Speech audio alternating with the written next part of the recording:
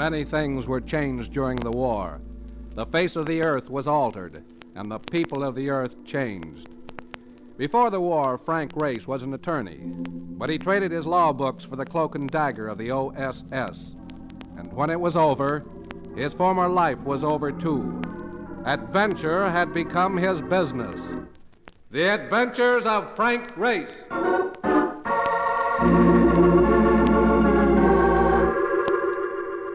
New York in the spring, just after a rain, with the sun sneaking a look at you now and then.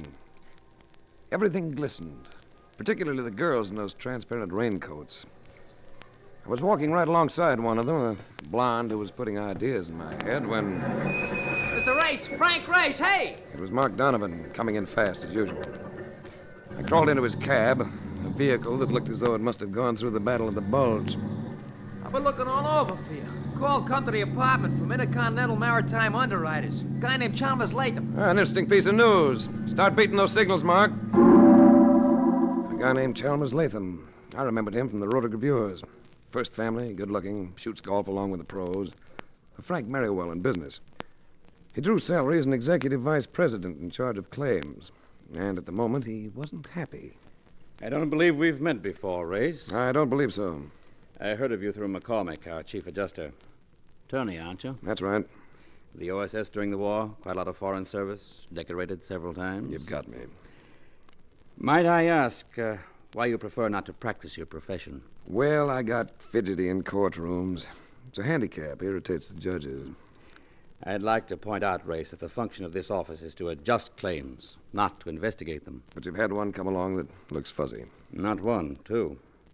Two freighters operated by the same firm.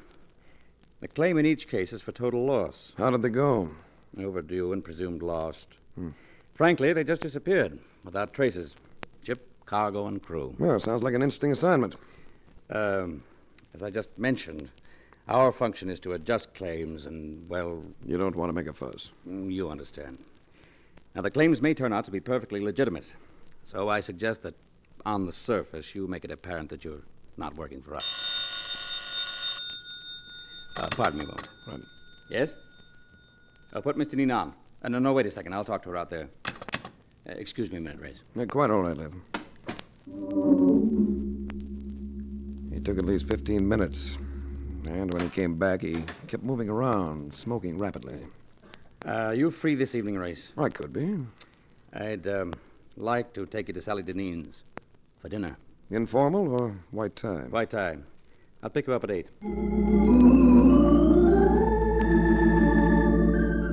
I left Latham's office and headed for the elevator, but I never quite got to it. The interception came in the shape of a paunchy personality with a pair of eyes that reminded you of grapes. Peeled grapes. His face was round and without guile, and he spoke with the voice of a choir boy. We're taking the stairs. Well, I'm not seeking exercise. You know, that's a long way down. I said we're taking the stairs. You go moving your flippers and you'll pick up a crop of bruises. I got the feeling I'd pick up more than that. Those orbs told me he'd been smoking a brand they don't advertise. We took the stairs. Stay close to the buildings. And remember, one phony move and I'll plant a slug in there. There were several cabs around, but no sign of Mark Donovan. We walked about 4 blocks to finally turn in at a short blind alley, a loading dock. On hand were a couple of citizens who'd been fair game for any dragnet. One of them was an ordinary hood, but the other... Well, you remember the way a bootlegger used to dress when business was good? Slouch hat, double-breasted Chesterfield. Hello, Race. My name's Jacklin. Eddie Jacklin. Should that make me happy? I'm not here to stall around. What'll you take to turn down that job for Intercontinental? I might be able to answer that better if I knew what they intended to pay me. Now you're doing the stalling. Like I told you, Eddie, you don't have to offer him no dough. Just let me push him around a little. Like this? Grape eyes! I heard you were pretty handy with that commando stuff. Well, he could have been friendlier about things. Walked me several blocks without uttering a civil word. I try to be friendly with people I do business with. You may as well get it straight, Jacklin. I'm not doing business. I had an idea you'd say that, so I made plans. With a .45 in your hand. I respect you. Nemo, flag us a cab. All right, Race. Drift toward the street. Jacqueline gave the cabbie an east side address, and we lurched away. Our flying start made me glance at the driver, and I had to swallow a grunt when I saw it was Mark. His eye in the mirror caught mine, and I got set for his play, and it wasn't long in coming. Getting a clear stretch ahead, he gunned the cab to about 50, then slapped on the brakes. I'd braced myself, and when Jacqueline and Nemo went forward, I grabbed both of them behind the heads and pushed hard. Get him outside, Frank. Get out, Jacqueline! Roll your head, Frank. Roll your head. I was conscious of a sickening splat, and we all sprawled on the pavement. Nemo and I came up together, and I went at him with the sharp edges of my hands. He took 2 or 3 and then broke away into camps. Come on, Race. Let's get out of here.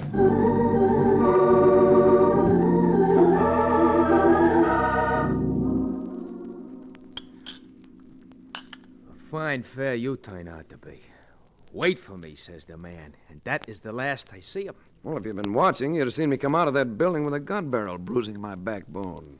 I took 5 minutes, maybe, to snag me a cup of coffee. How much coffee do you drink in a day? This is only my 9th cup. Since noon, it is. Why don't you have some more? Mark, do you know about a family named Deneen? Oh, the big shots. Yeah, I know. Hauled them around once or twice. There is a girl that's a pip. Do they own ships? That's right, sure. The girl and her brother had a big court fight in 44. Hit all the headlines. Some kind of battle about running a company. No, we weren't reading very many newspapers in 44. What is cooking on all this, anyway? Dinner. They're home this evening. On the way over, Latham had briefed me on the family, but at that, I wasn't quite prepared for the militant aunt who presided over the household. Miss Deneen's aunt, Carrie Farrell, must have been about 45. Her complexion had the look of freshly stirred oatmeal. She spoke in tones that seemed to be directed at someone behind you, about 50 feet behind you. Carrie's Mr. Farrell always seemed to be smiling, apologetically, as though he felt himself to be a traitor to his sex because of being her husband. Race? Well, that's an odd name, isn't it? Has anyone ever told you that the race doesn't always go to the fleetest? I'm afraid that doesn't quite make sense, Carrie. Does to me. I'm sure it does to Mr. Race. Come along. Sally isn't here yet, but we won't wait for her. We were dabbling with a chocolate souffle, and I was wondering why Latham had bothered to set this up when she appeared in the doorway. You know, the loveliness of some women affects you gently, like the sampling of fine wine. With Sally Deneen, it reached out and took you by the lapels and said, "Look at me." She wasn't a blonde. She didn't need to be, not with that coloring, not with that thick, dusky hair. Her eyes were large and sultry. When they settled on me, I wasn't conscious of where I was. Sorry I'm late, everybody. Hello, Chalmers. What have you been doing lately? Fretting about your ships? Oh, bother the ships. Yeah, that simply amazes me, the way you all accept the situation so resignedly. What else can we do, Chalmers? None of us here knows a thing about shipping. Bob does, or should. By the way, Sally, where is your brother? I thought he'd be here tonight. With me here? Don't be silly, darling. Well, I wanted to see him because, well, I'm going to be frank with you. I hate to have to do it, but I'm forced to investigate the loss of those 2 vessels. What? And we'll keep it as quiet as possible. And I gather that Mr. Race will do the investigating. Yes. Well, whatever you think best, darling. As Uncle Matt said, we know very little about shipping.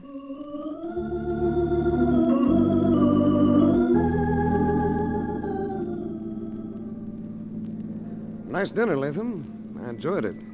What did you think of them? Interesting people. Do they share ownership of the company? Sally and Auntie and Brother Bob. Farrell is in only to the extent of marriage. How are they financially? I'm not sure. You see, Race, I have an emotional interest in their affairs. And I caught that. How soon can you leave for San Francisco? That's where the ships are? Most of them. Well, I'll be phoning for a reservation while I change my clothes. Good. And Race, there'll be a $1,000 bonus if you make good use of that discretion of yours.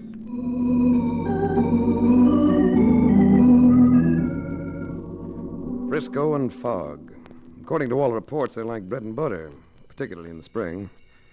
So the sun was a newly minted gold piece. The only cloudiness visible was in my taxi driver's face. as the car in front of us made a left turn from a right-hand lane. The cabbie dropped me at a hotel that matched the weather, the Mark Hopkins. And while I was smudging the register, I heard myself being paged. I signaled the bellhop, and he led me to the bar. Sally was there. Surprise, Mr. Race? Frankly, yes. What will you have to drink? A bourbon and soda, please. Since you'd like to know, I wheedled your destination out of Chalmers, Latham. What did you use to get out here? A rocket? Well, I imagine I caught an earlier plane. I trust I don't look travel-worn. You look... Well, if you don't know how you look, you're not the girl I think you are. As a compliment, I'm afraid that one is tinged with cynicism. No, I'm not being cynical. I may get that way later, but I'm not now. I like you, Race. You mind? What about Latham? Will you believe me? If you level. I'm leveling, Race. Chalmers doesn't know I'm not interested. It isn't my fault. That's good enough for me. Let's drink to the new cities, new acquaintances. Let's drink to Oz.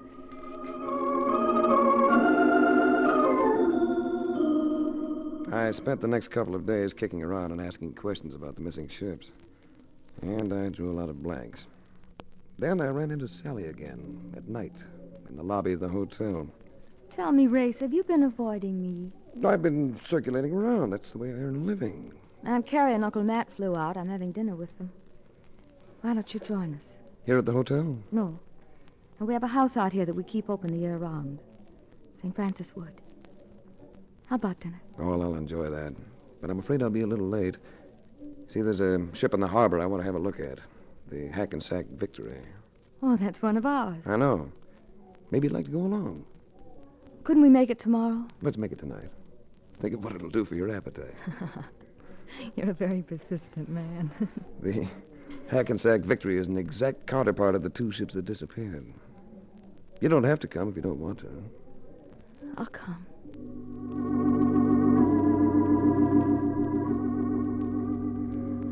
We found the Hackensack Victory with her gangplank down. When we reached the deck, I led Sally aft to a cabin door that bore a brass plate, identifying the quarters as belonging to the master. The captain may not like this. Don't happen to know him, do you? To the best of my knowledge, I've never even seen the man. What do you want? We just thought we'd like to have a look around. We've got no time for sightseers. Captain, this is Miss Sally Deneen, one of the owners. Now, how would I know that? Maybe you'd like to see a driver's license. I'm not interested. I'm sorry, but you'll have to go ashore. I think we better do that, Race. He's perfectly within his rights. All right, Sally. If you say so. Oh, I'm starved. Wonder how far we'll have to walk to find a cab. You're starved, and I'm curious. What about? The world is full of sounds, mostly words. If your mind is watching while your ears listen, it's surprising what people will tell you without intending to. Have I told you anything, Race? Without intending to? You didn't want me aboard that ship. Oh, that's ridiculous. You know, there's something funny about it. About the master's cabin. They've been redecorating it. Did you notice it? All that cluster of wood shavings on the floor and the smell of paint.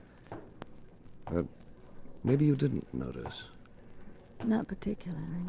They've been doing something to the ceiling beams. Now, why would they do that? Race, why don't you forget your job for tonight? She stopped as she said this. So I stopped, too. I reached out, took her by the shoulders. I didn't have to do anything else.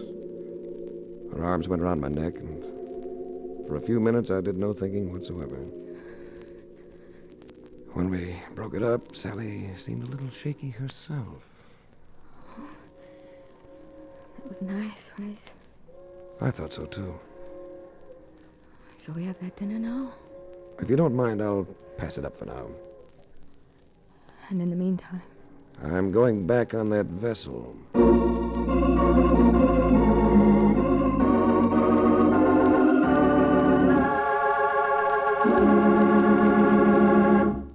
We'll return to the adventures of Frank Race in just about 1 minute.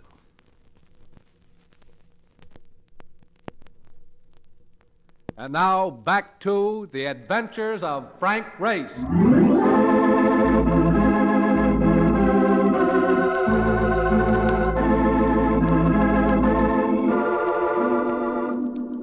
There was something wrong with the Hackensack Victory.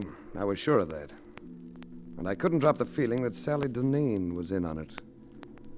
The gangplank of the ship was up, so I picked a mooring line and managed a hand-over-hand passage that put me aboard.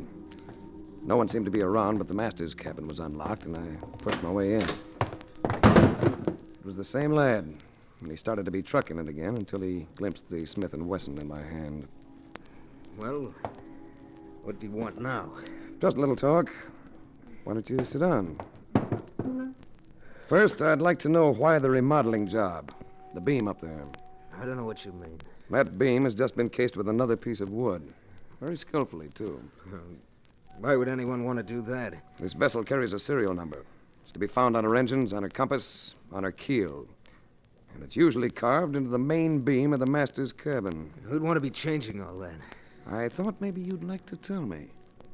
I'm not saying a word about anything. Maybe you'll talk at police headquarters.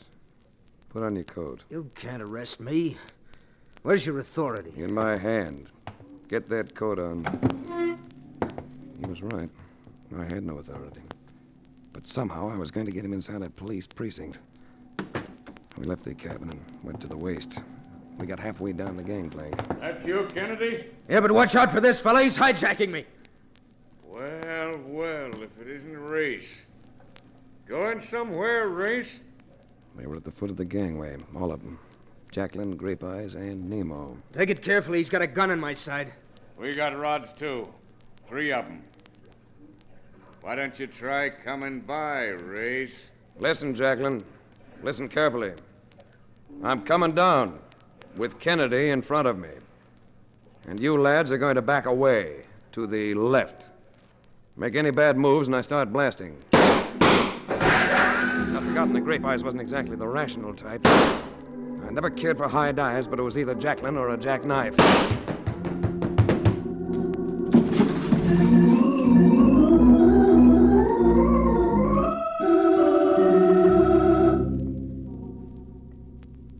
I must have been a sad sight parading around with that oil slick all over me. But I paraded. At police headquarters, I wrote a description of Captain Kennedy and swore out a warrant for his arrest. Then I went to the hotel and scrubbed myself for about an hour and crawled into bed. I slept hard until... Yes? Good afternoon. Oh, hello, you. I'm sorry about last night. Adventure reared its delaying head. All is forgiven. As a matter of fact, we're getting together tonight. Aunt Carrie, Uncle Matt, you and I. If you aren't too busy. Ooh. Is this for dinner? In your honor. The address is 122 Roland Lane. St. Francis Wood? That's it. I'll be there scrubbed and combed.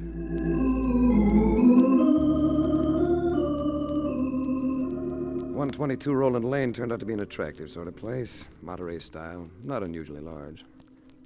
When I got inside, I was provided with the surprise of finding Chalmers Latham on hand. He drew me to one side. Anything to report? First you told me. Did Sally Deneen and her brother ever patch up that disagreement they had a few years ago?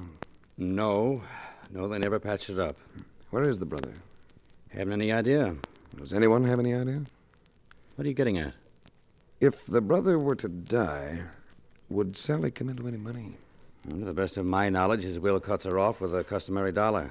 Oh, there's Carrie and Matt. I'll talk to you later. Well, what have you been doing with yourself, Mr. Ace? Suppose I could say I've been looking for victory ships. Oh? Are there a lot of them? Good heavens, my dear. There were hundreds of them built during the war. And many a welder lost his life working between their double hulls. Some of them weren't built very well. A number of them are broken apart at sea. And that could have happened to ours, couldn't it, Race? Yeah. You look pensive, Race. Did you hear me? I said you look pensive. Yeah, it must be this cigarette. I'm trying a new brand. Oh, come now, Race. Or maybe it's because I just realized what happened to those 2 vessels. You what? All right, Race, let's have it. If you own ships insured for $250,000 apiece, it's sometimes profitable to collect that insurance, isn't it? Quite profitable. But it would be more profitable if you could collect the insurance and still have the ships, wouldn't it? More profitable and less open to detection. What are you driving at? Victory ships, and the fact that so many of them were built. Ships that are exact duplicates except for their registry. Some of them are worth $250,000. Others you can pick up as salvage for a few thousand. Please come to the point, Mr. Race. The Hackensack Victory was originally bought for a salvage price, wasn't it? I think so. I believe our company had it refitted. And that happens to be my point. The Hackensack Victory was never actually rebuilt. What? The Hackensack Victory isn't the Hackensack Victory at all. It's the Jackson Victory, one of the ships you were supposed to have lost. Why, you must be insane. It makes quite a picture. You have a sound vessel insured for a fat amount. You buy a battered sister ship for a couple of dimes, sink it somewhere, then transfer its identity to the valuable ship and declare the good one lost. Sweet maritime racket for somebody. But who? Who among us would do a thing like that? I beg your pardon, madam. There's a phone call from Mr. Race. It was the hotel, relaying a message from police headquarters. They picked up Kennedy and wanted me to come in and identify him. Sally had come to the phone with me, and I told her about it. Never mind calling a cab. We'll take my car. Come on. What could I say? We went to the car and blew out of there. Took me several minutes before I realized she was headed away from the city instead of toward it. I let out a yelp. Just relax, Race, and everybody will be happy. Well, you little ninny, what are you trying to do? I'm sorry, Race. The company's been losing money for some time. I guess that brother of mine just couldn't take it. But I care for him, Race. I care for him, even though we don't get along. I care for him too much to see him disgraced. What, you little idiot, slow down. Don't move, Race. I'll wreck us if you do. I knew what I had to do. Grab the wheel with one hand and hit her with the other. It'd be touch and go, but...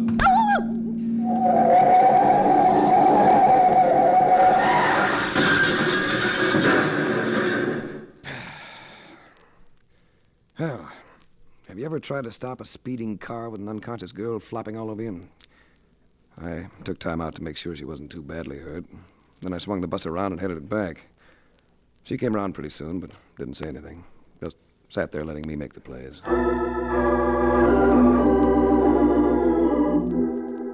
The police had Kennedy all right, in the hospital. But it wasn't easy to identify him. His features had been altered too much, and he was unconscious, almost dead. I left the place, and Sally and I drove slowly back to St. Francis Wood. It was pretty late by then, and the house was dark. But I went in anyway. In the dim light of the living room, I took Sally in my arms. And in spite of what I had done to her, she responded. Oh, Race. When we care for each other the way we do, is it necessary for you to be so hard about things? Can't you work for me instead of the insurance company? Sally, what do you think happened to the crews of those two ships? Oh, I don't know. It hadn't occurred to me. It occurred to me. I believe they were murdered. And, Sally... Yes?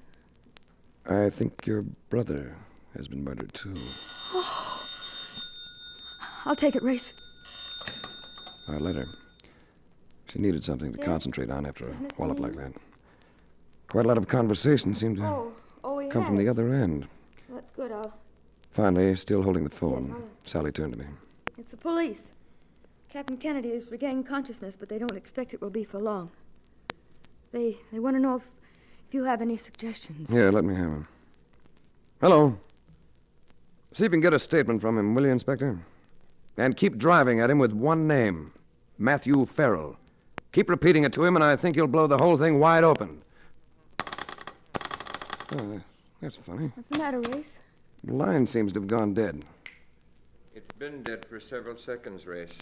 I cut it just before you offered my name to the police. Uncle Matt! He stood there fully dressed, and he was gripping what seemed to be a Luger, gripping it steadily. What made you suspicious, Race?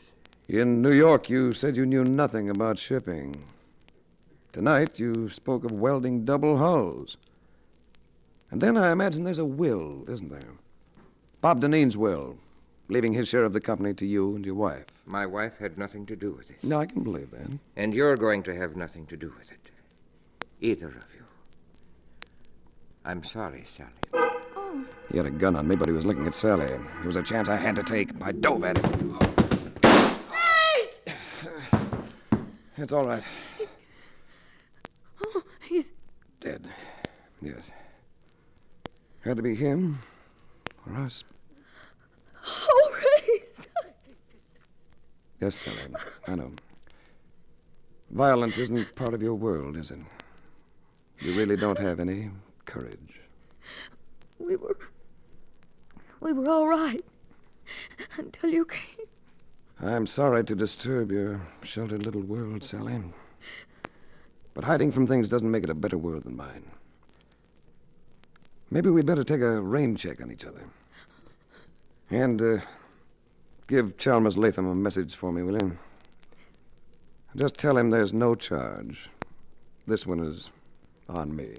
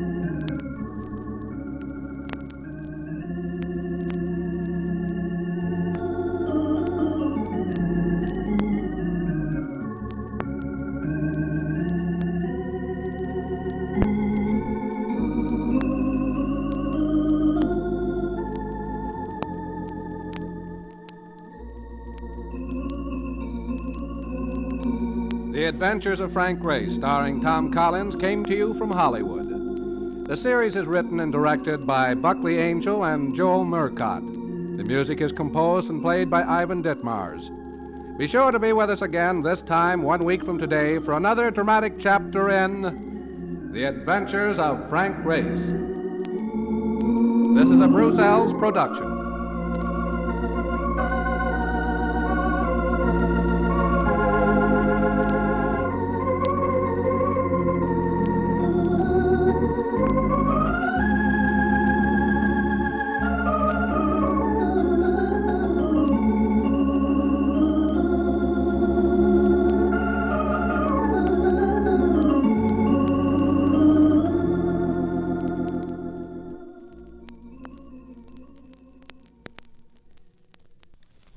The Adventures of Frank Grace, starring Tom Collins.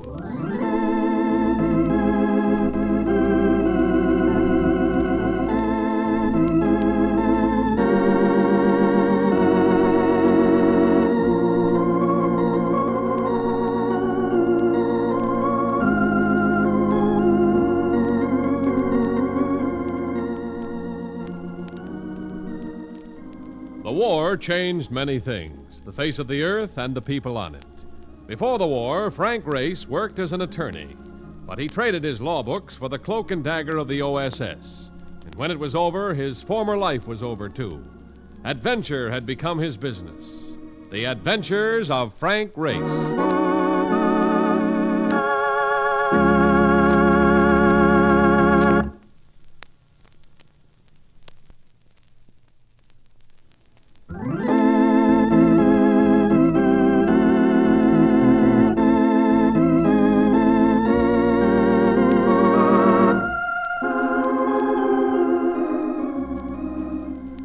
They say the way you wake up has an important effect on the whole of your day. Coming awake peacefully sets you off to a relaxed, poised beginning. So I came out of my nocturnal fog to the sound of... Now listen, you're gonna talk to him if I have to beat your brains? Oh, now look what you did. Just because you want to be stubborn. Mark, for Pete's sake. Oh, are you awake? Am I awake? What are you trying to do, break my lease? Well, we just want to talk to you. You both wanted to talk to me? And somehow I have the idea that the desire isn't exactly mutual. But this guy's in trouble, Frank, and he's a friend of mine. His name is Bob Kennedy, and he drives a hack, just like me. It was cold outside, and all Kennedy had on for a coat was a worn Army field jacket. He needed a shave. And the way he shaped up, he could have done with some solid meals. His features were distorted with fear. I've been telling him, Frank, if anybody can help him, you can. Go on, Bob, spill a story. Oh, look, Mark, we're wasting time. I gotta get out of town. It's my only chance. Your only chance for what? He thinks his wife is in the morgue, Grace. Any connection with that item in yesterday's paper?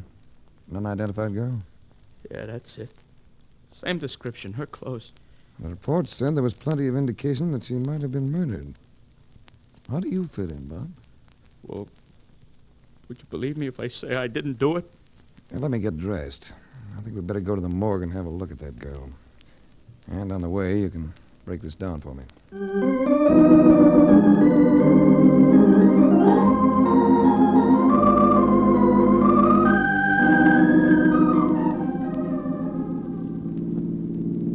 He was an ex-GI, studying architecture on a BA program.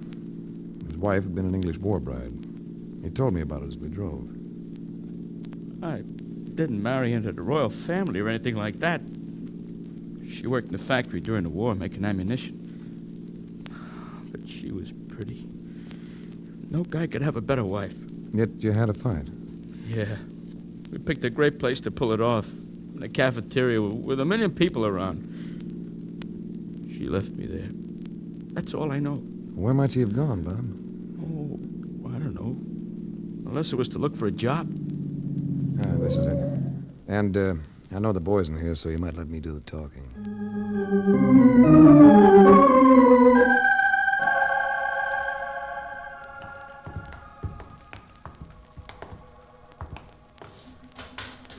The girl in the morgue was Bob Kennedy's wife, all right. Oh. She still looked pretty and young, even lying there. Bob's stricken eyes came up to meet mine, staring at me. I shrugged at the attendant, and he replaced the sheet. I think you ought to go to the police, Bob. No, after that fight, you know what else? We had insurance policies on each other. Double indemnity endowments. Yeah, they were her idea. For our old age and to protect the kid. There's the big fat motive they're going to pin on me. You have a child. 2 years old. Boy. That money could be important to him. Sure. Sure it could. He'll never use a quarter of it if the court declares you guilty of murdering his mother. And hiding out now is going to look bad. You turn yourself in. Not a chance. I haven't got a prayer, and I know it. I'm going to say thanks and get lost.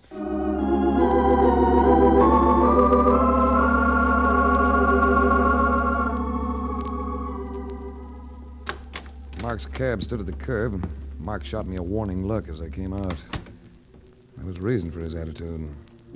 On the sidewalk waited a couple of gentlemen who might have been ward heelers dressed for getting out the vote. The smaller of the pair intercepted me at the bottom of the steps. You're Frank Race, ain't you? That's right. And you? What's the idea case in the morgue? Maybe I'll live here. You don't, but you might. What's the story? Sorry. Saving that for my biography. Yeah?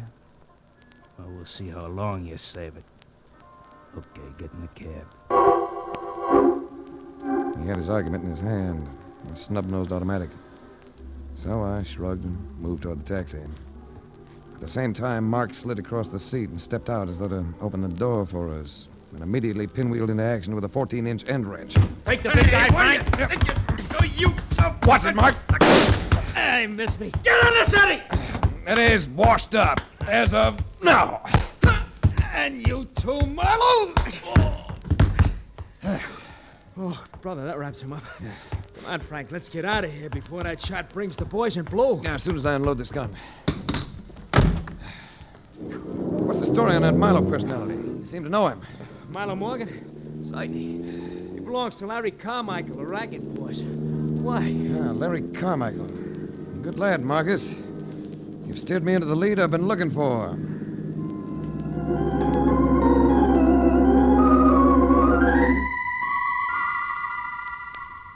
I knew Larry Carmichael. Big fellow with blonde curly hair that was going gray. Found him in his nightclub office practicing billiard shots. Hey, what's the pitch on you anyway? You come in here for the first time in a year and all you do is ask questions. Too nosy? I don't like questions. You ought to know that. Ever hear of a girl called Fay Kennedy? I know lots of people. I saw her a little while ago. On a slab in the morgue. Go on out to the bar. Have yourself a drink. I sell good liquor. But you don't want to talk about the Kennedy girl. I gave a party. I had lots of guests. Your dame was there. I never knew it. And if you keep playing cop, I'm gonna get sore. I left him as he muffed his third shot, which wasn't like him. It was still early in the evening, but several people were sitting at the bar. As I went by, a voice tagged me. Heave to, Frank. It's martini time. Well, Larry Carmichael, Jr. You've grown up. Sit down, Race. This is Bunny Covington. Hello, Race. Dusky hair and blue eyes are always tough on a man. When they go with everything else this girl had to offer, you wanted to sit down. Slowly. Bunny Covington, #1 glamour deb of the season. Top of the bottle for looks, poise, or money. Quit staring, Ray. She's going to stay a while. What have you been doing? I just finished chatting with your father. How'd you find him? His billiard game was off. His disposition's off with it. If he's playing billiards, he's feeling happier than he did yesterday. Might be a good time for me to interview him. Stay put, children. I'll be back. So the kid has made the big league. Meaning me? According to the rotos, you're an ultra-exclusive package. People talk about you, too. I'm not as pretty, though. Well, you make an impression. I understand you enjoy getting into trouble. Kids like Larry are inclined to exaggerate. Is that what you're doing now? Getting into trouble? If you're talking about this very moment, I'd say the answer was yes. I'm going to enjoy you, Race. How would you like to take me somewhere else? I'm in the mood to patronize several spots tonight. What about young Larry? Oh, he's a charming boy, but I'm not wearing fraternity pins this season. Well, I must make a phone call first. Well, go ahead and make it. And to ease your conscience, I'll say goodbye to Larry Jr.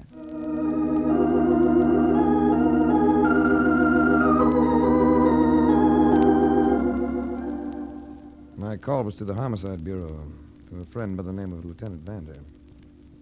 I asked him if the girl in the morgue had been identified. Sure, a kid called Faye Kennedy. Well, how's it go in the book? Homicide? Well, she was found alongside the highway dead from a blow on the head. What do you think? Picked up anyone yet? What's your interest in this, Frank? Well, just curiosity. You and your curiosity. I'd still like to know if you've made an arrest. Well, we brought in the girl's husband about an hour ago. And calling it open and shut? Oh, no, not this early. But the guy was skipping town when we took him. I don't think he did it. Does that mean you know something, Frank? I'll keep you posted, Lieutenant. Listen, Frank. You ready to go now? I'll have to call a cab. Oh, we can use my car. What about Larry Jr.? Still talking money with his dad. The child has to live, you know.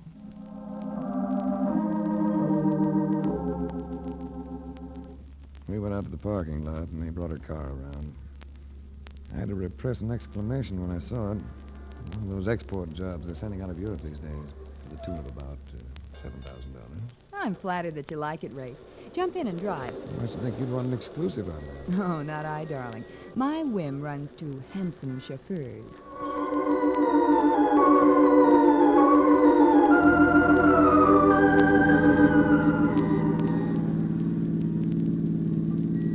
You know something? What? 3 nightclubs in a row adds up to a lot of nightclubs, even for me. How about going into that drive-in for hamburgers? We're in. Oh, I'm starved. Must be the exercise. Yeah, we won't need menus, miss. Make it hamburgers, french fries, and coffee. Ah, this is nice.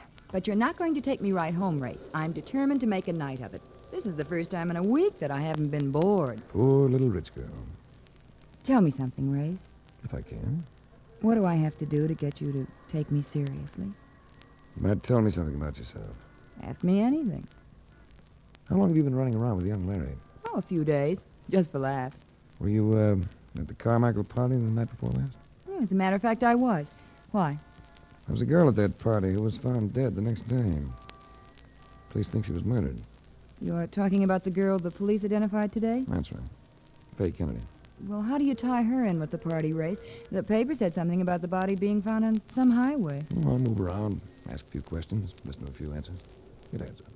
That girl, are you working on the case? Not professionally. I'm just trying to help someone out of a jam. Would I be helping someone out of a jam if I told you I saw that girl at the party? Keep giving. She was one of the extra girls hired as a maid. I noticed her when I heard her talk. That English accent. I liked her. I tried to engage her to work for me. What happened? She didn't want a steady job. You know what happened to her later? Yes, I do. It was almost morning when I talked to her about working for me. Most of the guests had left, and she couldn't get a cab. So Larry loaned her one of the house cars, a Ford coupe. And she left by herself. All alone? You sure of that? Well, yes, I'm positive. I watched her drive away. What's the matter? Don't you like my information? I'm thinking what it probably means for her husband. Trial and conviction for murder.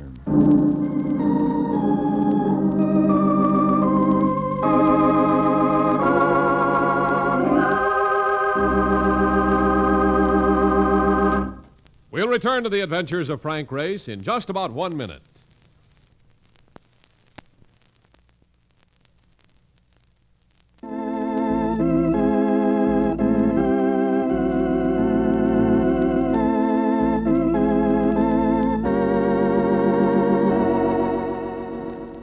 And now, back to the adventures of Frank Race.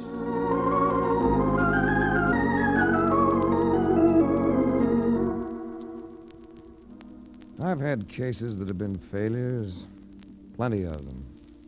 But when a kid has been accused of murdering his wife, the mother of his son, and something tells you he's innocent, you don't like the thought of failure. So I called it homicide and interrupted Lieutenant Vander doing some desk work. Sit down, Frank. What can I do for you? I'd just like to get a look at Faye Kennedy's effects. Well, I happen to have them right here. Look all you like. As compact, lipstick, 4 pennies, and a photograph of a small boy.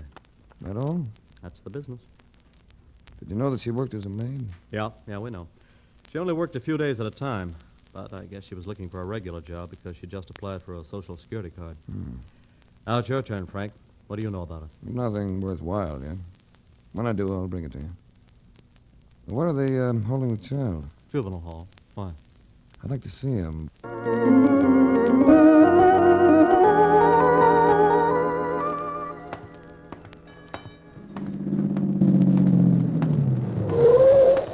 Hey, mister, can you use a cab? A good man, that's against the law. You know it. Stop making with the funnies, Frank. Come on, get in here and I'll give you a lift. Huh? I was going over to Juvenile Hall to see Bob Kennedy's kid. What were you doing around here? I was going to see if I get a pass to go in and see Bob. I'll make it later. Brief me on something, Mark. Sorry. What do you know about Larry Carmichael, Jr.? Crazy kid. Always getting into jams. What kind of jams? Dames, mostly. They're always taking him for dough. I guess that's why the old man tightened up on a bankroll. Why? I've sort of had him on my mind. What about Larry Sr.? Has he ever been arrested? Oh, yeah. But they never proved nothing against him. He was indicted by the grand jury about 8 years ago, but he beats the rap. What was he charged with? They hooked him as head of a ring that had been clouting hot shorts. Doing what? Clouting hot shorts. You know, stealing cars. Didn't they have enough on him? He was too clever. By the time he got finished repainting them and everything, even the insurance companies couldn't identify him. Where did he do all this painting and changing? Garage he's got, over on State Street. Does he still have it? Yeah, but it's strictly legit now. Just the same, I think I'll postpone my trip to Juvenile Hall for a while. Drop me off and you can go and visit Bob Kennedy. Okay, that's the way you want it. Where you going now? To pay another call on Larry Carmichael Sr.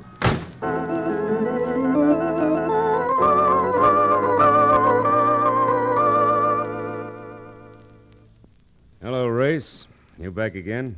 Oh, I just thought you might want to talk to me now. I might. Care for a drink? You can owe me one. Hey, I thought you and me were friends. We are, aren't we? The way you mauled a couple of my boys yesterday. Oh, come now. They wanted to prod me around with pistols. So they thought you were somebody else. They knew me. I still think they made a mistake. Why don't you call them in here? You could ask them a few questions. Well, they're not around right now. Why were they casing the morgue, Larry? Would you believe me if I told you I didn't know? I might. Go ahead and tell me. Who are you working for, Frank? What are you so busy about? Now you're making sounds that don't mean anything. You know the story. Kennedy girl? Didn't want to talk about it yesterday. Well, I didn't know I was going to have you breathing down the back of my neck. What are you trying to prove? I don't want to see her husband go to the block for something he didn't do. You got ideas I'm the one that tripped him up, huh? Did you, Larry? Look, Race, I thought you worked for insurance companies. That's right. Well, go back to work for them. You'll be happier. Tell me something, Larry. You own a big garage, don't you? One of those open all-night affairs? I own a service station. So what? Oh, just a casual question. May want to sell you some advertising one of these days. What are you talking about? If it's about me, I want to hear all of it. Hello, Race. Hello, Bunny. Going somewhere? As usual. Take me? Why don't you hang around here, baby? I'm sorry, Larry. I need some fresh air. How about it, Race? I've got your favorite car outside. It won't be exciting. Let me decide that. Where are we going? To see a little kid.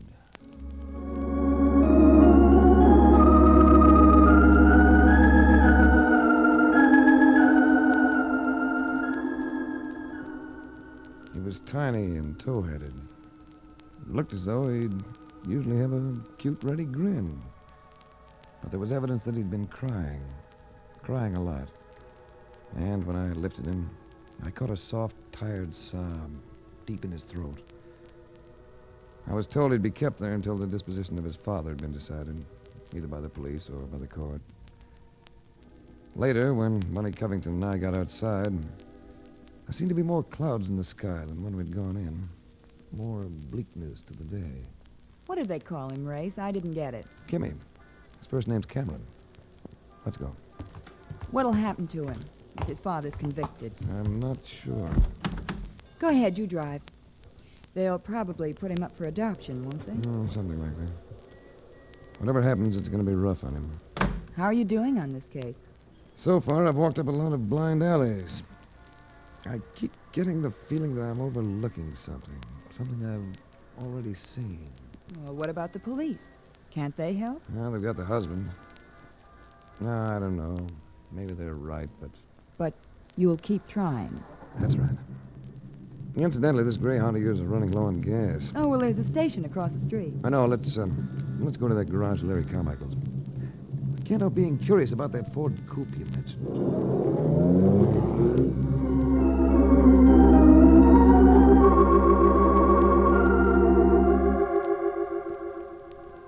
The service station was one of Larry Carmichael's pet enterprises, one of those super service subdivisions that peddle everything from windshield wipers to body and fender work.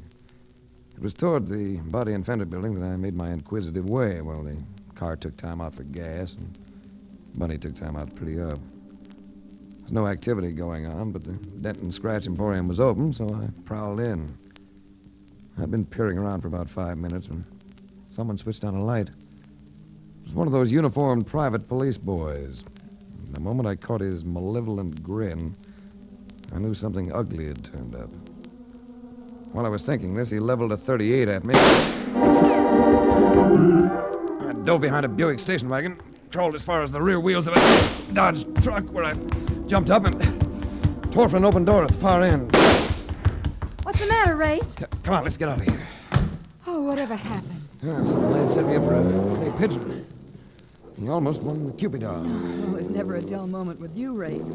Shall we drop in somewhere for a drink? Yeah, sounds enticing, but on the way I'd like to patronize the first public telephone we see. More cops and robbers? Getting shot at seems to have blown the fog from my brain. I just caught the idea that might wrap up this package. Good. Then maybe you'll have a little time for thinking about me.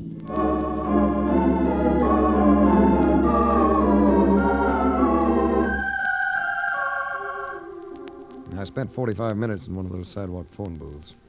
I called Vander at Homicide and asked him to relay a message to Bob Kennedy in his cell. When Vander called back with the answer, I talked to him into securing another item of information from the motor vehicle department. And when I got back to Bunny, everything had finally gelled. You know, I've discovered what makes you so attractive to me, Race. It's because I'm always having to wait for you. Do you know that you're the first person I've ever waited for in my life? Drive on, Duchess. Now you take the wheel. You know, I've been thinking about that. About what?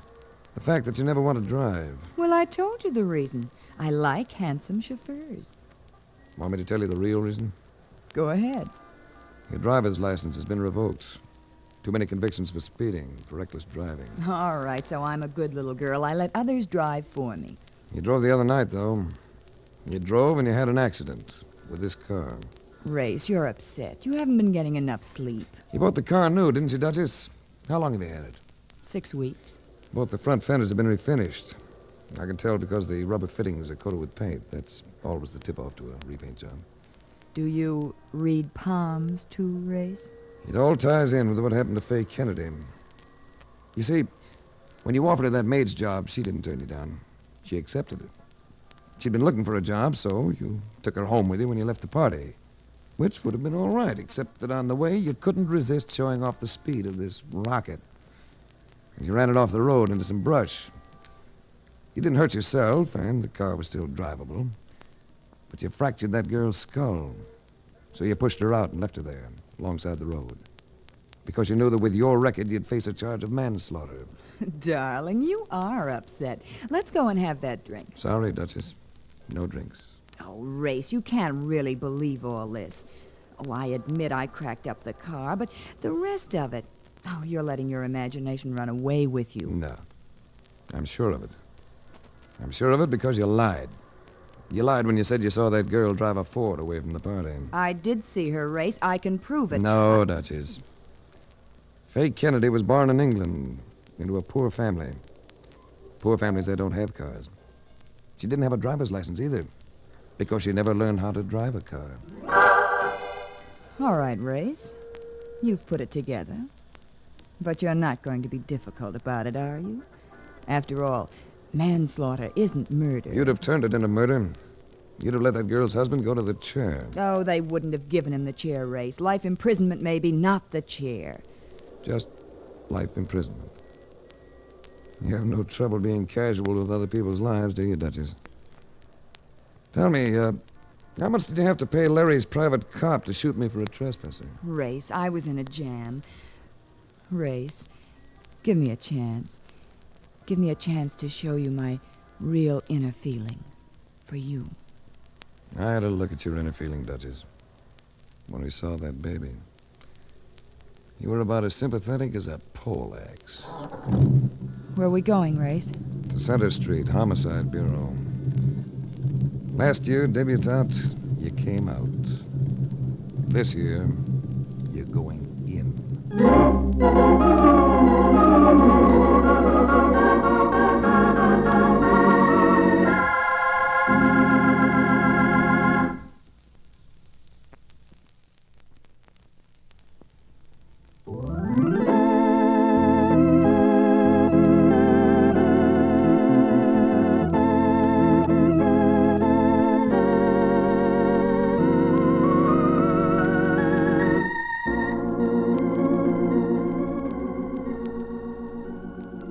The Adventures of Frank Race, starring Tom Collins, came to you from Hollywood.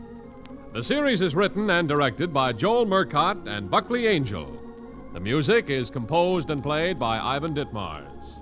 Be sure to be with us again this time, 1 week from today, for another dramatic chapter in The Adventures of Frank Race. Art Gilmore speaking. This is a Bruce Ells production.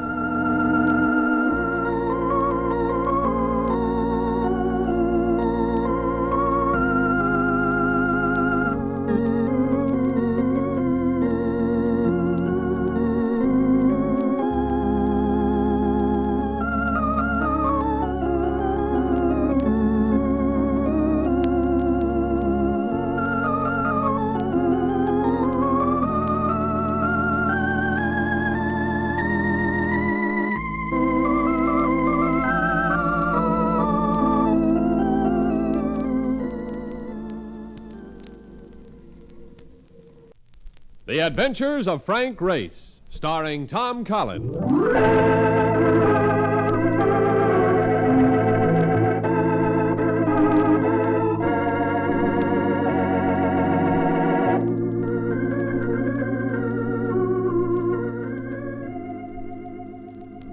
The war changed many things, the face of the earth and the people on it. Before the war, Frank Race worked as an attorney. But he traded his law books for the cloak and dagger of the OSS. And when it was over, his former life was over, too. Adventure had become his business. The Adventures of Frank Race.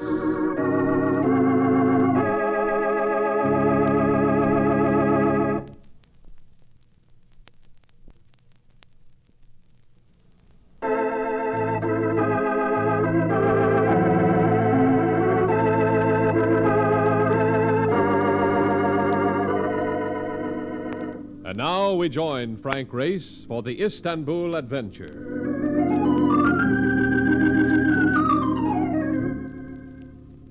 There are men who'll tell you they've seen the city die, and it's hard to find argument for their words. Our population has dwindled to half between the wars. Our trade has dried to a trickle, but somehow, with a wet night engulfing crooked streets and shadowy bazaars, I was feeling the old exhilaration and expectant sense of violence. There's always Istanbul. Here, this doorway.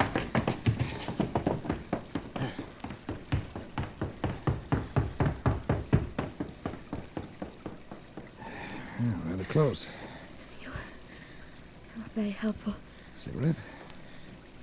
Yes, thank you. Light? Mm-hmm. What is it? I'm intrigued. A woman comes out in the night, a woman pursued by bullets. She turns out to be lovely. If you don't mind, I must go. Well, if you don't mind, I'll go with you. No, please. Oh, now look, tomorrow I'm leaving Turkey, but tonight you need help. It's not for me. It's for a friend. A friend who's in trouble, an American like yourself. American? He's hurt, badly hurt. I think he's dying. Well, let's get him a doctor. That's why I'm trying to get out of this sector. I know a physician who will go to him. I'll get you out. Come on. Wait, listen. They've come back. Who's they? Here, let me get clear. Move behind me. Yeah. Hey, Ray! Oh. And I thought I knew my way around. This is worse than driving a hack in Boston. Yeah, it's all right. His name's Donovan. He's Brooklyn Irish and to us harmless. Hey, what goes on? Where are you, Frank? Right here. Where have you been? Oh, where have I been, he wants to know. I am out with a man just because he wants to go walking and he disappears. Where have I been? I happened to turn up a side street while you were gaping in some window. I'd imagined you'd follow. What do you say we start grinding back at the hotel, huh? Even with this slicker on, I'm beginning to feel like a blotter. Hey, who's this? And come to think of it, we don't know each other's name, do we? I'm Frank Race. I'm Lisa Kruger. What's the story, Ray? Well, I don't know all of it, Mark. But there's an American nearby who needs medical help. We're going to get him a doctor. There are people around here who might try to stop us. And you talked me out of bringing along my end wrench.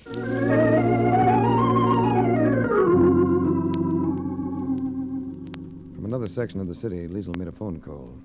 Within 15 minutes, we were joined with a physician. He was young and tall and dark, with a face you felt you could believe in. Liesl introduced him as Dr. Amarand. Gentlemen, I want to thank you for helping Liesl. I believe we shall manage all right now. It might be harder getting back into that sector than it was getting out. We'd better stick with you. The rain had stopped, and with it had gone the freshness of the night. With no wind stirring, the street smelled fetid, oppressive. There was no lift to the blackness, and you got the feeling of continually being about to walk into something. Then there was a gate. Beyond it, a small light coming from what looked like a stable. Mark and I were asked to wait, and the other two left us. You know, I wonder if we're going to get a chance to cancel them reservations. What reservations? On the boat. Why should we want to cancel them? Race, I got to look at that girl. You won't be taking no boat tomorrow. Which, to me, is kind of sad. Here she comes. Come, Race. You want your friend? I told the American about you, Race. He wants to talk to you. He is too weak to say much, Mr. Race. If you will kneel down. What's his name, Doctor? Dwyer. Johnny Dwyer. Hi, Johnny. Hiya, fella. Where you from? I work out of New York. I was born in Indiana. Hey, sounds like home. I'm from Dayton, Ohio. Who hurt you, Johnny? Some bad ones, fella. Pulling a bad deal. Liesl and Doc will tell you they're great people. He'd better not speak anymore. Someone is coming. On the candle.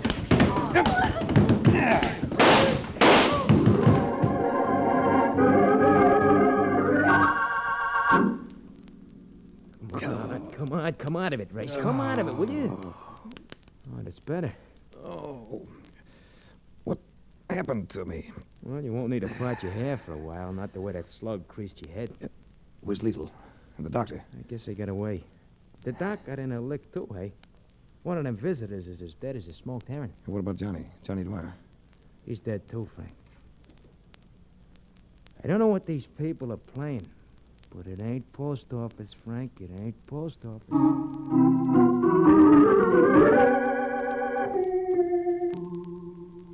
As Mark had prophesied, we missed our boat because I went looking for Liesel. I spent almost a week at it before giving up, after which I lapsed into an inertia of just lying around the hotel. Look, I never knew you to get this low over a dame before. Why not think about other things, huh? Here, I brought up a telegram for you. Yeah, read it to me. All right. Hey, who is Anthony Woolwine? Tony Woolwine. He's an executive for Intercontinental Underwriters. Yeah, well, he wants to see you. Urgent. Well, that means you get your wish about Fifth Avenue. Don't sound like New York to me. This is from France. Someplace called, Cannes. Cannes.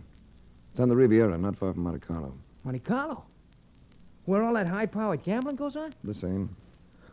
Oh, no kidding. Well, look, if it's all right with you, I just as soon postpone seeing Fifth Avenue for a little while.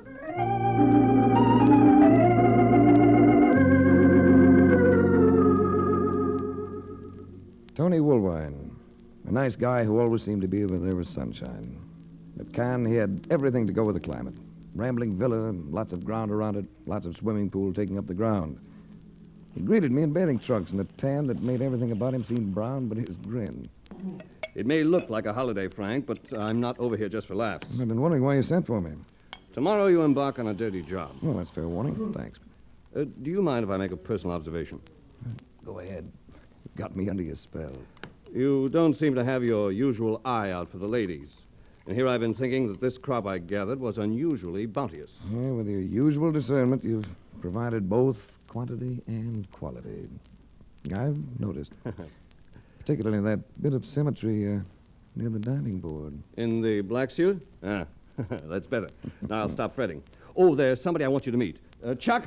Yeah? Come on over here. It's a flyer I'd like to have you know. You like him. He's offered to help us out on this task I mentioned. Hi. Chuck, I want you to know Frank Race. Chuck Farrell, Frank Race. Oh, how do you do? How are you? And I am Liesel Kruger. She stood there quietly, utterly composed. An exquisite figure in a black bathing suit. She had been the one who'd drawn my comment, the one by the diving board. She looked young, younger than she had in Istanbul. And her loveliness in the stare of the sun was something to take the breath out of you. Where, oh, where did we find this? Woolwine, you've been holding out on us. Hey, look, beautiful. We thought you were dead, Race, when we saw you go down with the blood all over your face. Blood all over your face? You got away all right?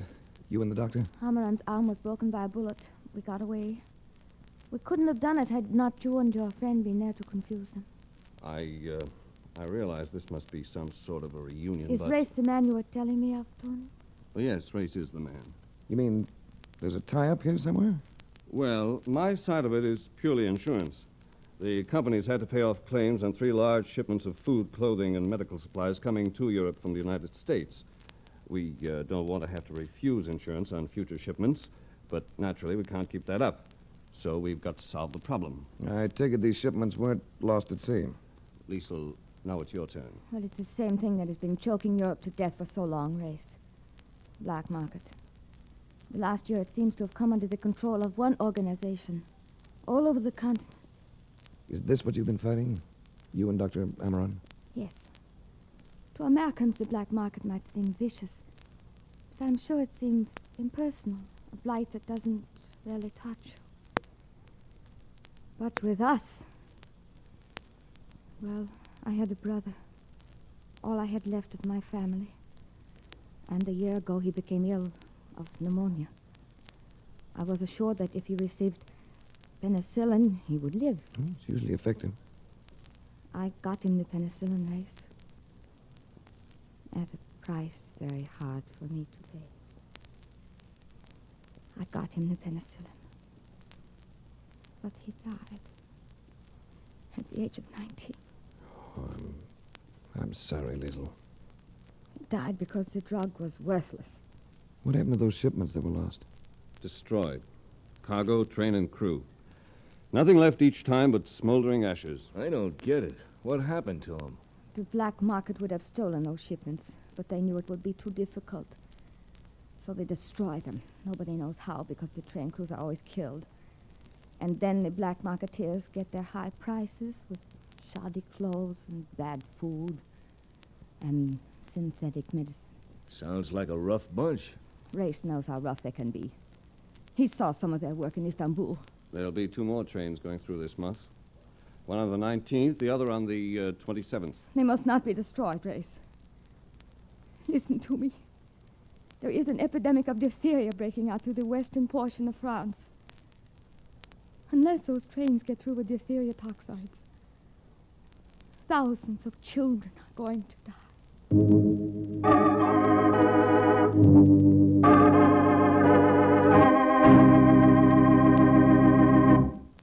We'll return to the adventures of Frank Race in about 1 minute.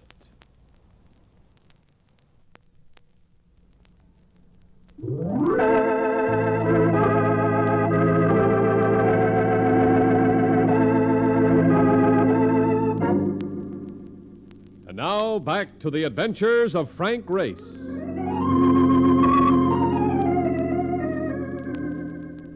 The coastline of the Riviera is like no other place in the world. But for me, Liesl Kruger made it even more glamorous. Glamour. It was a quality she would carry with her wherever she went, heightening it with her beauty and a willingness to involve herself in lethal danger for a cause without profit. There's no other spot like this, Race. For me, that is. You've probably seen other places just as lovely, just as unique. As lovely? Yes. As unique? Not quite. Oh, it's such a beautiful evening. Liesl, Yes, Race? how do I get my teeth into this fight of yours? Where do I start? Amran. Amran can tell you more about it even than I. Where is he? In Toulon. He would be happy to see you. You seem very close, you and the doctor. Well, when 2 persons share the dangers we have shared, there will naturally be a bond. But I'm not in love with him. If that is what you mean. Why do you do it, Liesl? Why do I fight? That was my brother. And I suppose there's something else. Something it would be hard to put into words. You should know. You have the same feeling. I get paid for what I do. Oh, do you always get paid? Who paid you for helping us in Istanbul? Get out of it, Liesl. Let Amaran fight them. Let me fight them. But you get out of it. Why do you say that? We stood facing one another. And over my shoulder, the moonlight spotlighted the terrific face of hers, with its provocative lips and frame of thick, lustrous hair. I didn't grab her. I reached for her gently. And everything took time out for a while. I meant that, Race. So did I. And I'm asking you again to pull out of this business. Race, I can't. I've got to stay with it to the end. No matter what the end may be.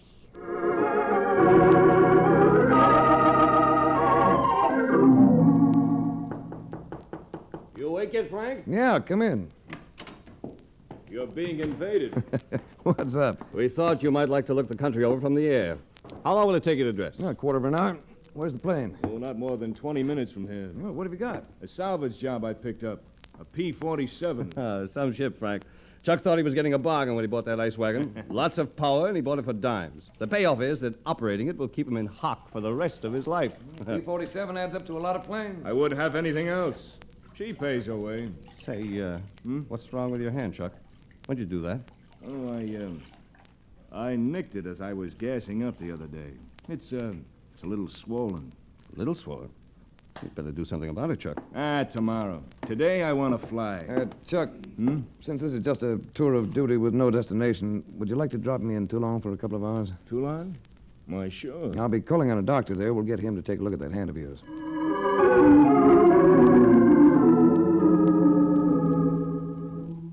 Amaran stared at me when he saw me. His left hand hung in a sling. One of his eyes was almost shut with a bruise that extended down the whole side of his face. Race, But we thought You that... thought I'd been killed. Liesl told me. Liesl, you've seen her. Oh, why do we stand here? Come in. She told me where to find you. Huh? I'm in this with you now, all the way.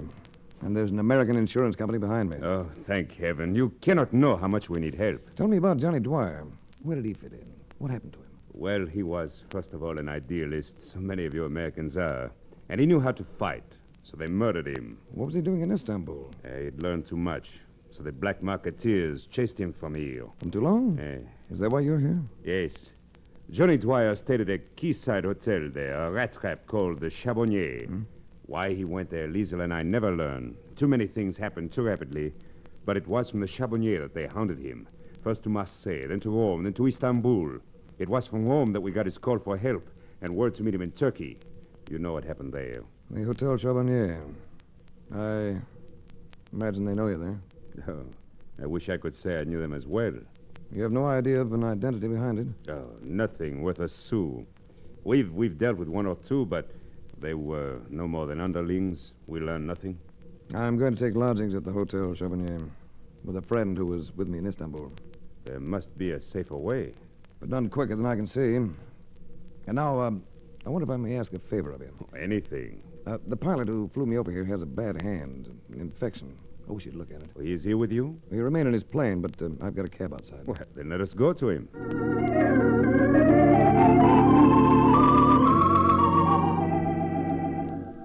We found Chuck Farrell leaning against the fuselage of his P-47. In his hand, a silver flask with which he waved at us as we came up. Amaran, smiling as I introduced them, tightened his lips seriously when he saw the hand. He made a clinic of the 47's cockpit, taking Chuck's temperature and otherwise thoroughly checking his patient's condition. You have absorbed quite a little alcohol lately, huh? Oh, I guess I've been doing all right. Why? Come on, Doc. Brief me on this. When did you have an inoculation for tetanus last? Never had one that I know of. You were not in your army? No. Do I have tetanus coming on? It's possible. Bad, huh? Since you have received no toxoids, then I can bolster an inoculation with antitoxin. It's indicated. Well, then let's have it. Will it make me sick? It may not. Depending on your sensitivity to it. You should not fly this plane. Oh, ever been checked out in a P-47 race? Yeah. Good. Then you can ferry us back. Well, possibly Dr. Amron will come over and check your condition in a day or so. Of course. And when will you keep the rendezvous we discussed? As soon as I can pry Mark Donovan loose from those Monte Carlo gaming tables.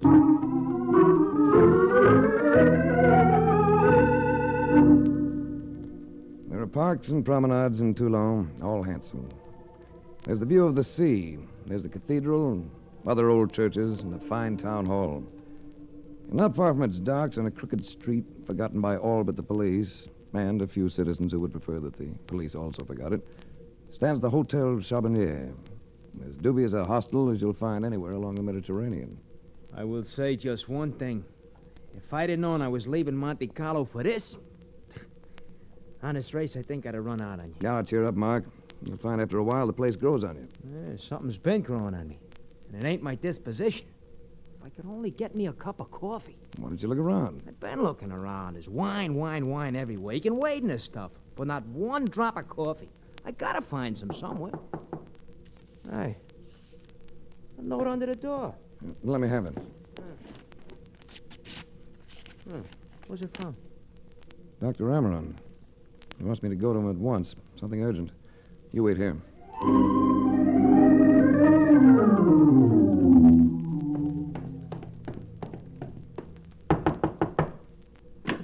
Oh, come inside, Race. What is it? Trouble? Worse than that. Tragedy. Look over there. Liesl! She's been hurt. What is it, Amaran? What happened to her? She's dying, Race. She got here about an hour ago. She's been trying to tell me what happened, but she's had only strength enough to say your name. You've got to save her. I've done everything I can, Race. Talk to her. She will hear you. She wants to hear you.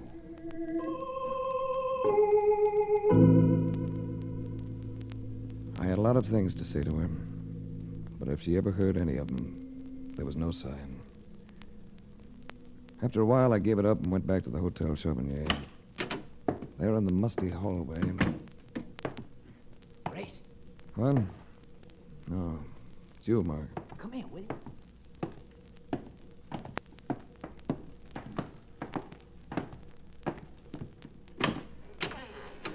Gotta have a look in here. I heard this morning that this place used to be a cafe, see? So I started poking around in the basement, thinking I might accidentally run across some coffees. Gotta move these crates first. And then this door. Can you squeeze through? Yeah. What have you got? Take a look at what I got. An arsenal. Rifles, pistols, submachine guns, even shells. Look at this one, will you? Shell. That's no shell, Mark. That's a rocket. What's the matter? Oh, what a fool I've been. Chuck Farrell and his P-47. What are you talking about? P-47's Thunderbolts. Along with the British Typhoons, they were the top rocket-firing planes of the war. Rockets for knocking out tanks and trains. Trains, Mark, do you hear that? Certainly I hear it, but Chuck Farrell, he destroyed the supply trains. And I've been eating with him, drinking with him, flying with him. Wait a second. What is it? Someone out there. They must have found out what we're doing. Here, then. Load this pistol. You're going out through that window up there. When you get clear, fire 2 shots, you understand? Then head for Woolwine. Tell him about this whole setup. Now, wait a minute. You can boost me up to that window, but what about you? How you gonna get out of there? Give me a foot and get going. Here. Okay, I'm up. Get clear to the street before you signal. Yeah, but what are you gonna do? Hold him off with this Tommy gun. Get going. Okay, I'm going.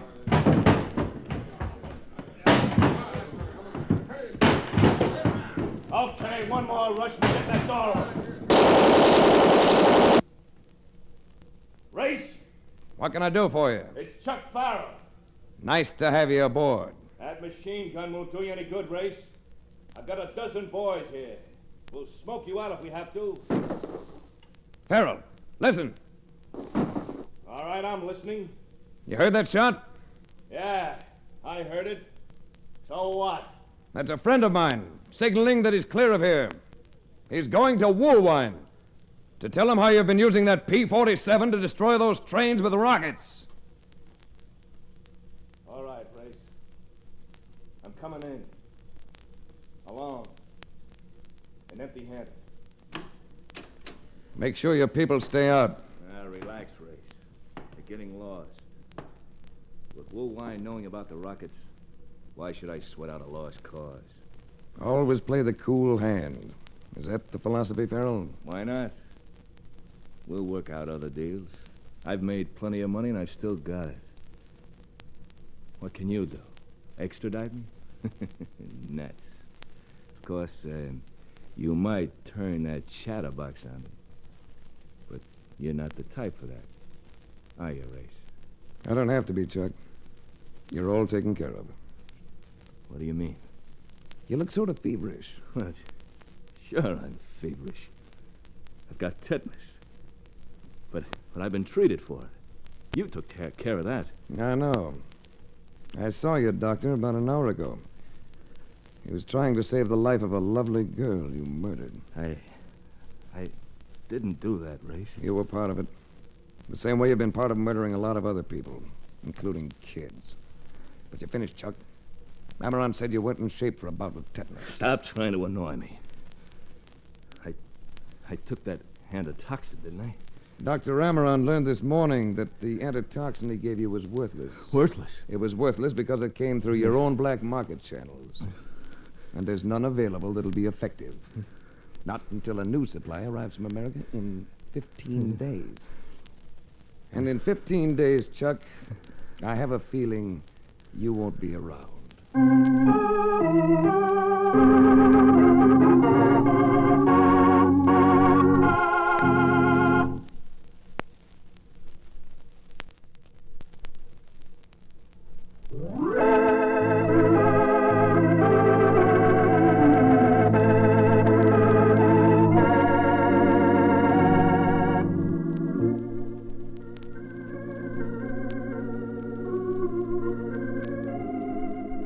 The Adventures of Frank Race, starring Tom Collins, came to you from Hollywood. The series is written and directed by Buckley Angel and Joel Murcott.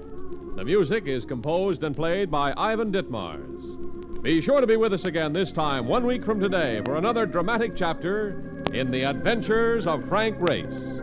Art Gilmore speaking. This is a Bruce Ells production.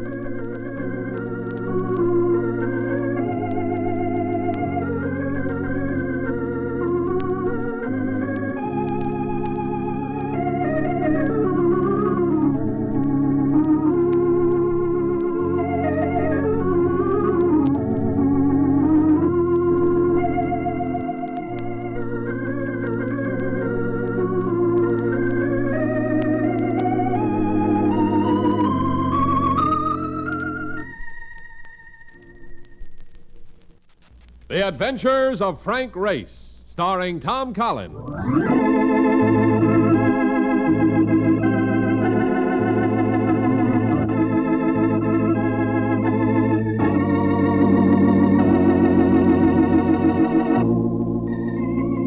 The war changed many things, the face of the earth and the people on it. Before the war, Frank Race worked as an attorney, but he traded his law books for the cloak and dagger of the OSS.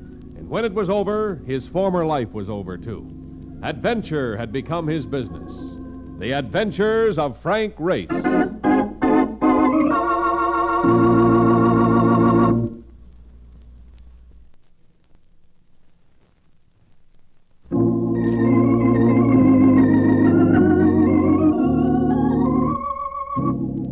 now we join Frank Race for The Adventure of 17 Black.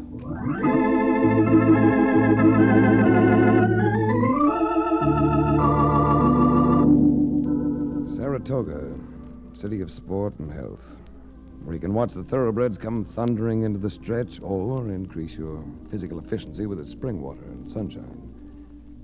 But my sport of the moment wasn't taking place in the sunshine. And I'm afraid the healthful effect of its atmosphere was rather dubious. Number 17, Black. Now you're coming up, Mr. Race. Yeah, it's about time after what I've dropped here tonight. I'll let that ride again. Aha! At last I find you. Oh, hello, Mark. Thought you were in New York. Place your bets, please. I was sent up here to find you. We gotta get going. Come on. What's your hurry? I'm busy. You're gonna be busy. You got a hasty task for Universal Indemnity, the embezzlement job, and they want you right now. Number 17, Black. Looks like you're in the groove, Mr. Race. I've got luck on my shoulder. Leave it right there, Eddie. I'm letting it ride. Oh, no, we ain't, Eddie. Push it this way. We are heading for New York. No, but Mark, I'm just beginning to win. You ain't gonna win by leaving it there. Let's blow. This is important. Place your bets, please. Well, I suppose you're right. Come on. Certainly I'm right. Nobody can keep playing one number on that thing. It just ain't in the books. Yeah, hold it a second. 17, Black. You see what I tell? Hey, you won again. Yeah, I would have won if you hadn't picked up the bet. Hey, look, maybe we want to go back and play that thing for a while, huh? You're hot. Come on, Mark. We're heading for New York.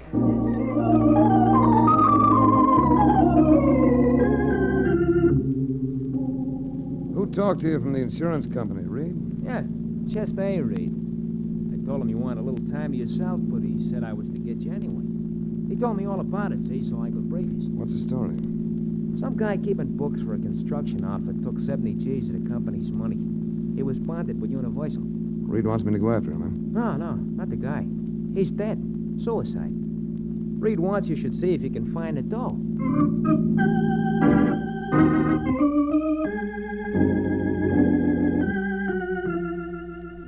At Universal Indemnity, I got the details.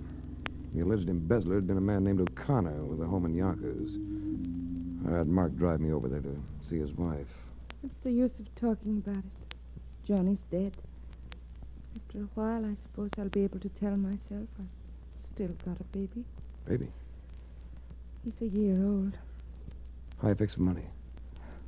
I've got the rent for another month. Got some ground meat for supper. Guess I'll have to get a job pretty soon. Didn't your husband have insurance? $8,000 worth. But we'll never get any of it. Not if they call him suicide. Oh, that should have occurred to me. How did he die, Mrs. O'Connor? He was found in the garage, shot in the car. Carbon monoxide. I see. They'll never convince me that he committed suicide. Not Johnny. He enjoyed life too much. Why, He was right in the middle of making a crib for the baby. And if he stole that money, where is it? I understand there was a confession. A fake. Even if it is in Johnny's handwriting. Here it is. Mm-hmm. I'm taking the only way out. When they audit my records, they'll find I've misappropriated $70,000. Try to forgive me, Johnny. He never took that money. Possibly not, but it's missing. And your husband is dead. If we're going to prove him innocent, you'll have to help me. Oh, I'll do anything. Did your husband have any friends in the company or particular enemies? Irving Dalton, the chief accountant. He always treated Johnny like a laborer. See, Johnny used to carry a hod, but when the baby was coming, he took a night school course in bookkeeping to better himself. Did Dalton hire your husband? No. T.J. Thomas does the hiring. He's general manager. Does Thomas have a financial interest in the company? I think he owns a third. The rest of it belongs to Mr. and Mrs. Maynard. Well, possibly Mr. Thomas can help a little. I'll see him tomorrow. In the meantime, take this. Oh, no. I couldn't. We'll call it a loan. You've got that youngster to think about. And for the time being, stay with your baby and forget about getting a job.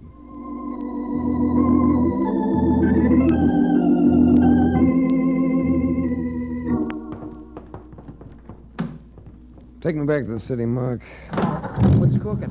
Know anything about a family named Maynard? Oh, certainly a hard bunch to get along with. The old man's a retired cement finisher. See, the boys, they don't believe in labor of any kind. No, you're working in the wrong neighborhood. The Maynards I refer to are the big-time contractors. Oh, big shots. No, I know. Hey, Race. What is it? That sedan behind us. What's that they're waving out the window? It's a Tommy gun. Right. You better do some twisting. They're waving it at us. I'm doing the best I can. You got a gun? In my hand. But against that firepower... He's cannon on me, Race. We're gonna get it.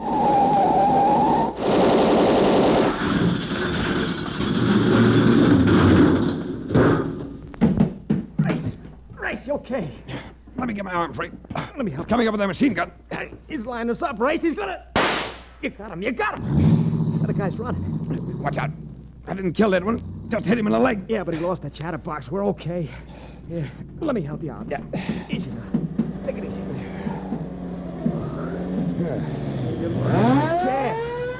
What kind of a deal is this anyway? Looks like a lethal deal, Mark. Somebody's playing for big keeps.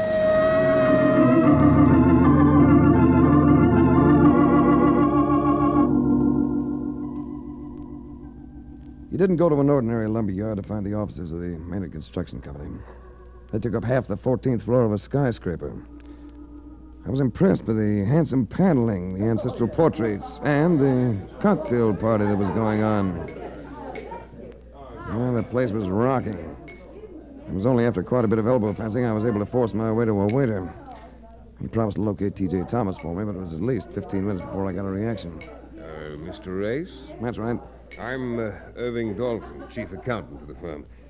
You've been moving around so you're a little dazed. You didn't come here on business, I hope, not this afternoon. What are you celebrating? Lifting a mortgage? Just a little party in honor of State Senator Humphreys. All this for a state senator? What would you do for a governor? I understand you want to see Mr. Thomas. Yes, T.J. Thomas. General manager, isn't he? That's correct, but you see... And it says general manager on this door. It also says private, Mr. Rayson, if you don't mind. It's a long elevator ride up here. I'd like to conclude my business this time. So, if you ask me, I don't think it's a good idea. Really, darling, no one asked you. Hold it a second. If you don't mind, this is rather private. Sort of board meeting. No, I don't mind at all. I'm most anxious to talk to the board. Now, wait a minute. My name's Race. I represent the Universal Indemnity Company. I'm here concerning the claim on your bookkeeper, O'Connor. Oh. Well, in that case... Come right in, Mr. Race. I'm Sandra Maynard. This is Mr. Thomas, our general manager, and my husband, Arthur Maynard. What do you want to know, Race? Several things. But first, I'd like to express a personal opinion. Your bookkeeper didn't steal anything, and he didn't commit suicide. He was murdered. Dear me. Headlines. Headlines. Sandra, my darling, your Welfare League group will buzz about this one. Oh, Arthur, shut up. This is very interesting. Are you ready to prove that someone else misappropriated the money, Mr. Race? Not yet. But that much money doesn't just disappear. There's an outright case of embezzlement. The books speak for themselves. I should think so. Oh, of course. You know all about the records, don't you, darling? I don't know what keeps me from clawing your face off. And I'm warning you, Arthur, if you don't stop... Witnessing marital Donna Brooks has never been to my liking, so I eased out of the room. And bumped into as delectable a bit of fabric as I'd encountered in several days. A tawny blonde with a benign eye. You look sort of grim. You know those people in there? Sandra and Arthur Maynard? Sure, I know them. What's the pitch on their relationship? You sound like someone sent out to watch the silver. And I've run into a defendant of the family honor. Oh, not me. I know them, but I don't play in their yard. And never will. They don't get along. It's embarrassing. Well, that's because they're going to be divorced. He used to be her teacher at college. I guess they never straightened it out. Make quite a clatter out of it, don't they? This whole party has turned into a clatter. I think I'll go home. You care to come along? Most encouraging invitation I've had in weeks. Lead on, fair lady, lead on.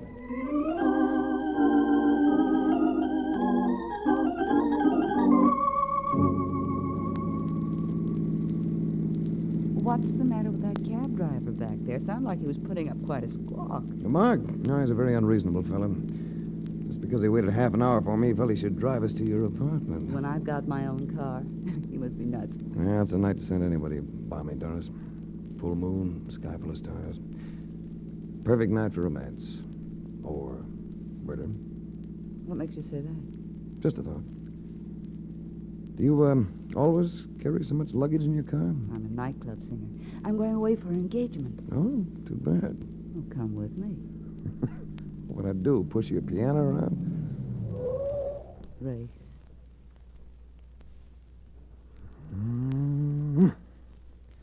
Yeah, maybe I should come along and push your piano around. Come inside.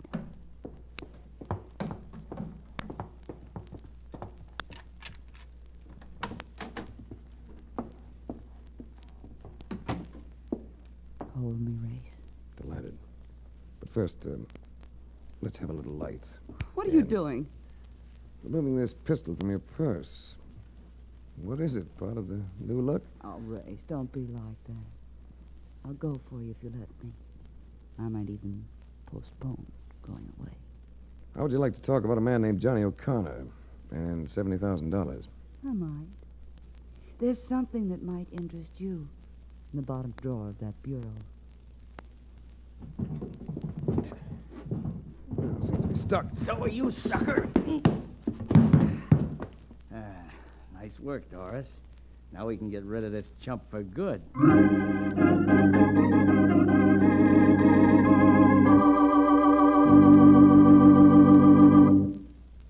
We'll return to the adventures of Frank Race in just about 1 minute.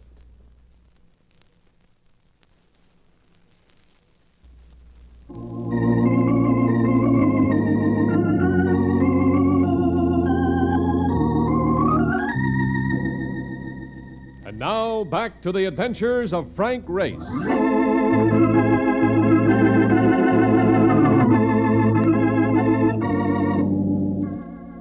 I came alive regretfully. The hazy conviction that my head had grown at least double and was still trying to expand. I told myself irritably this was no procedure for establishing Johnny O'Connor's innocence, nor securing his insurance for his wife and child. Then I caught voices, and I knew my best bet would be to play dead. Any sign of life back there, Rocky? Nah, he's out cold. Better take a look and see if he's coming to. Relax. Will you? When I slug them, they stay out for hours. Well, flash a light on him and make sure. Okay. Out cold as a mackerel. Good. Here's the top of the hill. You, want them up front, don't you? Yeah, right behind the wheel. Here, give me a hand. All right. Yeah. There we Oh, this guy's big. He's hard to lift, all right. Let's give another heave. Yeah, it's good. Now pour the liquor over it. This ain't no new idea, you know. It's got to be done right or the cops get hep. That's good enough. Now, put the car in high. Ah, I want to stay. Watch it go through that guardrail on the curb. Nothing doing. We're getting out of here. All set. Okay, then. Let it go. I said to grab the wheel, but the lift of the car fooled me, threw me sideways in the seat. I tried getting up, but the reflexes were off. That curve. I had to get control. If I didn't...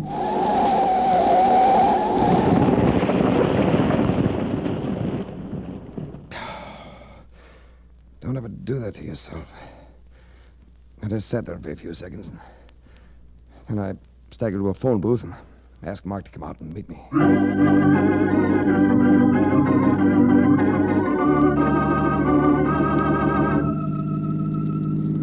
All I can say is it was your own fault.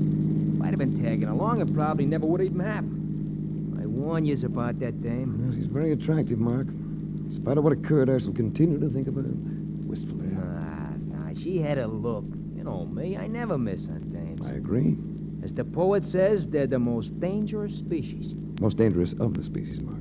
You take it from me, they ain't of anything. When it comes to working angles, dames are all by themselves. What are we gonna do with this car? Take it back. It ain't cracked up as much as my cab was. Ain't a bad car at all.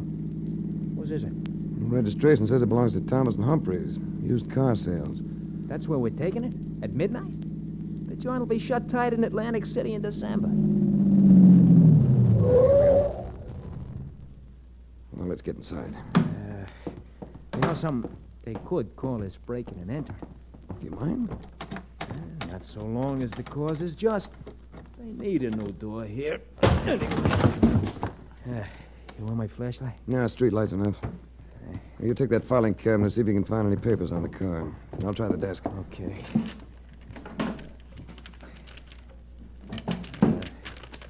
How do they file these things? By license number, make a car, what? I ain't having no lucky. Never mind. Take a look at this. What do you got? Here's a registration application for the car. Made out in my name. According to this, I own it. Then unload it as soon as you can. It needs new rings and a rebore.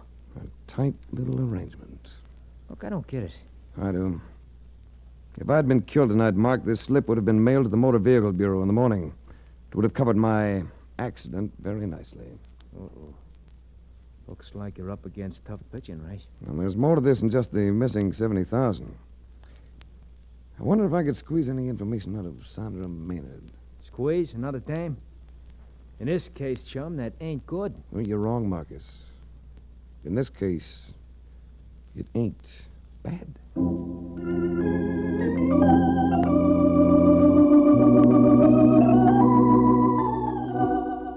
The home of Sandra Maynard turned out to be one of those structures that a locksmith and a couple of carpenters could turn into a hotel over a weekend. The lady of the house greeted me in a sequence, something that gave almost as much flash as she did. I instantly recognized one quality in her that I tabbed as dynamite.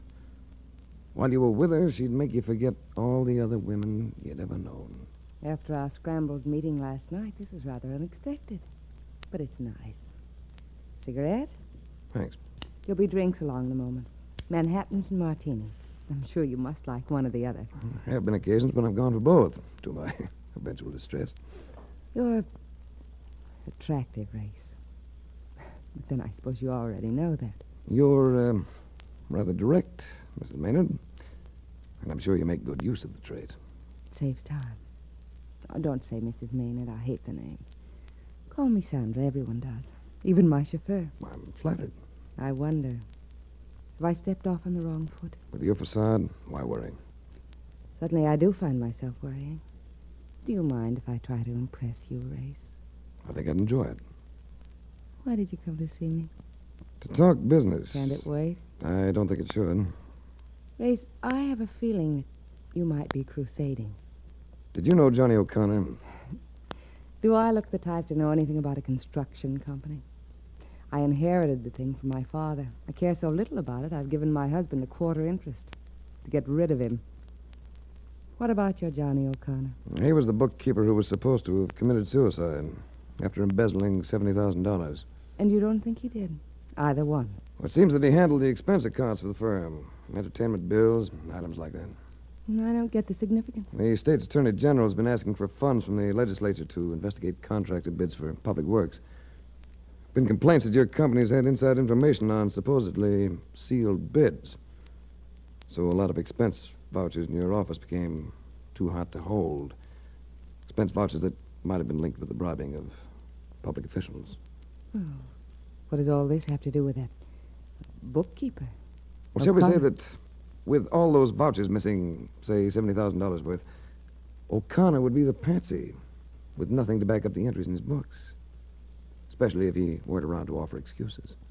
I'm afraid you've lost me, Race. I let Thomas run the company. And you know nothing about this? Nothing. But I do know one thing. What's that? I'm glad you came into the picture. Thanks. I'm gratified. Oh, stop looking at your watch. You don't have to rush off, Ray. Now, it's getting late, and I've another call to make.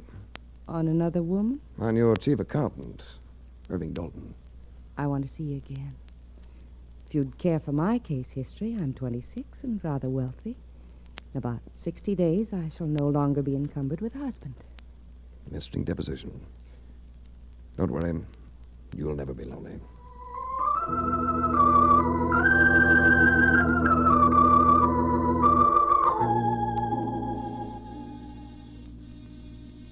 There's nobody home, Race. Should be. This hour. Yeah, why don't you try to knock? There's nothing like the direct approach. Should have learned that earlier this evening from Sandra Maynard. There ought to be a light switch here somewhere. That's better. Now, wait. Hey, Race. Yes. It's Dalton. Look at his throat.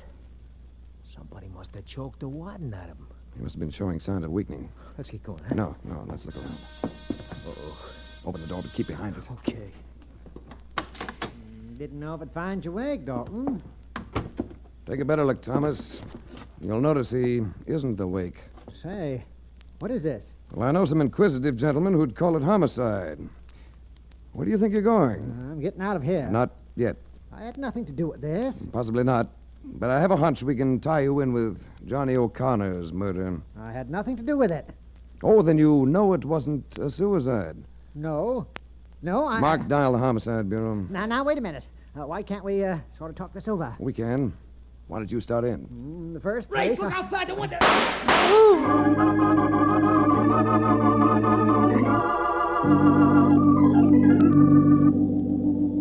There were lights still on in the home of Sandra Maynard. I told Mark to drift around the grounds, keep his eyes open, and then I rang the bell. The butler, appearing in a robe, insisted that his mistress had retired. I had him take me to her bedroom suite where we found her still up. She dismissed the butler. You mind if I go on brushing my hair, Race? Not at all. It doesn't disconcert you? You know very well it disconcerts me, but at the moment there's something else. What else, Race? I just came from Dalton's apartment. He's dead. And so is T.J. Thomas, your general manager. Dalton was strangled. Thomas was shot. Race, you're not serious. Who could have done it? The police might think you did. I? Race, you're kidding. You don't think I did it, do you? The person who killed Dalton had the strength of a man. Do you have a pistol? Pistol? Have you ever had one? Yes. Yes, of course, but my husband's had it for some time. You can prove that? Well, I think so. The butler knows that Arthur has had it. But the permit was issued in your name. Yes, it was, but... There's a bullet in Dalton's apartment. The bullet that killed Thomas. The police are going to find it. When they check it in ballistics, your butler's testimony isn't going to be much good if they find that gun here in your room. But I told you I don't have the gun. I have a feeling that your husband is going to plant it here. Oh, Race, I'm all upset. Why would he do that? First, to cover himself. When you gave him that interest in the firm, he decided to make it pay off in a big way. He got Thomas and Dalton on the hook, and they started the bribery pattern for big profits. But you're the principal owner, so he's going to try to tag you with the guilt. Another thing, if you were to be executed for murder, he'd get another big chunk of your estate, since he's still your husband. Race, what am I going to do? Well, we can wait for him. Then, when he gets here... I'm already here, Miss Race. What's the matter, my darling? Lost your poise? Emulate Mr. Race. He's quite controlled. That your gun he's holding, Sandra? Yes, that's it. You've caused me a great deal of trouble, Mr. Race. the obvious suicide of O'Connor satisfied the police, why didn't it satisfy you? Johnny O'Connor didn't have your educational background, Maynard. He'd never have used a word such as misappropriated. Not even in a suicide note. He used the same word when I interrupted that office meeting. Even Thomas was satisfied with embezzlement. You smelled murder in one word? 2 words. It was a simpler one. O'Connor would have said books. Thomas called them books. You used records. The note said records. I admire superior intelligence, Mr. Race, but I'm afraid I'm going to have to dispose of you. Be a bit involved, won't it? Not at all. You came here to charge Sandra with crimes. She shoots you with the same gun that killed Thomas. Her gun, as you pointed out. She then commits suicide. Mr. Race, stop looking behind me as though there was someone there. Ah, but there is. What? I'll take care of Race. Yeah.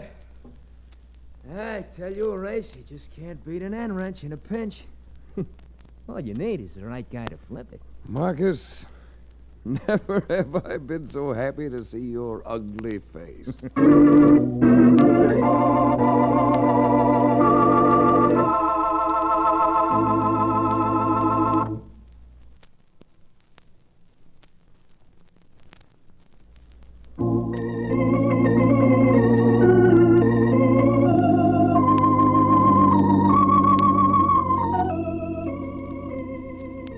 The Adventures of Frank Race, starring Tom Collins with Tony Barrett as Mark Donovan, came to you from Hollywood. The series is written and directed by Joel Murcott and Buckley Angel. The music is composed and played by Ivan Ditmars. Be sure to be with us again this time 1 week from today for another dramatic chapter in The Adventures of Frank Race. Art Gilmore speaking. This is a Bruce Ells production.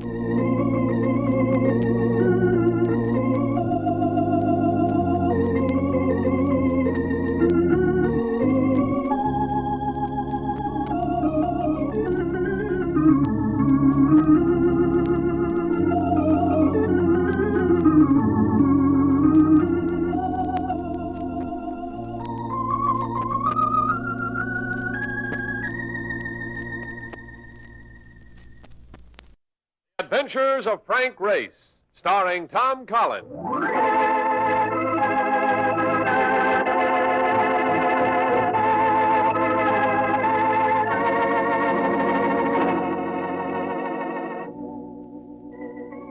The war changed many things, the face of the earth and the people on it. Before the war, Frank Race worked as an attorney, but he traded his law books for the cloak and dagger of the OSS. And when it was over, his former life was over, too. Adventure had become his business. The Adventures of Frank Race.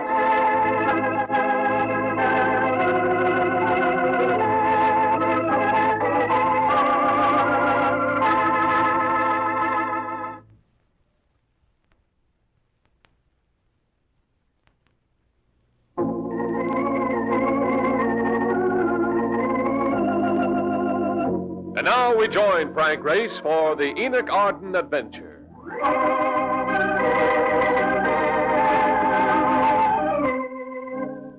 It was one of those places that features music, not only for atmosphere, but also to drown out the cries of the patrons when they get their checks. Mine was a mellow mood. I expected to be joined at any moment by a creature both feminine and alluring. So I was settling myself for a gentle and interesting evening when... But I cannot admit you, monsieur. Hey, Ray, tell these guys you know me, will you? Don't make a scene, Henri. Let the gentleman in. There, you see, wise guy. Wise guy. Well, what's the pitch, Mark? I got a dame in a cab. She wants to see you. Why didn't she come in? She's supposed to meet me here. Huh? You expecting a dame?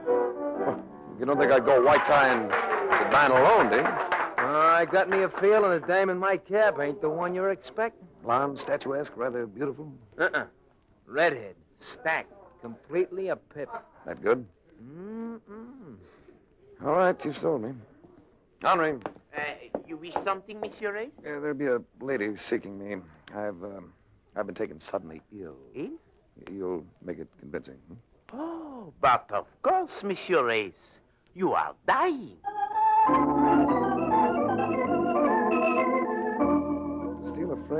Mark, the lady in the cab was a pip. I had a look at her while lighting a cigarette. I held the match until it almost burned my fingers. Then I sat back to await developments. I'm Hillary Stewart. I have a personal problem that I think you could help me with, Race. A matter of insurance. The policy's for $500,000. Something tells me the insurance is on your husband's life. Yes. And at the moment he's alive? I don't know. You see, Race, I'm 26 years old. I was married 8 years ago. Almost 7 years ago, my husband disappeared. Disappeared? Just disappeared. Police had the case. There was a lot of publicity, and... Oh, yes, I remember. Martin Stewart, senior partner in the importing firm of Stewart Romick, wasn't he? That's right.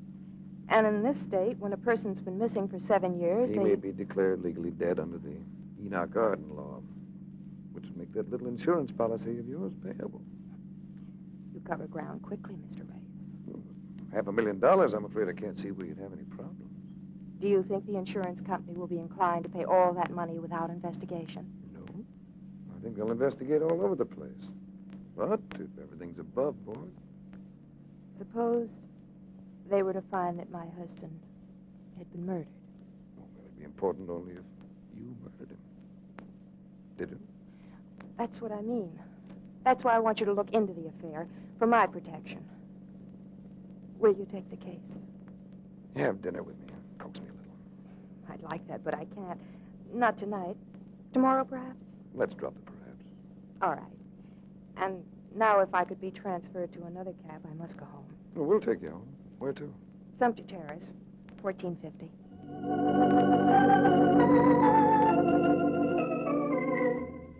Sumter Terrace is an exclusive district.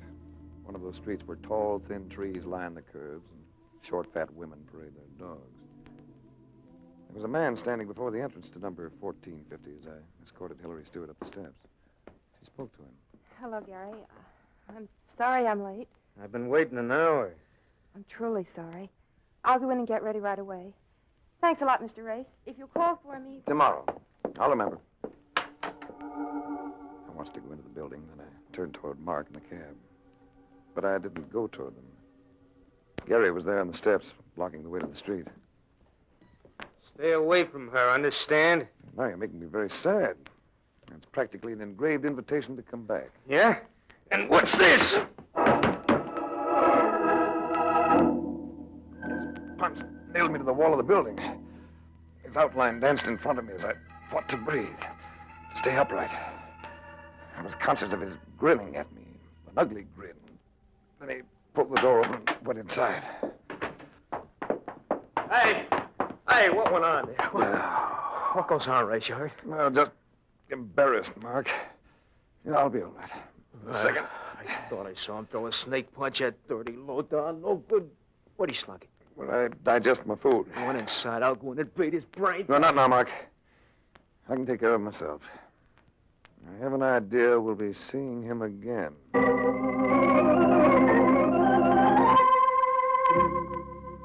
enforced soup diet that Gary had thrust upon me was wearing on my nerves for the next evening.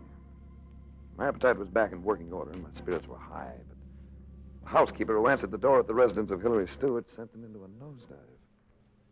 I don't understand it, sir. She left no messages. You have no idea where she can be reached, huh? Well, she took a plane last night to Europe. To Europe? Last night? Yes, sir. To Zurich, Switzerland. Perhaps you could write to her there at the Hotel Metropole. Zurich. I don't suppose you have any idea of why she went there. Well, Mr. Stewart, God rest him, used to have a branch of his company there. I think Mr. Romick, his partner, works from there now. I take it you've been with Mrs. Stewart for some time? Oh, yes, sir. I was Mr. Stewart's housekeeper for 10 years before he married her. I understand he disappeared not long after the wedding. Yes. Happened right here in this very room. It was a Sunday afternoon. I was listening to the radio. And then the news came over that Pearl Harbor had been bombed. Mr. Stewart, he didn't say a word. Got up and walked out of the house, and we never saw him or heard of him again. Well, thank you. Thank you very much.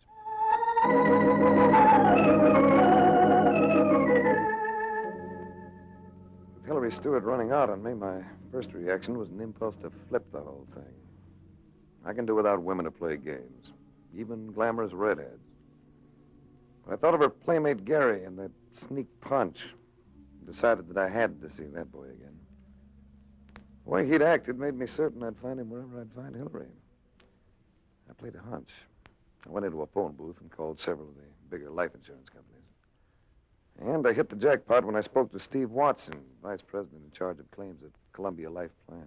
Yes, Race, we issued the policy on Stewart's life. Why? Well, I just think the claim's a little fuzzy. Huh? I'd check some more before paying off. Oh, I wish you'd have told me that a little bit sooner. Claim was paid off in full yesterday. Yesterday? That's right. But she'd already collected when I met her. Was that Race? Nothing, Steve. Wait a minute. You got something on your mind. Spill it. Hey, look, Steve, let me throw you a proposition. I think that claim's off base. Let me look into it. And if I come up with something, I'm working for you. And if I fail, I'm on my own. That's the deal. Where can I reach you? Make it care of American Express, Zurich, Switzerland.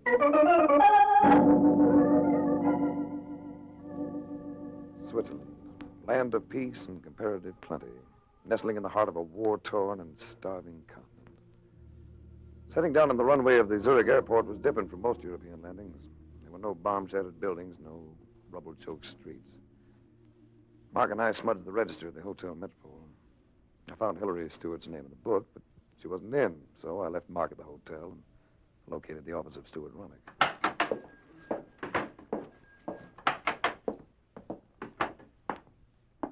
Guten Tag. Guten Tag.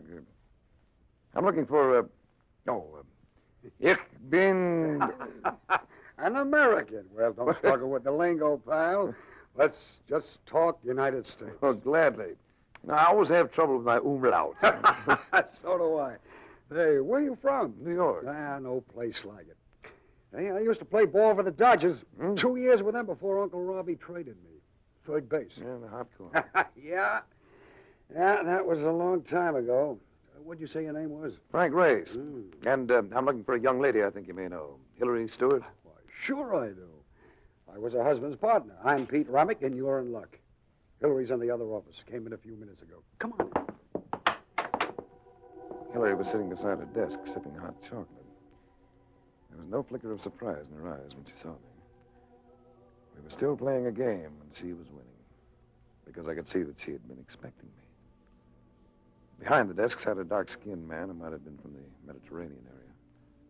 I had a feeling that at home he'd have been wearing a turban. He was introduced as Sutra Heyman, manager of the office. You have just arrived in Switzerland, Mr. Rice? A few hours ago. Enjoy a pleasant voyage? Enjoyed a fast flight. You must have, Race. Faster than I expected. Ah, but you did expect. You know, we never quite finished that chat we started in New York. Our dinner dates might result in a case of malnutrition for me. Forgive me, Race, and I'll make it up to you this very evening. There's a quaint place just on the outskirts of town, the Dorth. Let's meet there, say at 8. Fine. 8 o'clock it is.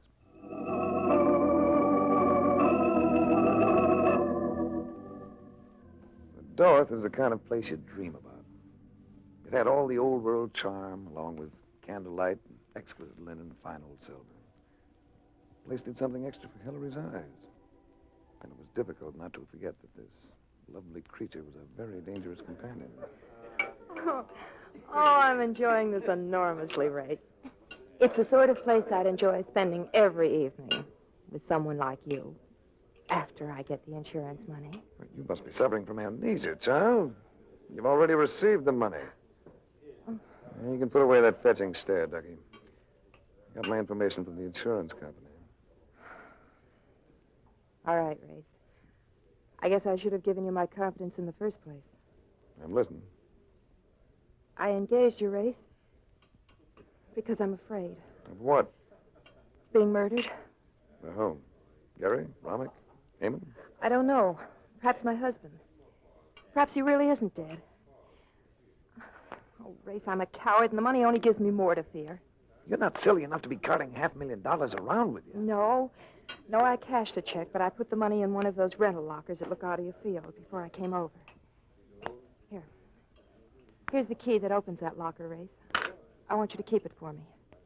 You want me to keep it? I don't know why, but I'm convinced that getting rid of this key is my only chance of staying alive. Yeah, that's a very sweet thought. Now we can stop worrying about you, but what about me?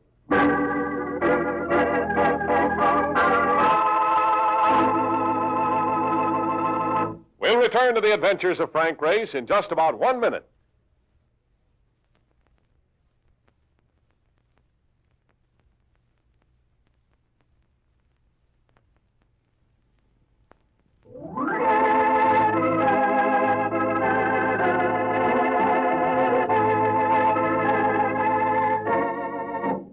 And now, back to the adventures of Frank Race.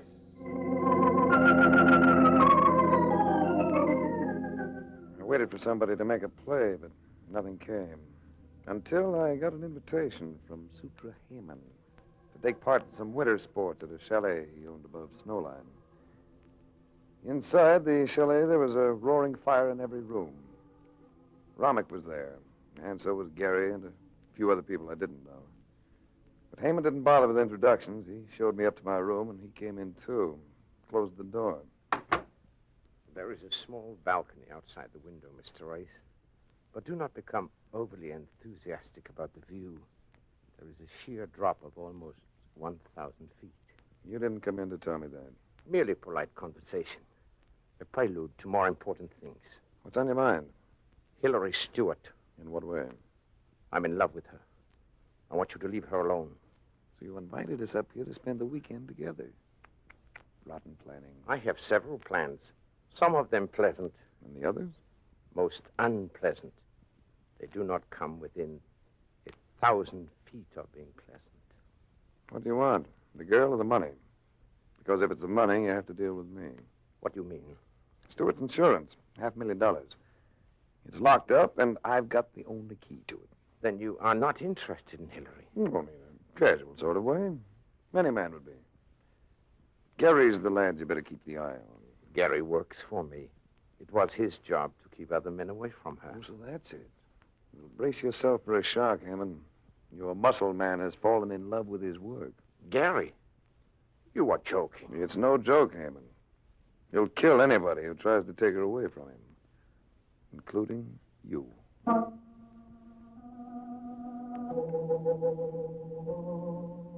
After planting the seed of doubt within Heyman, I went to bed.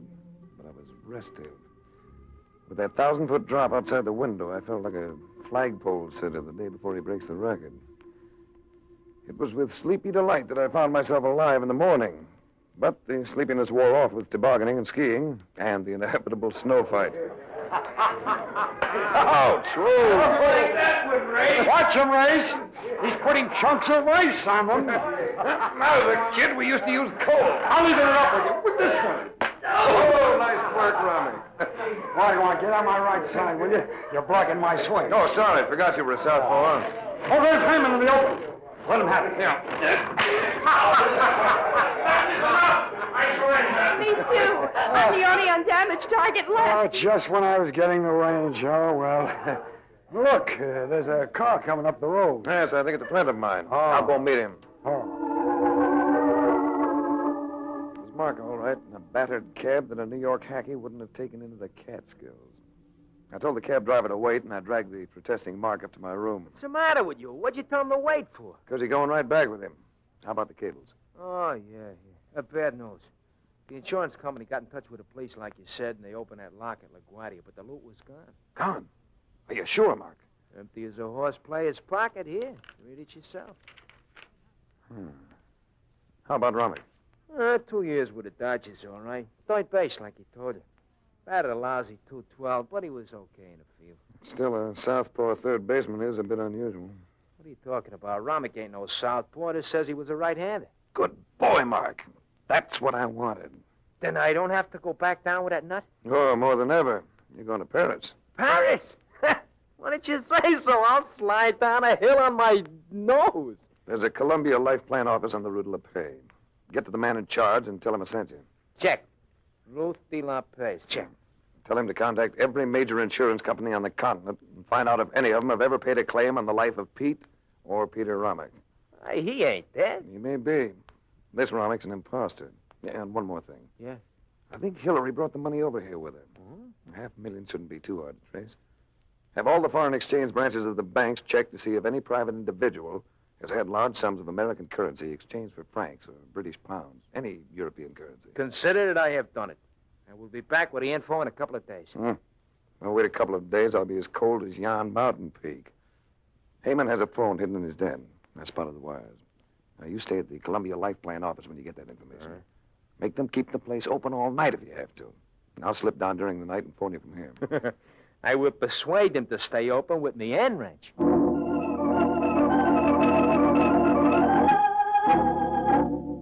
I had less time than I thought. It was in their eyes at lunch. There was a lot of nervous tension around that table. Another very obvious thing was that all the other guests, with the exception of Hillary, Romick, Gary, and, of course, Heyman, had suddenly left for other places and other company. You are not eating well, Race. I should think the sports would sharpen your appetite. He goes on diet sometimes. He loves soup. Well, I'm not much of a lunch hound. Neither is Hillary. Maybe we need more exercise. Walk? I think I'd like that. Excuse us? Of course. Sure. The snow was beautiful and deadly. Deadly because you left a trail behind you with every step. There was no use trying to hide. There was no place to hide. Hillary knew it, too, because... Race. Oh, Race. Hey, take it easy. Hold me, Race. I'm frightened. One of them's going to kill me. Why, you? I've got the key. This is no time to argue the point, because unless I'm mistaken, there's a man on that far slope. And he has a rifle with a telescopic sight. Ow! Get down. Where is he? Never mind, do as I tell you. Crawl this way, but keep low.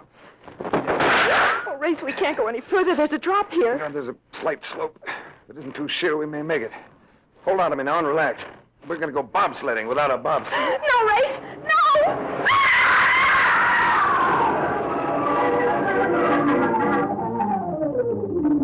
We hit the bottom. It was touch and go, but it was a little extra distance on our side. But we had to keep moving. At least we had darkness to cover us. Then we rested, but not for long. I was trying to figure out a way to work back to the house and keep my telephone rendezvous with Mark when... Race, look. Following the trail with torches. Tenacious, aren't they?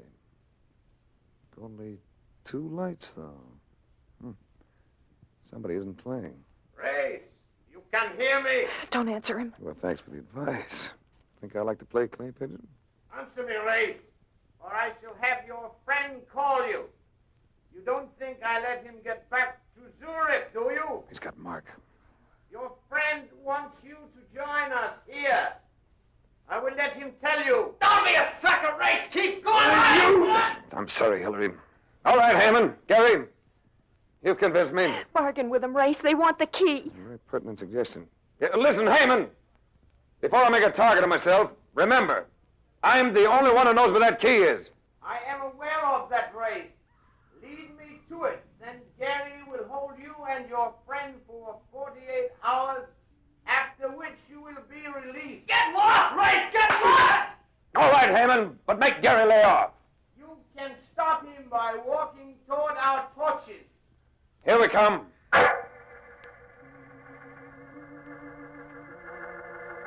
We walked to the lights. Poor Mark.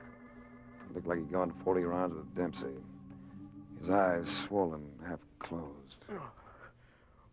What'd you have to give up for it? Perhaps to fight another day, boy. All right, Heyman. Shall we march? An excellent suggestion. The scout troop seems to be short a member of the Eager Beaver Patrol. Romick? No, the man who posed as Romick. Oh, you are very clever, Race. The real Romick is dead, of course, as you surmise. How about the fake Romick? He is dead too, Race. You see, he went up to search your room, and he found part of the cablegram you tried to burn. The information about the real Romick. He was very excited. He wanted to find you and confide in you, I think. But in his excitement, he fell from the balcony. Well, that's convenient.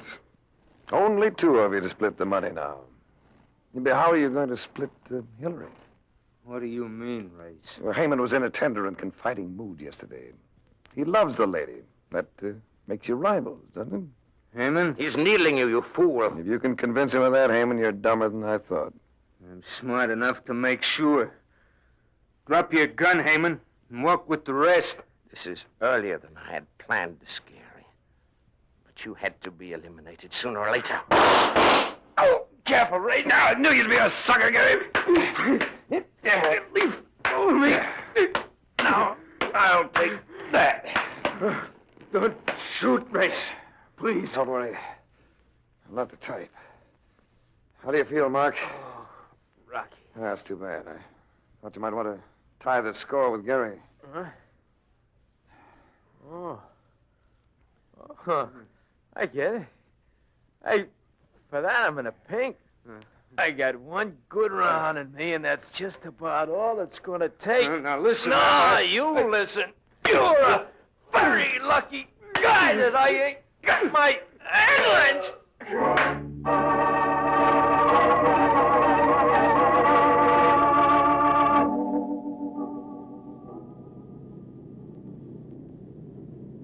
Well, what do you know? Boy, look at all that ocean under us, will you? Well, I'd be glad to see New York again. Hey, what do you suppose them Swiss guys will do to that Gary? He murdered Heyman. They have laws. Good ones. You saved my life, Race. I'm very grateful. You'll pay for it. Of course. I'll pay you well. Are you sure the insurance company will close the case when we've told them everything? When we've told them everything, yes. And as soon as they locate and attach the money, wherever you banked it in Europe.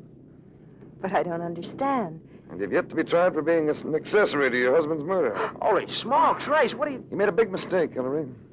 You were the only one who knew the money wasn't in the locker. Or Heyman would have shot me on sight without trying to get the key. That's not true, Race. Oh, yes it is, Ducky. You were all in it together. You, Heyman, and the others. Heyman was easy to tag, too.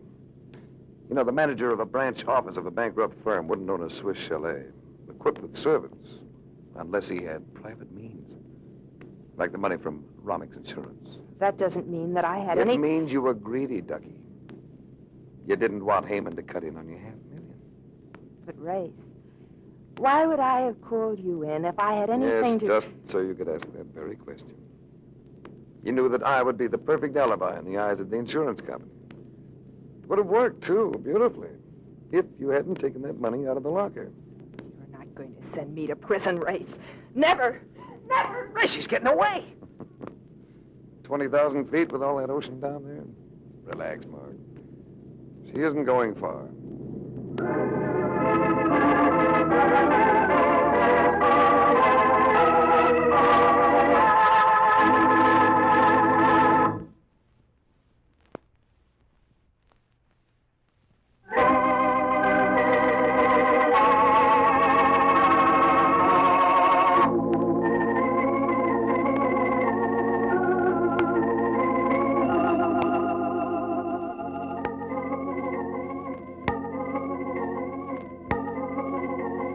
Of Frank Race, starring Tom Collins, with Tony Barrett as Mark Dollins, with Tony Barrett as Mark Dollins. Others heard in tonight's cast were Michael Ann Barrett, Tom Holland, Charlie Lung. This series is written and directed by Joel Murcott and Buckley Angel. The music is composed and played by Ivan Ditmars. Be sure to be with us again this same time next week for another dramatic chapter in The Adventures of Frank Race. Art Gilmore speaking. This is a Bruce Ells production.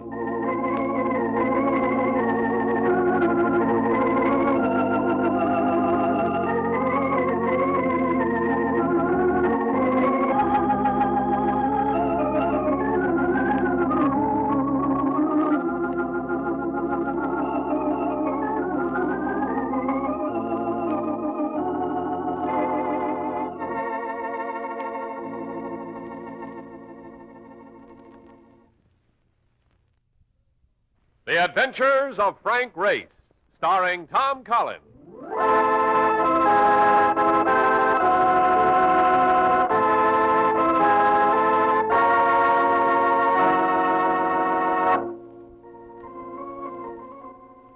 war changed many things, the face of the earth and the people on it.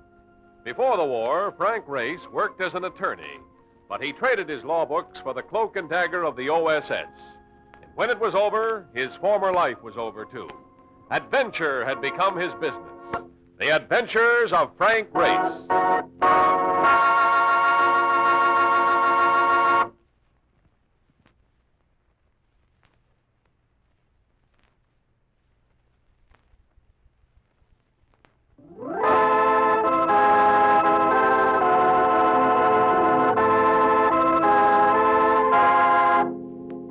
And now we join Frank Race for the adventure of the vanishing president. It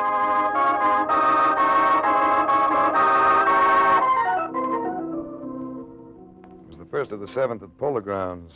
Dodgers at bat, score tied. Time for anyone to sit forward with anticipation. And I was doing just that when there came a sound that startled even the Brooklyn bench. Hey, Ray! There's no mistaking the voice. It belonged to Mark Donovan.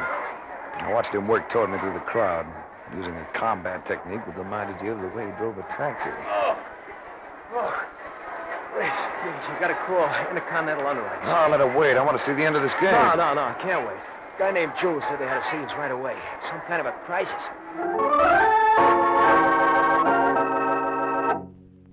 Jim Drew, chief claim adjuster for Intercontinental Underwriters. A man with the instincts of a ferret and a gaze you could use for sandpaper. He looked relieved when he saw me.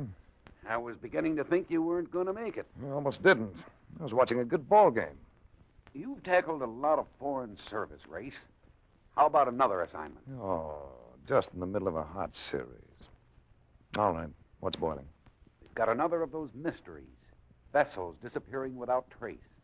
3 of them inside a month, all on the same shipping lane. Same operators? No, a different company in each case. You have a lead? 1. The SS Lucy Wilkins sails from here tonight.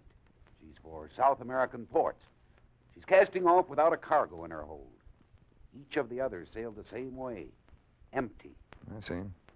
I want to emphasize something, Race. Those vessels disappeared completely, ship and crew. It may have been piracy, it may have been mutiny. We can be pretty sure it included murder. So?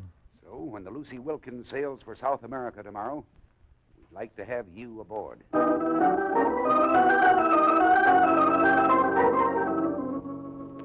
The Lucy Wilkins displaced about 4,500 tons. She rode high out of the water. The moon made sequins of the barnacles that blistered her hull.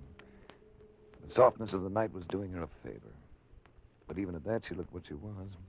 A sea-going tramp that had seen better days. How soon do we get rolling? And from the looks of this scow, I would say rolling is the right word. Our tickets say the 14th. They don't mention the hour. That's tomorrow. If we're going to sail tomorrow, what are we doing? What are you doing aft here? We're passengers. We'd like to know what time the ship sails. You'll have to see the master about that. We'd like to see him. He's not aboard right now. Perhaps we'd better speak to the first officer then. I'm the first officer. You'll still have to talk to the skipper. You're just brimming over with cooperation, aren't you? Would you consider telling us where we might find the captain? You know a place called the Mariner's Rest? It's a few streets over from here. No, I imagine we can find it. He'll be there if you want to see him. Not that it'll do you much good. By this time, he's probably stinking drunk. You didn't have to look very hard for the Mariner's Rest. You could hear it for blocks. Wow, the joint is throbbing. What are we going to use to get in? A shoehorn? There's always room for more. Come on. Now, this is the way to spend your last evening ashore. You want to lean against the bar, do we grab a table? Take a look, my boy. If you get even close to that bar, call for a bulldozer. And as for the tables... Is there a spot to sit down? Here, we'll make room for you. Well, thanks, but we don't want to intrude. If you don't, someone else will. I'll settle for you, fellas. Yeah, much obliged. I'm Frank Race. My friend's name's Donovan. I'm Ken Hanlon. This is Tamara Decorda. Hello, Ray. And you too, Donovan. Black eyes and yellow hair. Real yellow hair. You see that combination once in a lifetime. A blonde Latin's always arresting. This one was enough to start a ringing in your ears. Yes, she's real, Race. Spanish father and a Russian mother. Should happen often, shouldn't it? Spanish father, Russian mother. That accounts for your name. Your name intrigues me, Race. Do you manage to live up to it? Once in a while, if I'm lucky. Hey, look, they're dancing. Dancing to that music, it would be fun. Well, it'd be a little like establishing a beachhead, but if you'll take a chance, I'd be delighted. Good. Come on, Race. In my arms, she felt the way she looked. And that was money for candy. But we didn't do much dancing. In a jam near the door, I was suddenly strong-armed free of her and swept out into the street. You gonna come with us quietly, chum, or would you like to do it unconscious? There were three of them. The one who'd spoken and a pair of silent partners. Moving casually, they herded me half a block to a waiting sedan. A few minutes later, I was pushed into the office of a warehouse, aromatic with the smell of coffee. Well, here he is, Rosario. Just like you wanted. Good work, Barnes. Stick around. Rosario bulked about 250. He seemed to have hair everywhere, except on the top of a skull that gleamed beneath the glare of a single hanging light bulb. Why did you want to take that boat? Boat? Do not fool with me. I would not like it. And, of course, you have the advantage. Let's start all over. Ask me again. Sure, I ask you. Why did you want to take that boat? You're speaking of the SS Lucy Wilkins? You know what one. Well, I'm reluctant to admit it, but I've been a little run down lately. My physician thought I could use a rest. Sea voyage seemed to be the answer. People like you don't travel on slow freighters. Well, the doctor said I could use a long rest. Sure. You need a long rest, eh? We could give you one without much trouble, could we not, Burns? Sure, without no trouble at all. So what do you say you start talking, Race? He was ready to turn it into a rough party. And I could assure myself of only one effective move. They had me standing under the hanging electric bulb, the only one in the room. So I eased a hand up as if to scratch my chin, shot it higher, and yanked. The light! There! Somebody get a light on! Somebody... Oh! Watch the door! Watch the door! There's nothing like confusion when you're in the minority, whether it concerns politics or a brawl. While they groped, I ducked and got clear. A little while later, I elbowed my way back into the Mariner's Rest. Race, where you been? I was looking for you, so was Tamara. No, I took a walk around the block for a breath of fresh air. Are you kidding? We'll get all the air we want on this trip. And, Race, I got some news for you. Guess who's sailing on the ship with us? Tamara de Cordova. How do you like them apples?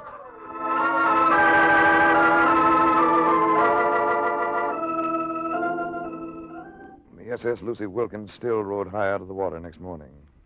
But where there'd been a dock on her port side the night before, there was now only open sea. A lot of it. All rough. At 11 o'clock, Mark still occupied his bunk. As he'd prophesied, the Lucy Wilkins rolled, sashaying from trough to trough in a manner both feminine and diabolic. So, as I walked the deck, I walked it alone. Hello, Race. Hello. I wasn't sure you'd be in circulation. Oh, I'm a pretty good sailor. You look well, Race. You look unbelievable. Thank you. A woman usually needs the dim lights of evening to draw a compliment like that. You don't need anything. Well, this breeze in your hair and that look in your eyes. Hold it a second.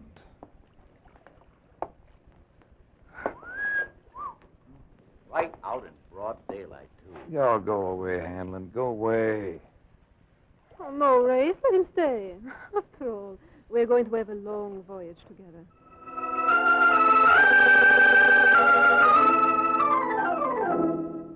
We had dinner at the captain's table that night.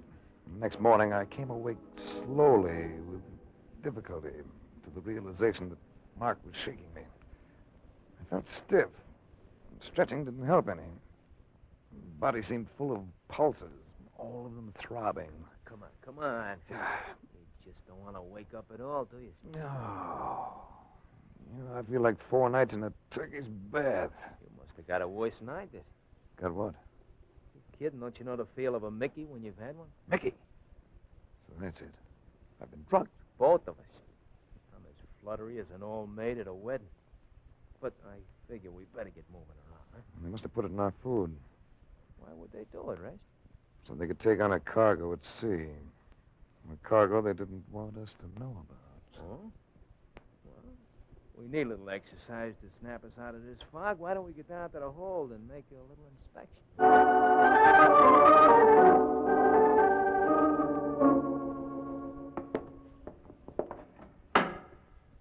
No, don't seem to be much in here either. Oh, wait.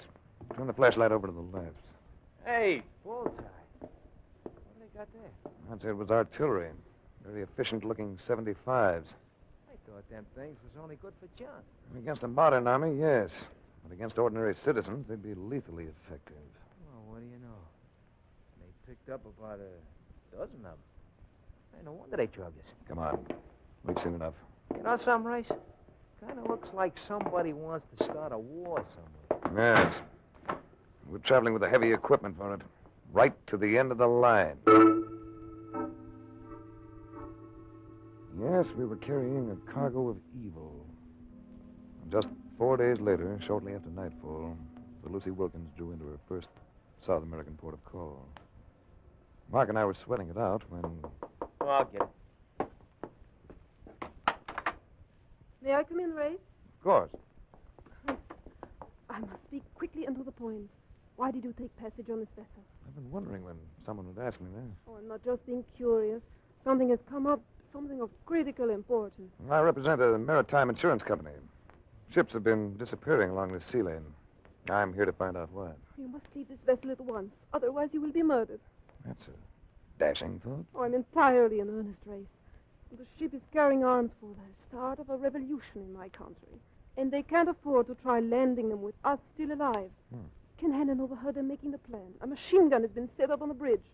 They intend to murder most of the crew as well. Tomorrow, we've got to make it fast. We're only 4 miles offshore. Oh, Ken, tell Race how serious it is. I think I already know. How do we leave the ship? It's a black night. We'll lower a boat. Well, you'll never get away with it. Not unless someone creates a diversion. I can make enough noise to satisfy that requirement. No, Mark, I've got a better idea. I'll go forward and let the crew in on the picture. That ought to stir up plenty of diversion. You'll be taking a big risk, Race. That machine gun is trained right in the forecastle bulkhead. I couldn't leave this ship knowing those men were to be murdered. You 3 go to the boat. And as soon as the scramble starts, lower it. Topside, I slowly and carefully worked my way forward. Thankful for a cloud formation that switched off the moon. Everything was quiet. Too quiet. I had just reached a point beyond the bridge when... What's up, mate? Who are you? Hawkins, able seaman. Either ruddy whispering. All right, Hawkins. Listen. You've got to be murdered tonight if you don't leave this ship. You and the rest of the crew. Blimey. I'm not just talking. The ship's going to land arms tonight. Contraband. And dead men tell no tales. You don't have to say no more, mate. We know about the guns. Blimey, they've turned the light on us.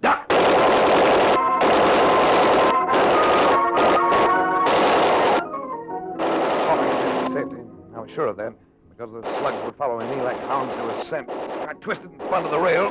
Then it was into the drink. For me.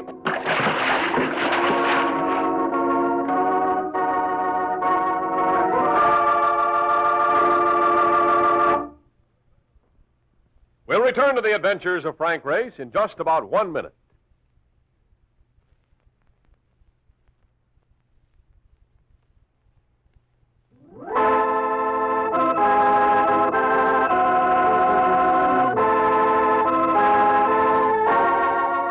And now, back to the adventures of Frank Race.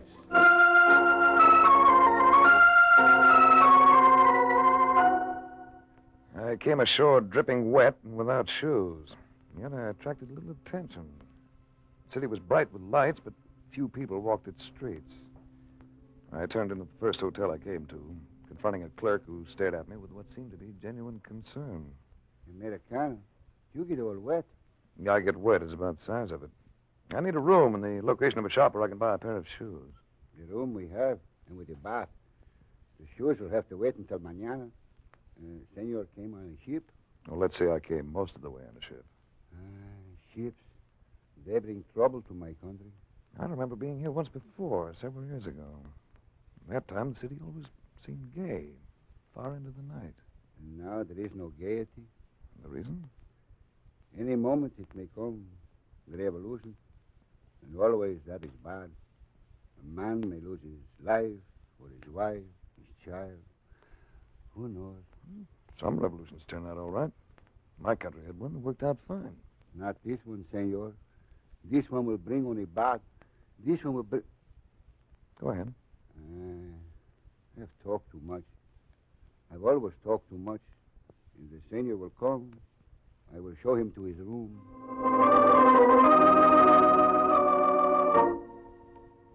I had another pair of shoes by 9 the next morning. By 10:30, I'd located Mark Donovan and Ken Hanlon. The three of us sat down to breakfast together. Boy, was I worried about you. They told me that harbor's full of barracudas. What happened to Tamara? We lost her right after we came ashore. No, that's a loss a guy could mourn about. Lost her? She just slipped away from us. I guess she had her reasons. Hanlon, you're a newspaper man. Why are you down here? To cover an impending revolution.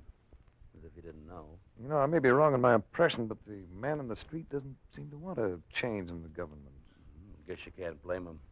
Since the Cordova's been the boss, they've had plenty of food and not too much hardship. They're happy with things the way they are. Wait a minute. Did you say T. Cordova? El Presidente. That's Tamara's name. He's a father. Well, who's leading the opposition, Hanlon? Might be a lad called Kizarro, but nobody seems to know for sure. Everything's been kept beautifully undercover. How soon do you think it's coming? I filed a story on that this morning. I told him it could start any minute. What do you plan on doing today, Race? Why don't you kick around with us? Well, why don't we all separate, see what we can find out? We can meet for dinner.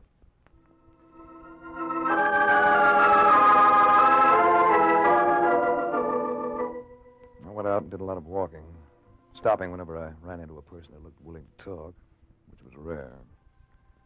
I found myself regarded with about as much confidence as a drunk in a wine cellar.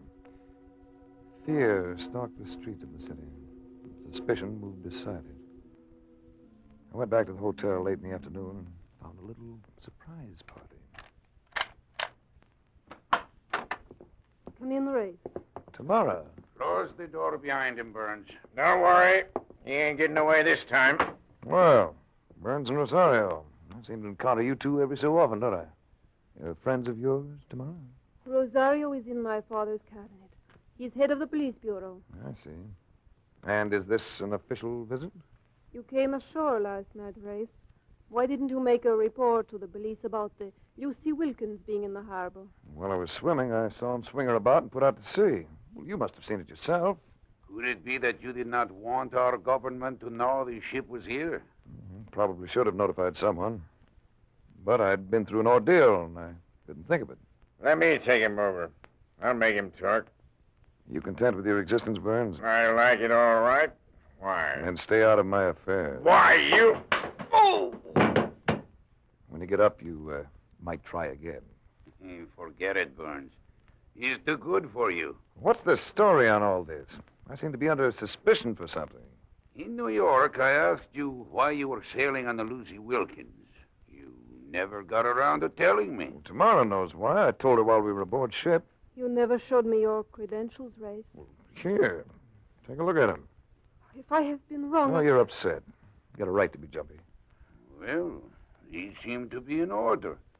Why did you not show them to me in New York? I didn't care for your methods of interrogation. Oh, Race, you must forgive us. This revolt is not of the people. And the hour it begins will see the end of a democracy in this country. Can't you stop it? Can't you fight it? Oh, we are not a rich race. We don't have the money to buy arms, such as have been shipped here by the others. Well, then, why is it worth so much to them to effect a coup? The tribunals of the World War didn't find all its criminals, Race. There are many of them still at large. Men who would like to begin over again by getting control of states such as ours. We know they're ready to move at any moment. The president was seized by them this morning. Your father? Yes, my father. All our chances lay with him. Without him to rally the people. Well, if they're holding your father, why don't you rally the people? They need someone to lead them, that's plain. You You mean... address them by radio. Tell them to resist in your father's name. Tell them it's only a few who try to take over. Tell them that if they stand firm, it can't happen. All right, Race. I'll do it.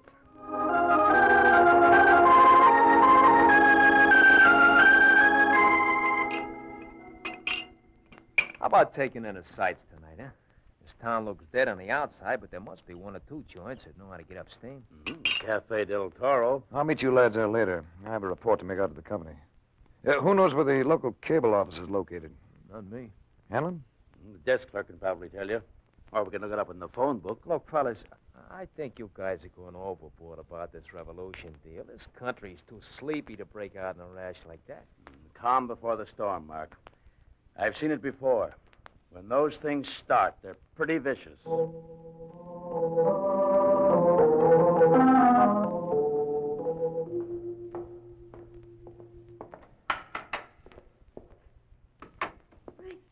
turn on the light. Where are you? Here. In your arms. Oh, Race, I'm in trouble. Take it easy, take it easy. It's Rosario. He's with them, Race. He showed his hand when I tried to follow your suggestion about addressing the people. I got away only because of a servant's loyalty to my father. They may have followed me, Race. Well, they won't stay. Shouldn't have come. It only puts you in danger. There's a clerk here who'll help us get away. Come along.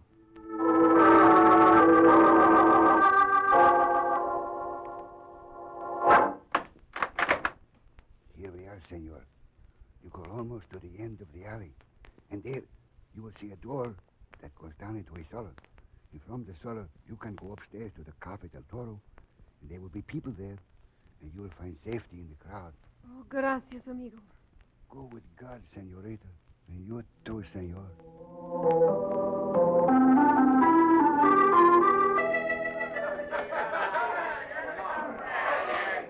What next, Race? Well, they hunt us. I think we should do a little hunting on our own.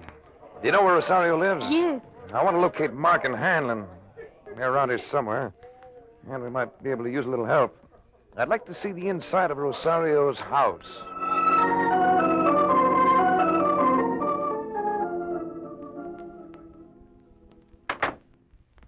So this is the house of the chief of police, huh? What a stack of masonry. Makes them Hollywood movie mansions look like a Third Avenue boarding house. Did you notice that aerial on the roof? I noticed it. High-powered transmitting type. Now that we're here, what's the program? Well, we'll go through the place. You and Tamara take the lower floors, Mark. Hanlon and I'll comb the upper section. Let's meet here in the living room in 30 minutes.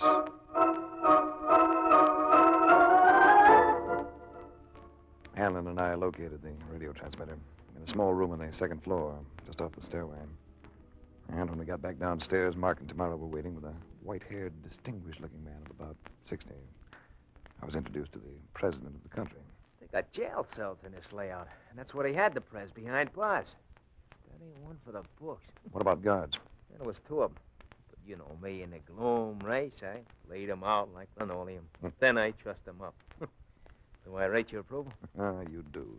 Race, my father insists that in that drawer, in the desk, there is some kind of plan for the revolt. The desk is locked, but... Yeah, I'll get it. Hey, look through that window. Car driving up outside. How many in it? Rosario and 5 others. Yeah, got it. And here's your plan. Oh, that's it. It shows the places where the arms are hidden. And here comes trouble, Race, right now.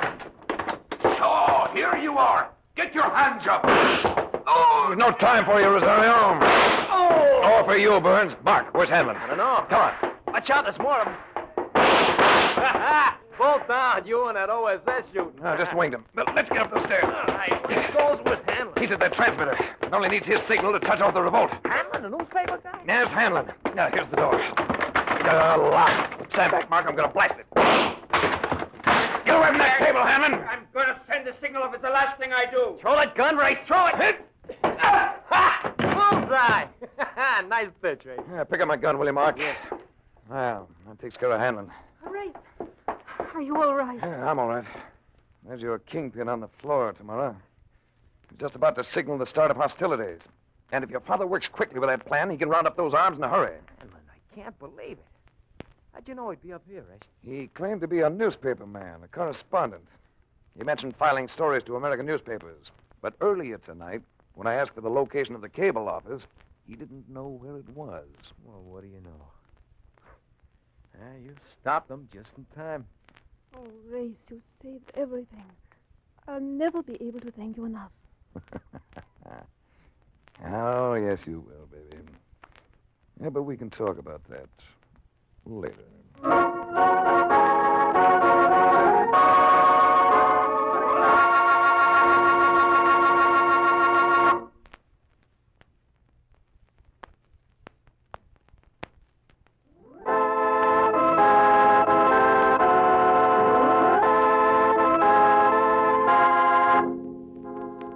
The Adventures of Frank Race, starring Tom Collins with Tony Barrett as Mark Donovan, comes to you from Hollywood.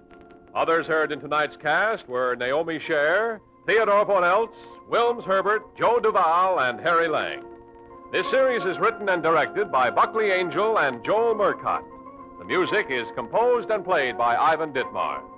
Be sure to be with us again this same time next week for another dramatic chapter in The Adventures of Frank Race. Art Gilmore speaking. This is a Bruce Ells production.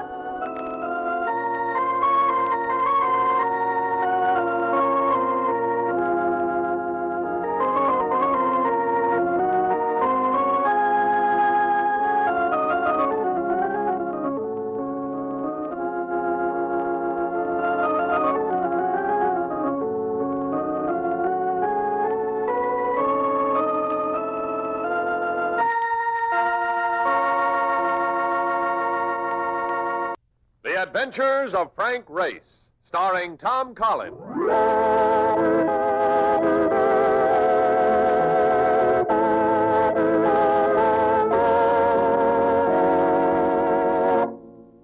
The war changed many things, the face of the earth and the people on it. Before the war, Frank Race worked as an attorney, but he traded his law books for the cloak and dagger of the OSS. When it was over, his former life was over, too. Adventure had become his business. The Adventures of Frank Race.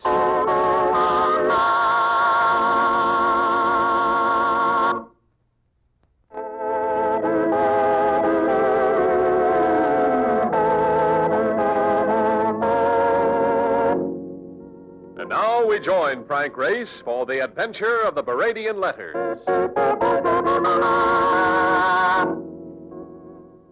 Paris. At the end of a windy day. Dusk had fallen, but walking along the Quai de Louvre, we'd been able to see whitecaps on the River Seine. And now, waiting to cross the Rue de Rivoli, we caught the Eiffel Tower looking as though it might take a bow any minute. Everything seemed to be going places, particularly masculine hats and feminine skirts. Mark and I were on a holiday after finishing an investigation in Holland. I sort of like to get around and see things on foot, but Mark, well... Listen, Race, where you going now? At the hotel. Another 7 or 8 blocks? I could never make it. Not unless you want to haul me piggyback. Take care. Not me. I don't want no part of them flying bedsteads they use in this town. Look, I got a better idea. What? I'll stop in at the American bar in the next corner. I promised that bartender in Brooklyn I'd swing by and shoot a fat one. All right, I can meet you there later. Swell. Make it about 8, huh?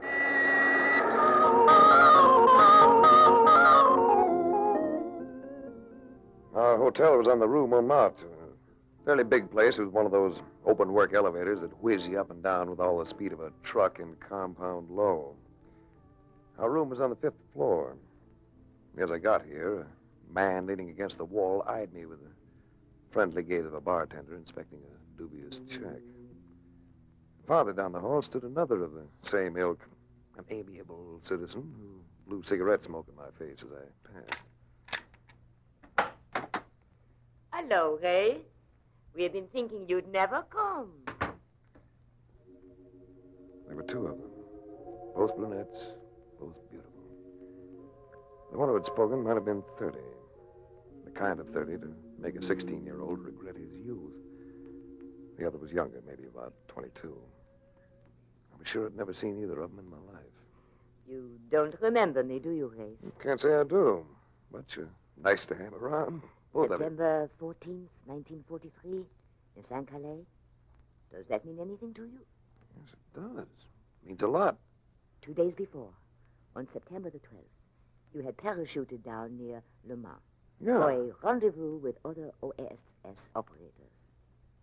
But something went wrong. So? So I went on the run and ended up at a farmhouse near St. Calais, where a certain lady... Wait a minute. You couldn't be Paulette Dubroc.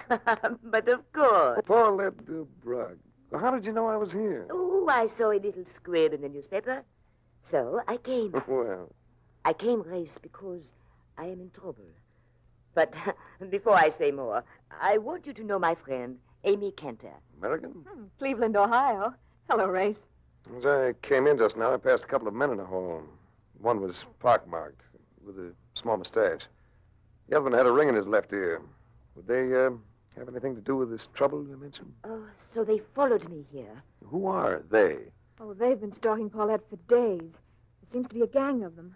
Last night she was fired upon. Not a hangover from the underground, is it, Paulette? I don't know, Grace. I only know that I am not as carefree as I used to be. I'm afraid. Oh, they're here. Don't open that door, Grace. I have the adjoining room. Slip in there, both of you. Here. When you hear me let them in, leave. Where can I find you later? Across the Seine. First off the Boulevard Saint-Michel. There's a small orphanage, Saint Martin's. You'll find us there. Yeah, I'll come. We'll talk this over. Well, come in. It's always nice to have company. Where is the woman? You're the boy I saw in the hall, aren't you? The one who blew smoke in my face. Get away from the door to that other room, monsieur. Sit down, make yourselves at home. I'll order drinks. You have had your warning, monsieur. Now I act. I rarely use a right-hand punch for an opener. This lad had come in chin first. His pal gaped down at him, as though looking at a freshly hooked haddock. Then, staring at me, the pal backed out and highballed down the hall. I relieved my conscience caller of the blackjack, which he'd tried to brain me with, and then frisked him for anything else of interest. He had a wallet containing several 5-franc notes, and a letter scrawled in undecipherable French, and a card bearing the embossed name of one Charles Baradian. While I was doing the checking up, my visitor stirred, came out of it. You'll be all right in a few minutes. Pierre. Where is Pierre? Your friend left for greener pastures. Here's your wallet and its contents. Who's Charles Baradian? I do not know. All right. Suppose I have a right to retain some self-respect. I'm going out. I suggest that you get yourself a drink, lie down for a while. Just don't be here when I get back. The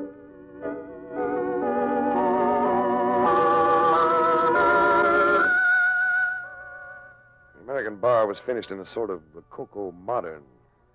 Everything about the place had the light touch, including the size of the liquor portions.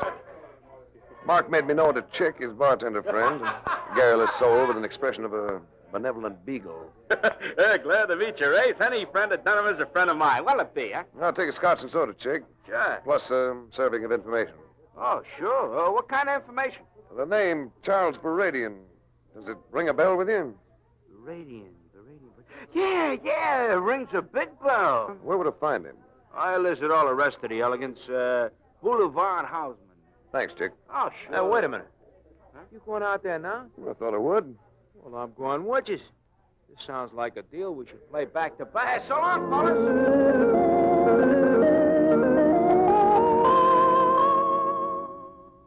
Getting across the threshold of the Baradian mansion was like trying to pry your way into the Chase National Safety Deposit Room without proper credentials. My particular obstacle was personalized in one Terry Meglin, a brawny specimen with the title of private secretary, the instincts of a barroom bouncer.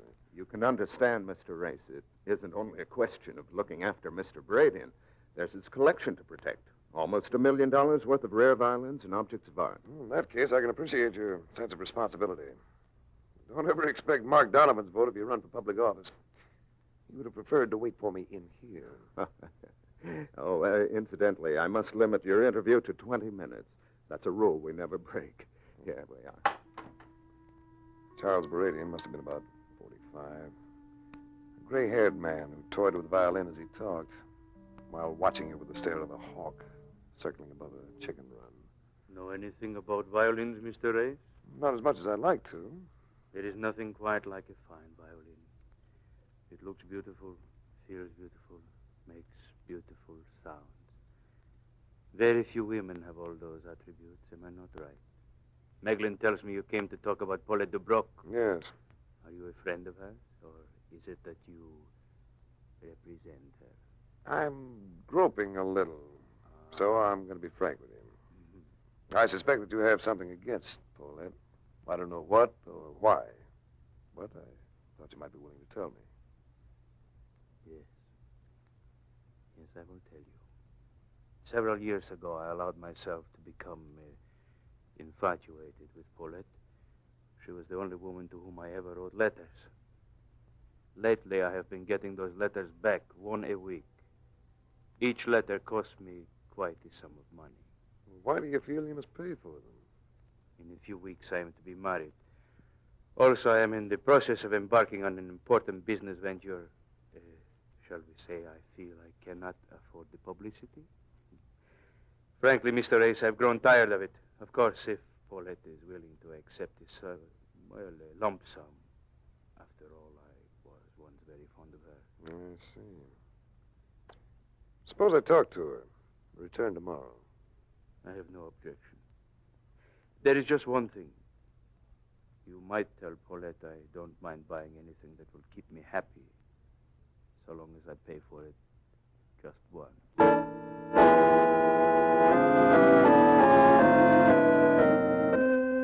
At Saint Martin's orphanage, I was ushered through to a secluded terrace where Amy Cantor sat in the sun. A delectable figure in sweater and shorts. She got up to greet me. Hello, Race. Paulette hasn't come in yet. She should be here soon, though. Are those freckles I see on your nose? Oh, yes. Darn it. Count them among your assets. They go with the rest of you. And the rest of him. And the rest of me? She stood there looking up at me with half-parted lips. So I kissed her.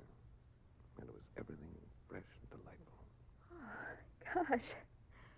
That's having your prayers answered. I wanted you to do that, Race. Do my fingers feel rough on your face? Here. This other hand's smooth. What have you been doing? Gardening? You got a blister under your chin, too. I'm a beaver when it comes to work. Race, I did want you to kiss me, but how about Paulette? Well, that's a question I was about to ask you. How long has she been dabbling with blackmail? Paulette? She ever told you anything about a man called Baradian? Well, no. Who's he? A dangerous citizen. No one for Mademoiselle Dubroc to be tangling with. Is she still Mademoiselle, by the way? Oh, gosh. One minute the man's kissing me. The next he's giving me the 3rd degree. I'll come back to our personal relations later. Well, she's still not married. What tie-up do you have with this place, apparently? Well, Paulette just keeps her going, that's all. I'm a career girl. I work here. Well, where'd she get the money? Her job. Oh, but maybe you don't know about that. She's been doing the lead in a revival of Rain at the La Victoire. You sound just like a press agent, Sherry. Well, Hello, Race. Got a kiss for me, too?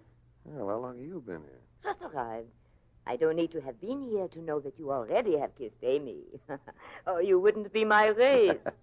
Come here. Well, Race, looks like I've been replaced. Well? Yeah. You must be knocking them dead in rain. Oh, I have been doing all right. I shall do better now that you are here. How long have you known Charles Baradian? Charles, there's a name out of the past. He thinks you're blackmailing him. Blackmailing him? Eh? Well, Race, what is all this about? A matter of some letters he wrote you several years ago. In 1940, I knew Charles Baradian just before the fall of France. He was very attentive, but to me it was not important. He's been getting a letter a week in the mail for a price. He'd like to buy all of them from you in one package. But I don't have these letters, Race. I have not had them for years. Why, you don't appear to believe me. Guess I have to believe you. But you'd better let me break that news to Baradian. By myself.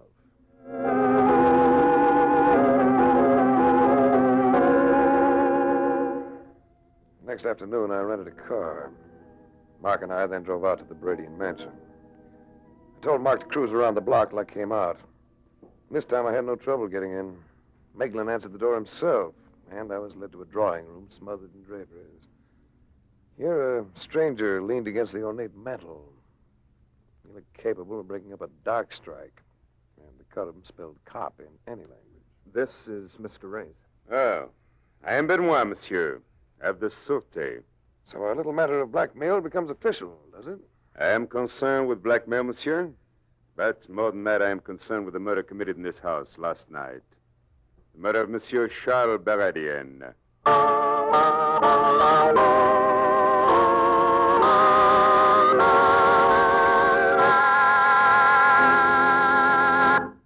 We'll return to the adventures of Frank Race in just about 1 minute.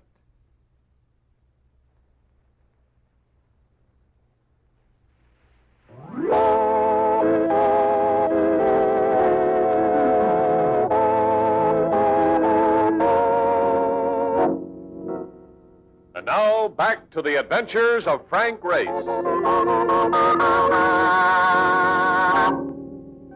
was sure of one thing. My Paris holiday had definitely turned sour. Here I'd been acting as an apparent go-between in a blackmail transaction. And now its victim lay sprawled on the floor of his study, murdered. Around his neck, an ugly red welt where some sort of cord had cut and strangled the life out of him. I had a close look at the wound while Benoit laid out the details. Well, he was first hit on the head, probably with a poker. And a fine violin is missing from the collection. What was its name, Monsieur Meglin? Guarnerius. Yes, well, we might call it a typical case of murder and burglary. But you can understand, gentlemen, that in this matter we cannot afford to accept the typical. What about the weapon? Naturally, it was not left behind. And now, Monsieur Race, if we could repair to another room. I was going to be questioned and probably placed under arrest. So I maneuvered to let Meglin and the detective precede me from the room.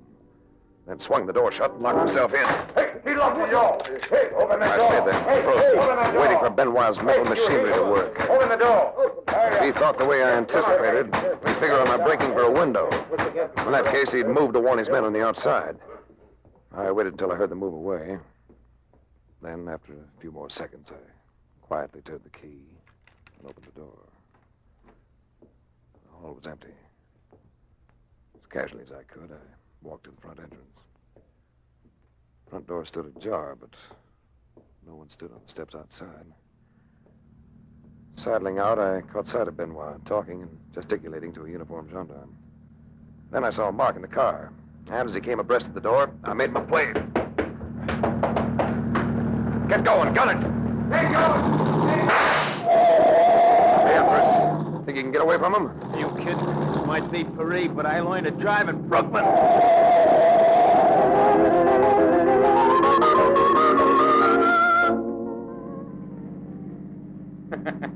Told you I'd get away from him. Right, what do we do now? I'm going to look up the location of Paulette Dubrock's apartment. You can drop me there. Then I'd like you to run down as much information as you can on the Baradian household. Check. When'll I see you? And where? That's a little after 4. I have a call to make. Meet me at 7 at Saint-Martin's orphanage.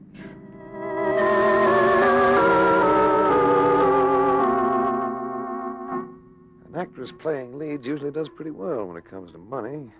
But Paulette's apartment proved to be frugal, even old-fashioned, to the extent of having portieres between the living and dining rooms. Paulette wasn't at home, which gave me a chance to look around. On a small dresser in her bedroom, I spotted a couple of letters postmarked January 1940. Both were epistles of passionate drivel, and both were signed Charles. I heard the outer door go shut, so figuring that Paulette had come home, I went forth to greet her, and...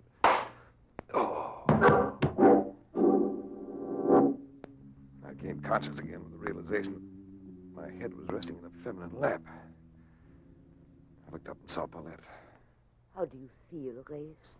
You're very attractive, you know? Even with your face upside down. Oh, chérie. What made you slug me? Name of my mother. First it is blackmail I'm guilty of, and now you accuse me of hitting you on the head. Someone did. But of course it was not I, though, Race. Yeah, I wish I knew you really stand. I have not lied to you about anything. You did about those letters from Beradian. I found this pair on your dresser. Said you hadn't had them for years. You could not believe that they might have been stolen from me? Just returned? On the day after Charles Beradian's murder? Race, no. Not Beradian. Yes, Beradian. Strangled last night. And I wish I knew how to advise you.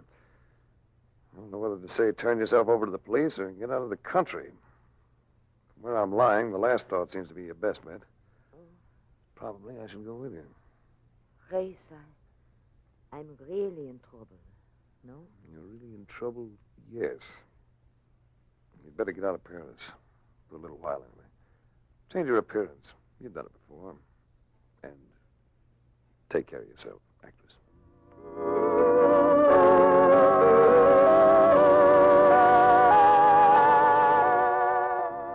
In front of the orphanage, I found Amy sitting in our rented car with Mark. Oh, want to take me for a ride, Race? Such a luxury over here. Why not? Oh, fine. Just let me drop these packages inside the door. I'm a hoarder. Did you know that? You've been doing all right with her, ain't you? Maybe you ought to slow down. Why? Well, she's just a freckle-faced kid a long way from home, and Don't tell me you're picking up a set of ideals. Nuts. Any information on Meglin? Well, in 2 hours, I didn't put together no Gallup report, but I did find out he keeps a room at a hotel called a Platonaire. Uh-huh. And, he used to run a kind of theatrical agency in the U.S., booking second-rate concert violinists. Didn't take long, did I? Violinist. Oh, that's interesting. Now what are you talking about? Oh, violinists and violins. And a lad named Meglin. I wonder what a fine Ganarius is worth. Ganarius? What's that? I always thought it was a kind of spaghetti dish. It's a make of violin. One of the old-timers. Oh. Well, where'll I drive you people? Find that Hotel Platonaire. I'd like to see a man about a violin.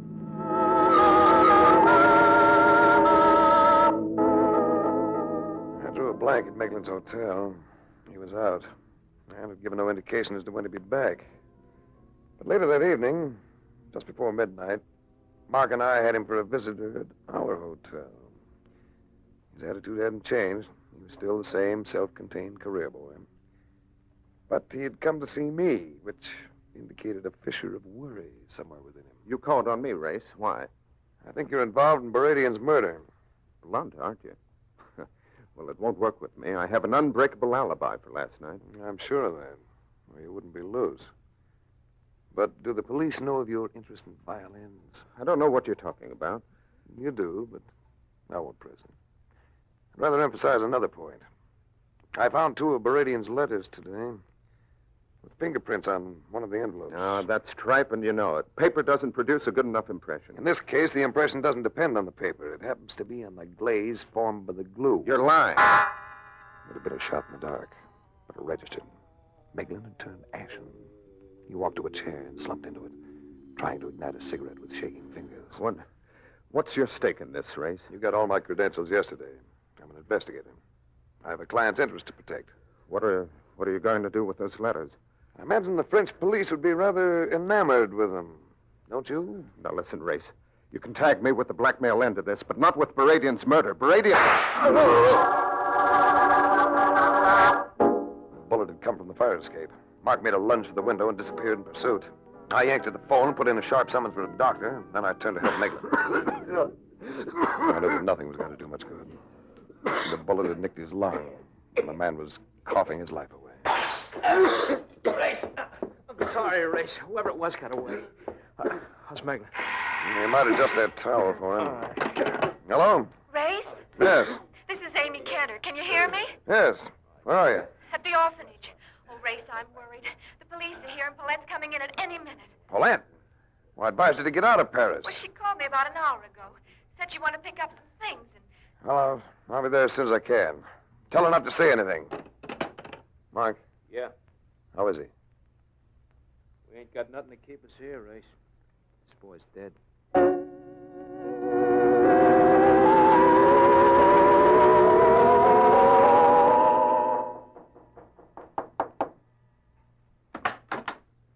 Come in, Monsieur Race. We've been expecting you.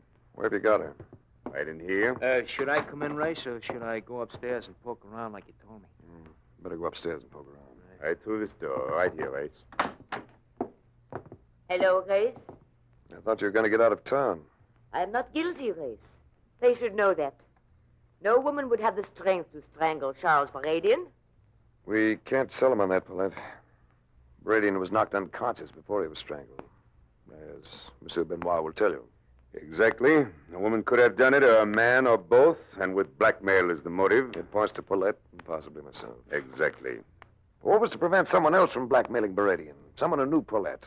Someone who'd gotten hold of the letters. Possible, but not likely. I think it quite likely. Don't you, Amy? I?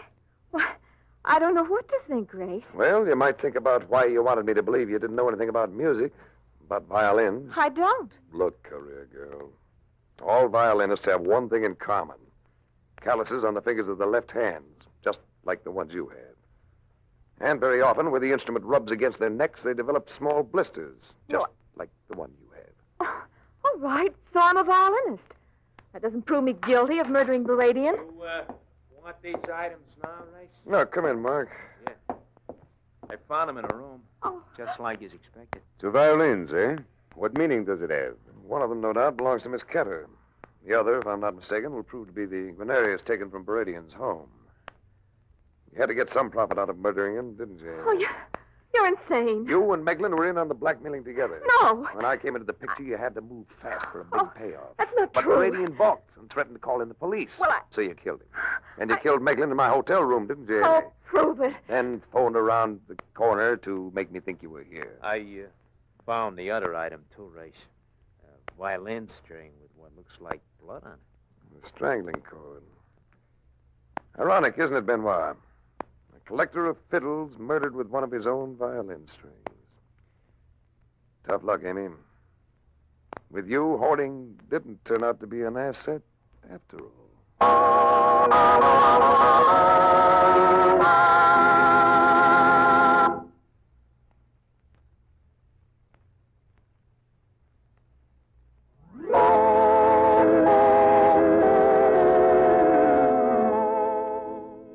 The Adventures of Frank Race, starring Tom Collins with Tony Barrett as Mark Donovan, comes to you from Hollywood. Others heard in tonight's cast were Ann Stone, Truda Marson, Gerald Moore, Stan Waxman, and Jack Crucian. This series is written and directed by Buckley Angel and Joel Murcott. The music is composed and played by Ivan Ditmars. Be sure to be with us again this same time next week for another dramatic chapter in The Adventures of Frank Race. Art Gilmore speaking. This is a Bruce Ells production.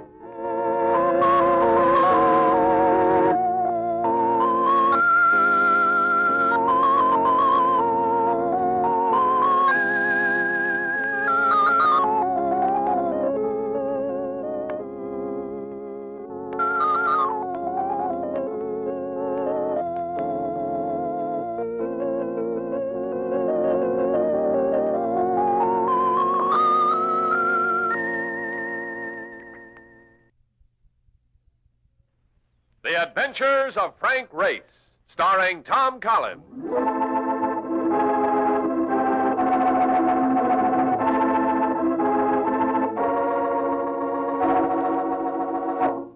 The war changed many things, the face of the earth and the people on it. Before the war, Frank Race worked as an attorney, but he traded his law books for the cloak and dagger of the OSS. And when it was over, his former life was over too. Adventure had become his business. The Adventures of Frank Race.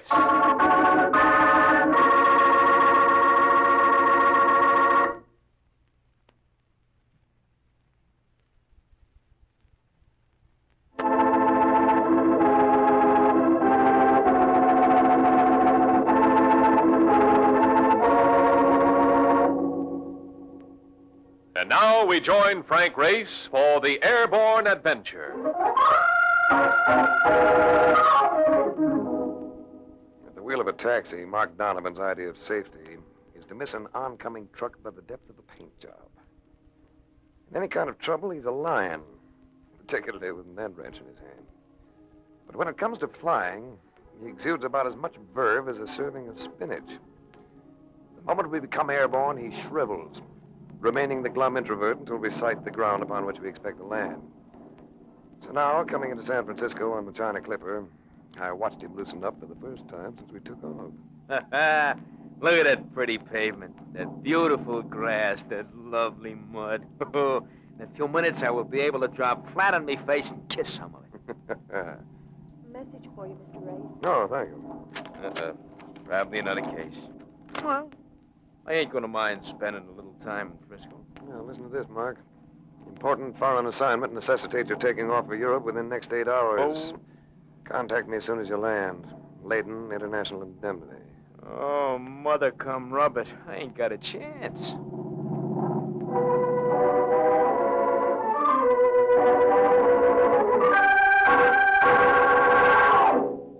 The personality of James Layton was a lot like that of the city in which he lived. Poised, cultured, friendly. It was the first time we'd ever met. Sit down, Race. Cigarette? Thanks. We're insuring the delivery of a set of plans for $1 million. Must be some plans. Drawings for a new type of plane. They're scheduled to be carried from Trieste to London, from London to New York. By courier? Right. And you will be the courier. My fee's going to seem like a lot of money for a messenger boy. We'll consider it a sound investment. We want those plans delivered. And now I'd like you to know Mrs. Jefferson. She's head of the aircraft company that bought the policy. Let's step into this other office. She's waiting to meet you. Mrs. Jefferson must have been about 60. She was big, had a face that reminded me of an evaporated apple, and wore clothes that would have served better as paint rags. I liked her at once. Glad to have you in on this race. Did you tell him about it, Layton? Only about the plans and the fact that we want them delivered. Know anything about flying, Race? He's a pilot, Mrs. Jefferson. I noticed that on his file. Good. As a pilot, what would you say is needed most to develop private flying in this country on a mass production basis? A fairly safe family plane that'll sell for $1,000. Exactly. Up to now, it has been considered an impossibility, but not any longer. My company has found just such a plane. A non-spinnable four-passenger job that'll do 150 miles an hour at 8,000 feet. Just bought the plans for it. And you could build it to price? Definitely. Then you'll revolutionize flying. That's our aim. That and the profit that'll go with it. I can't help being curious about one thing. What's that? Trieste seems an odd place to be finding aircraft designs. No, we didn't find them there, Race. We found them in Budapest. But other parties seem to want them as much as we do. Getting them far as Trieste costs 3 lives. That's why we finally thought of insurance. The plans are hidden now, and safe. When they start traveling again, it's going to be another story. You see, Race, your fee isn't going to seem excessive after all. Mrs. Jefferson and I left Layton's office together. She had a car waiting and insisted on giving me a lift. You fly to New York, and from there to Trieste.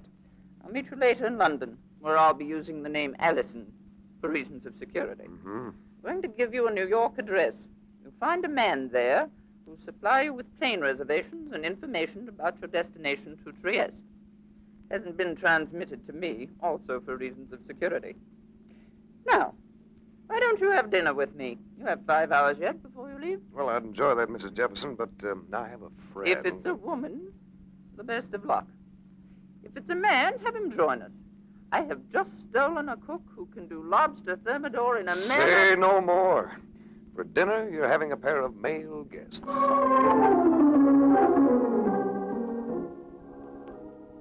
We stopped for a few minutes while I phoned Mark. Then we drove to a brownstone front that had the look of a dowager sure of her position in life. Mrs. Jefferson rang the bell, but instead of a butler answering the door, it was opened by a man gripping a pistol. He was dressed conservatively, in a well-cut suit. But if he had any interest in public relations, his attitude didn't indicate it. Come on in. Just don't make no phony moves, either of you, or I'll slap you clear out of shape, which might be an improvement for you, sister. All right, you don't have to be so obnoxious about it. Lippy dames. How I love lippy dames. Especially battle axes like you. Come on, move. Oh! push that sent her reeling and treated me to 1 inch of pistol barrel between my ribs. A stab that left me thoroughly inarticulate for the moment. In the living room sat 2 more of them. One was an ordinary strong-arm boy. The other could have been a businessman. He looked smooth enough to sell underwater lots by mail. Nicely done, Venner. Move them away from the door. Charlie, go and take care of that chauffeur and then stay out front and keep your eyes open. Don't get the idea that you'll pry anything out of me. You won't. I wouldn't make up my mind so definitely if I were you. We've ways and means, you know. Very convincing ways and means. You wouldn't dare. Oh, wouldn't we? Venner, take over. Venner pulled several neckties from my pocket. Whirling Mrs. Jefferson round by the shoulder, he grabbed her arms, twisted them behind her, began lacing her wrists together. For an instant, this put him between me and the pistol held by Lanford. I stepped in and shoved Venner toward Lanford. It did no good. Lanford simply sidestepped and... That was a silly move, Race. My reflexes are a bit too quick for that sort of thing. I'm going to kick his teeth out for poking me like that. See? That's enough, Venner. Let's concentrate on the lady. I'd managed to take Lanford's pistol slap on the top side of my head, and I've absorbed kicks before. But for the moment, I couldn't have qualified as a gay and laughing boy. Nevertheless, I had to get up. I had to get up because of what they were about to do to the lady of the house. Hey, she's trussed up like a sack of spuds. All right. Here's a cigarette. You'll notice that it's lighted, Mrs. Jefferson. Now, if you're still determined to be stubborn... It's Charlie. Must be trouble. What's he trying to say? Cops. He says it's cops. He'll go out the window. What about the dame? Never mind. Come on. Reese, get me free of these things, will you? Where are you, Ray? In here. Who on earth is that? The other man who came to dinner. Hey, you all right, Rex? Yeah, I will be. Now, how did you spot this setup, Mark? Oh, I got hep when I saw that creep patrolling out in front. So I went and I called the cops. Can you imagine me calling the cops? The act of a solid tax-paying citizen. Hey, when do we eat? Here, Race. Hold this compact while I tidy myself. And as for you, Mark, you'll dine tonight. That I promise. You'll dine, and in style.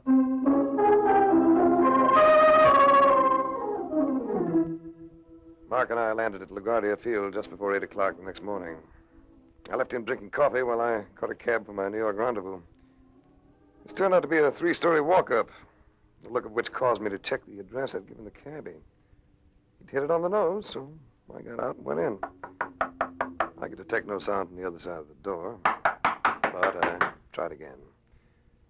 That hallway had all the fragrance of a flop house on a hot night, and I was anxious to click or get going. What do you want? I'm looking for a man named Rogers. He's not here at the moment. If you don't mind, I'll come in and wait for him. He may not be back for some time. After that hallway, the room actually seemed fresh. Although this may have been an illusion created by the girl's presence. She had the equipment to do that to any room, and to any man. She held my eyes to such an extent that she almost had the door open before I realized it. Yeah, wait a second. Where do you think you're going? I was going to leave. You object? This room's been pulled apart. Did you have anything to do with it? Possibly. Close the door. A woman always resents that, you know. What? A man throwing his weight around. Sometimes a man has to. It's his only weapon. Who are you? The name's Race. Frank Race. How about you? I'm Anna Marenik. Viennese? Hungarian. Not exactly. Not with that accent. I lived in London all during the war with my brother. We were refugees.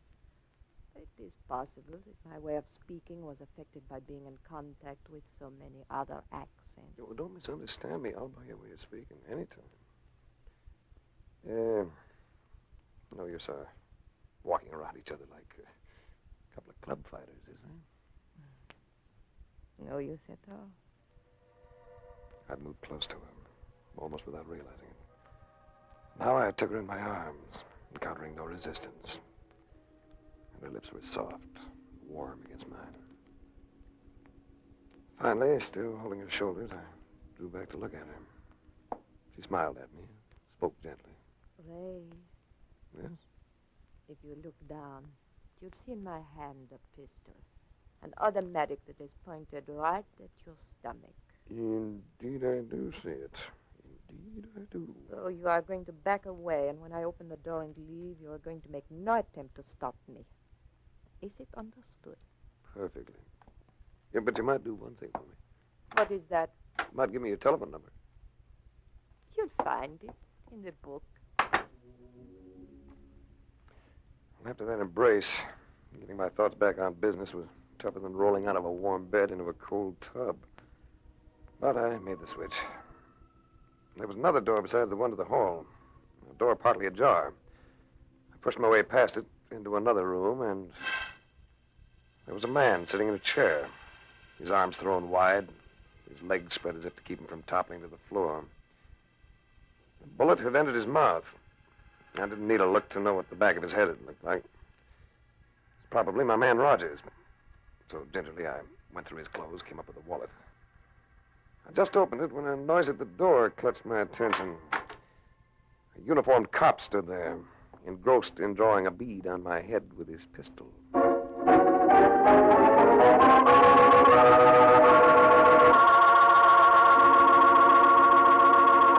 We'll return to the adventures of Frank Race in just about 1 minute.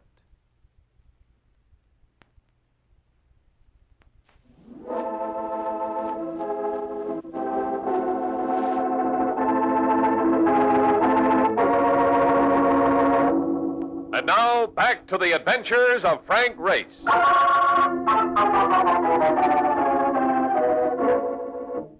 was in a jam, no doubt about it. When you're caught going through the wallet of a man who's just been shot to death, there isn't much you can say that'll sound convincing. So I just sat tight until the plainclothes squad arrived. All right, what goes on here? I needed just one look at that Irish map to know that I was getting a break. Fat and moon-faced, with the eyes of a lethargic Eskimo. Dan Manson operated as a detective lieutenant on the homicide detail. Fine thing. Doubleheader at the stadium, and I get yanked for a deal like this. Hello, Race. The heck with the stadium. Tell this patrolman I'm a law-abiding citizen, will you? You mean you're the suspect here? Well, what do you know? Can't a guy find a chair in this laundry? No, who messed it up like this? Might have been the girl who was here when I arrived. Yeah? Dan, I got to leave for Europe sometime today, so naturally I wouldn't want to be tied up with this business. Well, don't give me that. You're going to be our #1 material witness. No, I'll be around for the inquest and give you my word. I don't know, but... And the number you want right now is that girl. Well, you say there was a dame here. How do I know you're leveling? He was going to hold me unless I came up with something. So I reached into a pocket and produced the compact entrusted to me the night before by Mrs. Jefferson, and forgotten by both of us. I said, here, she left this. You'll find fingerprints all over it. Yeah, including yours. How old a dame? Oh, 25, maybe. Beautiful, too. You'll have your smiling Irish face all over the front pages, along with her legs. Well, all right, Frank. But I'll have to have your word that you'll show up for the inquest. I'll give you my word and the name of every place I expect to be for the next few days.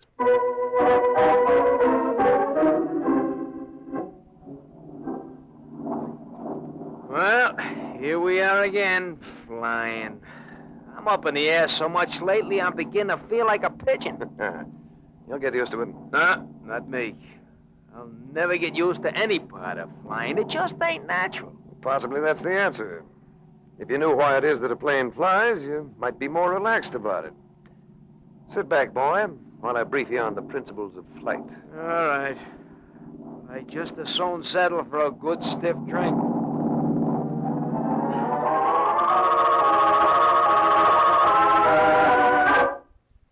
Trieste, city of many nationalities, port of intrigue.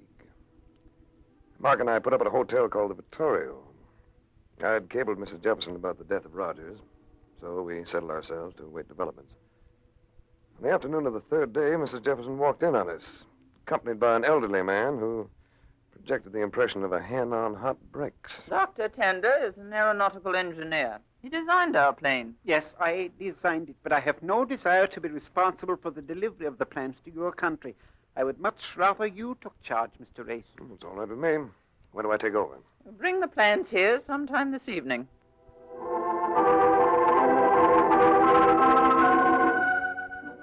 By 9 o'clock, Mark and I had become restless and hungry.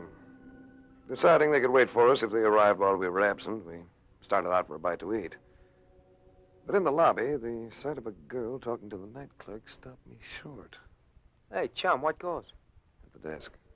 It's the femme fatale I encountered in New York. And you want to call her a killer? What a lovely way to die. Something tells me this is going to be an interesting evening. I'm going to talk to her, Mark. Wherever we go, shadow us. That's Donovan. Always on the edge of things. Look, maybe she's got a friend. Then I could protect you on the spot. Get out of sight. Here she comes. Good evening, Miss Marinick. Oh. Oh. It's you. You couldn't be surprised. What do you want? Yeah, thought you might like to have dinner with me. You are a strange person. You'll learn a lot more about me while we dine. Shall we? All right, Grace.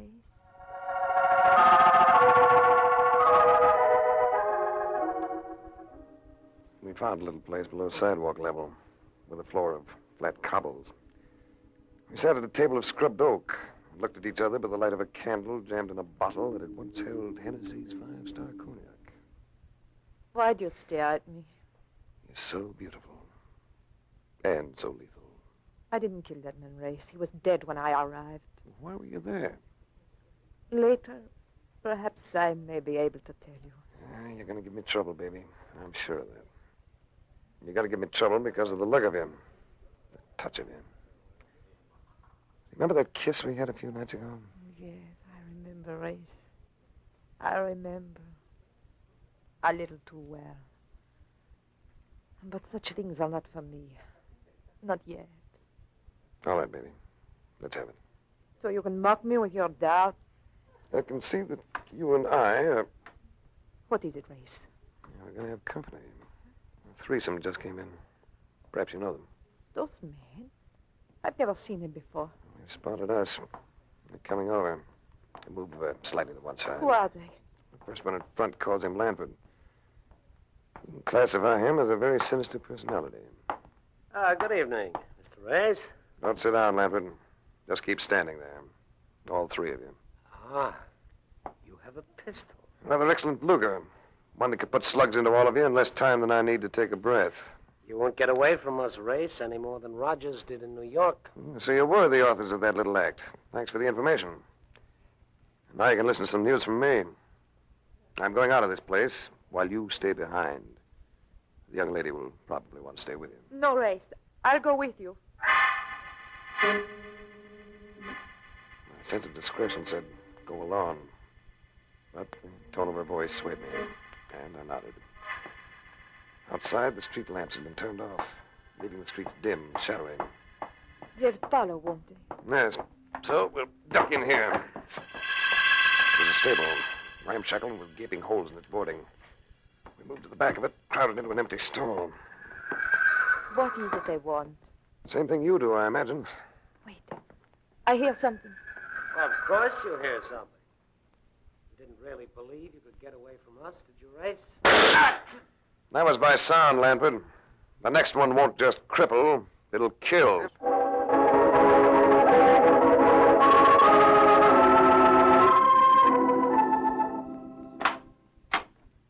Where on earth have you been? We've been waiting for ages.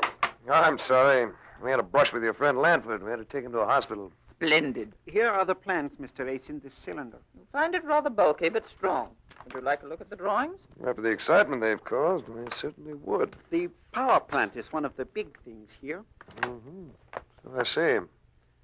Turbine activated by 4 simplified jet units. We are making great strides in aviation these days. For too long, we were parasites. For power, we used the engine that had been developed by the automobile. For propulsion, we use the propeller evolved for ships. With some modification, of course. Very little when you come to think of it. The engine we took as it was, and in water or in the air, the propeller works in much the same way. But from now on, it is going to be different, Mr. Ace. Jet force, new designs. From now on, aviation will be the giver, not the receiver. How about it, Race? You feel all right about taking over these drawings? I'll take care of them. Don't forget, there's a lot of money tied up there. When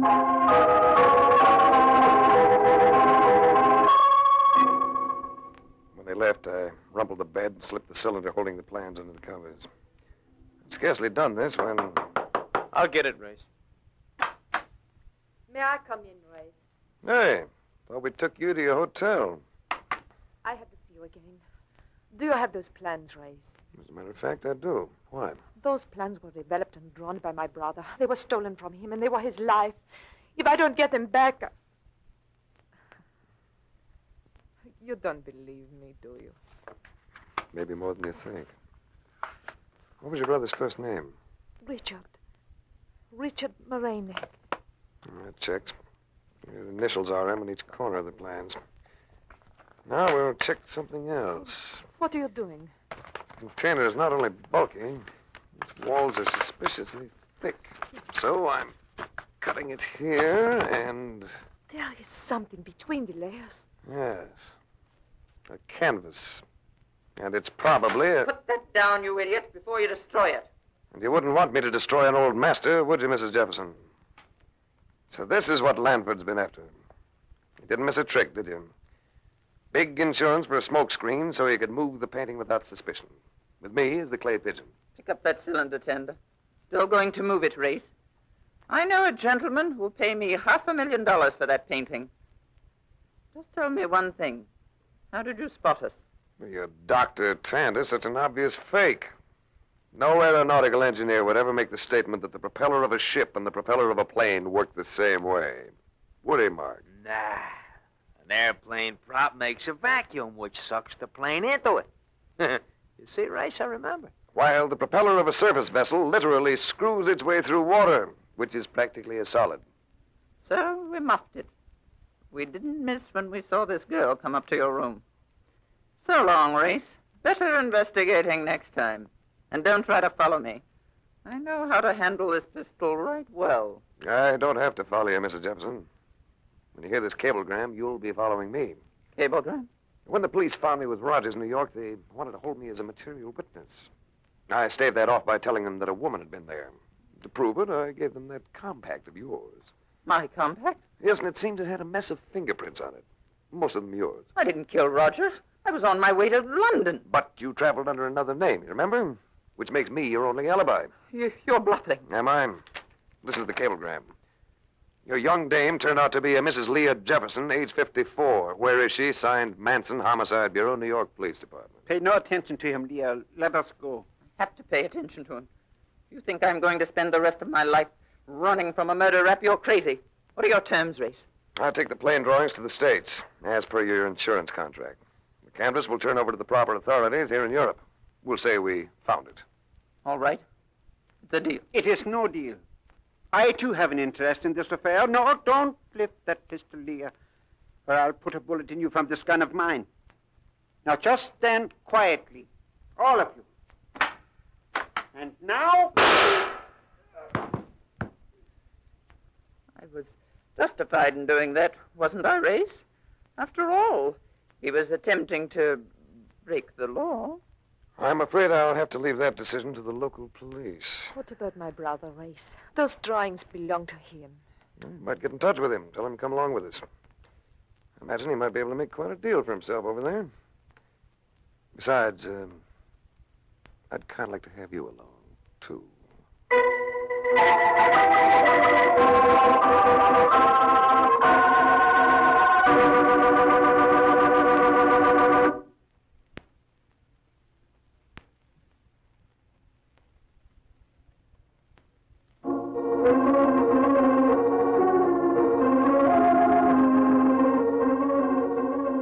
The Adventures of Frank Race, starring Tom Collins with Tony Barrett as Mark Donovan, comes to you from Hollywood.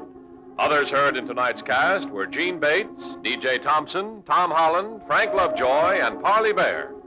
This series is written and directed by Joel Murcott and Buckley Angel. The music is composed and played by Ivan Ditmars. Be sure to be with us again this same time next week for another dramatic chapter in The Adventures of Frank Race. Art Gilmore speaking. This is a Bruce Ells production.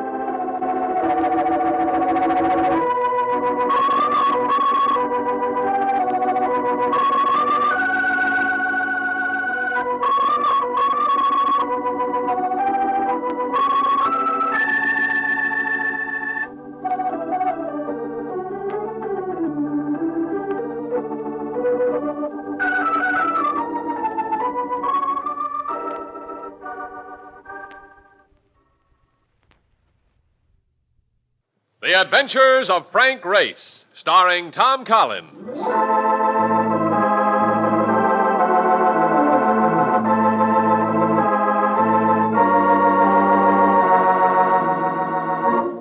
The war changed many things, the face of the earth and the people on it. Before the war, Frank Race worked as an attorney, but he traded his law books for the cloak and dagger of the OSS. When it was over, his former life was over, too. Adventure had become his business. The Adventures of Frank Race.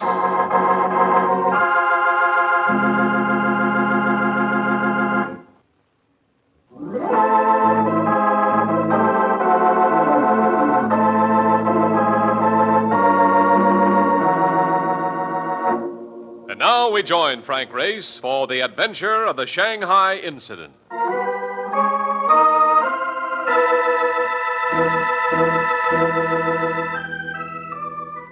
My seat was a park bench that overlooked the oil-scummed waters of the East River. Everything considered, it wasn't what you'd call a glamorous atmosphere. But I was drowsy. The sun felt warm on my back. I didn't want to move. Hey, Race! I flinched. The voice belonged to Mark Donovan. Never exactly a soothing influence. I hunched my shoulders and closed my eyes. Hey, I've got a guy who wants to see you. I'll tell him I'm out. He's waiting in the cab. He said to tell you his name is Breslin. That brought my eyes open. Matt Breslin, one of the best blocking backs that ever scythed his way through a broken field. I know him. I carried the ball behind him on more than one of his jaunts. Hadn't seen him for years. I got up and we went to the cab.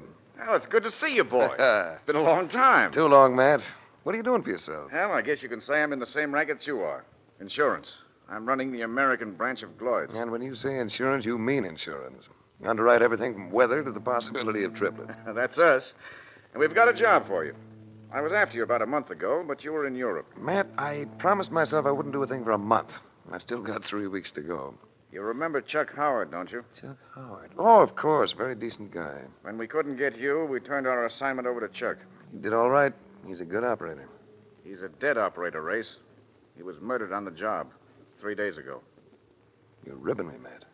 I wish I were. Chuck Howard had 3 kids. I keep thinking of that. How did it happen? Why? We thought you might want to find that out for us. What was the assignment? Did you ever hear of South China Transport? Yeah, it's an airline. I know some of the boys that fly the freight. We indemnify them against cargo loss. And lately, there have been nothing but losses. They've been strewing valuable cargoes all over the countryside. Well, it's a great countryside for such goings-on. Who shall I contact over there? A lad by the name of Jack Stacy. He handles operations. Used to be in the Navy. You'll probably find him pretty sick. He was badly wounded in the fracas that killed Chuck Howard. Where will he be? In Shanghai. It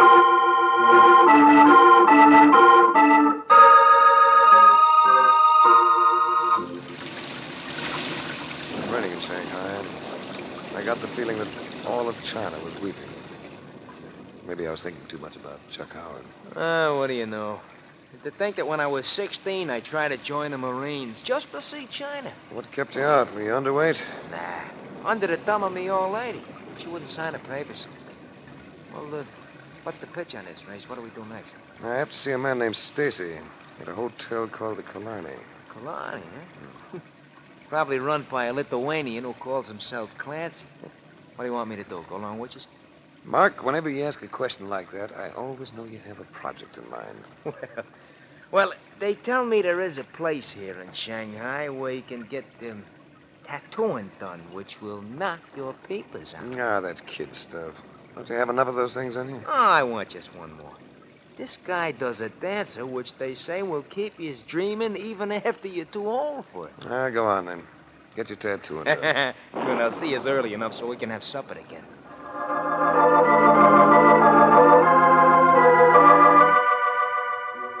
The lobby of the Hotel Killarney looked like the breakup of a Rose Bowl crowd. I spent 15 minutes at the desk just getting the number to Jack Stacy's room. Then, as I turned away, I felt the grip of fingers on my arm and the nudge of something sharp against my side. There is a divan at the far corner of the lobby, Mr. Race. It would be discreet of you to accompany me there so that we may talk. He had the face of a Buddha. He wore the clothes of a New York broker.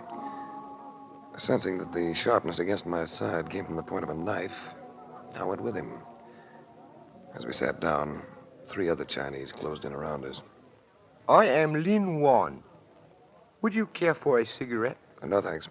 You are naturally wondering why I took such pains to converse with you. Naturally. It is because I wish to give you a warning, and at the same time offer you a sum of money. Oh, that's interesting. I am going to ask you to forget your assignment, Mr. Race, and to accept from us an amount that will soothe any abrasion to your pride. Just like that. On the other hand, should you choose to be difficult, I can promise you trouble of that exquisite nature for which we Chinese are noted. Besides, what can you really accomplish, Mr. Race? Your investigation will take you into the open country of China, where you will find no worthwhile law enforcement authority. We've run across that problem before, Mr. Lin. Indeed. When we lack local means of breaking up a racket, if you're familiar with the term. I am thoroughly familiar with it. We break it up ourselves. Mr. Race, I still have the point of a sharp blade pressed against the most vulnerable part of your person. I'm quite conscious of the fact. It would be simple for me to drive it into your body. We would simply leave you sitting here. And the point of that being that I should carefully consider your proposal. Carefully. I shall give you until this evening to assure me that you will efface yourself. Until 6 o'clock this evening. And there's one factor about all this that piques my curiosity. Yes? Well, as you pointed out, it would be such a small matter to murder me. What keeps you from doing it? Perhaps, Mr. Race, because I dislike violence. But that will not keep me from acting should your decision prove unsatisfactory.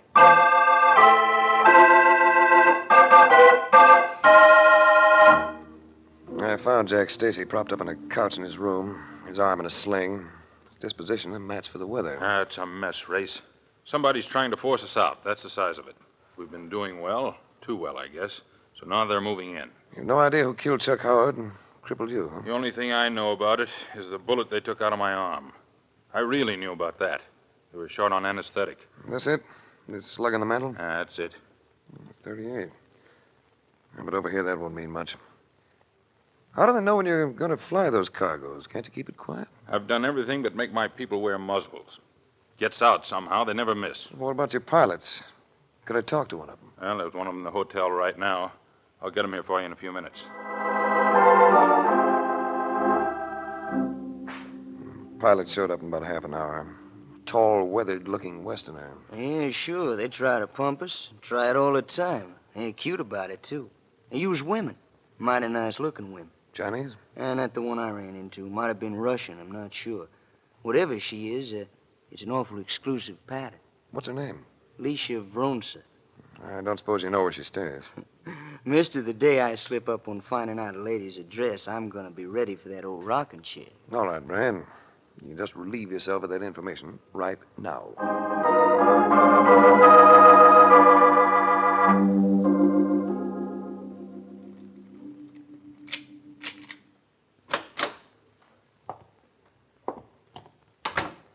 Hello, Miss Bronson. Who is it? The name is Race. How did you get in here? The practice of bribery will do wonders in any part of the world. May I suggest that you turn up the lamp? What is it you want? I couldn't answer for a moment. In the greater light, she was, as Brand had said, of an exclusive pattern. Tawny of skin and hair. The look of her gave me that odd feeling in my chest, one reminiscent of my first deep drag on a cigarette. You stare at me. Why? You must be used to it. What do you want? Last week, a friend of mine was murdered in Shanghai. I thought you might be able to tell me something about it. I'm sorry. I can tell you nothing. Who was your friend? A man called Charles Howard. You knew him, didn't you? Yes. Yes, I knew him. A nice person, gentle and kind. Had nothing to do with his death race. Not directly, perhaps. Nor indirectly. I told them nothing about Charles Howard. Why does a girl like you have to become involved in such an affair? Do you know what China's like for a woman who has no nationality? A woman who comes from a group of people who have no place in the world. You're White Russian. My father was White Russian, and my mother. What I am, I don't know. Well, let's get back to Chuck Howard. How long did you know him? A week or two. He was lonely here. He would talk about America, about his family.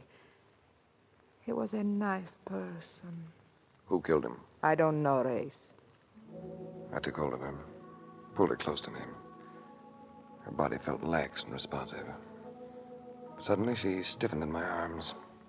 Her head turned. Her eyes stared at the balcony that opened into the room. Race. A dark, bleak figure had etched itself inside the frame of the window. Figure with arm drawn back, with knife poised. I beat the throw by a hair, ducking as he let go. The blade thundered with regret as it went by me and bit into the door. Twisting for the window, I got hold of the thrower and... Are you all right? Yes, thanks to you. I won't forget it. Come with me. Where? Tell you in a minute. Come along.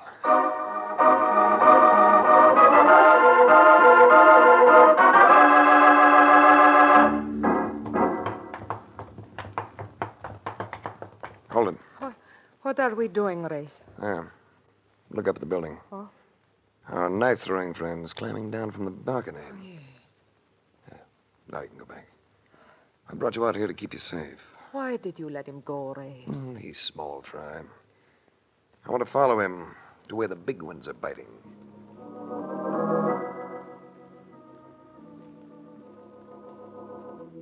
My shadowing act ended in a run-down section of the foreign settlement. Here, the knife thrower disappeared into the recesses of a bleak-looking structure with all its windows boarded up. I strolled casually alongside the place, giving the heavy timbered door the once-over, when I became conscious of shadowy figures around me. A familiar voice spoke out of the night. Good evening, Mr. Race. Lin Wan, this your place? For you, Mr. Race, that can have no importance. I warned you that your time would be up by 6 o'clock this evening. It is now 9.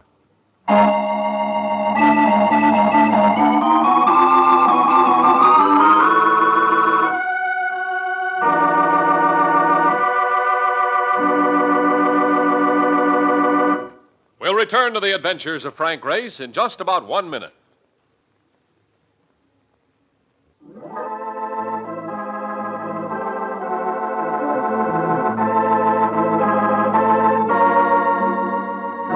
And now, back to the adventures of Frank Race. There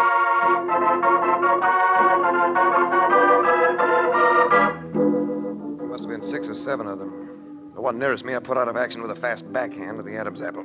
But this threw me off balance for Lin Wan, who stepped in, gripped me with a hard wrist lock, and spilled me against the wall of the house with a judo hold I hadn't been prepared for. On my back, I caught the first one with my feet and gave him the taste of a fall. But Lin Wan came in, again catching me off balance, twisted me with a toe hold, pinning me face down. There came a sweet, compelling smell of chloroform and...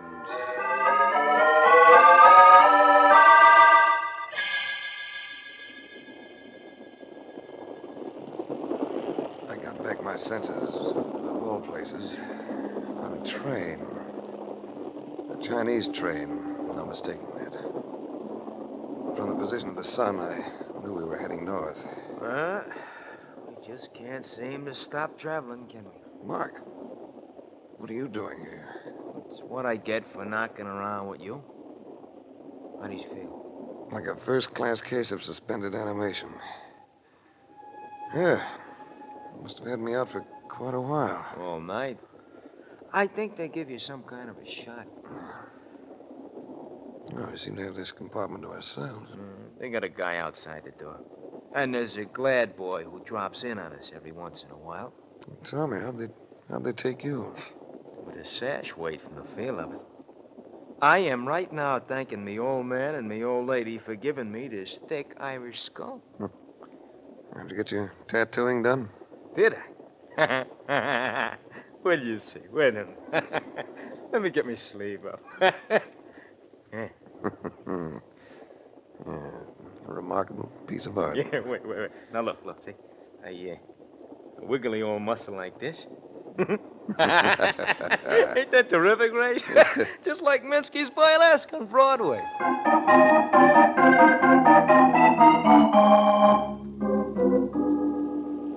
We kept rolling north while the sun reached the zenith of midday, and until its glare mellowed into late afternoon. It was at this time that a man opened the door and motioned for Mark to leave the compartment. Then I had company. Lin Wan. He came over and sat down beside me. I trust you are feeling no ill effects from your experience, Mr. Race. I'm suffering from curiosity more than anything else. Indeed. You murdered Chuck Howard. Why hold back where I'm concerned? Then the insurance company would send another man, and we would have to do it all over again. It is our opinion that we should just take you out of circulation for a few months. Besides, too many murders could bring unfavorable scrutiny from your government. I'd say it was your government, too. I do not comprehend. Why don't you relax, Lynn? You can cut it with Americanese as good as mine. What gives you such an impression? Your clothes, for one thing. Purchased in London, Bond Street. Purchased in Los Angeles, Spring Street. I'll give odds on that. All right, Race. But you must admit my way of handling myself is completely oriental. Your judo? That's good. To learn it, I had to come to China. You could have gotten in the States, I did. But your judo is, shall we say, just a little tired. Smoke? We were slowing down for some reason. And as he lit his cigarette, the train lurched, causing the light to go out. He handed me the cigarettes and the small box of safety matches. I looked at him and grinned. Why do you smile? I was thinking what a difference it makes to have an advantage. Shanghai, you had your boys to tip me off balance. At this moment, you're the one who's behind the 8-ball. You will explain, won't you, Race? With gestures. Now, this box of matches you've handed me, I simply roll my fingers around it and... Oh! Fast clout to the temple with a box of matches in your fist. It's always a good trick. The matches triple the impact. I was a little surprised he hadn't been hep to it. But we were even. He had a Colt 45 on him, the old Army model. This I confiscated, figuring that he owed it to me. Mark and I had to get off the train. There was still another lad to handle on the far side of that door. Unfortunately, he stood facing me. We both fired at the same time. Race! I'm all right. I'm all right. Get his gun. You're bleeding. It's all over your face. Crease me. Get that gun. Hey, there's more of them coming. Yeah, get back in the compartment. Hey, they're gonna break in. Yeah, we'll have to jump for it. Break the window. We're moving too fast. We'll have to try it. Break the window. All right. Let's go.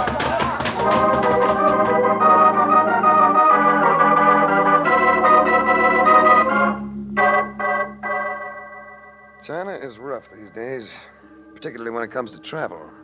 But you can get around if you carry weapons and money, and show a disposition to use both.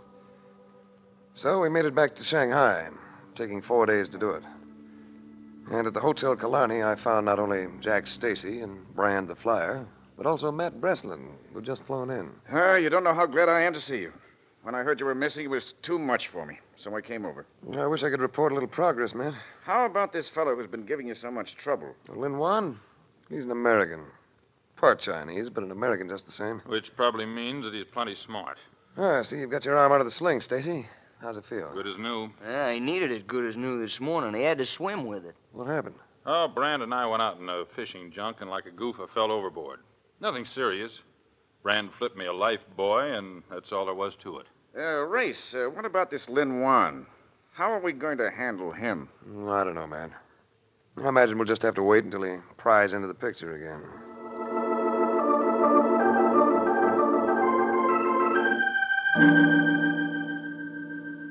Late that evening, just after market, slipped out for a nightcap.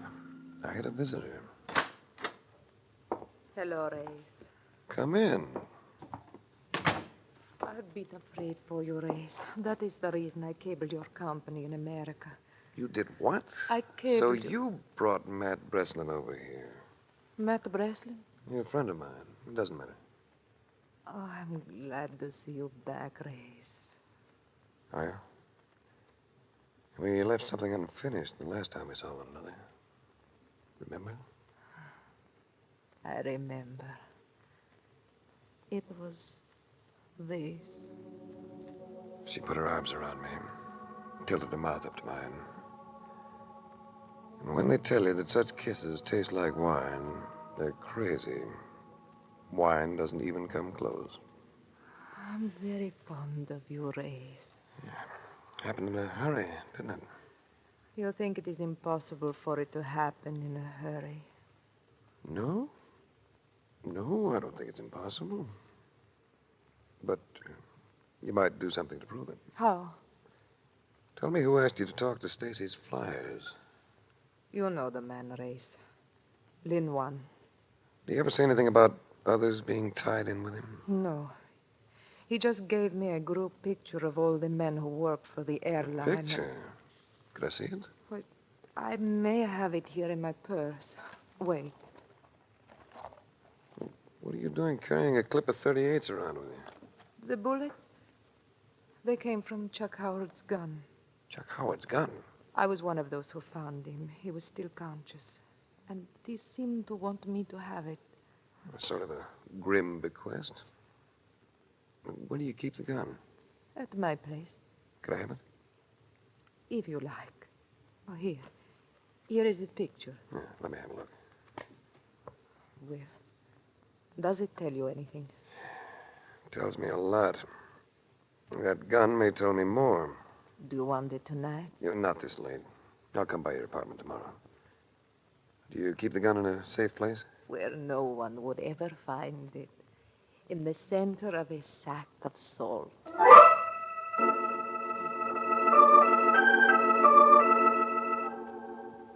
I went there next morning. And as soon as I got to her door, I knew that something was wrong. The door stood half ajar. Inside the room, everything was chaos. Chairs overturned, broken, tables on the sides. I found the gun all right, where Alicia had said it would be. But Alicia was gone. I knew I'd have to move quickly, so I found a phone and called Jack Stacy.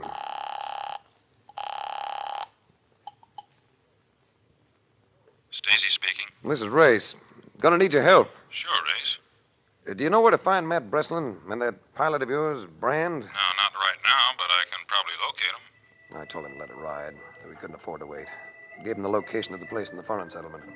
The house where I'd bumped into Lin Wan and company. Stacy promised to be there in an hour, and was as good as his word. He looked curiously at Mark and me as we met him in front of the heavy door of the structure. This the headquarters? It seems to be. And I think they're holding a girl here. Girl has been helping us. You willing to go in? Well, sure, if you'll show me how. I thought we might go in by way of this door here. With that lock to open, we'll need TNT. I thought possibly you might have a key for it. You thought that... I don't get it. Neither did I. Till I remembered that you were supposed to have been in the Navy. Well, I was in the Navy. No, Stacy. Or whatever your name really is. No Navy man would ever say life boy. Pronunciation's optional, but you call them buoys in the Navy. Always. Move ahead of us and open the door.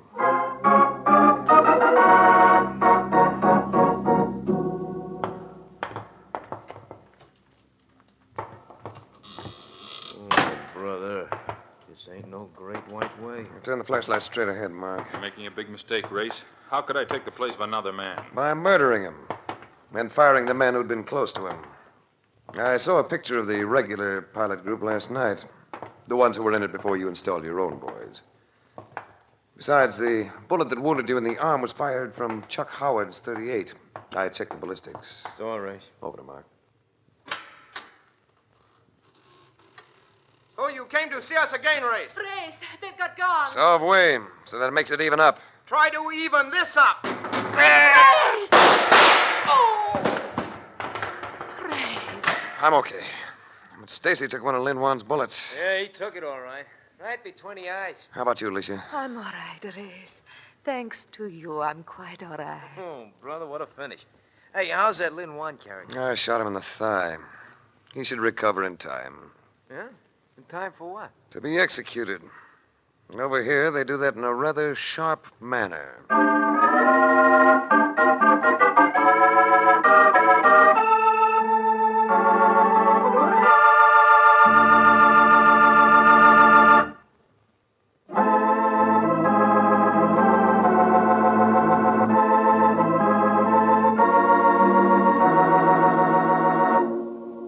The Adventures of Frank Race, starring Tom Collins with Tony Barrett as Mark Donovan, comes to you from Hollywood. Others heard in tonight's cast were Gene Bates, Ted Von Eltz, Bert Holland, Barney Phillips, and Charlie Lund. This series is written and directed by Buckley Angel and Joel Murcott. The music is composed and played by Ivan Ditmars. Be sure to be with us again this same time next week for another dramatic chapter in The Adventures of Frank Race. Art Gilmore speaking. This is a Bruce Ells production.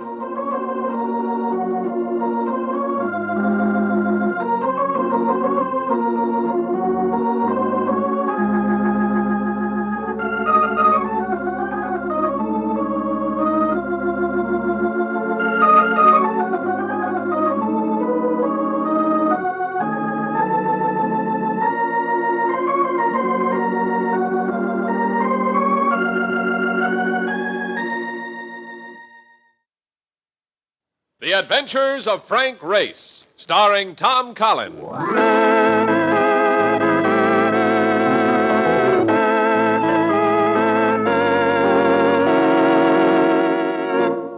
The war changed many things, the face of the earth and the people on it.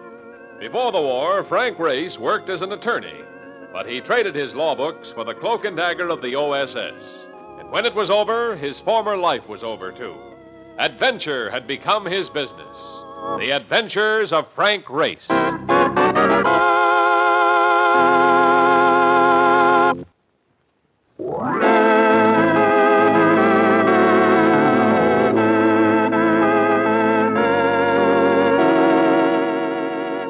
now we join Frank Race for The Adventure of the Juvenile Passenger.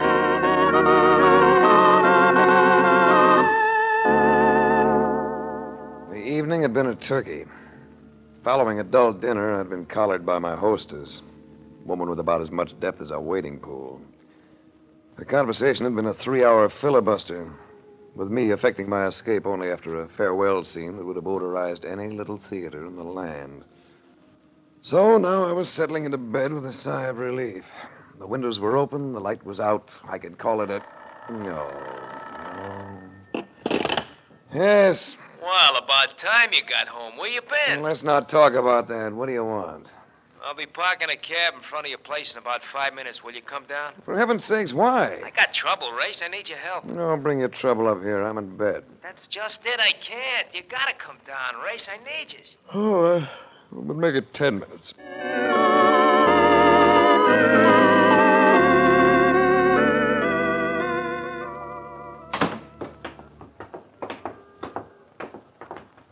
This had better be good. So take a gander back there. Oh, it's a girl. Yeah. And how old would you say she was? 14, possibly. All right. She's 14 and riding around in my cab at 1 o'clock in the morning. She ain't got the dough to pay her fare, and she says she'll kill herself if I don't keep driving her. That ain't a ladle of trouble I'll put in, which is... It'll do. What's your name, dear? I don't care to say. How long's she been riding with you, Mark? Since 11 o'clock. How'd you happen to pick her up? I didn't. I step into a cafe for a few minutes to lap up a cup of coffee. When I come out, there she is, already in the cab. I tried to head for a precinct house once, but she put the nix on it. She knows New York as well as I do. Well, let's all go for a ride. Drive around, Mark. I'll talk to her.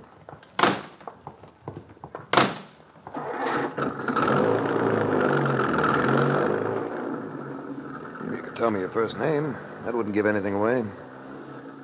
It's Mary. Look, no use being mad at me. I'm a stranger. I'm not mad. It's... Trouble at home? I don't live at home. Relatives? I stay at an orphanage. Nothing wrong with that. No, there's nothing wrong with it except... Well, how would you like it if someone were trying to send you to jail? Someone at the orphanage? Just the head of it, that's all. No one can send you to jail if you haven't done anything wrong. She claims I steal things. I don't, but... What's the use? You won't believe me either. I believe you. I'd like to help you. You can't do anything. Nobody can do anything. What are you supposed to have stolen? Some jewelry. You like jewelry? Sure, I like it. All girls do. But I didn't take any, even if they did find it in my mattress. Then tell them so. Well, let me take you back. No. Well, you can't keep riding around in this cab all night. Nobody wants to help me. Nobody. I said I'll help you, and I will. We'll forget about going back to the orphanage. But you must have friends, someone with whom you can spend the night. Then, tomorrow... I don't know anyone. Except Pharaoh Gillis. I'm afraid a man won't do. Oh, Ferris Gillis is a lady. She's swell. She came to the orphanage a couple of times and told me to come and see her anytime I wanted to. You know where she lives? We could find it in the phone book.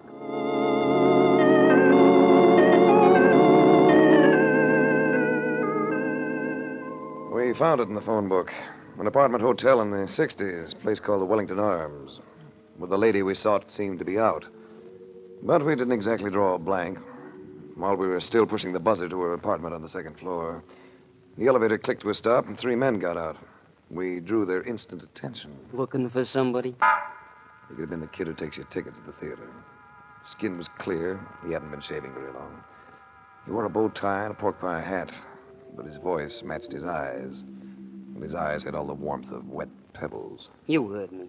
You can turn off that look of inspection. I ain't liking it. We came to see Pharaoh Gillis. Who's the kid? Her name's Mary. Mary what? What difference does it make? It's all right. I'll tell him. It's Leonard. Mary Leonard. Reads like an act to me. Vinny, you and Lou take him down to the car. Fogel might want to look at him. I'll go through the apartment. You may as well all go through the apartment. The youngster and I are going down by ourselves. What are you trying to do, act hard? I figure you ought to go downstairs with the boys. What do you want, a written invitation? I just want to be understood, clearly. I have an automatic in my pocket. I'm gripping it. Take the elevator, Mary. Get onto the cab. Tell Mark I may be able to use him. Scoop. All right. You don't think you're going to make me stick, do you? I'm willing to try. What's the matter, Vinny? Need a smoke? Keep your hands where they are. You can wait. You know, I figure you do have an iron in that pocket. Clever of you. But I'm figuring something else, too. You didn't expect to run into us either. Who'd want to? So I'm betting the iron ain't loaded. You go to a lot of trouble, don't you? Why don't you relax, boy? We're strangers. We've never seen each other before. If we just nod, go our respective ways, we'll both stay happy. Now I'm sure you ain't got that gun loaded. He had me. And here was a boy who plainly liked violence for its own sake. There's nothing left for me but the stairwell, so I vaulted the banister and got a decent fall. Hey, what goes? I was just coming up. Come in. Let's go. Where to? To that orphanage. This youngster's taken up enough of our time tonight.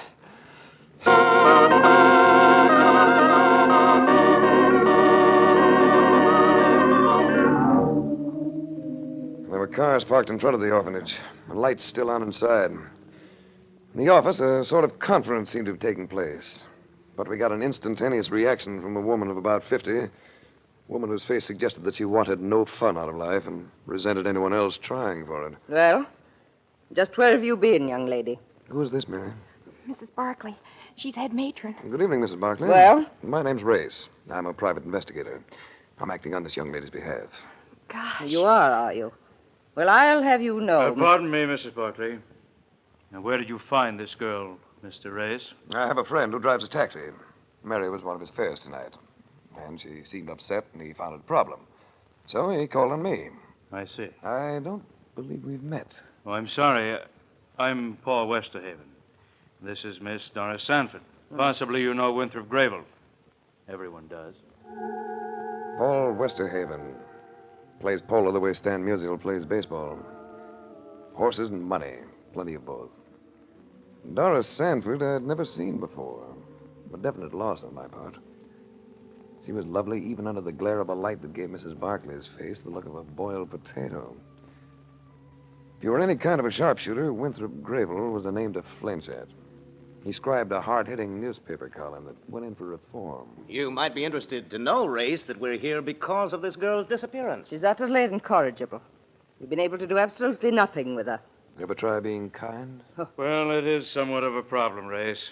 This is the second time the girl has run off. We've been fortunate that no bad publicity has developed. Where does Farrell Gillis fit into the picture? Oh, that woman. Who is Farrell Gillis? Well, she's rather well known, Paul. Operates as a gambler. As far as I'm concerned, she's a pretender and a liar. Why do you have that opinion? A month or so ago, Miss Gillis promised to donate the cost of a new building for the orphanage. She seemed quite enthusiastic at the time, but nothing came of it. Well, if you don't mind, I'm going to say goodnight. I'll come and see you tomorrow, Mary. We'll talk this over. All right. And if I've seemed abrupt, Mrs. Barkley, I apologize. I don't imagine your job is a breeze by any means.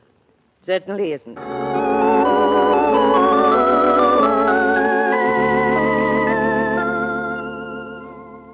Next morning, I went back to the apartment hotel that housed Farrell Gillis. The manager, a pink-skinned man with a mouth that puckered as he talked, was still agog over the shot that had been fired the night before, but didn't connect me with it. When I mentioned Farrell Gillis, he puckered and shook his head. No, she hasn't been here for a week. She often goes away like that, but never tells us where. Oh, know anyone else who might know where she is? No one. She's a very strange woman. Gambles, you know. How about her lawyer? I don't believe she has one. Know where she banks? She doesn't. I know that for a fact. Everything in cash with Miss Gillis. It's an idiosyncrasy of hers. Always carries cash. Pays us in cash, pays everyone in cash. It must be a gambling instinct. Yeah, quite likely. Well, thanks. Oh, that's all right, Mr. Race. Didn't you say you were an investigator? Yes. Well, I'm always willing to help investigators. Always.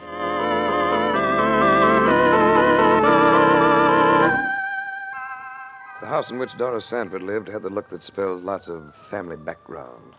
The size that spells money. I was curious to know if Miss Sanford would appear as lovely by daylight as she had the night before.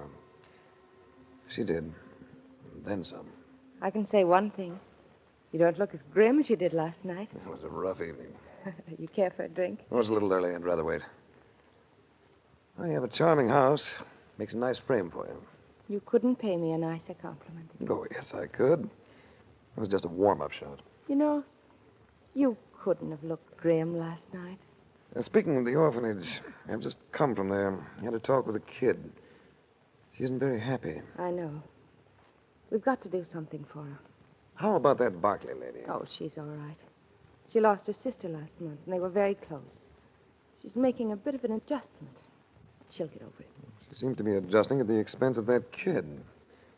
How does a woman like Farrell Gillis tie in with the orphanage? Well, it seems that she stayed there as a child. She comes in every once in a while for a visit. You know, this building she was going to have to write. How much was it going to cost? $50,000. Nice bundle of money. Yes, it is. But you can see Mrs. Barclay's side of it. She was pretty excited at the prospect. That drink you mentioned, couldn't we have it somewhere tonight? And dinner to go with it? That sounds as though it might be fun. But you have another engagement. I could break it. Couldn't I? I like the way you say that. Will you call for me? With my hair combed and my face ashine. All right, Ray. It's a date.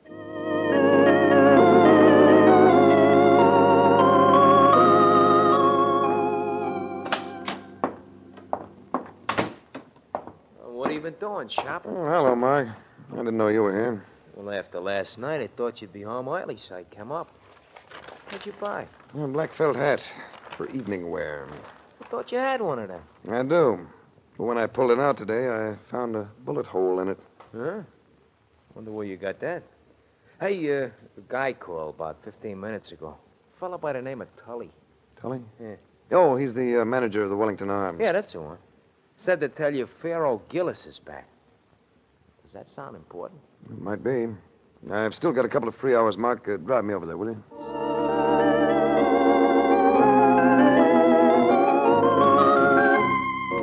I found the door to the apartment slightly ajar, so I knocked.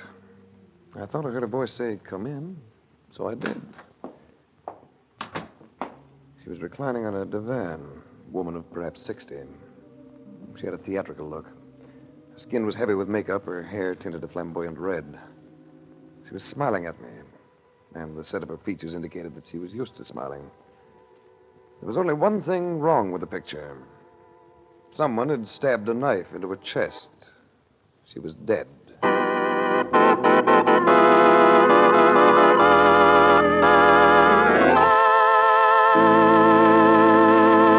We'll return to the adventures of Frank Race in just about 1 minute.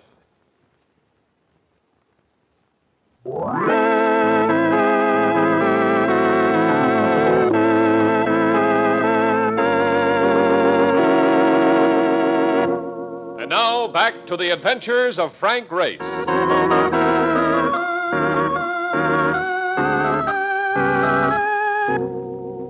Finding someone murdered always presents one serious problem. Should you notify the police? If you do, you're going to find yourself involved. If you don't, you may find yourself even more involved. But this time I didn't have to carry out my decision. Just as I picked up the phone, a voice spoke to me in the same soft tones that had invited me into the room. I wouldn't do that if I were you. He'd stepped out from behind a bookcase partition.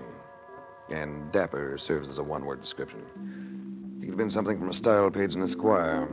He even had the leer to go with it. With him was Slate, the lad who had caused me to vault into the stairwell. The hood called Vinny was also along. I'm Johnny Fogel. The lady is a friend of mine. If we're going to discuss the lady, we may as well get into the past tense, don't you think? Yeah, you see, Johnny, you're sugar cookie, like I told you. You ain't gonna get nowhere with him unless you raise a few lumps on him first. Were you a friend of the lady? Well, to my knowledge, this is the first time I've ever laid eyes on her.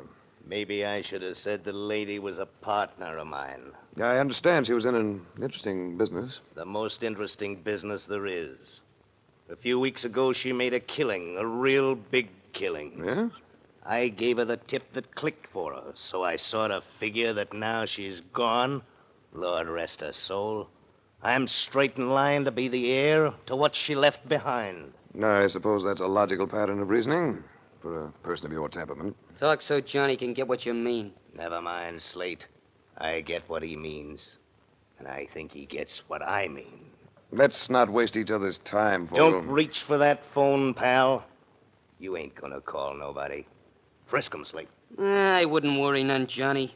He's got a gun, but it's never loaded. I'd take it just the same and keep it for you, chum. You see, Race? It's like this. You coming in here made it kind of embarrassing. A little embarrassing for us, more embarrassing for you. Because it ain't gonna be sensible for me to let you go walking out, is it? You want something, Vogel. What is it? Pharaoh's dough. I happen to know she was healed with better than 50 grand. And by the way every drawer in the apartment seems to have been so neatly emptied, I'd say you'd been looking for it. Pharaoh wouldn't have been keeping the dough here. She wasn't that kind. I haven't the slightest idea what Pharaoh Gillis was like. You may as well know that I can't tell you a thing about her money. That's the trouble with you guys. You always want to play a lone hand. Let's get him out of here, Slate. Start moving, Race. And this time you ain't getting away with no phony moves. As Slate pushed me past the door, Vogel lingered for a last look at Pharaoh Gillis, which meant that Slate and I started downstairs by ourselves.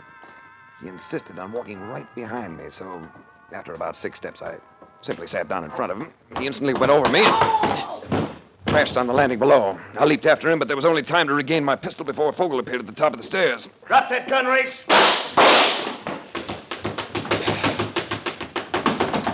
I went the rest of the way on the run, past a gaping manager in the foyer, up to a gaping Mark Donovan at curbside. Oh, not again. Every time you go in that place, you get chased out by bullets. Get me home in a hurry, Mark. I'm due to pick up a most attractive girl in less than 30 minutes.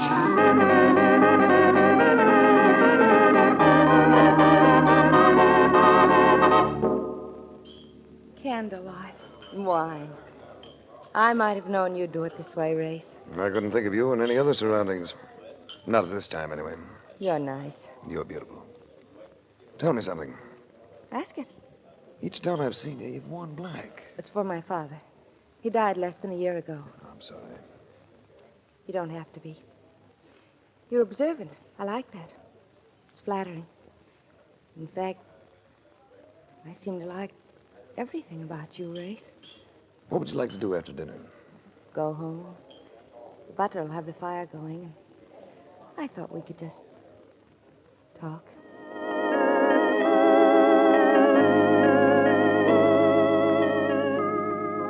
The fire was going, as she'd promised. And for the first time in years, I munched freshly roasted popcorn dripping with butter. I love this house, Race.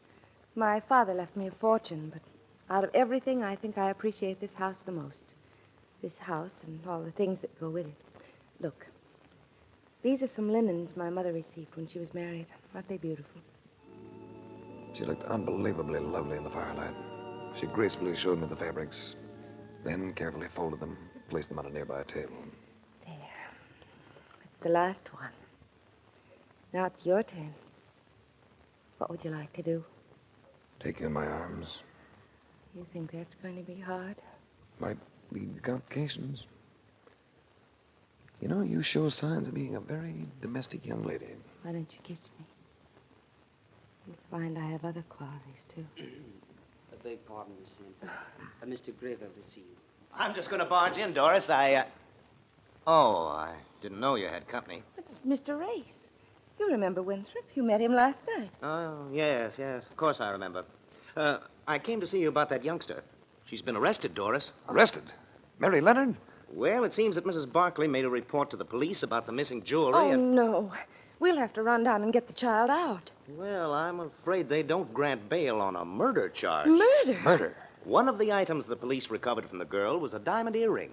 The mate to it was found today in the apartment of Pharaoh Gillis, along with Miss Gillis's body. So it seems that the orphanage has been harboring a juvenile murderess.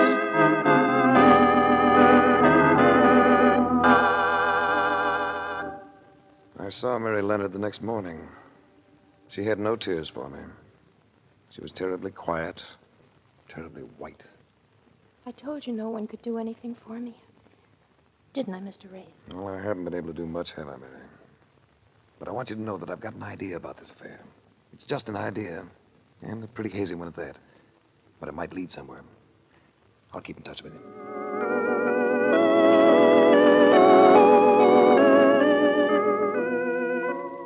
For the rest of the day, I had Mark out gathering information while I busied myself doing the same thing. We got together at 5 o'clock. Hey, you know something? You were right about that Gillis dame. She flipped all around like nothing.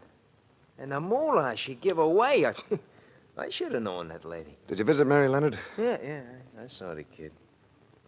Yeah, Ray, she's scared. She's really scared. They're gonna have to let the newspapers in on a deal unless you turn up something.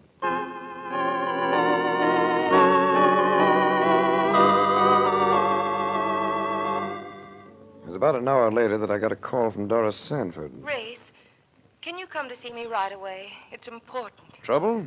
Well, in a way. Nothing to do with the orphanage. But it does concern us. Well, let me see. I'm expecting a report on something, but I know what I'll do. I'll call and tell them to get in touch with me at your place. I'll be right over.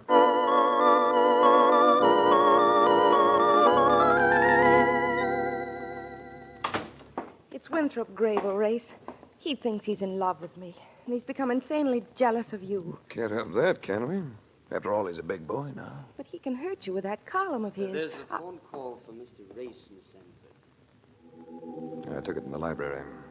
It was the report I'd been waiting for. When I got back to Doris, I found Winthrop Grayville with her. He greeted me with a frigid nod. His face was flushed, and his eyes had a too bright look. Was it the call you've been expecting, Race? Yes. It seems that Pharaoh Gillis not only made a promise to give $50,000 to the orphanage, but she actually delivered the money. What are you talking about? Pharaoh Gillis always did everything with cash, and that's the way it was handed over. $50,000 in United States currency. I guess it was too much for the party who accepted it, because nothing was ever said about it. And that's why Pharaoh Gillis was murdered. So where do we go from there? To the fact that Pharaoh Gillis wasn't murdered just to keep her silent. Drawers and cupboards had been emptied in the apartment. She'd evidently obtained a receipt for the money, which the killer wanted, and got, I believe. And I suppose you know all about the killer's identity, eh? I do know. Who did it, Race? You did, darling. I got my lead on that from the way you folded those linens last night. The way I folded the linens. So carefully, so meticulously. The same way everything was handled in Pharaoh Gillis's apartment. You were disturbed before you could put the things back, but you left everything so neatly piled. You're being ridiculous, Race. I just inherited a fortune from my father. I know. But this afternoon I learned that it wasn't a very liquid fortune. Not much money. So inheritance taxes were going to cripple you, make you sacrifice a big slice of your holdings. I think the courts will accept that as a pretty good motive. Oh, you're wrong, Race. No, I'm not. The item I particularly don't like is the way you set that little girl up for a patsy. Framing her with some frowsy jewelry.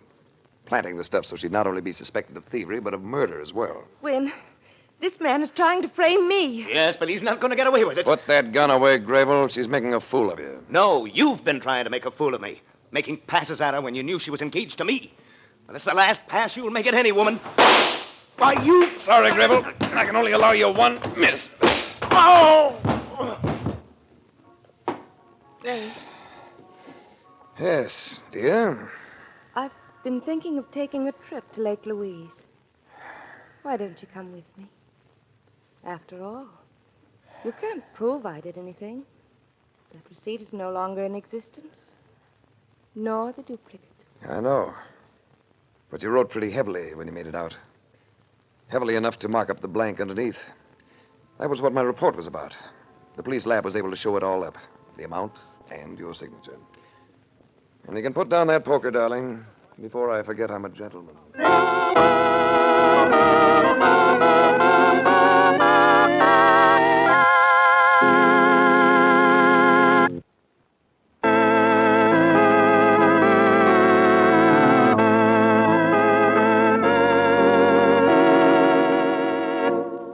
The Adventures of Frank Race, starring Tom Collins with Tony Barrett as Mark Donovan, comes to you from Hollywood.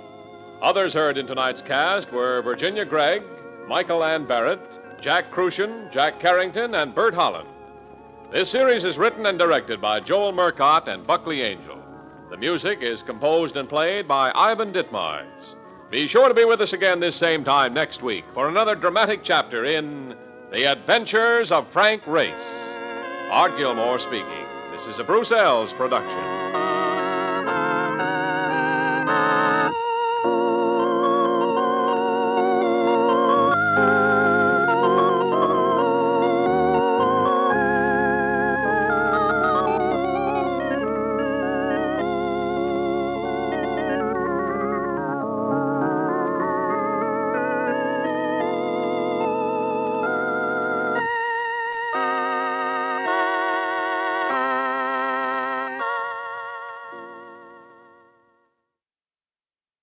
The Adventures of Frank Race, starring Tom Collins.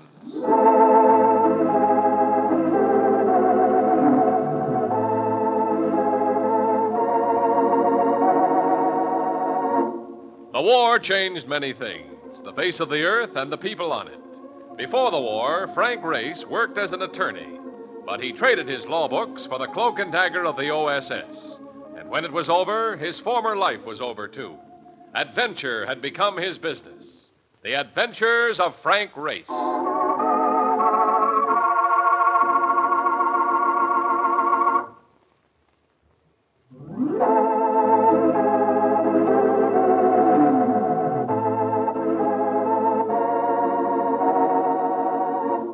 And now we join Frank Race for The Adventure of the Reckless Daughter.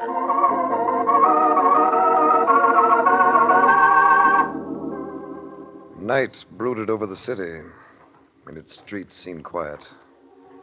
But you could sense the bitterness that lay beneath the apparently placid surface. This was a section of the European continent, and here the scars of war showed jagged and ugly, with a healing, not a happy process. Oh, brother. Talk about dead towns. Everybody here must be between the quilts. It's almost midnight. That's late? In New York, things would just be getting started. I'm afraid it's different here, Mark. Yeah, I'll say it's different. Every guy you meet gives you the dog eye. They all seem to think that... Hold it. Oh, brother, they come kind of close. Listen. Hey, I say this town was dead. I'm now munching on my words. Well, now with you standing here, let's go. Look, what are we doing in this town, Race? You never did get around to telling me. I don't know what the job is yet. You have to see a man by the name of McDonald. And well, I can see that there's no... Hey, that one just about took off my ear. Stay back against this wall, right here in the shadow. Look, what goes here anyway? Wait a second. I thought I heard someone call. Americans, you can come here. Hey, it's a dame. In a doorway over there. Come on. You made it. Yes. And thanks for the suggestion. Oh, I could not leave you there, could I? Not when those bullets are really meant for me. Yeah, who's on the other side of them? Probably the police. Cops? Leave us not stay here. There's no future in it. Let's... Well, doesn't seem to be much future out here either. The police throwing lead. If they are the police. Oh, you don't believe me. Yeah, I wish it went so dark. If the rest of you goes with that voice. You must not strike a light. We would draw their fire. Which brings up the question of getting out of here. There is a little cafe in the next square. We could perhaps make a break for it. Well, not all of us together, but I have an idea. Which way is the cafe? To our right. Then I'll make a dash to the left, while you and my friend here leg it for the cafe. We'll meet there. Look, let me do the solo act, Grace. You stay with the lady, huh? No sale. It was my thought. Yeah, but I'm used to driving a cab, which makes me better at dodging things. Go ahead, get going. I'll see you later. He was gone before I could protest. With 2 shots reaching out for him as the girl and I took the other direction. The cafe in the next block turned out to be pretty much like the rest of the city. Not much light, not much glitter. Very little sound. Well, do I match my voice? You witch. You knew you'd knock me over, didn't you? You were sure of it. I'm surprised, too.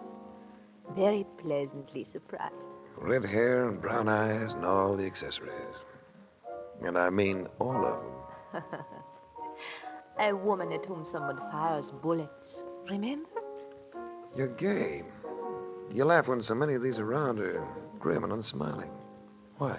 To waste life on anything but laughter is foolish. Who are you? Stephanie? Just Stephanie? That seems to be it. Would it do me any good to ask you the why of the bullets? Not at the moment, because we're going to be intruded upon. I object to that word, Stephanie. You make it sound too personal. He had the look that spelled bloodhound. And I sensed that because of the girl, he was going to be my enemy. Grace, this is Gregor Savas. Won't you sit down? You will pardon me if I do not. Sit down, Gregor. It will ease that temper of yours. You have a companion, I believe, Mr. Race. Yes, What happened? He is quite all right. But we will have to charge him with resisting arrest. Now you know, Race. Savas is a policeman. A highly placed policeman, to be sure, but a policeman nevertheless. Gregor, do sit down and have something to drink with us. It will lighten your spirits. I am not anxious to lighten my spirits. There are other things to think about. Savas, if Mark Donovan's guilty of anything, then I am equally so. And I. If I thought I could make use of such a situation, believe me, I would. Your companion was guilty of physical resistance. In this country, that is serious. In this country, everything is serious. Let the man go, Gregor. He was only trying to help me. If I have my way, and I think I will, he shall pay a full penalty. And that, for your information, Mr. Race, is quite severe. This was his parting shot. With it, he left us, pausing only a moment or so to say something to a man beside the door. I'm sorry, Race. I'd better start doing something about Mark. Oh, of course. I wish I could help. Will I see you again? Why not? I'm staying with a friend, a countrywoman of yours. Find the church of San Sebastian and walk through its graveyard. Unusual directions. Geraldine Carr is an unusual woman. I'm very fond of her. I headed for the door, but halfway there I got my eye full of trouble. The lad to whom Savas had spoken had a knife in his hand. So I jammed my way past a side door and into a small room that offered exit in the shape of a window already open. I went through this and landed on the pavement outside.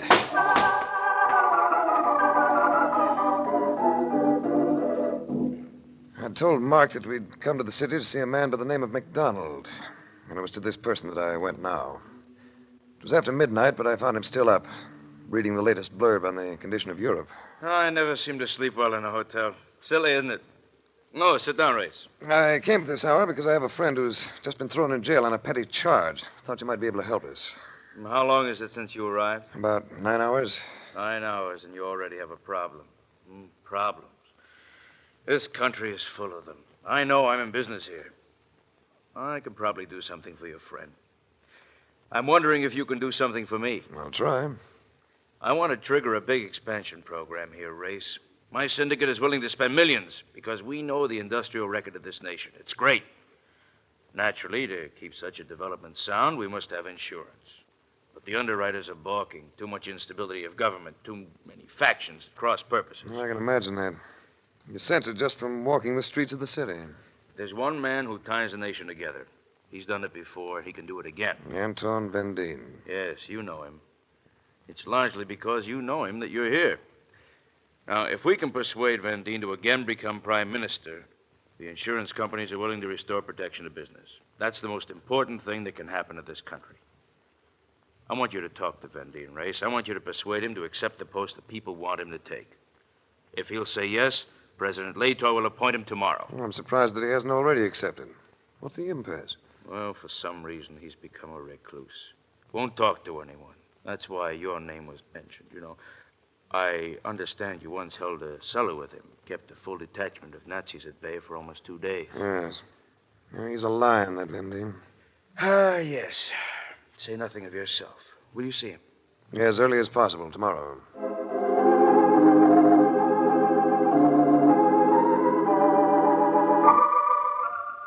I found Anton Vendine working in his garden.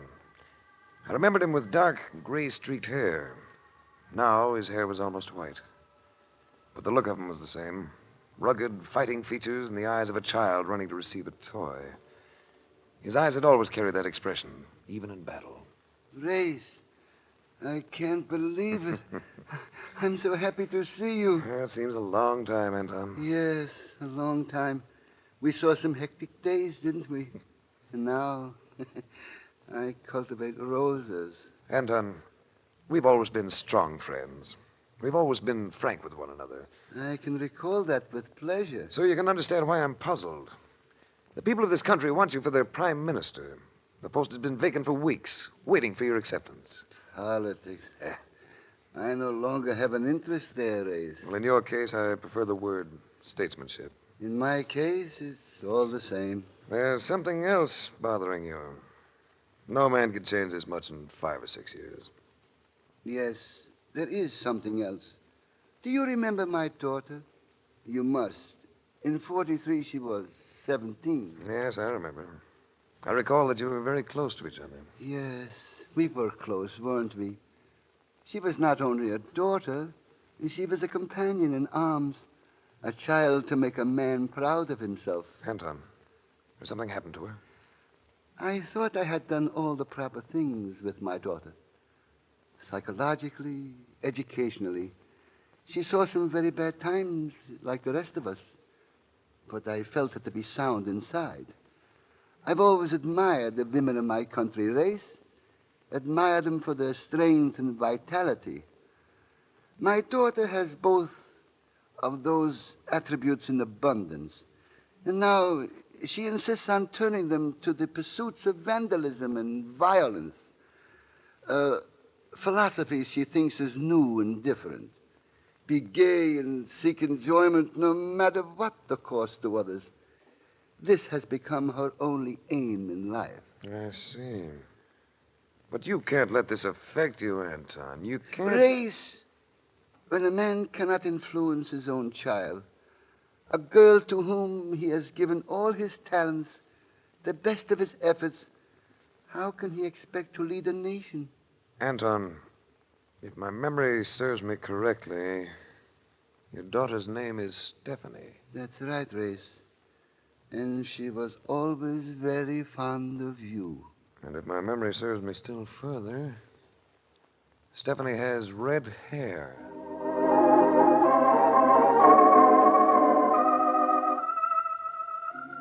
Stephanie Van Deen. No wonder I hadn't recognized her. I remember what she'd been like 5 years before, thin from lack of nutrition. A young girl who seemed all eyes. She'd changed, and how she'd changed. I kept walking. The thought of Stephanie Van Deen's beauty couldn't quite dispel the feeling of depression I developed in talking to her father.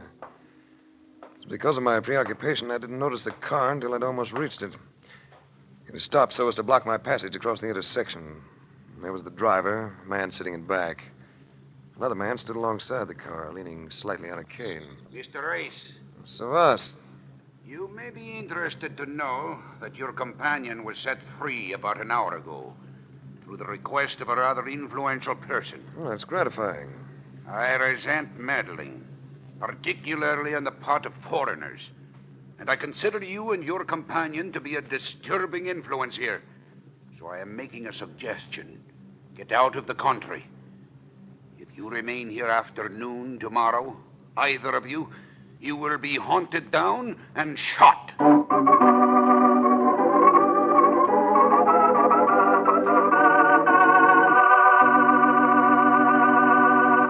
We'll return to the adventures of Frank Race in just about 1 minute.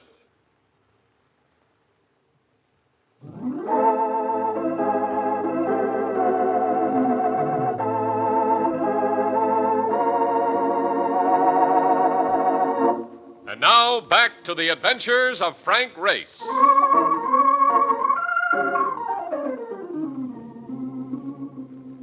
The overall picture had become clearer now. The country had turned within itself out of dissatisfaction, and the Corps was assuming the old pattern, dictatorship. Already it had become a semi-police state. And there was a possibility that Savas had the drive to make it his party, the flame that would twist the country into his grip.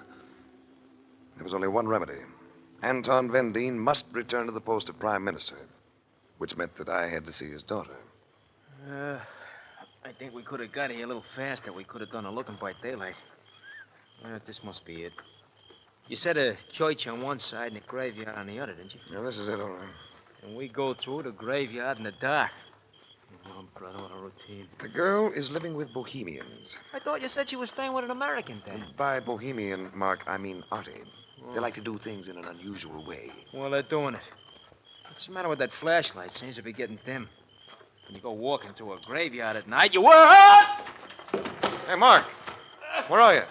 There I am, Race. The bottom of this pit. Well, his light went out. Must be the batteries. Wait a second. Ah, there it is. Ah. Well, I'll be darned. What are you laughing at? It's a lucky thing I didn't break my neck. What is this, anyhow? Marcus, you're in a grave. I'm in a what? You're kidding? An open grave. Yes, me, that's Russian things a little. Yeah, let me help you out, huh? You have to reach way in. They bury him deep in this country. Here, grab. I got it. All right, now dig in with your feet. Yeah, that's it. There we go. Yeah. Oh, that does it. Yeah. Yeah. Now, let's see if we can find those women without any more mishaps. Huh?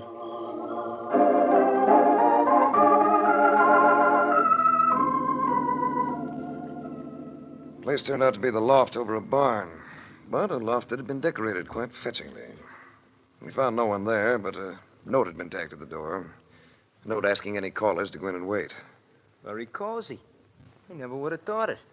Look, what's the pitch on all this, Race? A beautiful girl who thinks that tearing around and involving herself in madcap escapades is fun, even though it threatens to ruin her father's career. Dames. And when they're beautiful, it makes it all the tougher. You sound so cynical, the pair of you. Hello, Stephanie. Where'd you come from? Oh, we have a back door, too. Hello, Race. Why didn't you tell me who you really were? Oh. You've seen my father. Yes, I saw him. I couldn't resist it, Race. I was so mad about you when you were here before. I was only 16 then. Remember? I remember a girl who could think of nothing but her country's freedom. A girl who adored her father. I adored you too, Race. I think I could still adore you. With a little encouragement. Maybe I ought to stroll down by the graveyard and commune with the spirits. Not on my account, Mark. Meaning you have no such romantic inclination. Is that it, Race? Stephanie, why do you insist on placing your father in such a bad position? You mean because I refuse to wave the flag any longer? Maybe I suffered from war nerves, too? Maybe I want a little fun. From what I gather, your fun gets pretty rough. Vandalism. Be quite a crowd you're traveling with. I like them. They know how to live. All I ever really knew before I met them was how to die. Ah, this is probably Geraldine now. And Ted. Oh, darling, we missed you. I thought... Oh, I'm sorry. Why? Because she's got another man here? Well, I'm not sorry. He's too good looking. This must be your other American, Stephanie. Oh, not as much my American as I had hoped. Race, this is Geraldine Carr and Ted Lamson. Ted Lamson looked like all America in 1948. His slacks and shoes had been yellowed by mud, but his attitude was completely casual. Geraldine Carr had the look of a nightclub hostess, and the attitude to go with it. You mean he's giving you trouble, Ducky? Oh, he thinks I'm being a silly, willful female. Why, Race? Because she refuses to moan about the probability of the next war? Because she's sensible enough to know that having fun's the most important thing in life? It's quite a breezy philosophy. Good thing it hasn't been the creed of all mankind. And why not? We'd still be peering out of caves. It's our idea that you could be happy and still do things, Race. Oh, I understand you do things, all right. Not very constructive, though, are they? Do come in, Gregor, even without knocking. I am not here socially, Stephanie. This time my visit is official. Then I'm sure it concerns me. I am sure it concerns you, my dear. The Church of San Sebastian has just been robbed, and the custodian murdered. Murdered? His body is lying in the graveyard at this moment, with a knife in its side. What was taken, Savas? A gold statue, worth a lot of money. Gregor, if you think I had anything to do with this... What else can I think? The way you have been acting, the things you have been The doing... things I've been doing have never included thievery or murder. I'm sorry, Stephanie. I must place you under arrest. Race. Mr. Race is leaving the country. He has less than 24 hours. I trust he is keeping that in mind.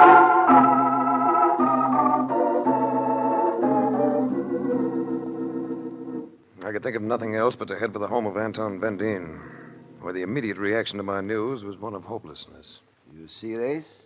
This finishes it. I can see it'll finish a lot of things if we don't act quickly, including the freedom of this country. What are the mechanics of your taking over the premiership? Well, I could simply be sworn in at any time. But with what has happened, I'm afraid the president will no longer be considering my appointment. Let's go to him, Anton, before it's too late.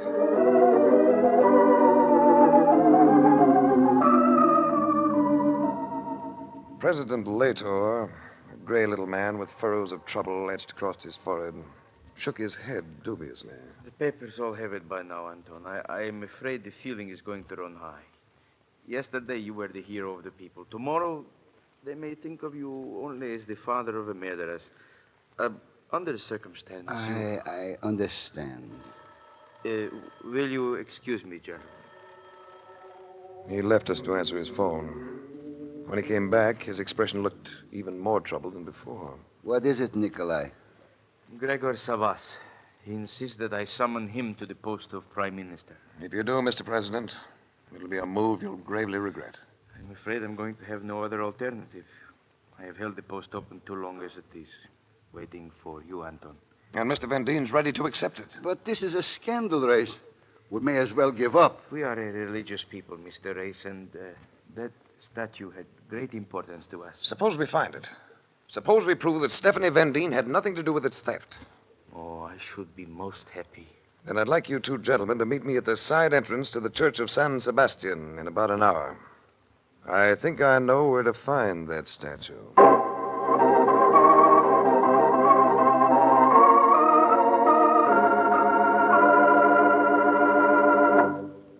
See anyone yet, Mark? Nah, nobody. But it's a good thing that moon come out, and behind those clouds, they wouldn't be able to see nothing. You want the president and Mr. Van Dien to come first, don't you? Yes. And if I've timed it right, that's the way it'll work. If I've timed it right. There's so much that can go wrong with this, Mark. Hey, here comes a couple of guys now, right? Here, let me look. The ones you want? Yes. It's the president, Anton Van Dien. We're in this doorway, gentlemen. All right, Race. Oh, Mr. Race, whatever you are going to do, you must do it quickly. I have only a short time in which to make a decision. If I've timed it right, Mr. President, you shouldn't have too long to wait. In fact, there's someone now. Where? Coming through the graveyard. Who is it, Race? A countryman of mine, I'm ashamed to say. Oh, but something's wrong. You should have had company. He's gone. One moment he was there, and now he's gone. Come on.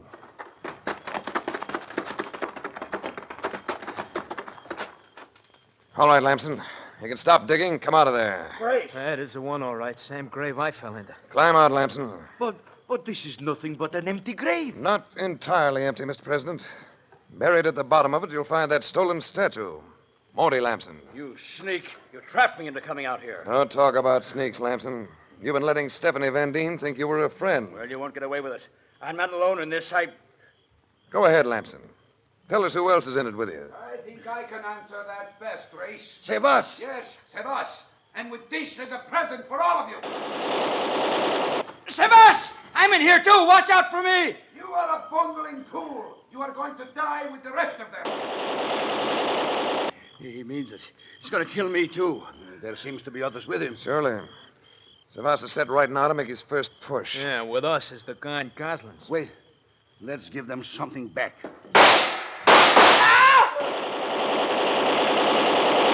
Mr. Race, what is going on here? I'm afraid our friend Savas intends to assume control of this country. To do that, he knew he'd have to discredit Anton Van Dien. So he took advantage of Stephanie's apparent waywardness and framed this theft and murder. That's the way of it, isn't it, Lamson? Yes. Yes, that's the way of it. He'd have made it stick, too.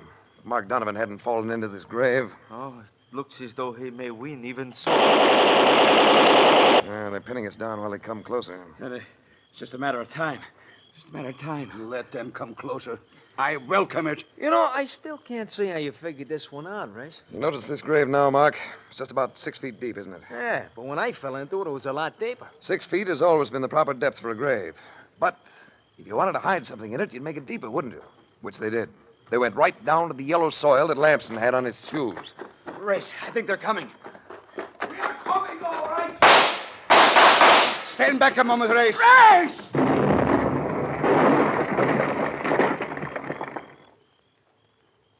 Oh, brother. What was that? Anton, you wiped them out with a hand grenade. We did it once before, Race. Remember? Against the same kind of people. Let's get out of here, Anton. So we can have you sworn in as Prime Minister. For the second time, you've earned it.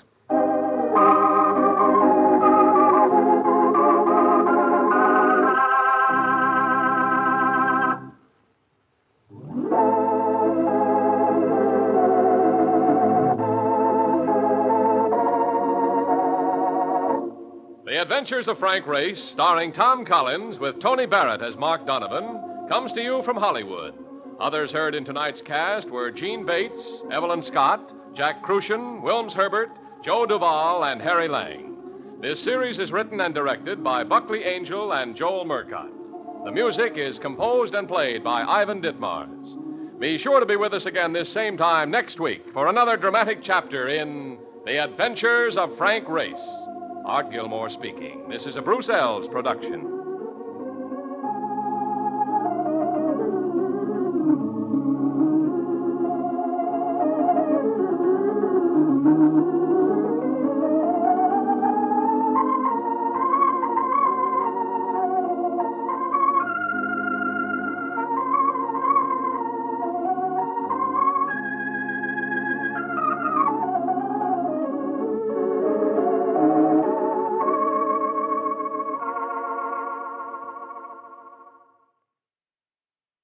The Adventures of Frank Race, starring Tom Collins.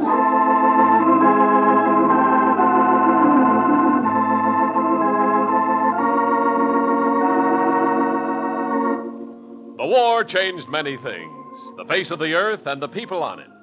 Before the war, Frank Race worked as an attorney, but he traded his law books for the cloak and dagger of the OSS. And when it was over, his former life was over, too. Adventure had become his business. The Adventures of Frank Race.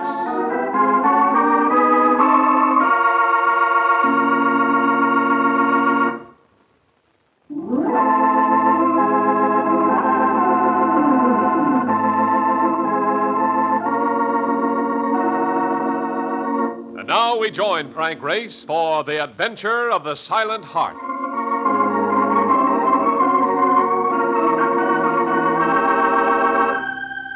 It was hot in New York. One of those summer days when the newspaper sent cameramen on the prowl for some citizen sufficiently touched with the sun to try frying an egg in the sidewalk. At the moment, I felt like the egg. But coming out of the furnace blast of the street into the air-cooled offices of Trans-Columbia Life Plan was like passing from this vale of tears into some unexpected Valhalla. Oh, ain't this something? Say, are all offices like this, Race? No wonder secretaries look so fresh at 5 o'clock. In the reports, you look pretty fresh to secretaries, too, Mark. At all hours. Stop with a clown. Look, who is this guy that you're going to see? Fred Jeremy. There's his name right there in that dorm. Well, why don't I go in with you? Maybe the guy's got something cool in a glass to go with the cool air. He probably wants to see me alone, Mark. Can I help you? My name's Race. I'd like to see Mr. Jeremy. Oh, well, go right in, Mr. Race. You're expected.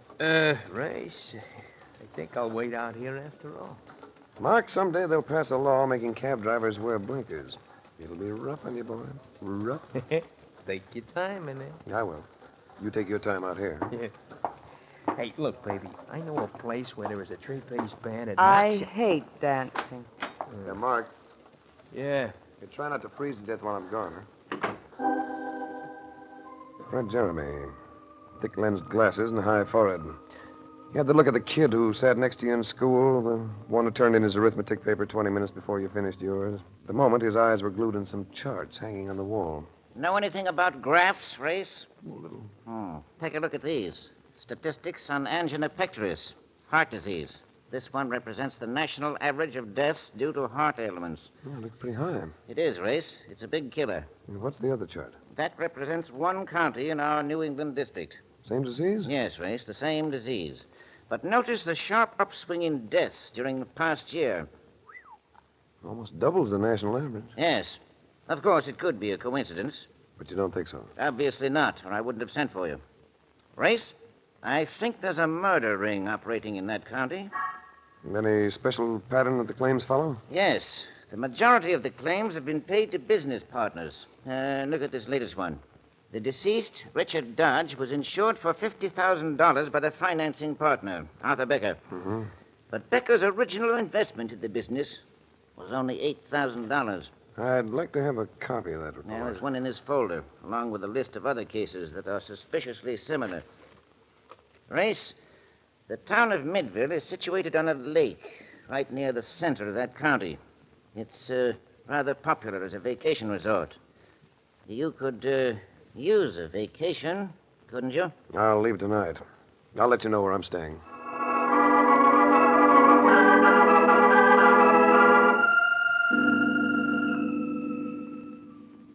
Oh, brother, what a layout. Now, this is living, Race. And did you see those gorgeous chicks down by the lake? I am going to like you there. Yeah, be careful of your heart, Mark. This place is becoming noted for angina pectoris. Yeah? You know anybody who can introduce us to the dame? Now, this is one you wouldn't enjoy meeting. Come on, let's climb into some swim trunks, huh? That is exactly what I had in mind. Come in.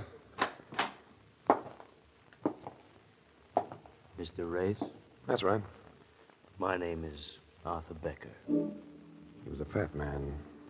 But the way he carried himself told me that muscles were hidden under those layers of flesh. Muscles that would respond viciously if ever he was cornered. His eyes were those of a hunter. Light blue and cold. Very cold. Too cold for this to be vacation. My business partner, Richard Dodge, passed away a short time ago. I had him insured to protect my investment. I understand you're investigating the claim. Who sells you your information, Becker? This is a small town race. You sent a wire reporting your arrival to the insurance company. The boy who took the wire has rather a poor sense of ethics. He reads things. What do you want, Becker? What do you want, Race? I might help you to find it quickly and save us both a lot of time. You insured Richard Dodge for $50,000, but you only invested $8,000 in the garage he opened. It doesn't add up. I like Dodge. He was a competent mechanic with a good reputation. And according to the medical report, when the insurance examination was made, he was a very healthy mechanic with a very good heart. People have been known to take sick quite suddenly. Yeah, well, this is a bit too convenient, especially with the money involved. Well, I can see you haven't a very trusting nature, Race. I thought I might be helpful. After all, none of us know when the old pump might give out, Race. Could happen to anybody. It might even happen to you.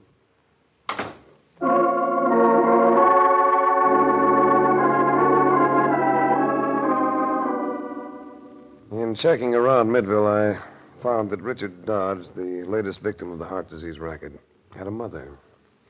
I went to see her. I can't understand what happened to my boy, Mr. Race. He was so big and strong. He played football when he was in high school, you know. Did he have any insurance? Any payable to you, I mean? Well, he did before he went into the business with Mr. Becker. But then Richard increased his old policy and made it over to Becker so that the premiums wouldn't cost too much. You mean Richard paid the premiums himself? No, I paid them. I had a little money left over from my husband's pension. I see. I have some pictures of my son in his football uniform and when he was a soldier. Would you like to see them, Mr. Race? No, I'd... Yes. Yes, Mrs. Dodge. I'd like to see them.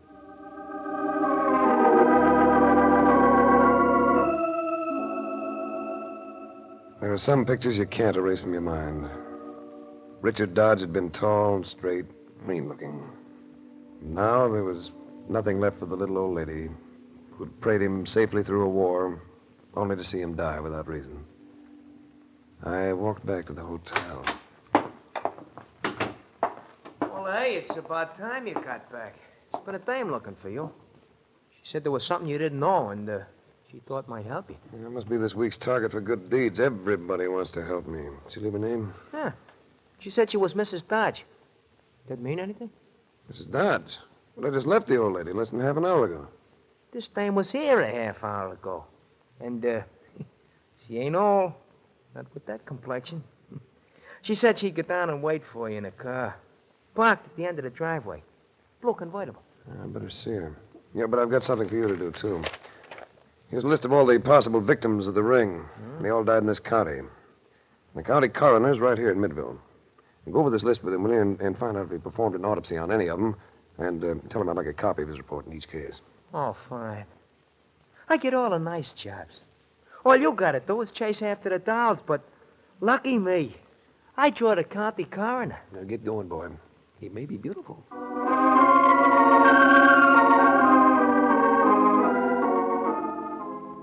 The blue convertible was at the end of the driveway, all right. The girl behind the wheel steered to the highway.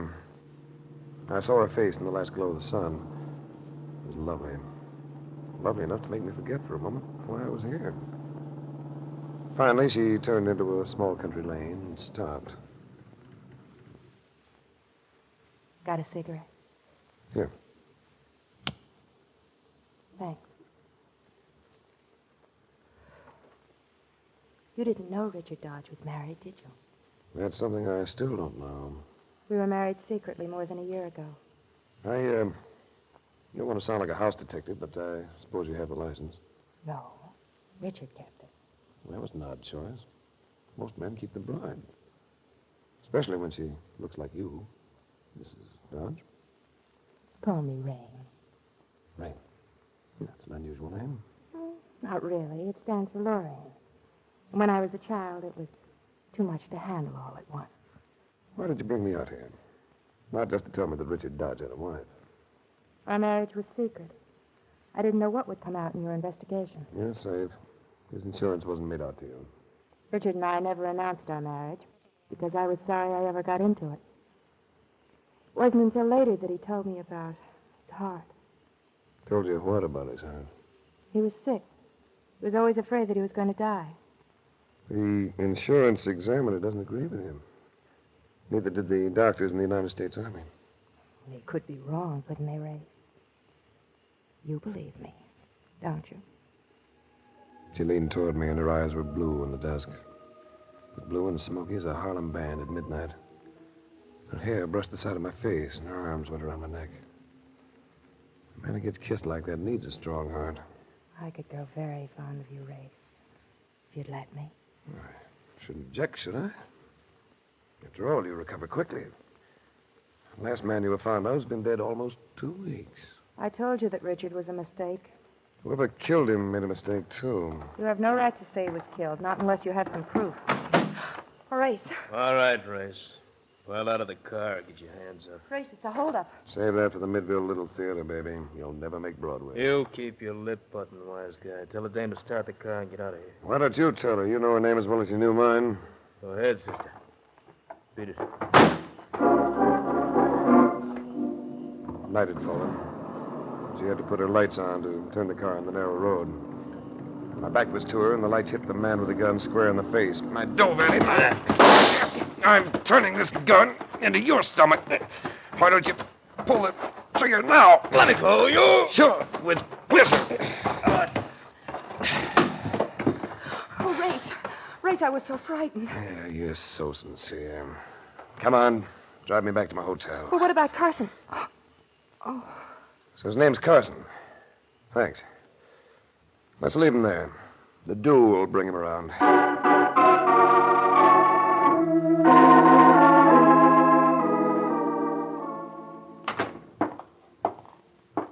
Brother, what happened to you?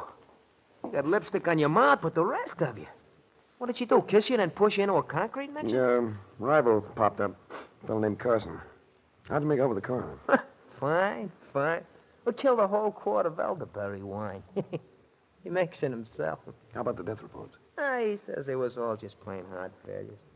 Said we was wasting our time. He too, huh? You know, some I think I'm going to turn in early. That wine has made me woozy. Will probably have me a Technicolor hangover. A few minutes ago, everything looked blue, and now everything looks yellow. Ain't that funny, Rick? Yeah. Yellow. What looks yellow, Mark? Everything. It's funny. Everything. Mark, light up, boy. You're right here in the couch. Race. What's the matter with me? Your order, please. Tell room service to shoot up some ice and plenty of black coffee right away. And send the house doctor up. Hurry. Race. What is it? I feel... Yeah, Mark, you got to be quiet, boy. I'm afraid you're going to have a heart attack. Got about a 50-50 chance to save your life.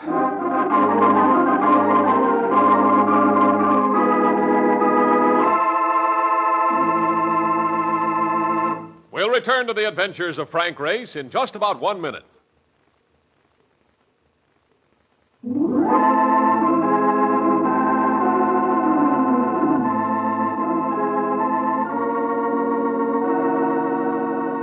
And now, back to the adventures of Frank Race.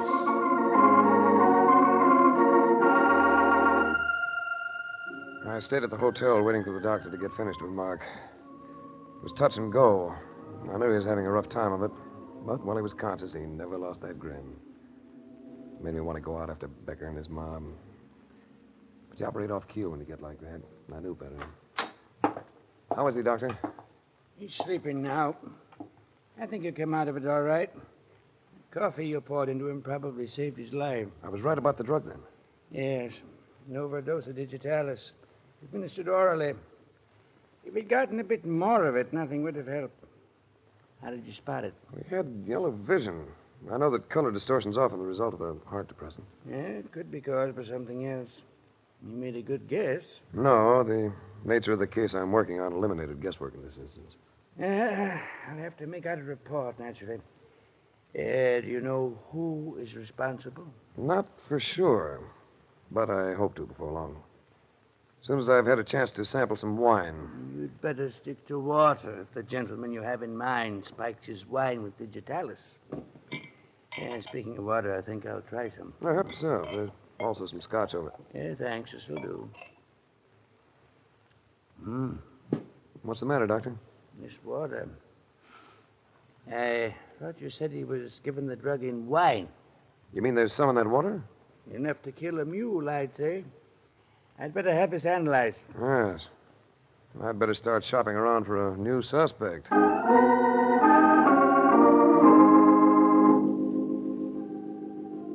the next 12 hours, Mark slept like a log. I stayed close to him. The stuff he'd swallowed had obviously been meant for me. Made a few long-distance calls, including one to Fred Jeremy. He came up by plane, loaded with information. Well, I checked with the police, Race. There's a lot of stuff. I hope you can make it fit. How about Becker? Yeah, there's a prison record, all right. He also has an alias. Sometimes calls himself Benjamin Delaney. Benjamin Delaney? Well, that's the name of another of the beneficiaries on a policy you paid off a couple of months ago. That's right. Now, how about Carson? You able to run down anything on him? He served time with Delaney. He's also out on parole. Good.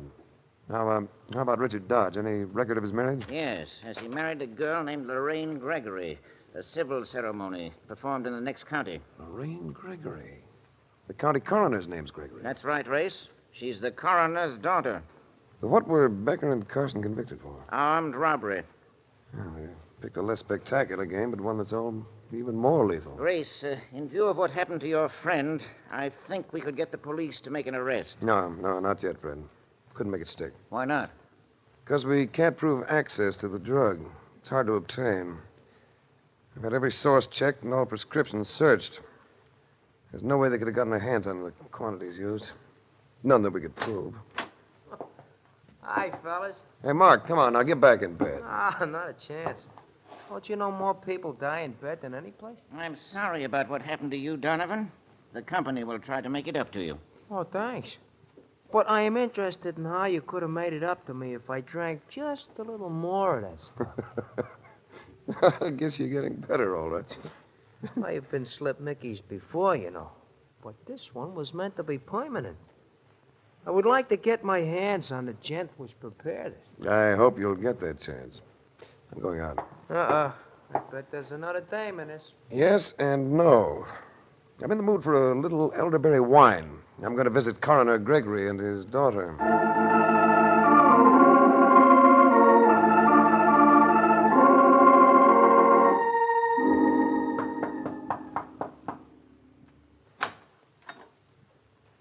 Well, hello. Hello yourself. Is your father home? Come to ask for my hand, Race? When I ask for your hand, baby, I'll be carrying handcuffs in mine. Who's out there, Rain? A man named Race. He wants to see Father. Well, bring him in, girl. Enter, Mr. Race. Mother, Dad, this is Mr. Race. I'd like to talk to the coroner officially and alone. Well, I can always wash my hair. But you'll find that Mother and Dad are hard to separate. You may leave us, Margaret. I'll stay right here. You had too much wine to be left by yourself. You mean he might say things I shouldn't hear? What I mean is my business. Gregory, you almost had another heart failure case in your hands. A friend of mine. That's so. If he had died, your report might have been interesting. I wonder what it would have said. Since he ain't dead, there's no way of telling. I think you'd have passed it off as a natural death, just as you have in so many other cases. Heart trouble is a common disease. Yes, but not when it's caused by digitalis. Why didn't you do an autopsy on Richard Dodge? I know how to run my job. Well, it might not be a job for much longer. I'm going to ask the state's attorney to appoint a grand jury to investigate these deaths. Go ahead. You ain't getting me out of this job. Margaret will see to that, won't you? Shut up. Why should I? These city fellas are so smart. We don't like outsiders around here, mister. You can't like your own people too well, either. They're dying off too easily. On that cue, I left. I'd uncovered one small point. Wherever Gregory's local political strength came from, it came through his wife. I checked around and found that he'd held some minor political office or other for years. But the key was Margaret Gregory. And it wasn't long before I could fit her into the jigsaw. I went back to Fred Jeremy and Mark. Well, what's the answer, Race? Who tried to do away with me? Well, we're getting close. The coroner? Only part of a setup. I know now why Becker and Carson and probably quite a few others are wandering around loose. They were paroled. Yes, but they shouldn't have been.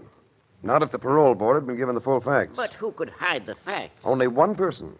The secretary who prepared the reports. And when they were released, that secretary happened to be the coroner's wife, Margaret Gregory. Well, that ties it up, doesn't it, Race? All but the digitalis.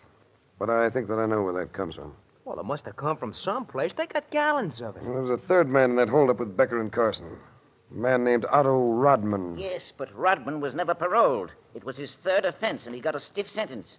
He has another 10 years to serve on a 15-year rap. Yes, but he's behaved himself very well for the past 5 years. He's a trustee at the prison. Yeah, so what's that got to do with the Digitalis, Mark. That's what I said. I think Rodman supplies it. Because for the past 14 months, as a trustee, he's been assigned to the prison hospital. Yeah, that's rough, Race. Things get around quick on a prison grapevine. If we went in to investigate, he'd know it before we got to him. Not the way we're going to do it, Fred. I'm going to set it up with the state's attorney. Mark and I are going into that state prison as a pair of convicted hijackers.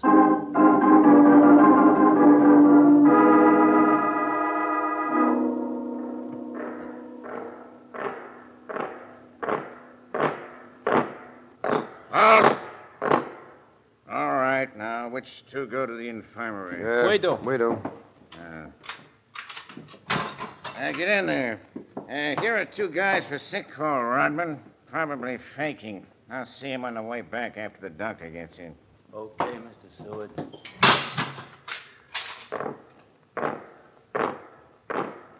What are you guys in for? The cops say we hijacked a truck. Yeah, but of course you didn't. Well, of course not. Yeah. Ain't it a shame the way we innocent guys keep getting thrown in here for nothing? It was a frame-up. What are you in for? I borrowed some money and forgot to give it back. You guys really sick of just stalling? Yeah, my heart's been giving me a little trouble. I guess being in this place brings on heart attacks. Nah, you get used to it. We ain't had more than 4 hot cases in a year I've been on this job. How do you get an assignment like this? Keeping my nose clean. Is this better than the other spots? Yeah, grub's better. Few special privileges. Private room visitors 3 days a week. Does it work hard? No. Guy's got to be pretty sick before they let him stay in here. Mostly it's a clerk's job, keeping records, ordering supplies. Those books right there beside you. That looks pretty simple. Aspirin, bandages, codeine, and digitalis. Quite a lot of digitalis. A large order every month, yet you've only had 4 heart cases in more than a year. Well, the stuff spoils the stamp here. You got to make sure it's fresh. Besides, you better put that book down before the doc gets here. Get over and sit on that bench. Rodman, you've been slipping that digitalis out of here 100 grains a month. To Becker and Carson. You're crazy. You're nuts, both of you. Watch him, Race. What are you, a couple of stool pigeons? Rodman, you're an accessory to more than 20 murders, and you'll die for it unless you get smart. Die? Will I? Put on that scalpel, Rodman. Put it in your... Look out, Race! Look out! Stay back, Mark. This thing is sharper than a razor. Can you take it? I'll kill you and... Drop it. Drop it. You lose, Rodman. There's an electric chair in this setup someplace. Who's going to sit in it? You, or Becker, and Carson, and the Gregorys? All right. All right, I'll talk. Save it. I'd like the warden and a couple other people to hear it. Open up, guard! Hey, you know something, Race? I'll bet we're serving the shortest sentence anybody ever served here.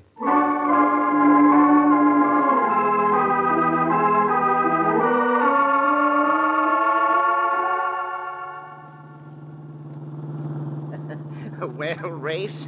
Can you think of any reason why we should pay your fee after treating you to such a fine vacation? A vacation? Are you kidding? I almost become a corpus delicious. Oh, Mark, Latin and you do not make a team. Fred's guy. I certainly am. What a ring. The coroner and his wife and daughter, and a pair of cutthroats. Hey, you know something, Race? That Rain dame wasn't bad looking. I don't think she was so bad. Maybe her family just roped her into it, huh? She working on your heart for the second time? What do you mean the second time? Who do you think poured that stuff into your drinking water? You mean she did it? Why, that two-time and no good dame. That would have gone on if you hadn't stopped it, Race. You've saved the company a lot of money. I wanted to talk to you about that, Fred. You never paid Becker for the death of Richard Dodge, did you? No, and we won't have to now. Now, those premiums were paid by Dodge's mother, Fred. Sweet old lady. She's the real victim of this. Oh, I see what you're driving at, Race. I think I can arrange to have the claim paid to her. Ah, thanks, Fred. You're a decent guy.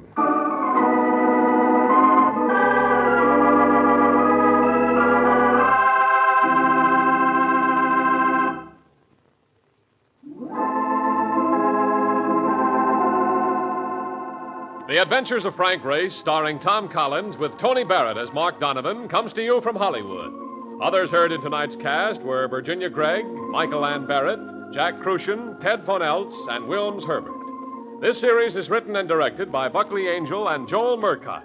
The music is composed and played by Ivan Ditmars. Be sure to be with us again this same time next week for another dramatic chapter in The Adventures of Frank Race. Art Gilmore speaking. This is a Bruce Ells production.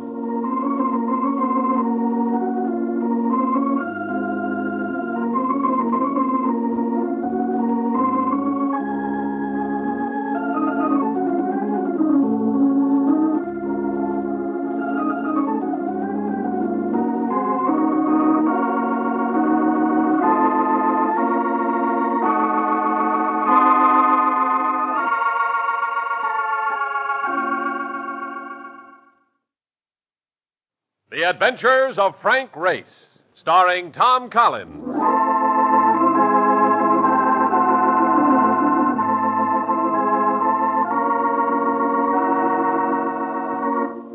The war changed many things, the face of the earth and the people on it.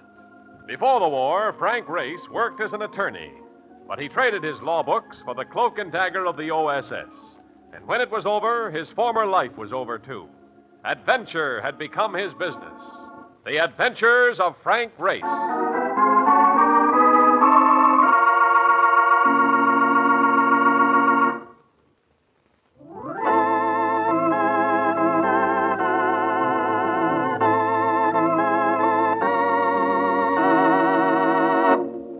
And now we join Frank Race for The Adventure of the Garrulous Bartender.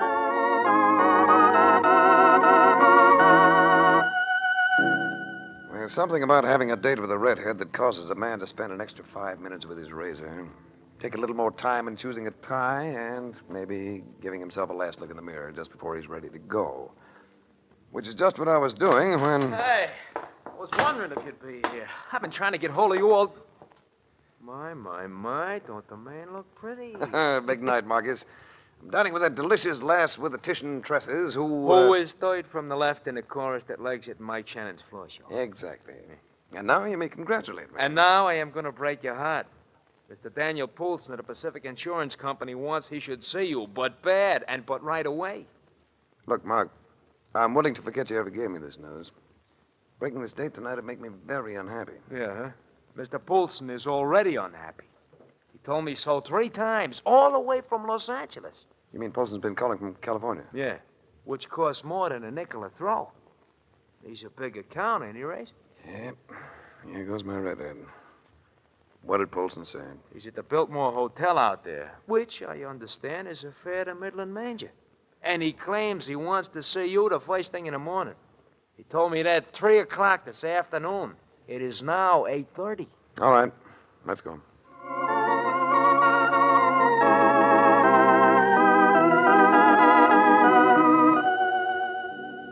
Los Angeles was having one of those days her Chamber of Commerce doesn't like to discuss. Cloudy. And the weather matched the expression of Dan Polson as he greeted me in his suite at Biltmore. I'm glad you got here. We've got to move fast on this thing. What is it? An embezzlement job. $100,000, and you know what that means. We don't crack it, there'll be 100 more of them all over the country. It must be a bank job. It is. A man by the name of Thomas Carney. Manager of the Spring Street branch of the Merchants National Bank. Any leads? Just two. They're both pretty slim. He had recently been frequenting a bar on Main Street, a spot called Crow's Nest. And in his apartment, the police came across an envelope postmarked Juarez, Mexico. Had no return address. There was nothing inside it. Oh, that's something. I guess my first move was a visit to this place called the Crow's Nest.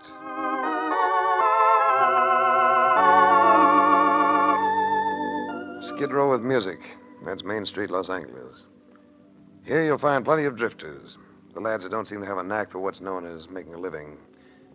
But the barkeep at the Crow's Nest looked affluent enough. He had a pendulous paunch, cheeks that could have doubled for dewlaps, and a pair of pop eyes that indicated thyroid trouble. Sure, I know Connie. Not a bad guy. You never can tell, can you? You ever hear him say he'd been in Juarez? Juarez? You know, I think he did say something like that once. Yeah, but why? I'd like to talk to him. I thought he might be there. Don't kid yourself, mister. You ain't got a chance of talking to Connie. He might want to talk to me. Might even have changed his mind about keeping that money. $100,000? Yeah, why would a guy want to change his mind about $100,000? Because he finds that he's afraid of what he's done. Because he finds that if he had it to do over, he wouldn't. Yeah, well, you got something there. Come to think of it, Connie was kind of scared, little guy.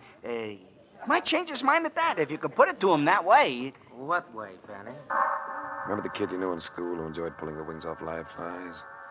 Well, he was one grown up. He looked as though he might have just stepped out of his web. And the bartender's reaction made you think of the flies. Hello, Zucker. What way, Benny? Oh, I was just saying, I bet Connie's having a good time in Juarez. Tijuana, maybe. You talk too much. You know that, Benny? Sure. I talk too much, Zucker. But I don't mean nothing by it. Guys that talk too much don't hang around very long. You don't know that, Benny. Sure. I know it. Excuse me, Zucker. I got a customer. You heard my name, pal. What's yours? Race. You're a cop, aren't you? Not exactly. I hate cops. Now, just to keep the record straight, I'm an insurance investigator. It's all the same. You're a cop. Which adds up to what? Gonna head right for Juarez, ain't you? Just because that flabmouth said Connie might be there. I might head for Juarez. Gonna head right for Juarez just because that little flabmouth likes to jabber. And Benny... What do you want, Zucker? Come here. Oh, look, Zucker, I told you I didn't mean nothing. I said come here. What do you want, Zucker? A drink? Lean over here. What for? So I can take hold of you. Like this! Let go! You fat flabmouth, I'm gonna... Let go of him. Get your hands off me. If you don't let go of him, I'm going to break your arm. All right, I'll let him go. Big guy, ain't you? Tough, hard, big guy. Why don't you drift? You know what I'm gonna do with you, big guy? I'm gonna be around. Gonna be around all the time. You stay here, I stay here. You go to Juarez, I go to Juarez. All the time till I get you somewhere just right. Then I'm gonna make you wish you'd never been born.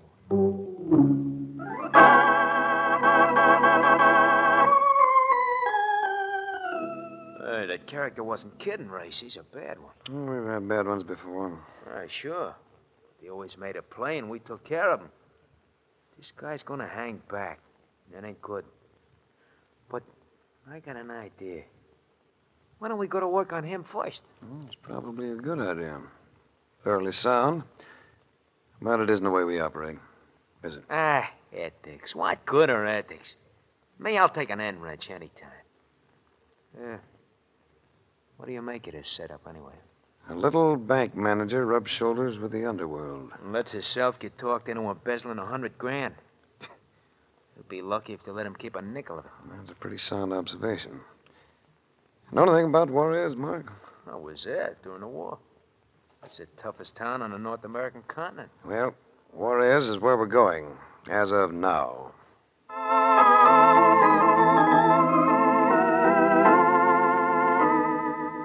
The toughest town on the North American continent looked sleepy, felt unbearably hot, and gave you the feeling that here had been gathered all the dust in the world.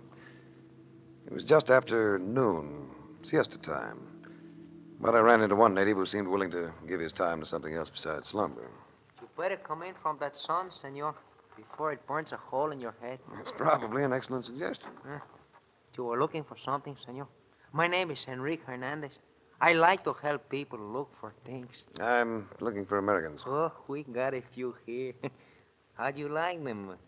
Like this or like this? I'm looking for a man. A man by the name of Carney. Carney? A little man with part of his hair gone? That adds up. Can you take me to him? He would be worth something, senor. $100 if I get right to him. See, this evening, senor, I'm going to meet you here. You have the $100 in your hand, and I will show you the way to this man, Carney.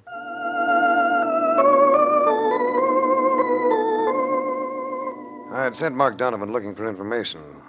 I found him seated at a table in the bar of our so-called hotel, sipping drinks with 3 people who were obviously Americans. There was a man and 2 women. Mark saw me as I came in, excused himself, and came over to me. Hey, you have any luck, Race? Oh, little. You look as though you're doing all right. Yeah. I kind of stumble into this. See the 2 dames? Well, I make a play for the young one, and the old one gets the idea I mean her. Well, look up, but she didn't exactly slap your face. Yeah, not Emma. In 15 minutes, I am the thrill of her life.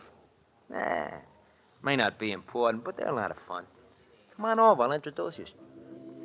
Mark introduced the man at the table as Jack Kemp. The women as Peggy Dana and Emma Tellifer. Kemp must have been about 30. Nice-looking person with a pleasant manner. Peggy Dana reminded me of a girl I'd once fallen for in high school. She wore slacks and a sweater, and I felt I could do the falling all over again. Emma Tellifer was wearing slacks, too. And she shouldn't have been. A red splash of bandana had been tied around her head and face that would have looked better in a football helmet. Suppose you're wondering what we're doing down here, Mr. Race. As a matter of fact, I'm wondering myself.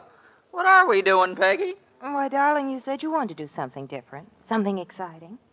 Didn't she, Jack? That's the way I heard it. As Mark had said, it wasn't important, but it was fun. So much so I remembered my appointment with Enrique Hernandez just in time. I made my excuses, left Mark behind, went out to find Enrique waiting impatiently. He had me follow him to an alley that led to what appeared to be an abandoned cafe. Here you are, senor. Another $100, please. After I've seen my man. Where is he? You just open the door, senor. Where'd you see the light? You're going to find him inside. All right. I find him, then you get your 100. Who's that? The man on the other side of the room was staring at me with the cool, clear, all-seeing gaze of a drunk peering through a wet window. But he wasn't drunk. He was frightened. Little and bald-headed and frightened. Didn't you hear me? I said, who is it? Someone who wants to talk to you. Who are you? I don't know you. If you let me, I'm going to help you. I don't need any help. Help me. How? I can make it possible for you to go back to the States. I don't want to go back to the States. Yeah. How would you make it possible? I can arrange a deal. What kind of a deal? You turn back the money you embezzled, and I think I can get you off with a light sentence. No, I couldn't do that. You'd rather sweat it out like this, would you? Terror-stricken, wondering what's going to happen next. I know, but I couldn't return the money now. They wouldn't let me. Who wouldn't let you? Never mind, I can't say. You'd rather keep eating your heart out, would you?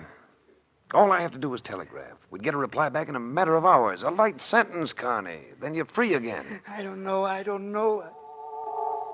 could see I had him going, so I kept talking until he finally gave in. I was to wire Los Angeles. If the deal could be made, if he could get off with a light sentence, he was willing to turn over the money. I left him and found a telegraph office, but it wasn't until the next morning that I got my reply. Then I went back to see him. Carney! You here? Yeah, he's here, Ray. Why don't you shut the door? It was Zucker, looking as though he just pulled a wing off of one of those flies. He was sitting in a rocking chair, rocking gently. Sit down. Or, I'm afraid you'd get your clothes dirty. Where's Connie? He's here, in the other room. Go take a look. I will.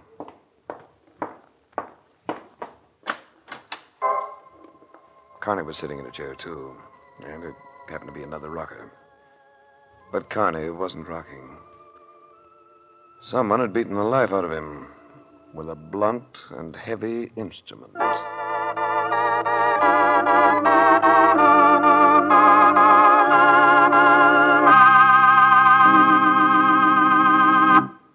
We'll return to the adventures of Frank Race in just about 1 minute.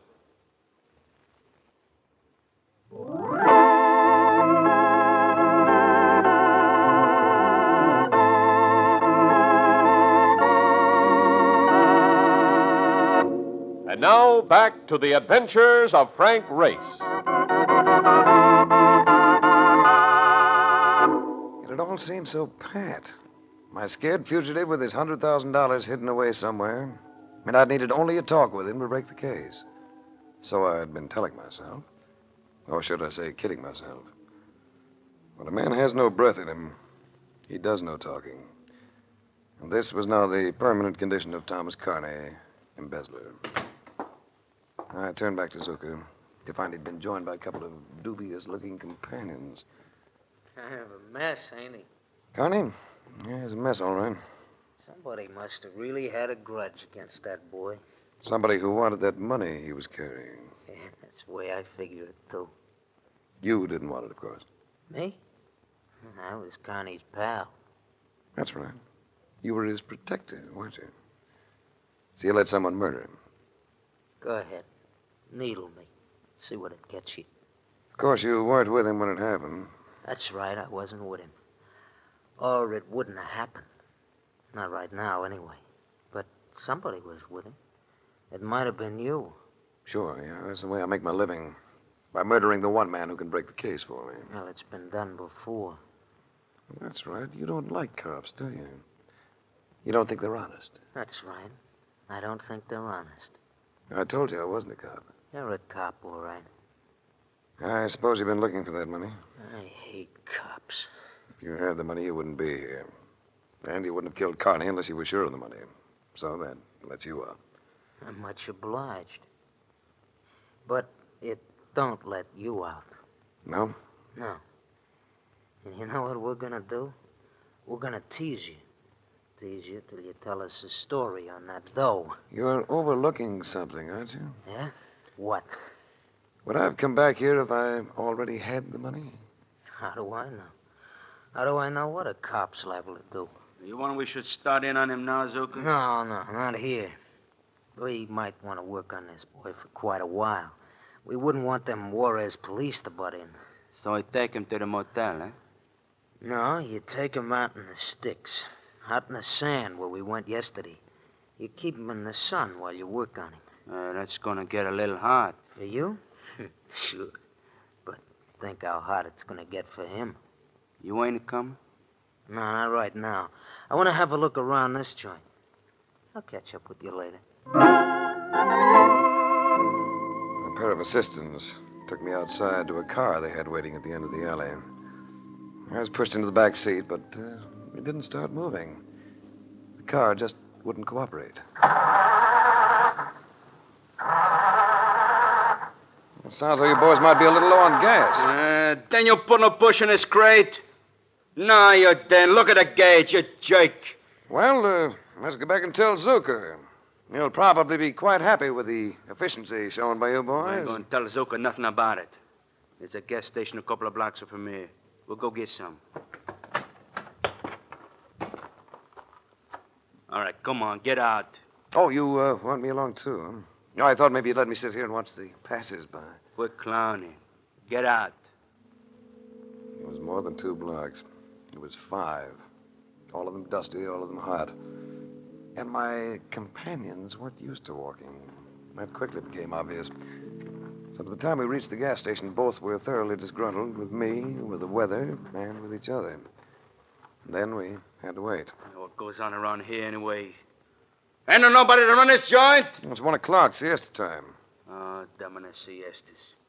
No wonder they never get nothing done around here. Now, here's a can. We can just take some gas, leave the money. We'll take some gas, all right, but we ain't leaving nothing. Here, I'll fill it for you. Okay, where do you want it? In a can, you creep. Where else? I was thinking a good spot might be your face. I let them both have it right in the teeth. Then I dropped the thing and ran. I didn't slow up until I felt purple and reasonably assured that I'd lost them. It was then that a familiar voice spoke to me. You better come in from that sun, senor. It's not good for running like that. Oh, it's you, Hernandez. And you're so right. Only an idiot would run in heat like this. See. You had not forget my $100, have you, senor? No, Enrique, I have not forgot. Yeah. Oh, gracias, senor. Muchas gracias. I was a little surprised you weren't waiting for me when I came out of that place last night. I would have waited, senor, but I was afraid. While you were in that place, there was someone else who came. Someone else? Who? What'd they look like? I could only hear, senor. It was too dark to see. But they stood outside while you were there, and that $100, it was for telling about Gurney, not for fighting about him. You have sound logic, Enrique. It should carry you a long way. Is there anything else for which the senor would like to employ me? There may be, Enrique. We'll see.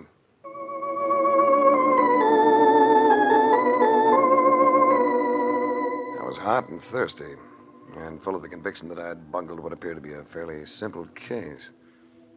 A combination of circumstances that called for a drink. A long, tall, cool one that I secured at the bar of our hotel. And while I quaffed it, something feminine and lovely sidled under the stool next to me. Something feminine and lovely by the name of Peggy Dana. Hello, Race. Hello yourself. You look as though you'd been running. I have, but we won't talk about that. What would you like? I didn't stop for a drink. I just thought I'd like to talk to you. Mm-hmm. Had I known that was coming up, I'd have gone downstairs and prettied up a little. Oh, you look all right as you are. You look all right, too. You look awfully all right. Race, why are you down here? Hasn't Mark Donovan told you? You know he hasn't. He's not the type. What are you doing down here? I just came down for a look at the place. I'd heard it was wild and woolly. Now I guess I'm just staying because you're here. But you've been keeping so busy. What about the boyfriend, Jack Kemp? Yes. What about me, Peggy? I thought I was in your good books. I think you're wonderful, darling. See, Race? The girl really loves me. So quit trying to steal her, will you? Look, why don't we go to a table where we can start some serious drinking? Oh, Jack, it's too hot. Not for me. How about you, Race? I don't think I could handle another one. Good man. Now, I'd like to make you a bet. Just finish one more of those things you're sipping now. And I'll give you any odds you want that it's the beginning of your downfall. He was almost right. A hot day and a bartender who knew how to hide dynamite in a cool, delicious drink. That's enough to cause your grandmother's downfall. By the fourth one, I knew I'd have to slow up. It didn't seem to bother Kemp. The only way he showed any effect was by insisting on paying for every round, and by the careful and exact way he counted out the bills to pay for them. I was finally rescued by Mark, who somehow got me up to our room. Are you off your rocker? You can't drink like that in this country. Or in any other. What do you want? Hot coffee, cold shower, or both? I don't want either, Mark. Be quite truthful, I just want to go out and send another wire to Los Angeles. You're nuts. Here, just let me ease you down on this bed now. Ease down onto yourself, boy. I'm going out and send that wire. I just thought of something I think is going to crack this case.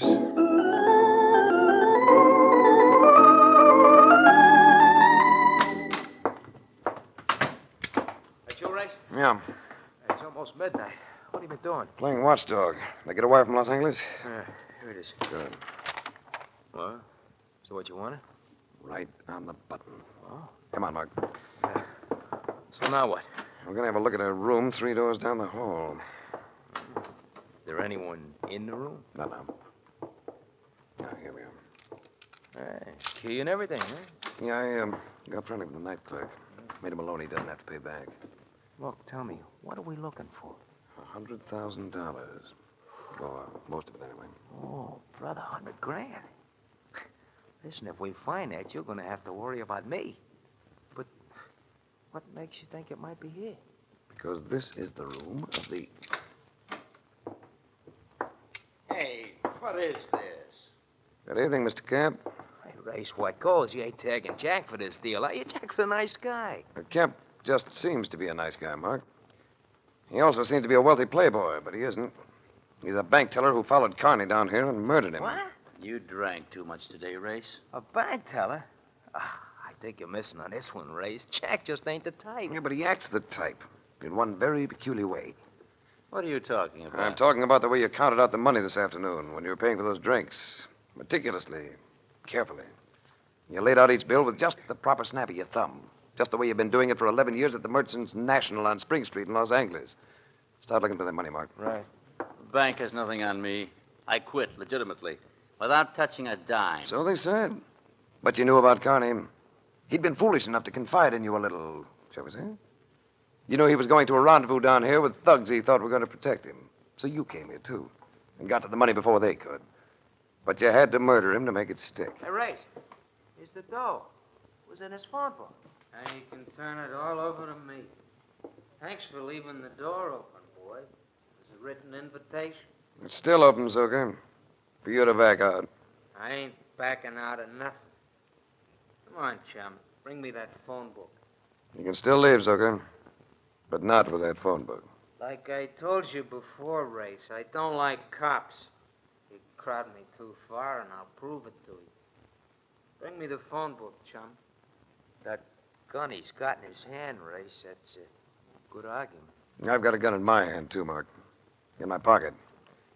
But, maybe you had better give him the phone book. Oh. All right. I'll give it to him.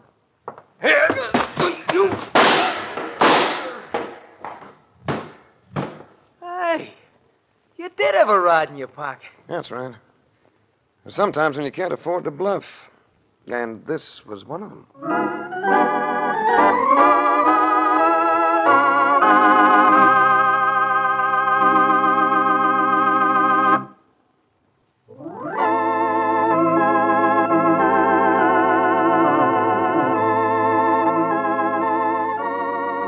The Adventures of Frank Race, starring Tom Collins with Tony Barrett as Mark Donovan, comes to you from Hollywood. Others heard in tonight's cast were Michael Ann Barrett, D.J. Thompson, Wilms Herbert, Tom Holland, and Jack Crucian. This series is written and directed by Buckley Angel and Joel Murcott. The music is composed and played by Ivan Ditmars. Be sure to be with us again this same time next week for another dramatic chapter in The Adventures of Frank Race. Art Gilmore speaking. This is a Bruce Ells production.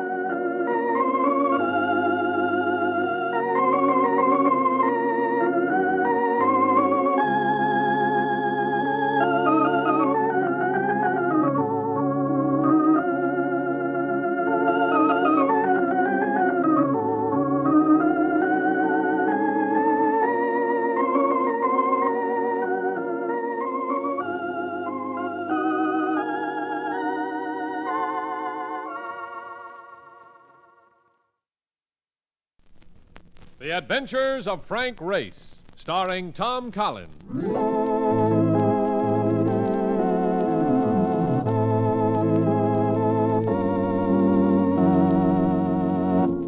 The war changed many things, the face of the earth and the people on it. Before the war, Frank Race worked as an attorney, but he traded his law books for the cloak and dagger of the OSS. And when it was over, his former life was over too. Adventure had become his business. The Adventures of Frank Race.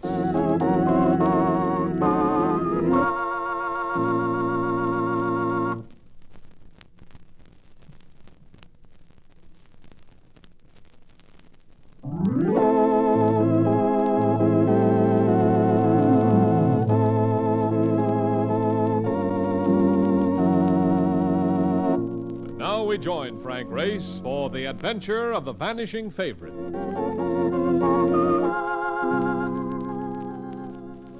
Nothing can buy as much excitement as a $2 bill. Anybody addicted to the sport of kings can tell you that.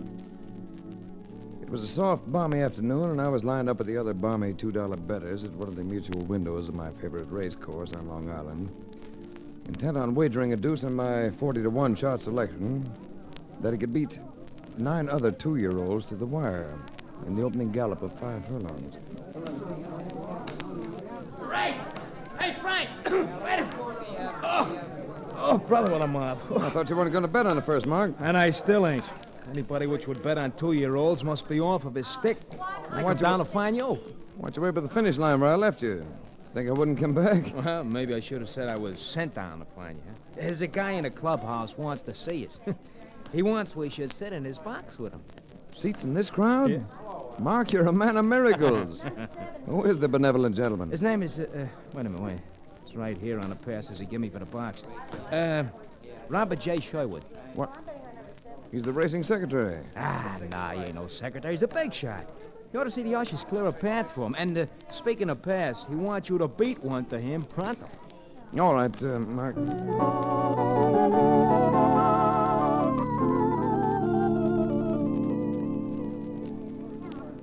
Thanks for the offer of a seat, Mr. Sherwood. We've met before, haven't we? Yes, Race, we have. Some securities were once stolen from me. You recovered them for me through my insurance company. Oh, that's right, I'd forgotten. Now, I don't mean this to sound ungracious, but when I saw your companion, Mr. Donovan, in the crowd, I asked him to bring you up here. My reasons are not entirely social. Lose some more securities? No, but I do have a certain responsibility that might lead to problems. This time, I want to take precautions in advance. A personal matter? Yes, in a way. It also involves this track. It might involve the future of horse racing in this country. Sounds big. But it also sounds rather vague. I'll try to be more specific, Race. Do you particularly care about seeing the second, or...? No, I took too much of a loss on Lady Borgia in the first. In a roundabout way. Good, good. Come back to the stables with me. I'll show you the root of my trouble.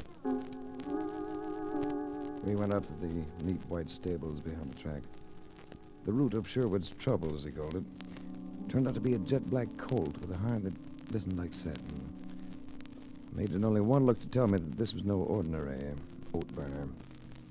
He stood a good 17 hands high, and when he shifted his weight, muscles rebelled. And the look in his eye that spelled his champion. Holy smokes, what is this, citation? No. His name is Flame of Athens. The wonder horse from Greece? But I thought he was shipped to Santa Rosita.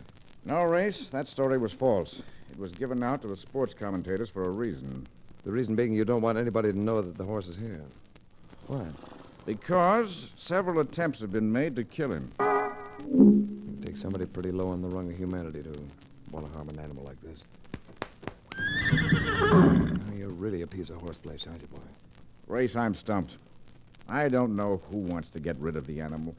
It could be too many people with too many motives. What do you want me to do? I want you to be responsible for the safety of the horse until he's flown out to Santa Rosita track next week for the match meeting with Galway King. Oh, it's a little out of my line, Sherwood. This looks more like a job for a lodge babysitter. Well, you'll find it isn't so simple if you take the assignment. I need your help, Race. I can see that you love a thoroughbred. So do I. I also love the sport. But if it's going to exist, it must be kept clean. What do you figure might be trying to muddy it up? There's been a lot of betting on the match between Flame of Athens and Galway King. Originally, Galway King was a heavy favorite because he's beaten almost everything over here. People figured a foreign horse doesn't have a chance against him. But the betting switched? Yes. Yes, a lot of money showed for this horse all over the country. Now he's the heavy favorite. It's only 1 to 3, odds on. A lot of bookmakers gave bigger odds in the beginning, though. They stand to be wiped out if he wins. Then you figure that the bookmakers are the heavies in this. For the sake of the sport, that's what I'd like to figure. But there are other possibilities? Yes. It's the owners of the horses. They have a side bet. Even money. Horse for horse. How big is the bet? $500,000. Holy cow, you mean there really is that much cabbage in the world? Both owners are wealthy men. Galway King is fourth on the list of all-time money winners. And Flame of Athens beat everything in Europe before he was shipped over here. Both owners and all the bookmakers in the country. It's quite a batch to keep tabs on. You'll take the job then, Race? Yeah, I'll take it. Good. And as a bonus, I'll give you one more suspect. The jockey who was slated to ride Flame of Athens, Georgie Clements. He's been removed from the mount. That makes bingo, Race. The only ones we don't have to watch is each other.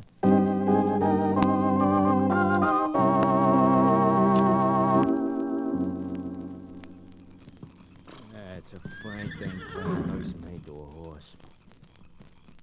Hey, Race. Race! Race! You awake? Yeah, the answer is yes. Since you twisted my arm. I can't sleep on this cot. Feel like I'm back in the Army. Keep dreaming of that sergeant who always put me on KP. I peeled 4 barrels of potatoes since the first time I closed my eyes. Oh, go back to sleep. I can't. If I do any more work in my sleep, I'll be too tired to wake up. Quiet, Mark. What is it? Somebody outside. The nocturnal prowler stood framed in the doorway. There was no moon outside, but whatever dim light there was cast a blurred shadow in the stall. My cot was next to the outside wall. I gathered my knees under me and made a lunge. That's get him, Race. Yeah. Turn on the flashlight, Mark. Yeah, sure. Uh-oh. Oh, I was right. No wonder one punch was enough. It's a girl. Yeah. And a honey. Hope you haven't put her out of commission for good. Kids like this make the world nicer to look at. Yeah, she'll come around in a minute. Get some water in a towel, will you? Yeah. Come on, wake up. Wake up. It's a funny thing. I get to wake you up, but you'll get to wake her up. Am I always going to be water boy in this thing? I wasn't talking to you, wise guy. Come on, you beautiful thing. Wake up. Here, try to sit up. What happened to me? I introduced myself rather crudely. Hangover from ancestors who lived in caves. Oh, why did you hit me with a club? I'm sorry. Truly sorry. Well, you needn't be. I think my father would approve of you. He might even give you a reward. I take it Daddy regrets not using the hairbrush when we were younger. But before we get into that, who is Daddy? Oh, you mean, who am I? No, I was trying to be more subtle. Oh, from the way my jaw feels, it's too late for subtlety. Don't tell me you don't recognize me. I'm beginning to. Magazine covers, no? Magazine covers, yes. Poor little rich girl turned model. You're Lita Galway, aren't you? That's right. And by whom have I had the pleasure of being knocked unconscious? The name is Frank Race. That's a nice name. But you say it as though you don't like it. I was thinking of something. You're Richard Galway's daughter. Your father owns Galway King. Yeah, that's right again. You should go on information, please. What were you doing around here? I like horses. Runs in the family. Yes, honey child, but there's only one horse in this stable area. Flame of Athens. Yes, I know. I wanted to see him. In the middle of the night. With a match meeting coming up. And a $500,000 bet on the side. Well, wouldn't that make me interested in the horse? Oh, yes, definitely. I see you even went to the trouble of bringing him an apple. It's a good way to make friends. With horses or school teachers. Now I know why you were kicked out of so many colleges. You looked undernourished. Why don't you eat the apple yourself? Why should I? Oh, I see, Mr. Race. You must read detective stories. Well, just to show you how wrong you are. She ate the apple, grinning at me at each bite. Even in the cold glare of the flashlight Margaret placed on the feed box, her face had a special kind of beauty. The boys that grow up with a yen to marry the boss's daughter always hoped the daughter would look like this. Convinced, Race? Completely. In the Garden of Eden, wasn't it Adam who ate the apple? Yes, he also lived to regret it. But this one wasn't poisoned. You just thought it was. Maybe I'm not as poisonous as you think. I'll do some research on it. Someday when I have some spare time. Do you know you're the first man who ever hit me? I said I was sorry. I'm not. Women are strange creatures, aren't they, Race? She leaned toward me. As she came closer, her face blurred out, except for that wonderful, smooth mouth. I reached for her, and she didn't resist. For the next 10 seconds, I felt like a man going over Niagara Falls in a barrel. That was nice. I may have been the first man who ever hit you, but I can see you haven't been neglected in other ways. Make sure you don't neglect me from now on, Race. How about walking me back to my car? All right. Mark should be back in a second. I wonder where he went for that water. Stop wondering about other people and concentrate on me. I walked Lita to her car, stopping every once in a while to get the Niagara Falls feeling again. We strolled down a path lined with trees, and I helped her into her yellow convertible. She was gone. It was then the weight of responsibility pressed on my mind again. I planned a straight-line shortcut through the brush to get back to the stables again. Hurrying someplace? Who are you? What are you doing here? I'm the inquiring photographer. You just asked the question for today. Why don't you try answering it first? I can't see very well. That's not a camera you're holding. No, it's a Smith & Wesson. It goes bang. It makes holes in things. Now sit down on that stump over there and keep me company for a while. I'm sorry, but I'm going to have to refuse that invitation. It's not an invitation. It's an order. And you'll use the gun to enforce it? Do I look like the type who'd make casual conversation? No. That'd make it rather silly for me to try passing it, wouldn't it? Very silly. Which leaves two other alternatives. To sit down and visit or take that gun! Ooh, my eyes! I'm letting you off easy this time. I don't know how long I lay there after he hit me with the gun, but a shot had been fired along the side of my face. A flash had blinded me temporarily. When I came to, my eyes were still smarting. I seemed to be seeing red. Everything was tinted with color, even in the night. Then I smelled smoke and I jumped up. The glow came from the stables. They were on fire.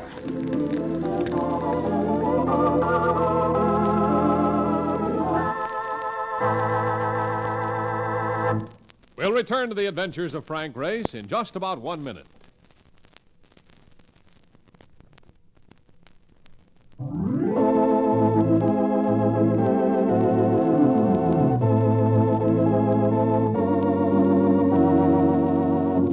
And now, back to the adventures of Frank Race. By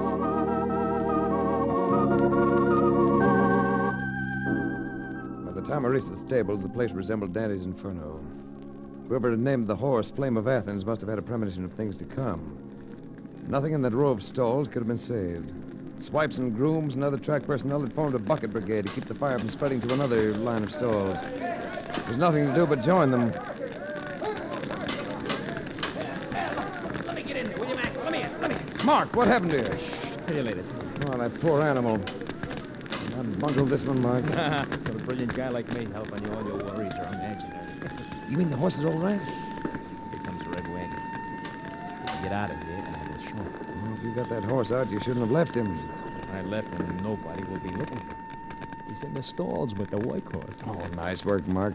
That's good cover. And not only that, but I have spotted a place where they rent trailers. I thought you and me and the horse might go camping for the weekend. A very excellent suggestion.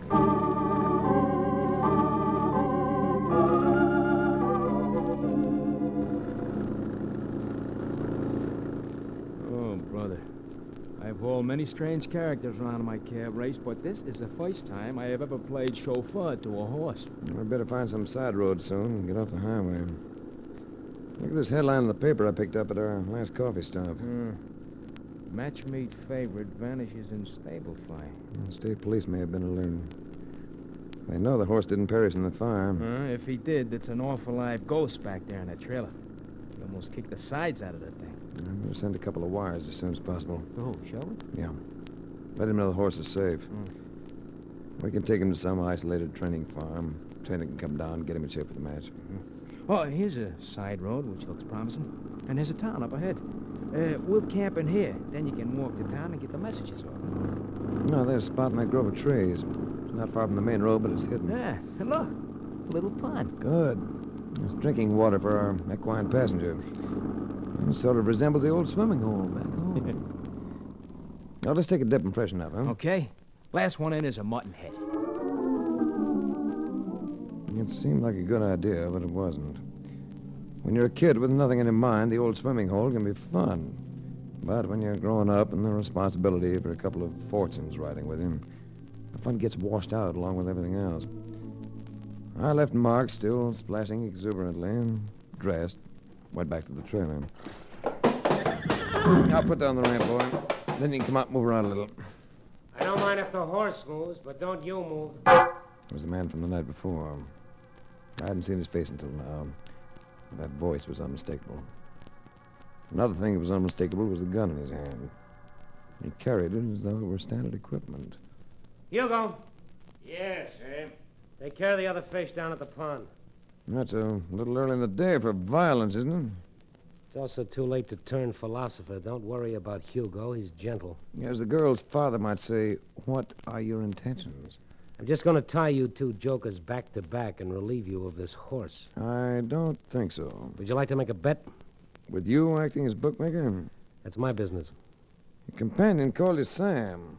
That could mean Big Sam Evans. It not only could, it does. And a lot of people have bet a lot of money with you that Flame of Athens could beat Galway King. He won't. Maybe not. But I'm going to see that he gets a chance to try. You tried this last night, remember? Yes, but I forgot to do this.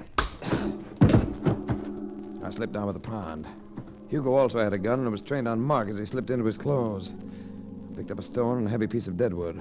I tossed the stone into the pond. And as Hugo turned, I let him have the business end of the club, right behind the ear. Nice work, Grace. Come on, Mark, let's get out of here.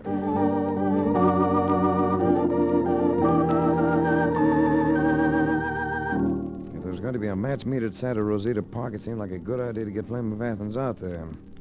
I sent my wire to Sherwood, and he arranged for a plane to pick us up at a small airport off the beaten track. We loaded Flame of Athens on board and headed for California.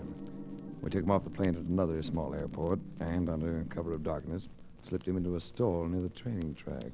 You, think we're giving him the shake, Race? Well, there's one thing we're sure of. The plane wasn't followed. That makes sense. It also means we should not be running into no trouble for a while. So, maybe I could take a little time off, huh? To do what? Well, there is a girl who slings hash at the drive-in across the road from the Santa Rosita track. Her name is Ramona. Ramona Glutz. Oh, what a doll, what a doll. I met her out here once before. With a name like that, she must be unforgettable. All right, run along. Won't be gone long, Race. Don't be lonesome. Yeah, I'll try not to mind. And I'll try to help you. Well, you again. What do you do, haunt stables from coast to coast as soon as the sun goes down? Aren't you going to slug me again? Still carrying peace offerings, I see. Oh, you mean the apple? The horse missed out on a treat last time because you were so suspicious. I can give him this one, can I? I'm afraid not, honey child. Just a precaution. Race, can you think of any reason why I might want to harm Flame of Athens? To save your daddy $500,000. Oh, well, that wouldn't be necessary, Race. You could simply say that Galway King is not in condition and cancel the match. You mean there's no forfeit? That's right. No match, no bet. Then that eliminates your father as a suspect. But not you. What do you mean, Race? Big Sam Evans, the bookmaker. You know him, don't you? I've met him once or twice. He was also out at the track with you that night the stables were burned. That's not true, Race. Oh, yes, it is, Ducky. Because there was only one car at the gate to that area. Your convertible. And he was there after you left. How did he get away, then? Simple. You drove up the road a bit, waited for him. Because Mark Donovan saw your car outside the fence when he was finding a safe place for Flame. I used to think I was in love with Big Sam. What changed your mind? You did, Race. I didn't believe her. But you can forget about your beliefs when you hold a woman like that in your arms. She was all the things that ad men promise a woman she'll be when they put a new perfume on the market. I don't know how long we stood there. It must have been a long time because... Hey, look it. A romantic couple. Shut up, Ramona. Hello, Ray. Hello, Mark. You know Miss Galway? Yeah, but we wasn't introduced the last time because she was unconscious. And this lovely creature with you, I take it, is Ramona Floods. Yeah. Hey, listen to him. Why don't you ever say things like that? Ramona told me a couple of things I figure you ought to know, Race. About that Georgie Clements, the jockey that gave the boot. The boy who was slated to ride the flame. What about him, Ramona? Oh, it ain't nothing much. But he used to eat at my place a lot, see, and I heard him talking about the match a couple times. Well, that's been a popular subject wherever horsemen gather. Yeah, Race, yeah, but this kid was all set to lose. You mean he was going to pull a horse? It don't mean nothing else but. Tell him, babe. Well, that's why the odds on the horse were so high at first, Mr. Race. The bookies all thought that Galway King was a sure thing, see? So Georgie bet against his own horse. But then when they took him off the horse, that's when the odds dropped and they made Flame of Athens the favorite. Hey, you see, Race? That puts it right in the lap of the books. The trouble started right after. No, Mark. That eliminates the bookmakers. We have nothing to do with it. What do you mean? Mark, if the race doesn't take place, all bets have to be refunded. So if that's what they want, ain't it? Then they wouldn't have to pay off. No, they would have stopped the bets altogether. They're taking the odds, but they're gambling on a match. They're gambling to win. If they tried to do anything to the horse, they'd have tried it just before the match. Not to kill him, but just to make him lose. Hey, that's right, yeah. Tell me something, Lita. And don't stall, Ducky. Why was Big Sam out at the track that night? He said he wanted to get the horse away where he could watch it. Keep it safe. But you didn't believe that? No, Race. You should have, baby. He was telling the truth. What? You mean that gorilla Hugo was also playing guardian angel to the horse? As innocent as a babe, Mark. I know the answer now. We can wind this up tonight if Ramona will help us. Oh, gee, I'd do anything to help you, Mr. Race. Good. Mark will take you back to work. Yeah, but I'm off duty until tomorrow. You get back on duty. And just drop the word that Flame of Athens is stable here. Let it circulate. Not only that, but give out that the horse is alone and will be until his trainer gets here tomorrow. You ain't gonna leave him, Race. No, I'll be right here. And I'll be expecting a visitor.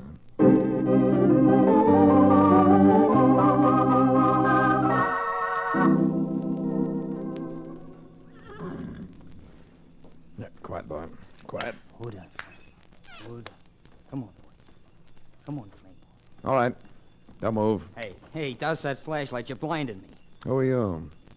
Just an exercise boy. I thought I heard a noise. You're Georgie Clements. All right, so I'm Georgie Clements. Is that a crime? No, but arson is. You're wanted for burning down some stables back east. And for murder. Murder? It was a lie. A long shot, but I played it. I had to sell him a parcel of fear and hoped it would break him down. And there was no horses in that stable, Race. You got Flame out. And even if you didn't, killing a horse isn't murder. There was a tramp sleeping in one of those stalls, Georgie.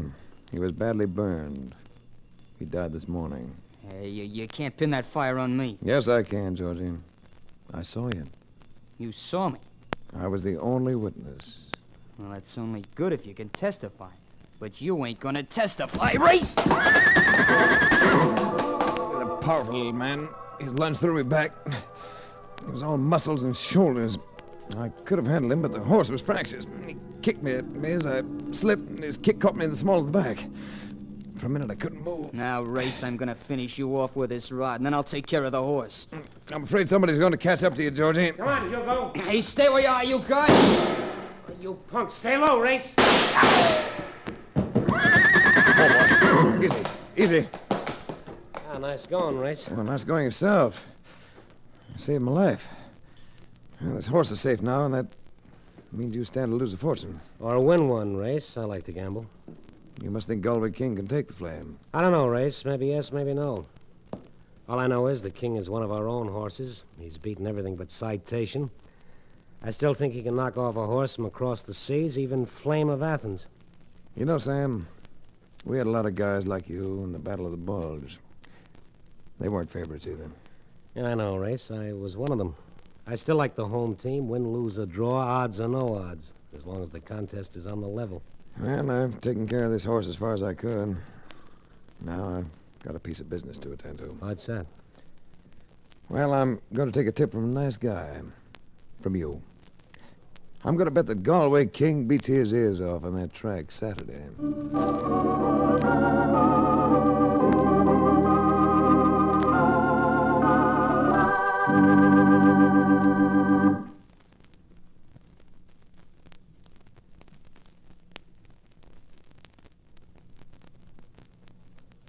The Adventures of Frank Race, starring Tom Collins, with Tony Barrett as Mark Donovan, comes to you from Hollywood. Others heard in tonight's cast were Peggy Knudsen, Florence Hallop, Ted Von Eltz, Frank Lovejoy, and Bert Holland. This series is written and directed by Buckley Angel and Joel Murcott. The music is composed and played by Ivan Ditmars. Be sure to be with us again this same time next week for another dramatic chapter in The Adventures of Frank Race. Art Gilmore speaking. This is a Bruce Ells production.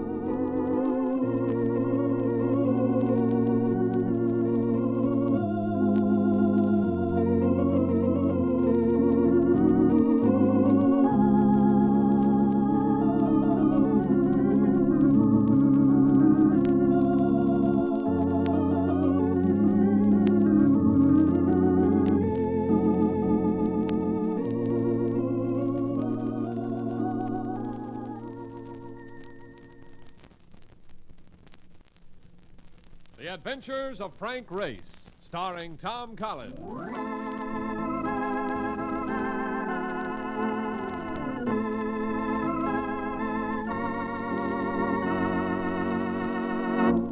The war changed many things, the face of the earth and the people on it. Before the war, Frank Race worked as an attorney, but he traded his law books for the cloak and dagger of the OSS. And when it was over, his former life was over too. Adventure had become his business. The Adventures of Frank Race.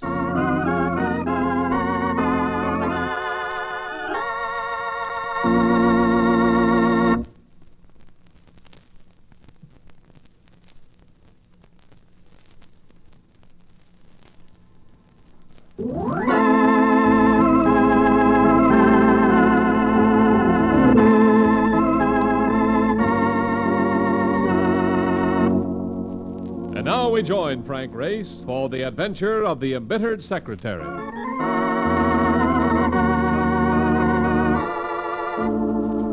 Fifth Avenue and a turtleneck sweater. The avenue was mellow under a mid-afternoon sun, and the sweater was mellowing my sales resistance as I thought of what it would do to a young lady of my acquaintance who happens to be the outdoor type and prefers it in men. I just about made up my mind to step into the shop and make the purchase when a reflection in the window sent my glance to the disapproving face of Mark Donovan. Oh, no. You ain't gonna buy that thing. What thing? That sweater. I was thinking about it. You see, there's a girl I know that... It's yellow. There's nothing like color where this girl's concerned. It'll make you look like a canary, and that ain't good. Even for a guy with your build. You don't think I should, huh? Definitely not. Now, on a dame, if that sweater was a little smaller... Yeah, I know. But for Race, it's out. No. Don't be so unhappy about it. Just stick to women that go in for pinstripe suits. It's simpler. What are you doing around here, anyway? Catching up with you. A call? Huh? From Max Fain of the Coastal Life Insurance Company, and since I am parked double, and there might be a cop along any second. We must rush. Yeah. First, you spoil my day by nixing that sweater, then you want to push me headlong into work. Race, I am just trying to be helpful.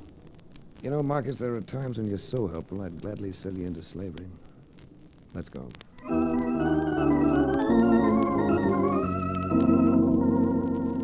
Max Fain of the Coastal Life Insurance Company rated a beautiful office, secretary to match, and a complete set of tube fingernails. He screwed his face into a pained knot as he watched me light a cigarette. Go ahead, smoke. I have to lay off for things. You should have sent word. I'd have brought along some Cubebs. Out of business. You know Chuck Hardy? Well, there's a Chuck Hardy who plays third base for the Baltimore Orioles, and there's another one who plays polo and rides herd on a $20 million inheritance, or thereabouts. It's the second one we're talking about. And after the build-up, I have to let you down with a thud. Hardy's lost some jewelry. Trinkets of some kind. And because he has a big account with us, he insists that we supply an investigator. Our best. Will you do it, Race? Of course, Max. Never can tell where those things will lead.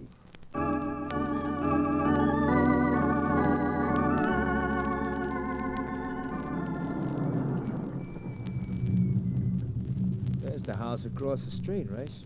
And it looks like you might have a reception committee. Yeah, I noticed that. Who's the lad with the bow tie, Mark? He looks familiar. He should. That's Danny Emerald, and he is tough, Race. The genuine article. Now stay put. Yeah. If I need you, I'll give you a nod. Okay. Just don't hold back, huh? There were 3 of them, standing at the door to the brownstone front as though waiting to get in. As I went up, I got a look from the one with the bow tie, the one market tabbed as Danny Emerald. I knew the name and the reputation that went with it. The bow tie was wide and soft with an artistic droop. But looking into that face, no one was going to comment on it. Where do you think you're going, chum? Oh, I'm here to see a man, and not about a dog. A wise guy, Danny. A lippy character. Sometimes I like wise guys. I may even like this one, if he gets us past this door. Stand back, Trigo. You too, Pete. When that butler looks through the peephole and just sees this guy, maybe we'll all go in. I think I'd rather go in by myself. You don't like company, is that it? You want to be antisocial? I just want to go in by myself. Me, I like company. I ain't antisocial at all. So I'm going with you. Me and the boys. You don't really want to do a thing like that. It'd be in bad taste. What I tell you, Danny. A wise guy. I don't think the butler's coming anyway, so if you don't mind... Wait a second, wise guy. Rushing off like that. Danny might want to talk to you. Mightn't you, Danny? You have a strong grip. Sure. I know how to use it, too. Take it off my arm. Don't like it, huh? Too rough for you, is it, wise guy? I said take it off my arm. And if I don't, just what are you gonna do about it, wise guy? Just this. Well, he had it coming, Emerald. Hold it, Trigo. No, Danny. I said hold it. He broke my watch. You can get another one. What's your parlay here, chum? Nothing exciting. I simply came here to see a man, as I told you. And you don't scare. Should I? Sometimes it don't hurt. Sometimes it's smart. I can agree with that. What do you do for a living? I'm an investigator. I had a hunch. You already know this guy, Hardy. No, we've never met. He's a Welcher. He owes me dough and he's trying to crawfish out of painter. A guy with his money. You wouldn't want to work for a Welcher. I get the feeling you're telling me that, not asking it. Well, would you? Suppose I said yes. Then you're a sucker, both ways. And I think you'll get what I mean. I'd rather have you give it to me straight. All right, I will. Engraved. Hardy and me have got a beef. Stay out of it, or you'll get hurt.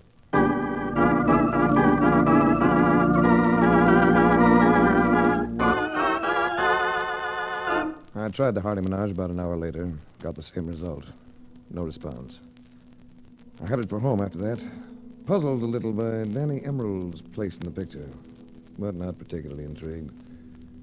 From where I looked, it seemed pretty much like an uninspiring sort of case. In front of my apartment house, a man got out of a car, moved to intercept me. He was young, blond. His features had been freshly battered by someone's fists. You don't happen to be Mr. Race, do you? That's right. I'm Tom Enders, secretary to Mr. Hardy. He's out at the Larches, and he'd like to see you there. And where is the Larches? It's his estate up the river, about 20 miles the other side of Yonkers.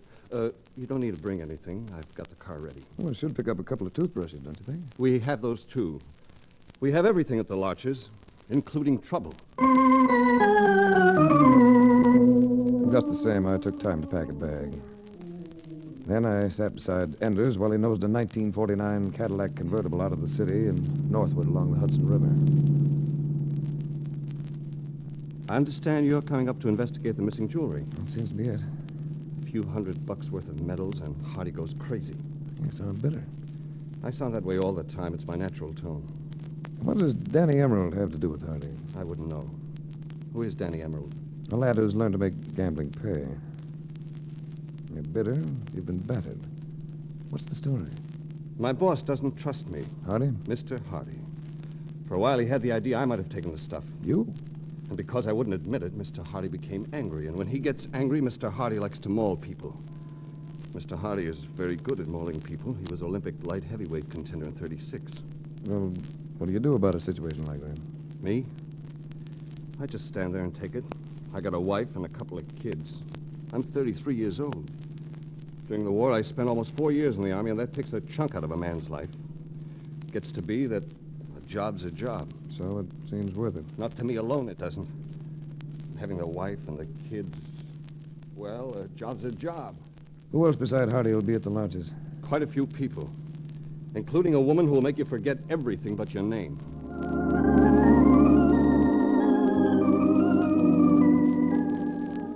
The hallway at the lodges looked like a B-picture nightclub, and I got the feeling that the rest of the house would match it, both as to size and decoration.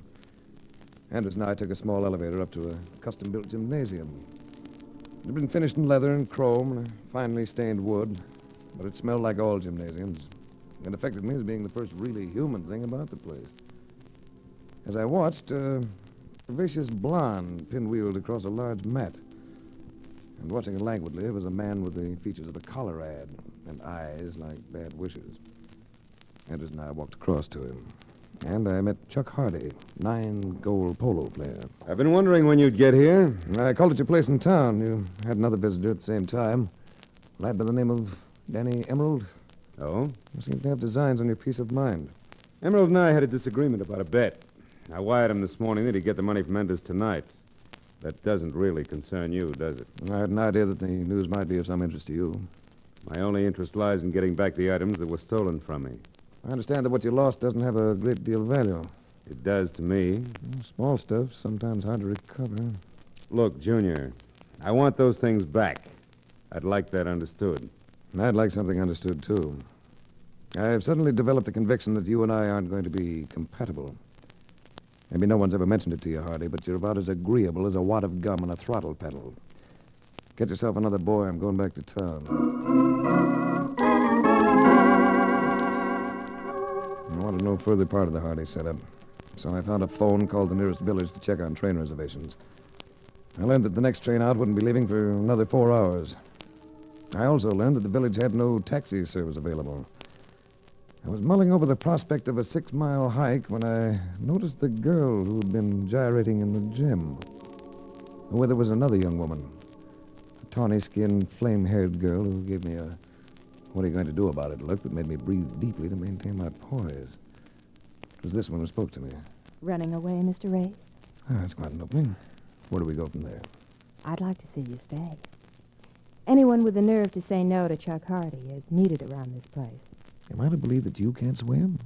Not I or any other woman in the world. Not Chuck Hardy. Well, if he doesn't go for you, he's kidding himself that he's alive. Merrill, I knew I was going to like this man. I get the impression you don't care for our host. Then why stick around? Touché. You can be very direct, Mr. Race. Just matching your mood. Get along with Chuck once you know him. Merrill here likes polo. That's why she likes Hardy. People who go for polo all adore Hardy. Jerk. There's nothing quite so fascinating as a lovely woman who uses earthly language, particularly when she has red hair. What's your name? Jake Conley. And in case you don't know, this is Merrill Reed. Hello. Both interesting people. I'm sorry I can't stick around to know you better. Oh, if you're stuck for transportation, take my car. Just leave it at Nagel's garage for me. Be still, Merrill. I don't want him to go back. Oh, sorry, lovely, but this place curdles my ego. All right, Merrill, I'll take you up on the loan of that car. Thanks. It's a green town and country. Here are the keys.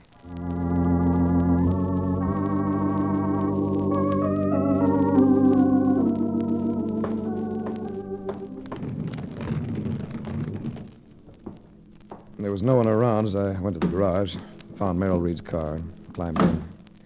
I stuck the key in the ignition lock, was about to stab the starter when a glance at the rearview mirror froze all my actions. There was someone in the seat behind me, a man, sitting grim, silent. I turned very slowly, and in the light of the dashboard panel I saw that it was Enders. He seemed to be smiling, until I realized that the expression was really a distorted grimace. Enders was dead. Something or someone had broken his neck.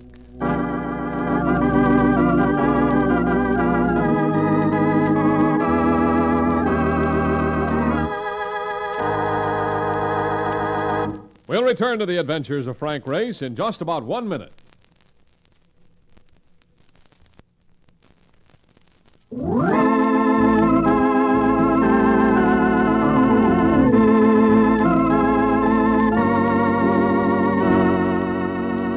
And now, back to the adventures of Frank Race.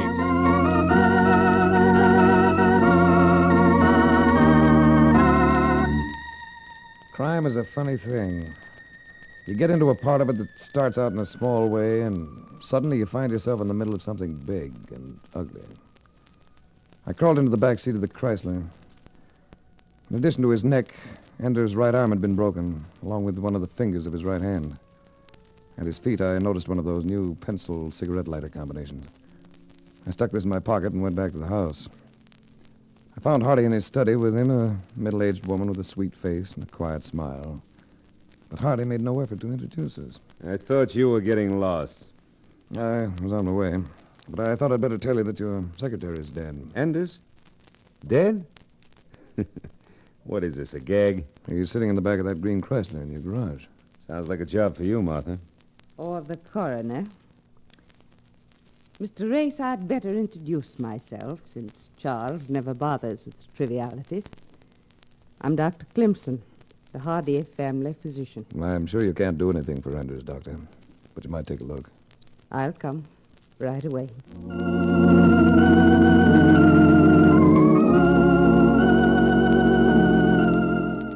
I stuck around another hour till the local peace officer became satisfied I could tell him no more than I already had. Then I talked one of Hardy's chauffeurs into taking me to town. I got to the station with 15 minutes to wait for the outgoing train. It wasn't what you'd call a busy station, but I soon had company. Hiya, chum. Hello, Emerald. What are you doing here?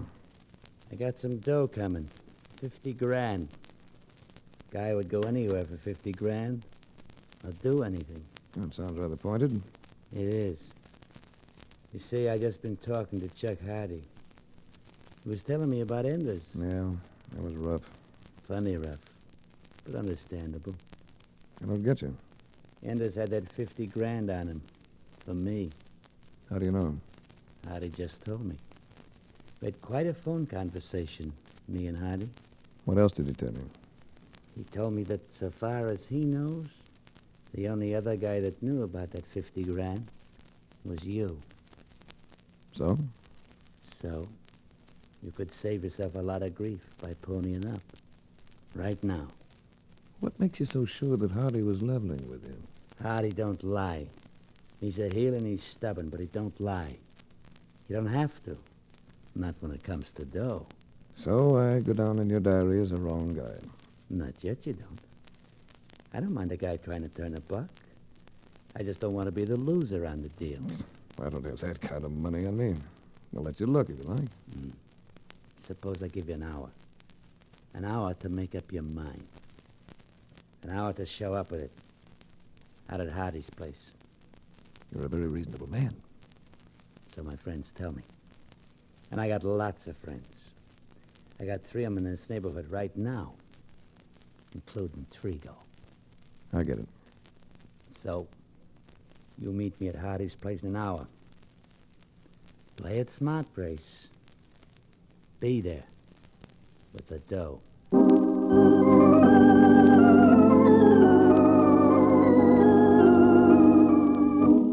I went to the local drugstore, called New York City. Was lucky enough to get Mark Donovan right away. Hey, what are you doing, Race? Having yourself a time? You're having a wonderful time. Wish you were here. Huh? What's wrong? How soon do you think you could get here? A place called The Larches, 6 miles west of Glenview. Let me see. Oh, maybe like 45 minutes. Well, that'll do. And Mark, Yeah. bring along that end wrench of yours. Back at the Hardy place, I encountered only a couple of servants who eyed me vaguely. I wandered about for a few minutes and finally blundered onto a rather spectacular mezzanine that overlooked the gigantic dining room. It was as I stood here that Merrill Reed appeared. Do you mind if I say I'm surprised? At seeing me back. You were so definite about your intentions to leave. Forces beyond my control have entered the picture. It's a big room, isn't it? It is. I don't have to stretch my imagination to see Hardy sitting at the head of that table, throwing bones to his boarhounds. But never mind, Hardy. I'd rather concentrate on you. Oh? Look quite fetching in that evening gown. Thanks. But Jade got the same reaction in just a sweater and shorts, didn't she? Nobody's going to overlook you, baby. You're a huskier girl. But it's packed in all the right places. Matter of fact... Don't try to kiss me, Race. Not unless you really mean it. How can I know what I mean till I've tried it? Here. No. I had my arms around her, but she twisted sharply away and left me standing there, feeling as a male usually feels under such circumstances, miffed, a little incredulous. I waited a few minutes, then moved out into a large hall where I ran into Dr. Clemson. Yeah. You look like a man with a purpose. I'd like to find Hardy. May I ask what for? Well, you're a family friend. I'm afraid you might not be in sympathy with my plans. I like you, Race. I've known you scarcely long enough to say hello, but I like you. So I'm going to give you a warning. Don't cross Charles Hardy. He's headstrong, he's arrogant. And he has the power to be more vicious than sin. Thanks for the tip. Do you know if the police are still here? No, they left. About half an hour ago. And took that boy's body with them. How do they figure this business? Well, they're inclined to believe it was an accident. They think Enders might have fallen, going down those concrete steps inside the garage. And then planted himself in that car? Well, he could have crawled to the car, Race. It's possible. Yes, I suppose it is possible. I'm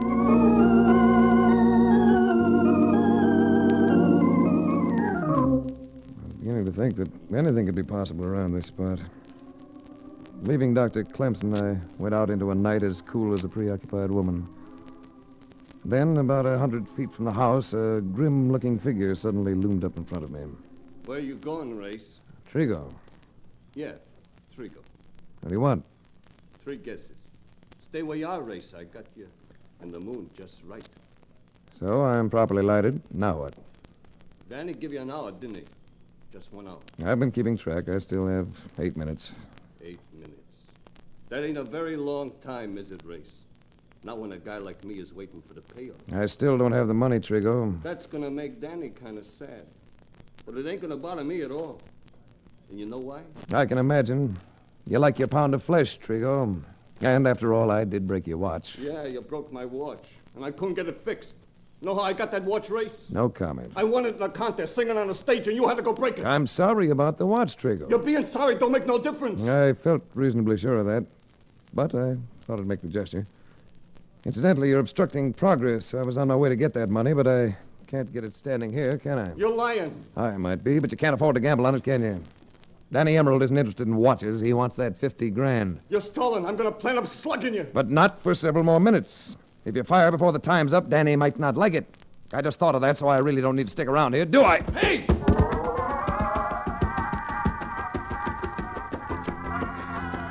I paid no attention to his yell. Just kept legging it for the house, away from that gun in his hand. I could hear him coming right behind me. Then, from up behind... Right! Over here! Marcus, boy, to say the least. I'm very happy to see you. That guy ain't so tough. He didn't like that slug I sent him. Look, what goes on here? I'm in trouble. Plenty of it. Danny Emerald thinks I'm holding out $50,000 that belongs to him. Oh, Daddy. That ain't good. Not when the guy is Emerald. Everybody says it was Emerald who rubbed out Augie Calder. Emerald's bad. Well, there's no use trying to run away from him. Let's go into the house. Look, ain't you got an out of any kind? Not a thing. I've been wrestling with it every... Wait a minute. There comes a faint flicker of understanding. Yeah? Wrestling. Yes. Come on, Mark. I want you to do something for me.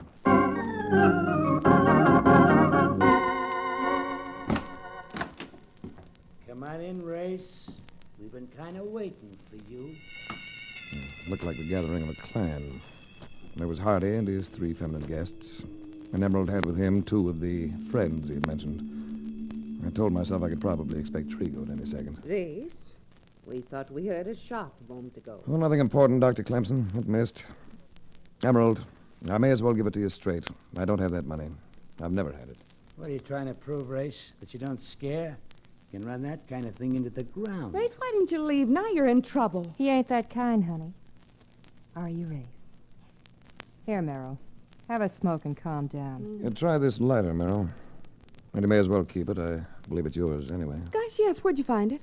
alongside Ender's body. What are you talking about? Merrill's a rare girl. She knows judo, or jujitsu, if you like that term better. And that's what she used on Enders as he came down into the garage. A wrist lock, wasn't it, Merrill? A wrist lock often breaks a man's arm, doesn't it?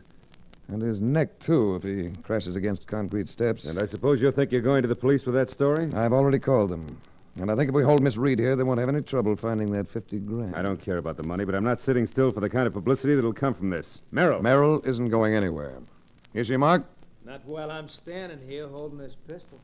Now, listen, there's no reason we can't make a deal. I don't know what you can arrange with the others, Hardy, but I'm not going to agree to a cover-up for murder. What do you want me to do, ram your teeth down your throat? I'd been hoping all along you might take that attitude. All right, you've been asking for it. Try this for size! Well, not bad. A little high. Yeah? I felt it, though. And you're going to feel this one. Sorry. My turn. Oh! I felt that one, too. Right up to my wrist. Why don't you get up, Hardy? Then we can both try it again. I'm getting up. Just wait. Oh! Oh, poor Mr. Hardy. Let's all stay put now, till the police get here. And that goes for you, too, Emerald. I ain't making a single move. Race, will you teach me to handle myself like that? Think of the interesting things I could do to all the morning males I meet. I don't know, Sugar. I've got plans for you, but they don't include boxing lessons.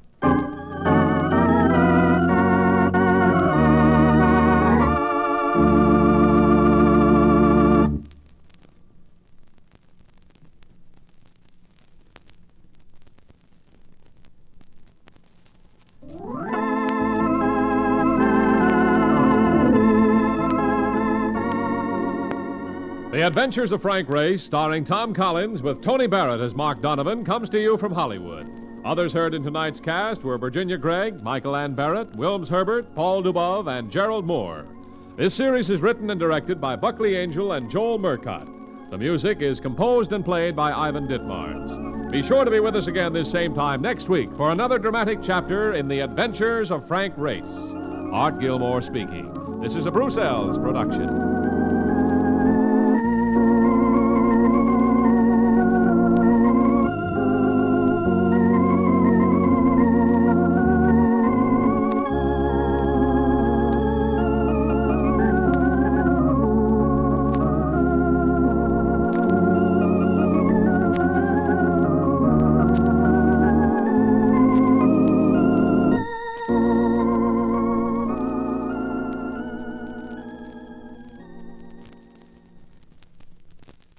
The Adventures of Frank Race, starring Tom Collins.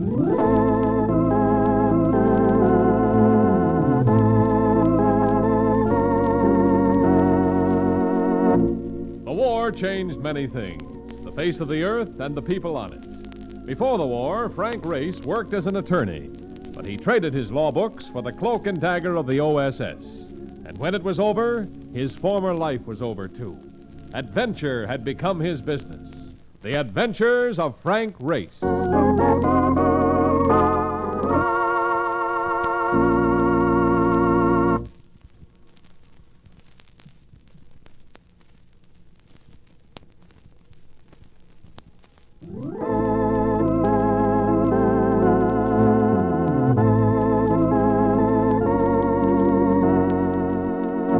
now we join Frank Race for the adventure of the Talking Bullet. Jones Beach and a portable radio. That's the only logical escape from a sultry summer night in the breathless heat of a Manhattan apartment. Lying there on the sand with Mark Donovan, I took my comfort and solace from the radio via one of the classic-minded stations, which featured a fine pianist addicted to Beethoven.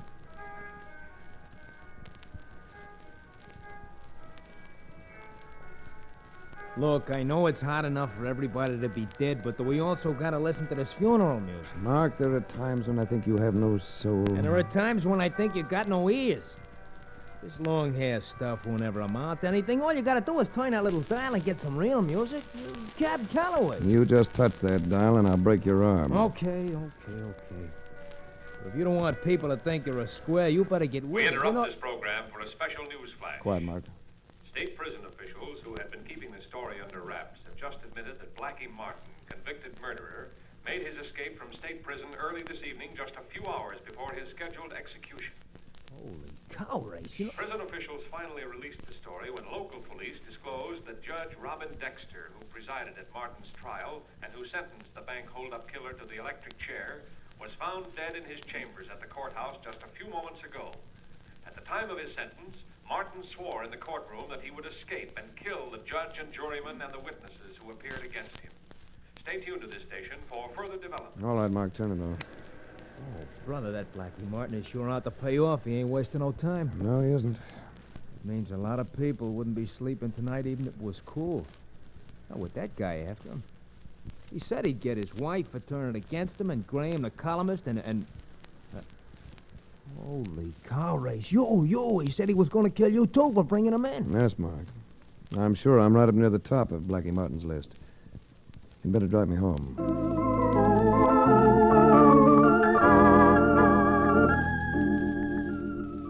A man already convicted of murder doesn't have much to lose. I kept thinking of that as Mark drove me back to town. Martin had strangled a bank night watchman, and another life or two either way wasn't going to make much difference to him. But by the time I got home, most of my thoughts concerned the pleasure of sleep. Welcome home, Race. My uninvited guest was seated comfortably in an armchair near an open window. He appeared to be completely relaxed, except for his right hand. It was clasping a .45 very tightly, and I could see the blue veins pulsing in his clenched fist. Surprise, Race? Well, not exactly, Blackie. The radio has been giving your exploits complete coverage. I didn't like it up the river. You shouldn't have been so impatient. You were going out tonight anyhow. I'm the lazy type. I'd want to walk that last mile. It's too warm to be electrocuted. You may find it even warmer here. There's a dragnet out for you, all over town. I'm not in it yet. And stop edging near that desk. If you want to sit down, sit over there. Where I can watch you. Thanks for the hospitality, even if it is my own home. I want some information, Race. Where's my wife, Lola? I don't know. I haven't seen her since your trial. Now, she isn't singing at any of the clubs around town, not any of the ones she used to play. I've been checking them on the phone while I'm waiting for you. I got something to settle with that dame. I understand she plans to get married again, Blackie, after you're eliminated. Married to someone else? What are you giving me? Well, she's been seen around with Walker Graham, the columnist who covered your trial. Oh, so that's it? That's why she spilled the story of that bank job to the yellow paper he works for. What's that? Don't get jumpy with that gun. It's only the phone. All right. They're used to the sound. There's no phone service at that hotel up the river. All right. Answer it. And be careful. Hello. Hey, Ray. Did you hear the latest news report? Yeah, no, Mark. What is it? Well, I just want to let you know so you could sleep good, see? You don't have to worry about Blackie Martin. That's very interesting, Mark. The cops have got the courthouse district bottled up tight, see? And they're sure he's still in there someplace, so don't you worry, pal. You're safe. Yeah, thanks. I was feeling a bit faint until you reassured me. But tell me, Mark, did you ever finish that mail order course you were taking on hypnotism? Well, yeah, sure. Why? I was just wondering if you could give me some instructions on how to hypnotize a man with a .45 automatic in his hand. Oh, well, you look him right. I warned you, Race. Hello? Hello, Race, hello. Race!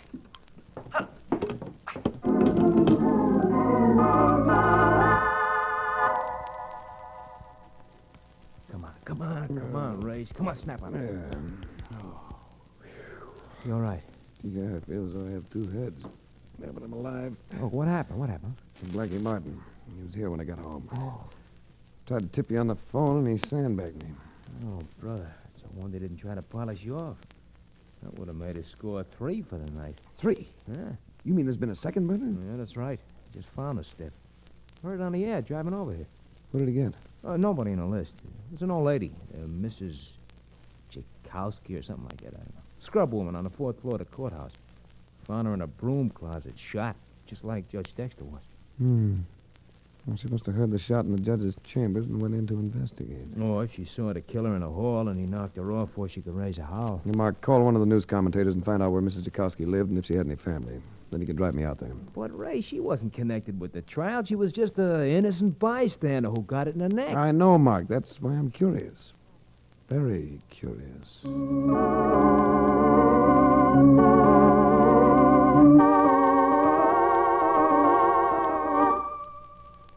There are some people who die without reason. And Mrs. Tchaikovsky, the old scrub woman, had been one of them. Talking to her daughter wasn't easy. But why? Why would anybody want to hurt my mother? She never hurt nobody. She was a good woman. I'm sorry, Miss Tchaikovsky, but other people are in danger, too. I need your help to protect them. What can I tell you? What do you want to know? All about your mother.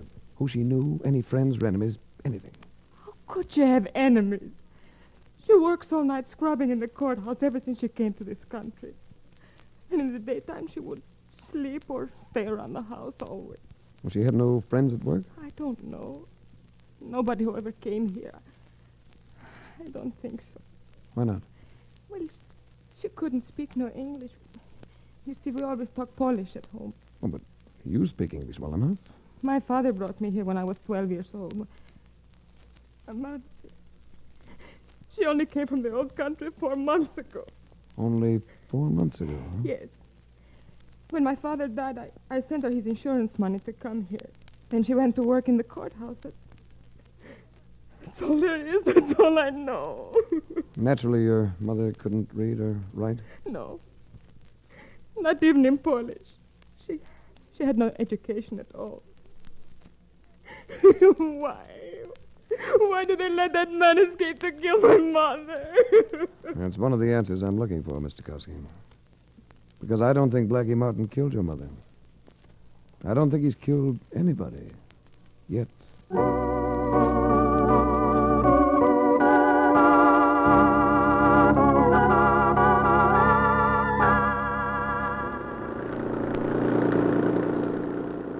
Now, look, Grace, it's all right for you to have a hunch, see?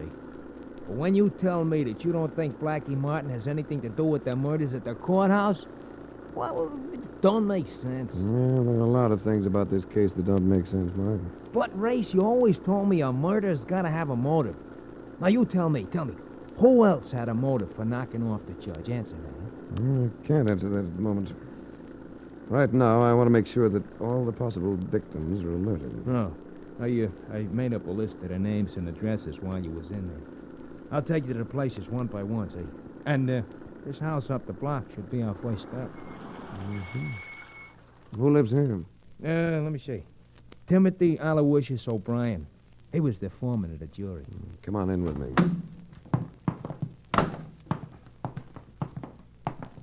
The house is dark, Race. It's, midnight, you know. Well, just the same, O'Brien should go to the police and ask to be taken into protective custody until this is over. You ring the bell. Yeah, all right.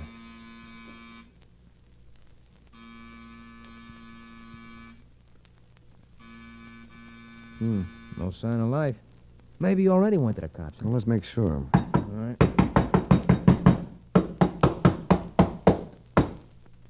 Hey, they did it. Look. Huh. Light went on the back of the hall, look. O'Brien sleeps the deep sleep of the pure of heart, considering his place on a list of people who might never wake up again. Here he comes now. No, what do you want? My name is Race. Blackie Martin's escaped from prison, and you may be in danger. I want you to go to the police station and stay there until he's caught. Can you walk me up for that? Look, if the police want to protect me, let him send a man over and he can sleep on the doorstep. All right, O'Brien. I can't force you into it, but don't open the door so easily if anybody else should come calling tonight. I'll be so sound asleep I won't even hear him. And good night. Good night. Good night. He's Irish. You better drive me to the precinct station house, Mark.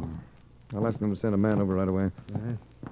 I wish I knew where to find Blackie's wife, Lola, though. I'm sure she's number one in his hit parade.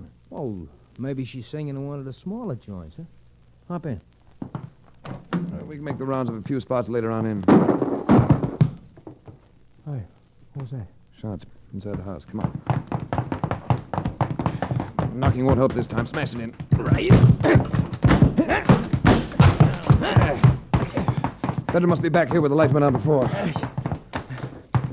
This must be it. Yeah. Light a match, will you, Mark? Yeah.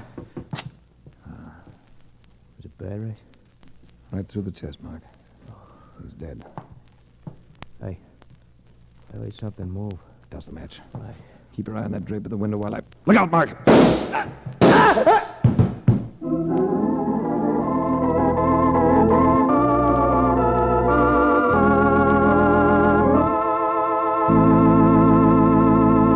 We'll return to the adventures of Frank Race in just about 1 minute.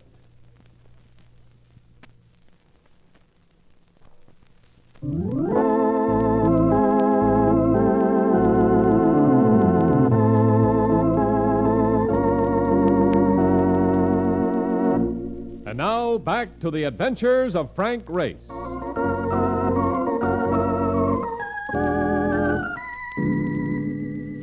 One of the bullets had hit Mark, and he fell in front of me, blocking my dive for the bulge behind the drapes. By the time I recovered, the person responsible for the murder of O'Brien was gone. I picked Mark up, piled him into his cab. My speed picked up a cruising motorcycle cop, and in a matter of seconds, he was transformed into a flying escort for a city emergency hospital. I'm sorry you stopped that bullet, Mark. It was meant for me. It's all right. Better my shoulder than your head, Frank. Did you look at Blackie when he fired? No, he got clean away. At least it should wash up your idea that somebody else might be doing the killing. Judge Dexter and then O'Brien, that ties up with only one guy. That guy's Blackie Martin. It does narrow the field down. If it isn't Blackie, it's somebody else connected with the case. There's one big question that still needs an answer. What's that? Blackie had me cold turkey at the apartment, and I'm on his list. Why didn't he pay me off? Well, maybe he passed you up once, but he just tried to make up for it. And you better make sure he doesn't kill you while you're trying to prove he didn't kill the others. Here's the hospital. Emergency ramp. That's us. With the aid of the motorcycle cop and a young doctor, I got Mark into the operating room. I showed the cop my credentials and explained the setup. He left to make a report while the doctor went to work on Mark. Hey, lay off the eat if you can, Doc, will you? Makes me sick. All right, we'll try a local. That ought to help, son. Have to cut your clothes away. Mark, try to think. In driving around town, haven't you seen some sign of Lola Martin singing someplace? No, Rich. Maybe she changed her name, huh? Lola Martin? Oh, yes, Doctor. Did you ever hear of her? No. There is a girl named Lola singing at the Tiger Room. It's a hangout that the interns frequent over on 10th Avenue. Yeah, redhead? On the, curvaceous side? On the curvaceous side, all right. But a blonde. That could be peroxide, though. Ready for the needle? Yeah, I'm ready if you are.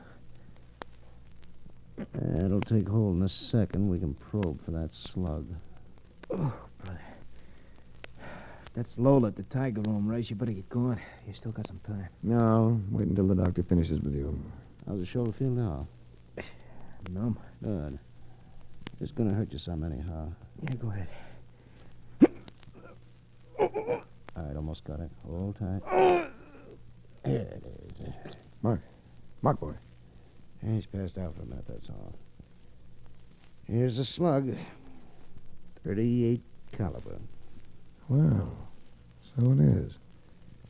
My hunch is paying off. What's that? The last I saw of Blackie Martin, he was carrying a .45. Tell my friend that when he comes to.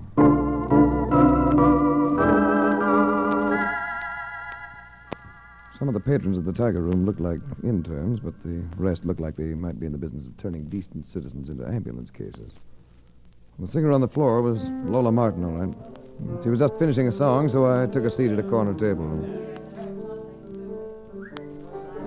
Hello, Race. Well, Walker Graham, the Manhattan Tattler.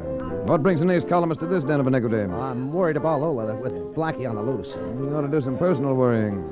The tip you printed was one of the things that helped send Blackie on that one-way trip. At least it was supposed to be one way. I know it, but what about you? You brought him in. Yes, but I didn't start wooing his wife as soon as they threw him in the cooler. Well, I can't leave Lola without protection. I'll see that she gets home safely. Would you, Race? Sure.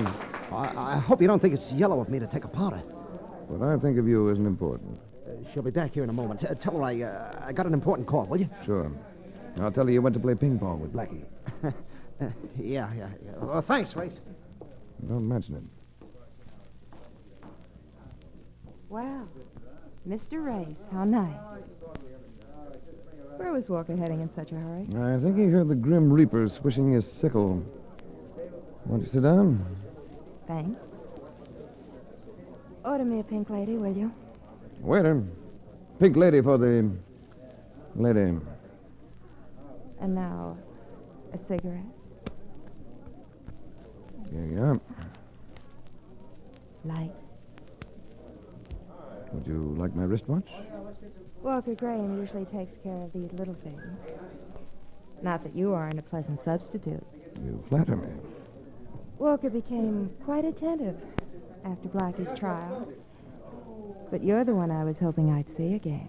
If you want to see anybody again, you'd better take yourself out of circulation until Blackie's taken back into custody. I can't. Want me to tell you why? All right, Race. Why? Because the money that Blackie stole was never recovered. You and Walker Graham have it stashed away someplace. And you've got to be out moving around to make sure that neither Blackie or the police get to the money. You're smart, Race. But this town is too hot for Blackie to be on the loose much longer. There are a lot of people he wants to get to. I'll take a chance that he doesn't get to me before he's caught. I've got news for you, Logan. You're Blackie's #1 target. He isn't going to bother with anybody else until he gets to you. That isn't what the news reports tell me. He's kill crazy. If you mean Judge Dexter and O'Brien count Blackie out, he didn't kill him. Who told you that? A murdered scrub woman. Because if Blackie had killed the judge, Mrs. Joukowsky would still be alive. Why? Suppose she caught him there. She could be a witness against him. A man already convicted of a murder wouldn't be afraid of a witness to a second murder. Mrs. Joukowsky wasn't even in this country when Blackie was convicted. What are you trying to prove? That she wouldn't have been able to even recognize him. She couldn't read. So she couldn't have read about him. So? So whoever she saw leaving the judge's chambers was somebody she'd seen before. Somebody she knew. Like me, for instance. You saw Judge Dexter after the trial. You visited him a couple of times, had dinner with him. There's no law against that. No. But you were known around the courthouse. I don't have to listen to you, Race. And only a moment ago you were so happy to see me. I hope Blackie sees you next. I really hope so. Good night, Mr. Race. Lola Martin stalked out of me before I could stop her, so I called Ed Levis, police lieutenant friend of mine who happened to be in charge of the manhunt for Blackie Martin. I told him where he could locate Lola, and I went home and turned in. I slept fitfully until... Come on, Race. Wake up. Wake up, will you? Well, you look happy, my perforated friend. How's your shoulder? Fine. And I am getting a chuckle out of having the laugh on you for a change. Look at this newspaper extra which I just picked up. Oh, you know I can never focus my eyes before breakfast. What's it say? Says that you are wrong about Blackie Martin. He shot and killed his wife Lola in the Times Square subway station at 2 a.m. this morning in front of 20 eyewitnesses. Let me see that, Mark. Yeah, sure. Have at it. So he finally paid her off. That's what it says, Maestro. And furthermore, there was just a flash on the radio. The police have Blackie staked out in an empty warehouse over by the waterfront. Well, look, let me jump into some clothes and you can drive me over there.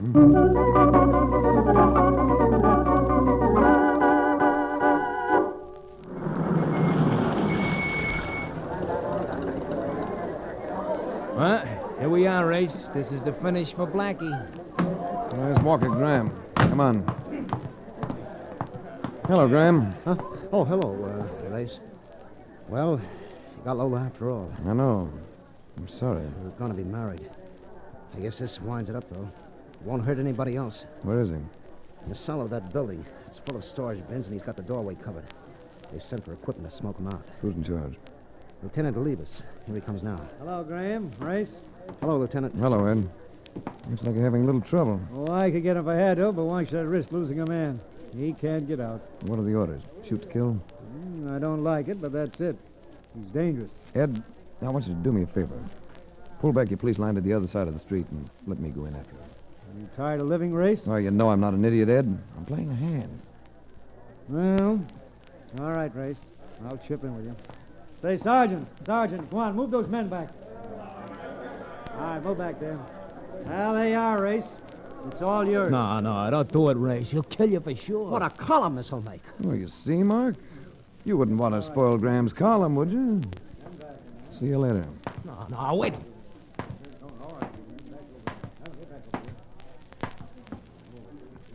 This is Frank Race, Blackie. I'm coming down to talk to you. Come on. Make a wonderful target when you come through that doorway. Here goes. You missed me, Blackie.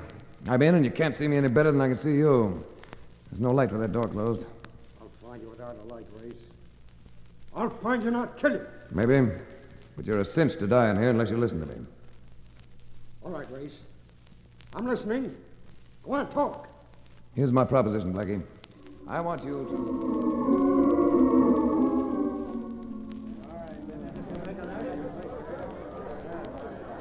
Hey, he's been down there a long time. I'm afraid Blackie got him as he went through the door. Smoke equipment is here now. Hey, more shots. Hey, look. Cellar door. It's moving. Keep that door covered, man. Hold your fire up there, Ed. Race. All right. Nice work, Race. Come out. Hold that crowd back there, man. Hey, look. Look, he got Blackie's carrying him out. Let's get this body into the warehouse office, Ed. Right. Come on, Donovan. You can come in, too, Graham. And call your paper. Yo, this boy's heavy. I'll dump him here until the wagon comes. Thanks for a great story, Race. I better call before deadline. Hold it a minute. The story is bigger than you think. What do you mean? Who would a man try to kill first, Graham? A judge who was only doing his job, or a wife who double-crossed him? Well, I guess Lola was the main one, but he got to the others first. No, he didn't. Because Blackie didn't kill the others. The person who killed the others had to kill Mrs. Jakowski, too, because she recognized him. It was somebody who went to the courthouse every day. Somebody like you, Graham, covering the beat for your paper. What motive would I have for killing Judge Dexter? Because you thought he was wise to you and Lola. That's why she was shining up to him.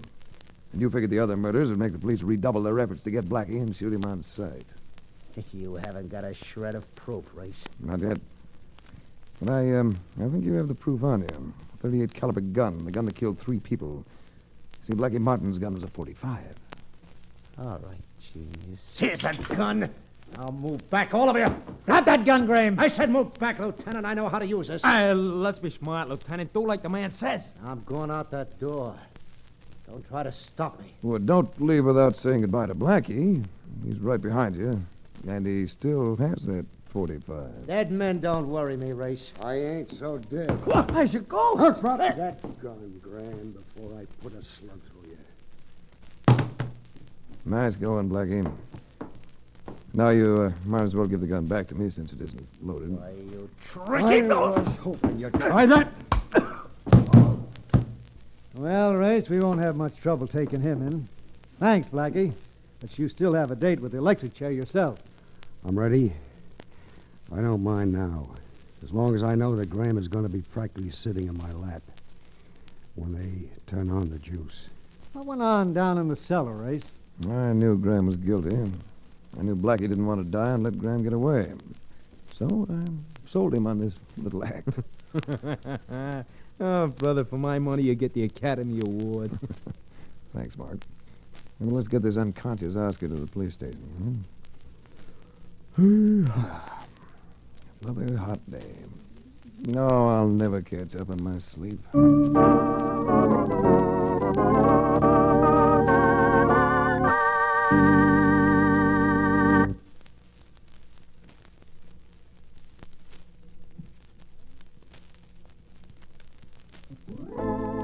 The Adventures of Frank Race, starring Tom Collins with Tony Barrett as Mark Donovan, comes to you from Hollywood. Others heard in tonight's cast were Lillian Baeff, Michael Ann Barrett, Mark Lawrence, Lou Krugman, and Dick Ryan. This series is written and directed by Buckley Angel and Joel Murcott. The music is composed and played by Ivan Ditmars. Be sure to be with us again this time next week for another dramatic chapter in the Adventures of Frank Race. Art Gilmore speaking. This is a Bruce Ells production.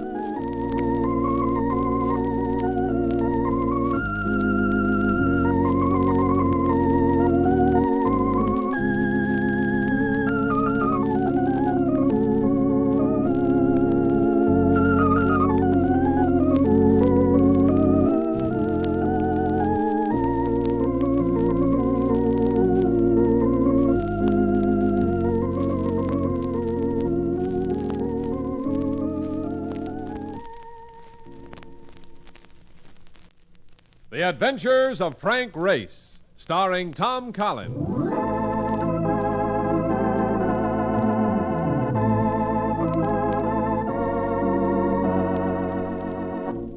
The war changed many things, the face of the earth and the people on it. Before the war, Frank Race worked as an attorney, but he traded his law books for the cloak and dagger of the OSS. And when it was over, his former life was over too. Adventure had become his business. The Adventures of Frank Race.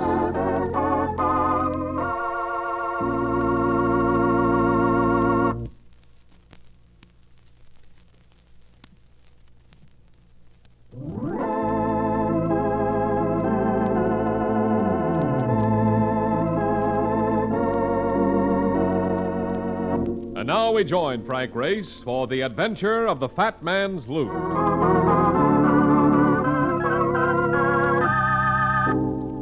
There's nothing like a Turkish bath for complete relaxation.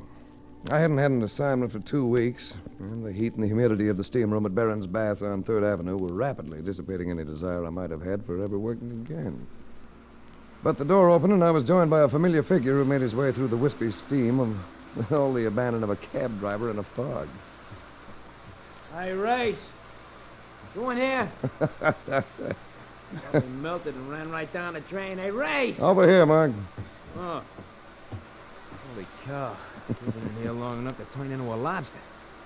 Of all the guys to have to go looking for, you are the only one which has ever made me get dressed up in a towel. Well, it's good for you, Mark. Opens your pores. Yeah, huh? Let's get out of here. Look at the color of me.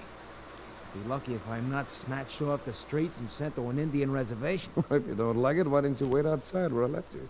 Because somebody's looking for you. Ted Coleman, the Universal Surety Riders. Must be a jewelry case, huh? Yeah, from the sound of them, there ain't a diamond left in the world that hasn't been stolen. All right. One cold dive in the pool and we can get out of here.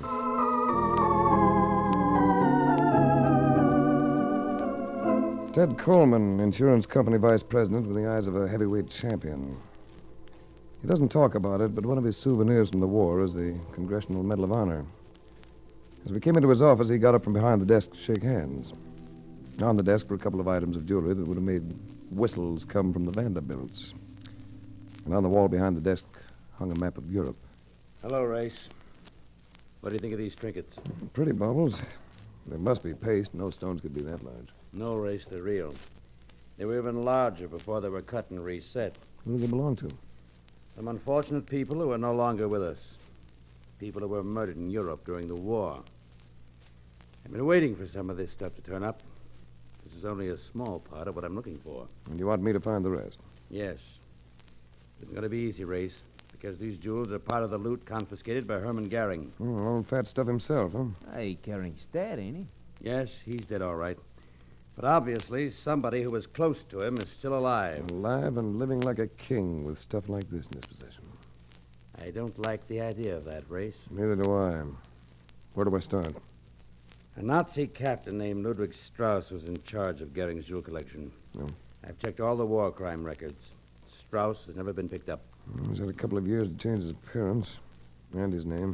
You better start in Berlin. That was Strauss's home. Here's some notes on him. Former addresses, names of intimate friends, many of whom were taken care of at Nuremberg. Here's a picture of him with Goering at the gambling casino. Goering's in the background, and that's Strauss getting ready to throw the dice. He's almost as fat as Goering. Tell me, Ted, where these jewels turn up? Got the places circled in red on the map. Marseille, France, Torino and Geneva in Italy, and the necklace in Barcelona, Spain. Details are in the notes I gave you. I guess you paid out a fortune in claims on this stuff, huh? Now, this might sound funny coming from an insurance man, Race, but I wish we'd paid more, because that would mean that some of the owners would be alive to collect. I want that Strauss, Race. I wish I could go after him myself. Well, I'll do my best, Ted. Arrange visas for Mark and me. We'll take a plane to Berlin in the morning.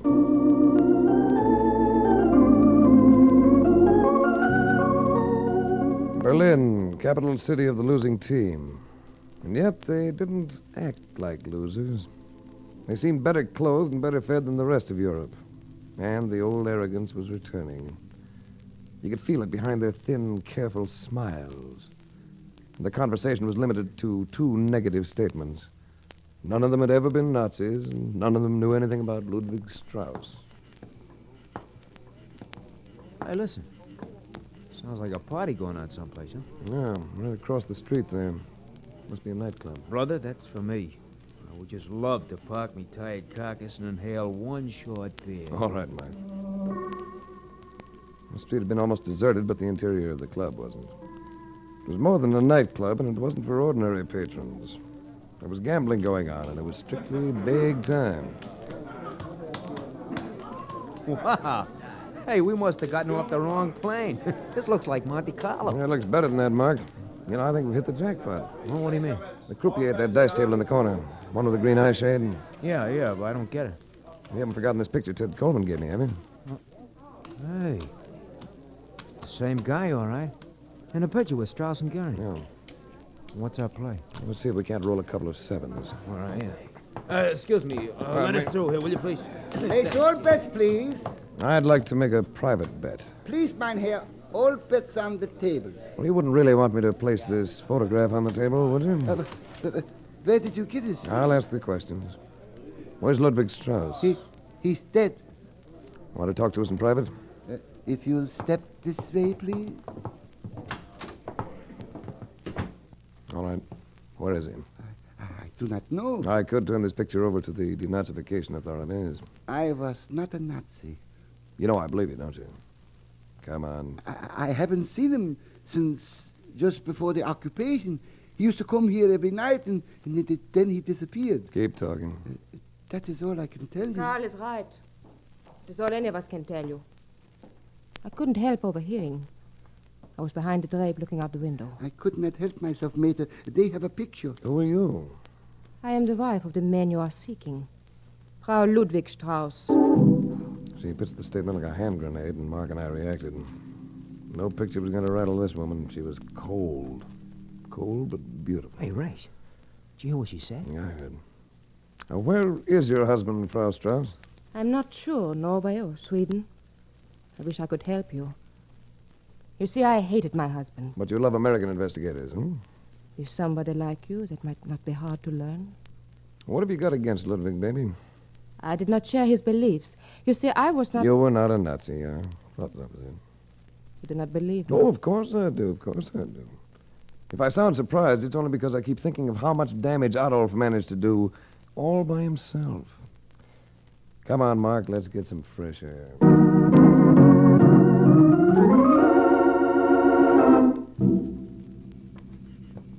So, here we go again. Which we try first, Norway or Sweden? Neither one, Mark. We're being steered. No Nazi officer'd hide out in Norway or Sweden. If he were discovered there, they'd tear him apart. Then you think Strauss is still here? No, too many people who might recognize him. Well, that means we got nothing but the whole wide world to Save it, Mark. What's up? Car's been telling us. Quick, this doorway. Herr Race, may I give you a ride to your hotel? Race, it's the guy who was running the crap game. I know you are here someplace. I just want to help you. Get out of the car and walk over here with your hands up. Oh, there you are on the doorway. All right, Otto, schnell. Somebody else in the car. Down, Mark. One down. Otto's making a break for it. Stop! Oh, don't hit me. Give me that gun, Frank. Yeah. It's Cam Otto. Frank, you're all right. Get in the side. Better commandeer that car and get out of here. All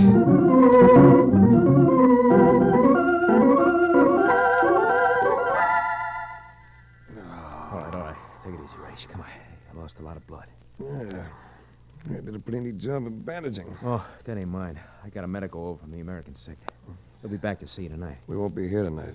Oh, wait a minute. He said you can't move out of here for a couple of days. Besides, well, what's the use going off on a wild goose chase till we know something? We do know something, Mark. Something that should have been obvious. And something that Frau Strauss made even more obvious. Like what? Like steering us north. That should mean that Strauss is someplace in the south. Yeah, that figures. But where? Place you mentioned last night. Monte Carlo. Now you're guessing, Race. Maybe, but with reasons. Strauss spent all his spare time gambling. When a man doesn't change his habits, you know. Yeah, but there are other places. Yeah, get that map out of my pocket, will you, Mark? The one Coleman gave me. Yeah, right. Yeah. Look at the places circled in red, where the jewels are found. Yeah. See what you mean. Now, they all fan out around Monte Carlo. Yeah? He goes to a different place each time he unloads some of the stuff, but it all points to a home base in the middle. This I gotta buy. While you're at it, buy something else. 2 tickets on tonight's Riviera Express to Monte Carlo.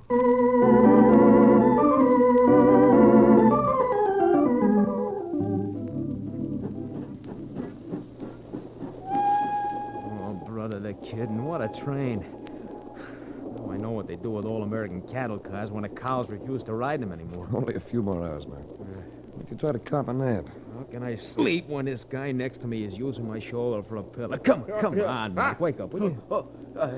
Pardon, monsieur. I must have fallen asleep. For a minute, I thought you dropped dead. You gentlemen are tourists? We're in the jewelry business. A buying trip. Oh, one can pick up some wonderful bargain in Paris. Have you tried there? I thought Monte Carlo might be a good spot. Monte Carlo? Oh, I'm afraid you will be disappointed. Most of the jewels one sees in Monte Carlo are worn by your rich American women. Well, natives must have some jewelry of their own.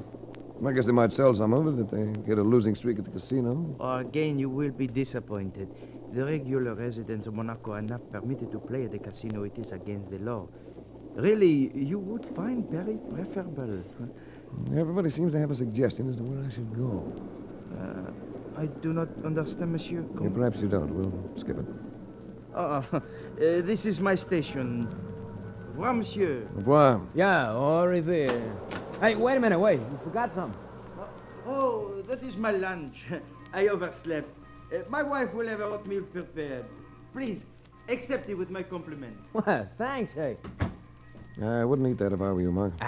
Don't be so suspicious. A guy with just a farm. I'm hungry. You can wait a while. Well, we'll take a look anyhow. Oh, boy.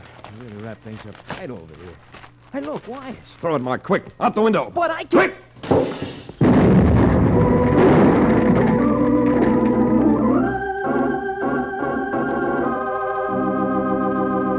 We'll return to the adventures of Frank Race in just about 1 minute.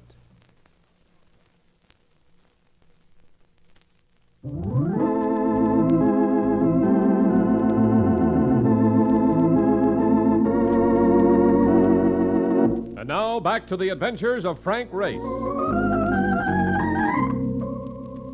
What that homemade bomb would have done in the close quarters of the compartment, I hate to think about. But I got it away from Mark and made a heave just in time. Even so, it tore up a section of track next to us and broke enough windows on the train to make it look like the aftermath of a sandlot ball game. The blast couldn't be traced to us, and after the authorities finished their rather confused investigation, we went on to Monte Carlo and settled into the Hotel Crown. Hello. Hello, Mr. Race? Yes. Well, I'm Helen Farragut. You don't know me, but... From the sound of you, I'd like to. Well, that's just what I'm calling about. You see, I'm a fellow American, and I'm lonesome. And your looks don't match your voice. I mean lonesome for company from home. I've been here for 4 years, sort of a self-imposed exile. And every time a new American comes to town, I hear about it, and I invite him up to the villa for tea. What time and where? 4 o'clock. And I'll send a car for you. I'll be waiting.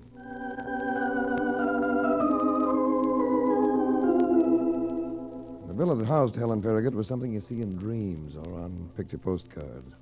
You could count 7 different shades of blue in the Mediterranean as you looked down from the hillside. But beautiful as the sea was, Helen Farragut could snatch your attention from it without half trying. My blind dates don't always turn out this well, Mr. Race. I was just going to say the same thing.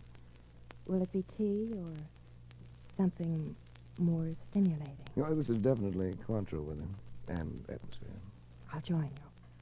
2 Cointreaus, please, Henri. Yes, Miss Farragut. When we get our drinks, I'll introduce you to my protectors. Protectors? Mm-hmm. You see, I always invite a couple of extra people just to have them on hand if the blind date should turn out to be disappointing. They're out on the balcony. Will they always be out on the balcony? No. Next time we'll be alone. Miss Farragut. Monsieur. Oh, thank you, Henri. Well, thanks. And now, the balcony? There were 3 of them, 2 men and a woman. One of the men was an American businessman, Dan Carpenter, a bit on the paunchy side. He had the distracted, futile air that Americans get when they've been abroad for too long. Then there was Rudolf Richter, a German right down to the proverbial Heidelberg dueling scar. I needed no introduction to the woman. We meet again, Mr. Race. Yes, Mrs. Strauss. Despite all obstacles, we meet again. Oh, you know each other. Well, that's nice. You can chat while I get Henri to fetch her out. I'm telling you that Well? I had a run-in with some of your friends before I left Berlin. They were not my friends, but there's no point in telling you that. You don't want to listen. The voice, yes. To the words, no. Perhaps in time I could convince you. But this is hardly the place. We'll be meeting again. Tonight, perhaps? Dinner? All right. Race, I'd like you to settle an argument for us. You've just come from the States. Yes? Richter thinks that America is all for keeping Germany down. I told him once we've won, we forget about all that nonsense. Sure we do, Carpenter. Places like Belsen and Dachau are easy to forget. There you are, Richter. I think I denoted a note of irony in Mr. Ace's voice. I get that way around people like Carpenter. What do you mean? I mean, I think you sat the war out in some nice, cozy spot like this. You can forget anything. You weren't hurt. Look, I was too old for Sure, you were too old and you had no sons. It figures. Why, Easy, fellow. Oh, tell Helen I had to go. I'll call again when the tourist season is over. I'm afraid Carpenter does not like you. Well, that makes it even. I don't like Carpenter. I'm surprised to find you on my side. Why, Mr. Race? Because I am a German? I was not a... No, I won't say that. It is too commonplace. Coming from you, I might believe it. Coming from Richter, you should believe it. He lost his family at Dachau. I'm sorry.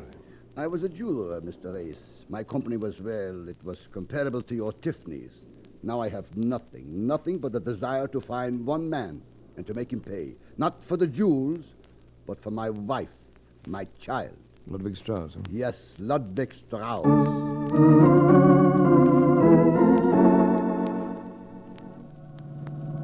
Mistress runs quite an establishment, all right.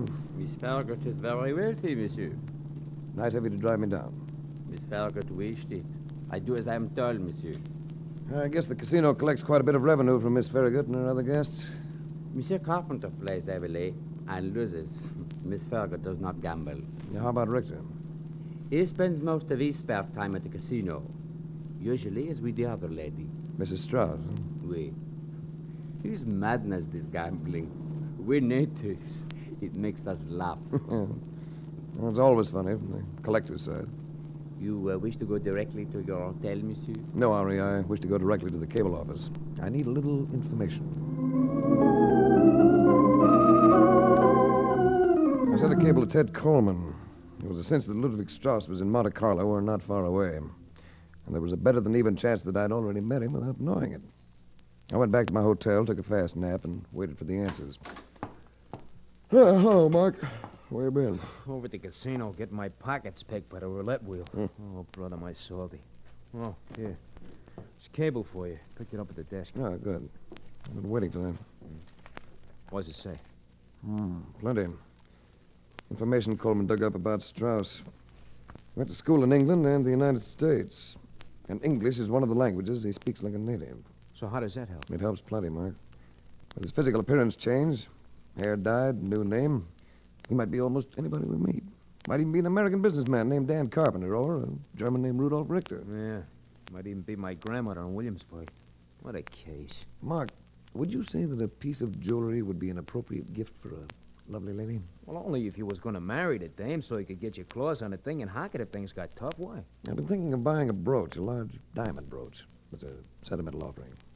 Are you off your rocker? No, Mark. I want you to go to a jeweler and have one made up. Race, you nuts. Well, listen to me. I want a paste job that will look like the real McCoy. Plenty of flash and no value. Oh, that's different. You're not Scoot. I've got to dress and meet a lady for dinner.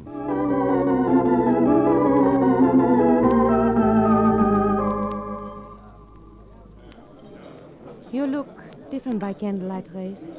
Your eyes, they are not so cold and adamant. You look different yourself. You make me feel that I misjudged you. As a matter of fact, I've been feeling sorry about that. You can make it up to me. I brought you something that might help. Oh. Will you accept it? A brooch. Why, it's lovely. Oh, it's nothing, really. I would like to thank you, to really thank you, but this is not the place. Shall we go out on the terrace? Yes.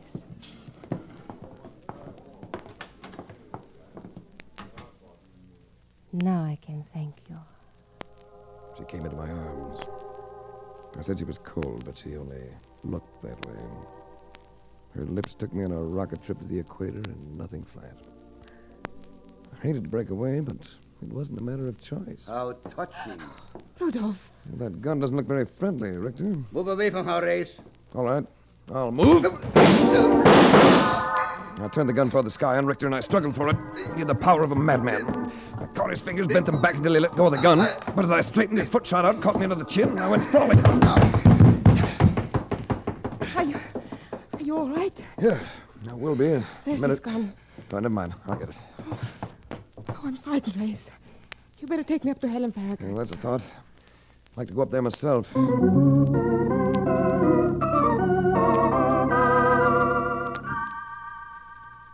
Must have been quite an evening, Mr. Race.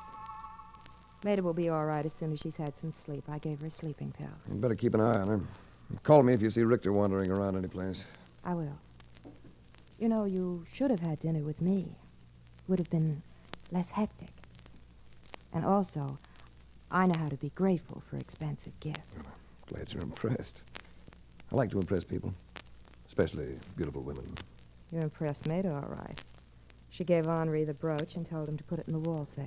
Yeah, would Henri mind driving me down? I'll let the taxi go, and I want to stop at the casino. Not at all. I'll call him.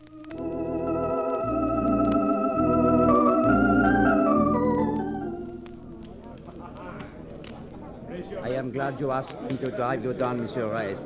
I had the urge to visit the casino this evening. I thought you were opposed to gambling. One is human, Monsieur. Well, don't lose your shirt. With my salary, Monsieur, neither the house nor I can get into much trouble. I left Henri and wandered around the casino looking for Rudolph Richter. He wasn't at the roulette tables, he wasn't at the dice tables. I went into the baccarat room, watched the play for a while, then decided to give it up. But when I came back through the main room of the casino, I saw a familiar face. Dan Carpenter. And he wasn't happy. Cash in these chips, take them off my tab. I'll give you a check. Having a losing streak, Carpenter? Huh? Oh, it's you. Gambling's an expensive pastime. So's giving out advice you haven't been asked for. I'd like to talk to you. Not now. I'm catching a plane for Firenze. What for? To sell some Italian holdings, if it's any of your business. Monsieur Reyes! Monsieur Reyes! Henri, what is it? Miss Farragut just called. It is about Mr. Richter. He just killed himself over the villa. He jumped from the balcony.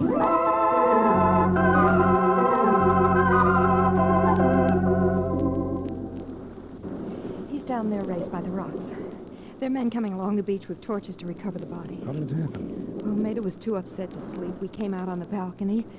And Rudolph came in and he started to scream something about being trapped. And then he jumped. Where's Maida? In here. Look, take it easy with her. She's in bad shape. Look, dear, let me call a doctor for you. No, I don't need a doctor.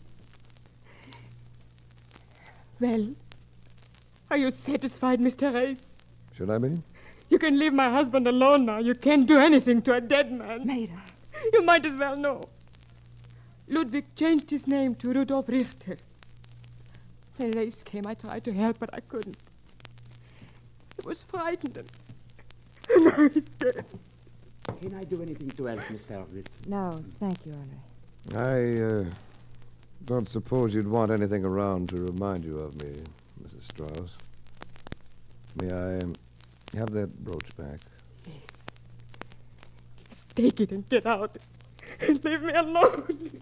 Would you get me the brooch, please, Henri? Yes, sir. I think I put it right over here by the coffee table. Thanks. You can stop performing now, Maida. What do you mean, Race? I mean that Rudolf Richter, that was his real name, didn't jump off that balcony. He was pushed. Because he didn't believe Maida's story anymore, and he was getting too close to Ludwig Strauss. All right, Race. Go on. I don't have to go any further. I'm already there. Henri? Yes, monsieur? Why didn't you put that brooch in the safe? I forgot. You didn't forget. You knew it was paste. And you aren't a native of Monte Carlo, are you? Because it's against the law for local citizens to go into the casino. You are being ridiculous, monsieur. Well, we can make sure. Let's send a copy of your fingerprints to AMG in Nuremberg. That won't be necessary, Race. Very neat, those pearl-handled revolvers. I've enjoyed this meal ticket for too long to have you mess it up. Very nice front. Rich American girls, very common over here. So you pose as one and give Ludwig a perfect cover-up as houseboy and chauffeur. And he enjoys the luxury of the villa, Except for serving at tea parties, of course. Are you ready to make the jump now, Race? Or must you also be pushed? I'll jump. Let go of me, you! Oh! Drop that, Ludwig! I'm sorry it had to be this way, Mina. Yes, Race. So am I. But now there's nothing in our way, is there? You know I care for you. Oh, you misunderstand me, baby. I meant that I'd rather have seen Ludwig stretching rope at Nuremberg. I was talking about us, Race, you and me. Oh, I wouldn't plan on us, Maida. I've been a stage door Johnny at times, but a jail door Johnny... Yeah, I'm afraid you'll be too old and unattractive by the time you get out. Schwein. No such language. Now, you just sit there quietly while I invite some guests to the party. Operator, get me the Monte Carlo police.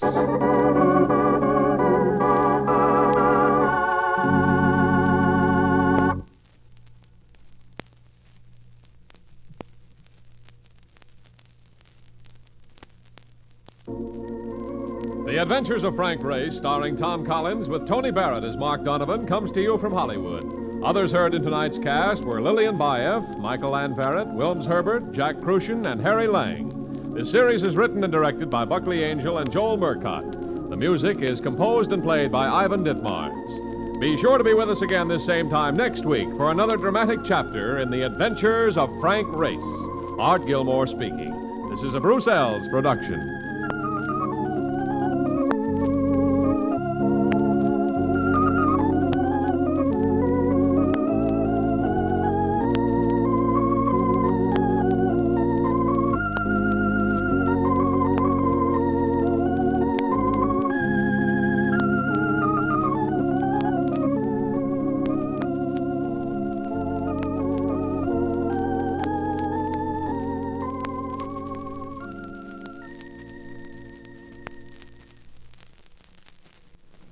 The Adventures of Frank Race, starring Tom Collins.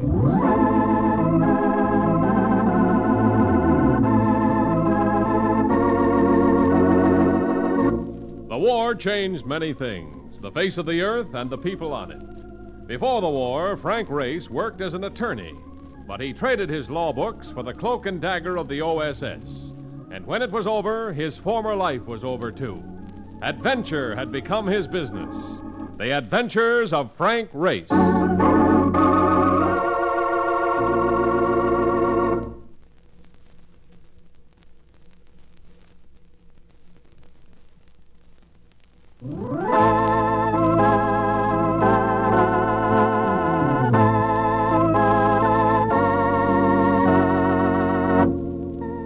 And now we join Frank Race for the adventure of the General's Lady.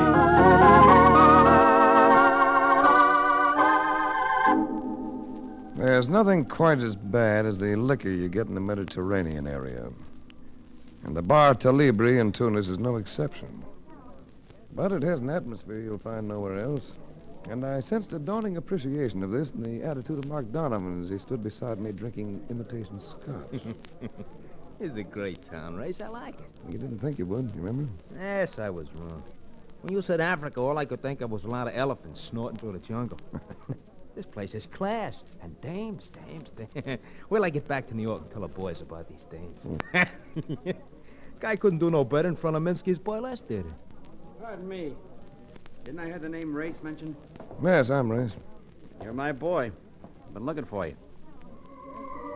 I had noticed him before. I'm standing at the end of the bar. He was tall and broad and red-headed, with a grin that would have elected him to public office. Heard a lot about you, Race. Guess that's why I was looking for someone who'd be throwing his weight around. You're a lot quieter than your reputation. I'm Ted Connolly. Oh, it's a pleasure. This is Mark Donovan. Hi, Mark. Hi. How'd you happen to hear about me? Pete Peterson. Pete?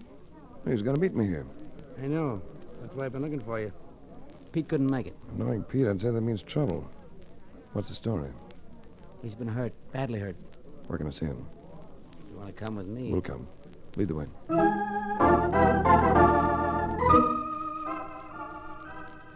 Pete Peterson, international troubleshooter for one of the biggest insurance outfits in the business. When you thought of Pete, you usually thought of drive and vitality.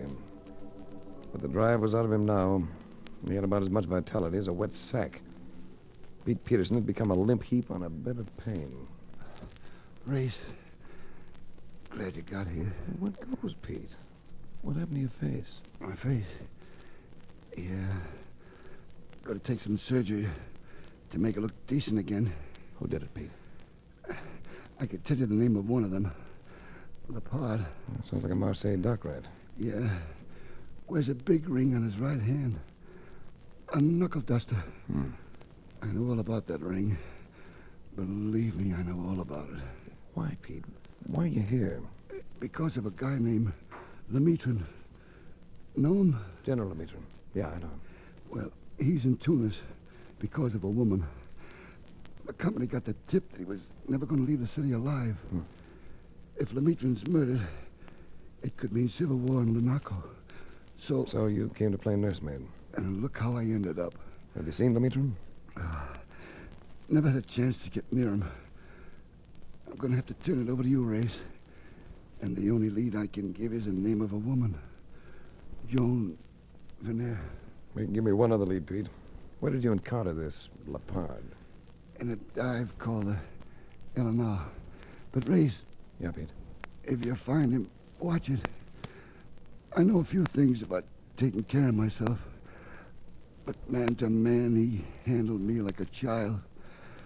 Whatever you do, don't let him get his hands on you. The Eleanor. A low ceiling, a low cobweb line, and judging from 2 arguments that flared as soon as we got there, a low boiling point.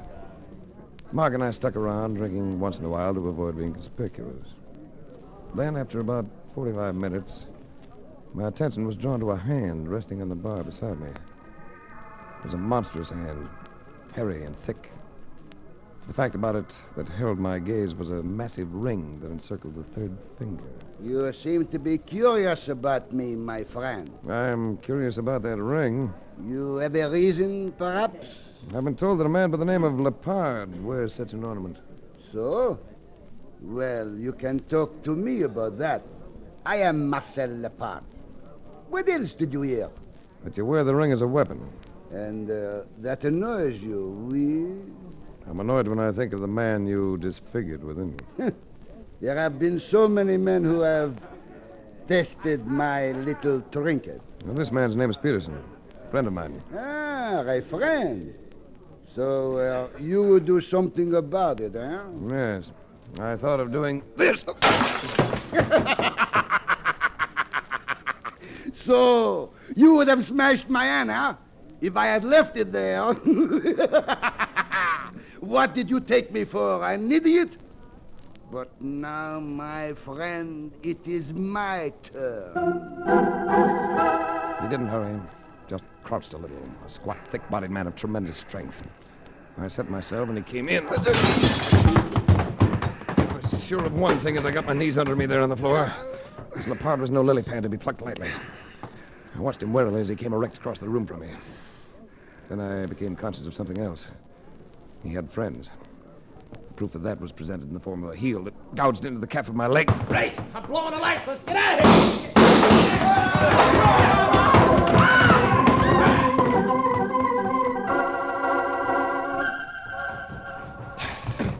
Well, I think we're clear now. That's a good thing. I couldn't go another 50 feet. Oh, thanks, Mark, for the diversion you created back there. No, brother. Yeah, I was in a spot. Oh, you know you were in a spot. That guy had more pals than all of them in a pool room. Yeah. Look, tell me something, will you? Since when you started going around picking bros? Well, you saw what Lepard did to Pete Peterson. Oh. That was enough to raise any man's blood pressure. Oh, look, anytime you tangle with that Lepard, you ain't attending no tea party. Oh. What do we do now? Well, it's pretty late. We better go back to the hotel, turn in. Oh, no. You don't think you're being subtle, do you? Anytime you come out with a suggestion like that, there's only one answer, chump. You're gonna go see a dame. That's right, Marcus. A dame by the name of Joan Veneer. Yeah. Well, take it easy. And try and stay out of trouble, will you? I'm beginning to get the feeling that this town is full of it.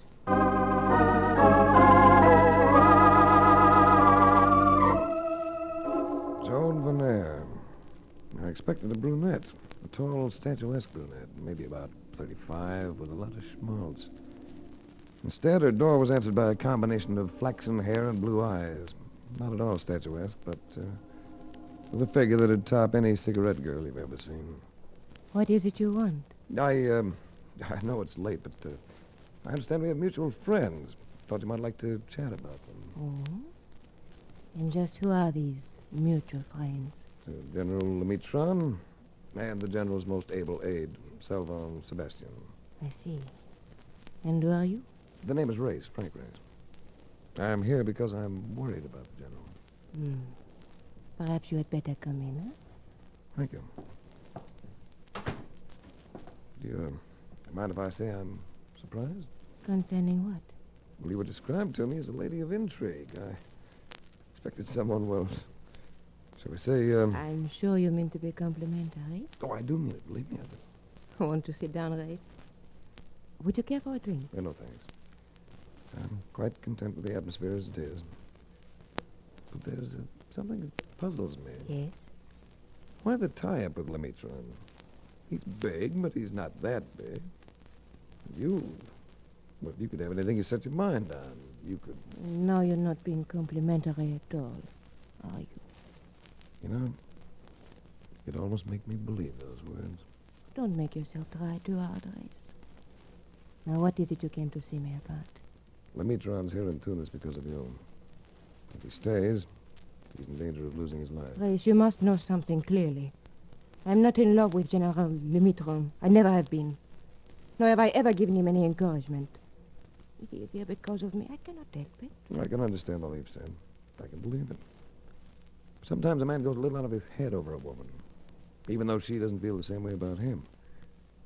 Would you be willing to leave Tunis so that he'll go too? Tunis is my home. Well, if you did it just for a short time, you could go to Paris, do some shopping. Is it really so important, Race, or is it just a whim of someone? American insurance companies learned the General Dimitrov's to be assassinated here in Tunis. If possible, we'd like to prevent that happening. That's why I'm here. All right, Race. I'll go to Paris. But I won't enjoy it. I won't enjoy it either. Much rather have you here in Tunis. Will I see you again? Would you like to? I think so. Yeah. Let's see if this will help you make up your mind. When will I see you again? Don't worry. I'll never keep you waiting very long.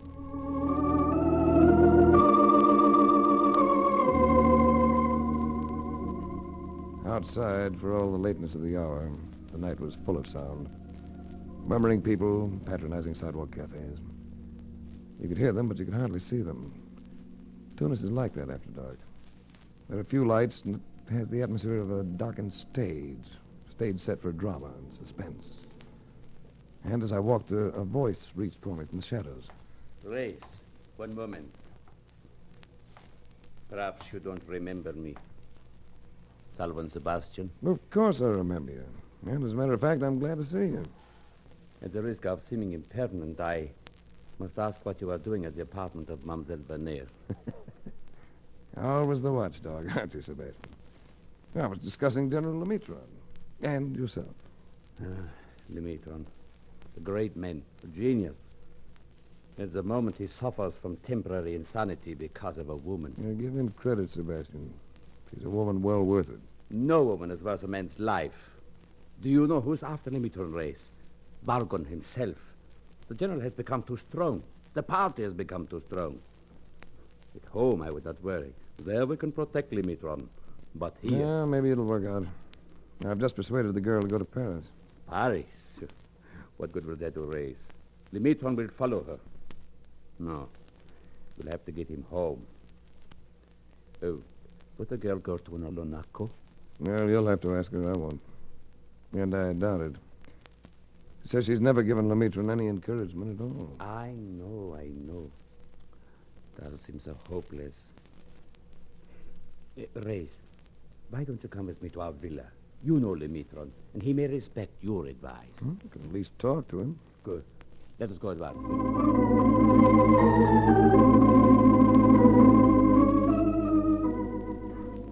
was only a short walk, not more than 5 minutes. And I stirred up my thinking to plan what I'd say to the general. But in front of the villa, I found myself with other problems in the shape of several shadowy figures that suddenly confronted us. You are going somewhere else? Lepard, Oui, Lepard. would you mind getting out of my way? You are forgetting something, Race. We have some unfinished business. Later, Lepard. At the moment, I have other matters to take care of. Now, Monsieur Race, and this time you will not run from me. I spun as I came in, ramming a heel into his knee. He fell away, but then his companions came at us, making a wild, spinning affair, with Lepard and I again finding one another in the dark. This time you will not get away. This time I am going to kill you. He had his hands about my throat, and they were like bolt cutters. But I slammed a punch to his stomach, and another, and he let go. But then as he came in again, I drilled through his jaw.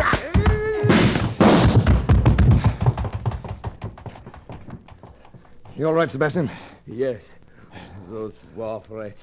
I should have had this gun out sooner.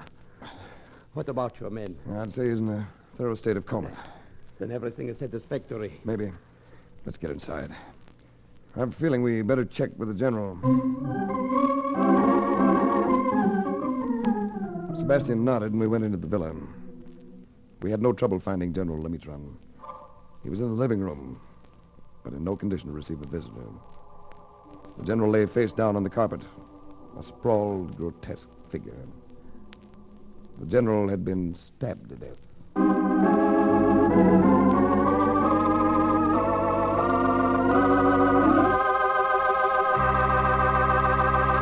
We'll return to the adventures of Frank Race in just about 1 minute.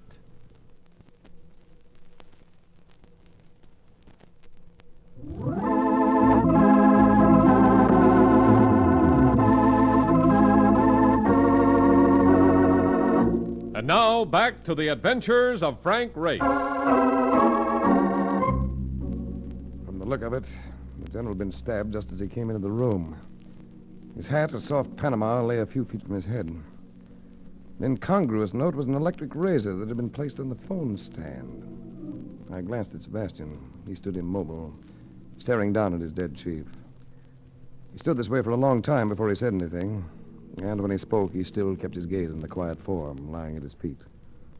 So, they have done it. And all the time I've been afraid. I never really thought they would. But let me mix you a drink, Sebastian. You will never know, Race, how much I worship this man. Some of this brandy should help. They murdered him because he became too popular with the people. He would have been our next president at the next election. Do you realize that, Race? It was a foregone conclusion. Yeah, here, Sebastian. Take this drink. You drink it, Race. The fire I need is already beginning to burn inside me. What are you going to do? I'm going home. Set the country on fire, huh? What do you expect? You think I'm going to let them get away with it? You said you've got an election coming up. Why don't you let the people return the verdict? Through their ballots. No.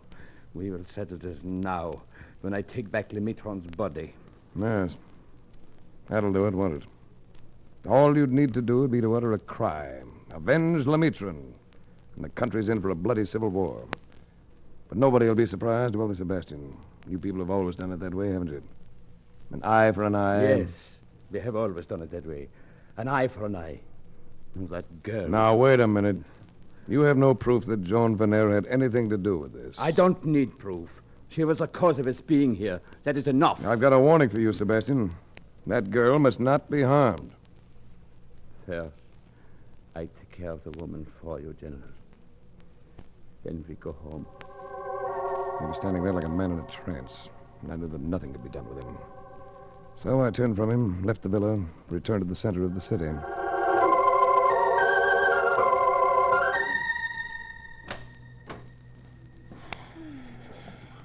Race, what is it? I must come in and talk to you. At this hour? Oh, Race, you're insane. No, I'm not insane, but Sebastian is. General Lemitron's been murdered, and Sebastian is blaming you. Blaming me? All right, Race, you may come in. Her hair was tousled from slumber, and her eyes were sleepy.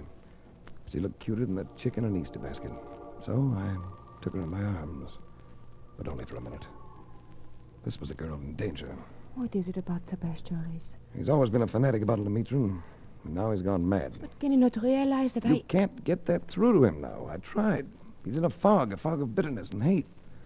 So I'm going to get you away from here. You're going to the Hotel Majestic. I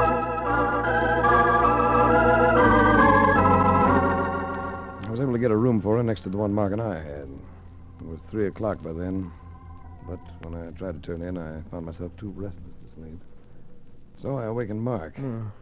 What goes? That girl I went to see when I left you. She's in the next room. She might be in danger, so I want you to watch out for her. Yeah. I don't think anything's going to happen, but stay alert anyway, will you? Yeah, sure. Where you going? I don't know. I can't settle down. I thought I'd go out for half an hour. I'll be down at the bar at the Libre. Okay. Have one for me while you're at it.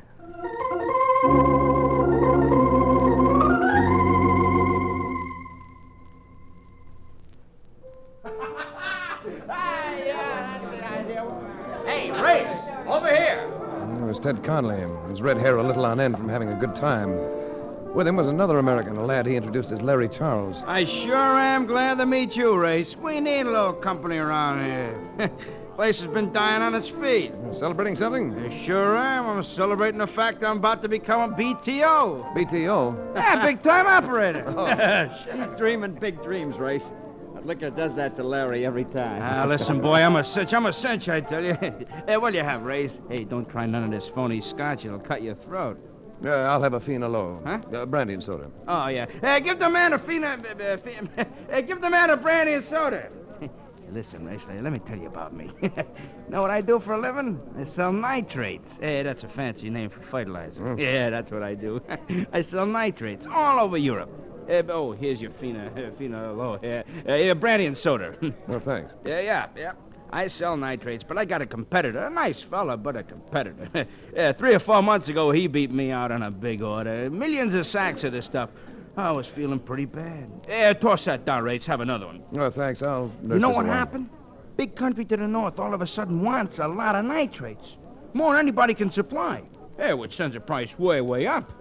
And here's my competitor all contracted up to deliver every bit he's got to Lanaco. But me, I ain't signed up to deliver nothing, you see.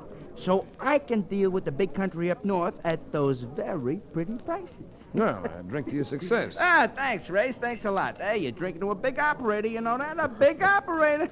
Ain't it a shame, they don't have any bourbon around here?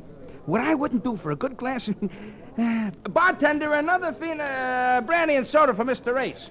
Yeah, but you gotta listen to some more, Race. You ain't heard the funniest part of it. Race! You see, Race, we got this competitor. Pardon us, Larry. What is it, Mark? Look. Yeah, she's gone. I was lying awake like you said, but I must have dropped off. Then I heard something. I went out in the hall, but I was too late. The door was open. She was gone. Trouble, Race? Plenty of trouble. Lovely girl in a jam. Through no fault of her own. Well, let's get her out of it. Yeah, we'll help, won't we, Ted? Of course. Well, that makes 4 of us, Race. We ought to be able to do something about it. We could find her. No, I've got an idea where she might be. Come on. My guess was Lemitron's villa, and that's where we found her, guarded by a couple of waterfront renegades. Did we take them ourselves, or do I go out and get the other guys? Huh? Yeah, we're here. We'll take them ourselves. You get the one in the chair. I'll take the lad with the cigarette. Let's go. I got mine! And I'll get mine!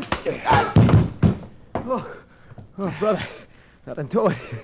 I'm getting so I don't even need an end wrench. Race, I had a feeling you'd come. Oh, Joan, I hope you're all right. If you just untie my Hey, a hands. fine thing. You said you were just coming in to reconnoiter. Yeah, why'd you let me and Ted in on the phone? Well, I'm sorry, Larry. It seemed simpler to do it this way. What makes you think it's so simple, Ray? It was Sebastian, standing in the doorway, and I knew what he meant. He had the glare of a fanatic in his eyes. He gripped a submachine gun in his hands. Let me repeat my question. What makes you think it's so simple? I see I was wrong. And a man cannot afford to be wrong when he meddles in affairs that don't concern him. Can he, Race? Sebastian, we've known each other for years. Be logical about this girl. She was one of the causes of Lemitron's death. There were other causes, but she was one. So she is going to die. Is it that you wish to die with her, Race? His mood was hair-trigger. A look in his finger was going to flame that Tommy gun into action. I sensed that its bullets wouldn't stop with Joan Van Air. I stood there, frozen, without a thought. And then, just a part of my glance took in the electric razor I'd seen before, the incongruous note. It was still on the phone stand, and it started gears meshing in my brain. I spoke to him again. Sebastian, this girl didn't have anything to do with Lemitron's death, and neither did any of your countrymen. Now you're talking just to divert me. No, I'm not. The answer, Sebastian, is nitrates. Nitrates? Your country contracted for heavy shipments of the stuff a few months ago. You remember? Which means nothing to me. It means everything. Since then, the price for nitrates has gone up tremendously. If the contract with your government could be broken, the seller stands to profit considerably by the increase in price. But it's hard to break a contract with a nation, isn't it, Sebastian? A civil war would do it, though, wouldn't it? Then the seller could refuse delivery. Do you see, Sebastian? I see no proof. I see no killer. You can turn your eyes on the proof. That electric razor on the phone stand. I'll gamble that there's your proof. Here, let me show you. Hold it, Race. If this is a trick. No, it's no trick. General Lemitron was a soldier, an engineer. An engineer is an orderly person. What would his razor be doing in this room unless someone else moved it here? Lemitron couldn't have been using it. He'd just come in when he was murdered. A lot of words, Race. No, I've got it. I know it. The killer waited here for the general, waited a long time. He wandered about, idly picked up the razor in the bathroom and started to shave himself. But the general's arrival startled him, and he kept the razor in his hand when he came in here. Well, look, even the cord's still attached to it. I'm going to pick it up, Sebastian. I'm going to give you further proof. All right. Pick it up. But any tricks and I turn this gun loose. Now, Larry, you were saying plenty about nitrates this evening, remember? Well, yeah, Race, I remember. What's that? That competitor you mentioned, you were talking about Ted Conley, weren't you? Yeah, I was, but... Wait a second, Race. You can't pin this on me. I think I can, Conley. I think I can. Here's your proof, Sebastian. Proof that Ted Conley was in this room today. The hairs inside this cutting mechanism. Some of them are gray, but the others indicate this razor has been used by a red-headed man. Hey, Conley's gone. Leave that to me. I'll get him. Race, if I ever live through this night. Oh, but you've got to live through it, baby. I've got plans for a lot of other nights. And all of them include you.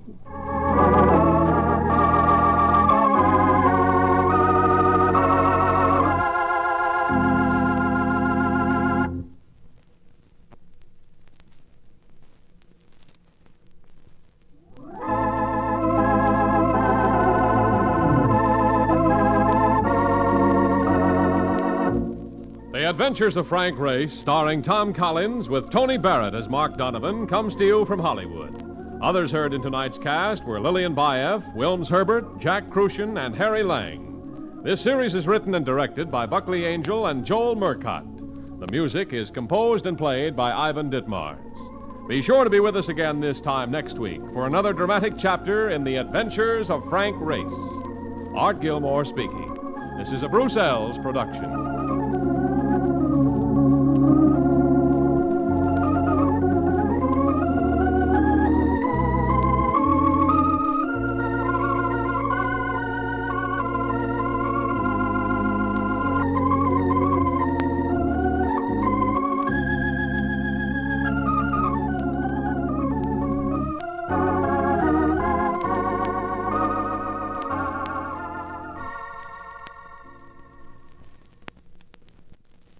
The Adventures of Frank Race, starring Tom Collins.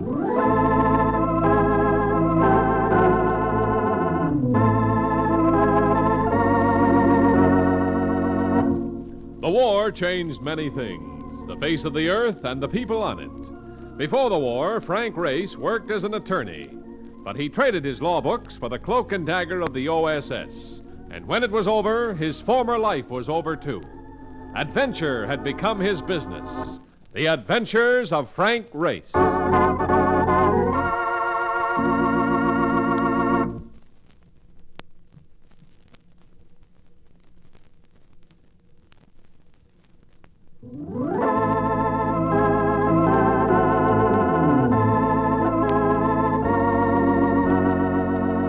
And now we join Frank Race for the adventure of the violent virtuoso. It was one of those evenings where sooner or later you know you're going to end up on the fire escape. It had been hot all day, and it was still hot. And the weatherman had just informed the city by radio that there'd be more of the same tomorrow. Unfortunately, when a weatherman forecasts heat, he's always right. So I was reclining, trying to divert myself with a 5-star final, when Mark Donovan came in with a proposition. Hey, look. what do you say we go out and do the town? Huh? Oh, go away. You've just had a shower and it's gone to your head. Nah. I mean it. Look, let's go out and get ourselves a couple of warm-hearted females. Huh? Mark, I regret having to break it to you, but at this moment, anything that can be described as warm seems utterly distasteful to me. You'll forget all about the weather. Look, you go. I have one or two phone calls I'm waiting for. Answer the door, will you? This ain't the kind of night for staying in. He kept it up all the way to the door, and I felt the argument to be resumed as soon as he came back. But I was wrong. He reappeared wearing a grin that was almost a leer. Now I see why you wanted to stay home. I also see why you wanted to get rid of me. What are you talking about? It's the dame, the one you're expecting.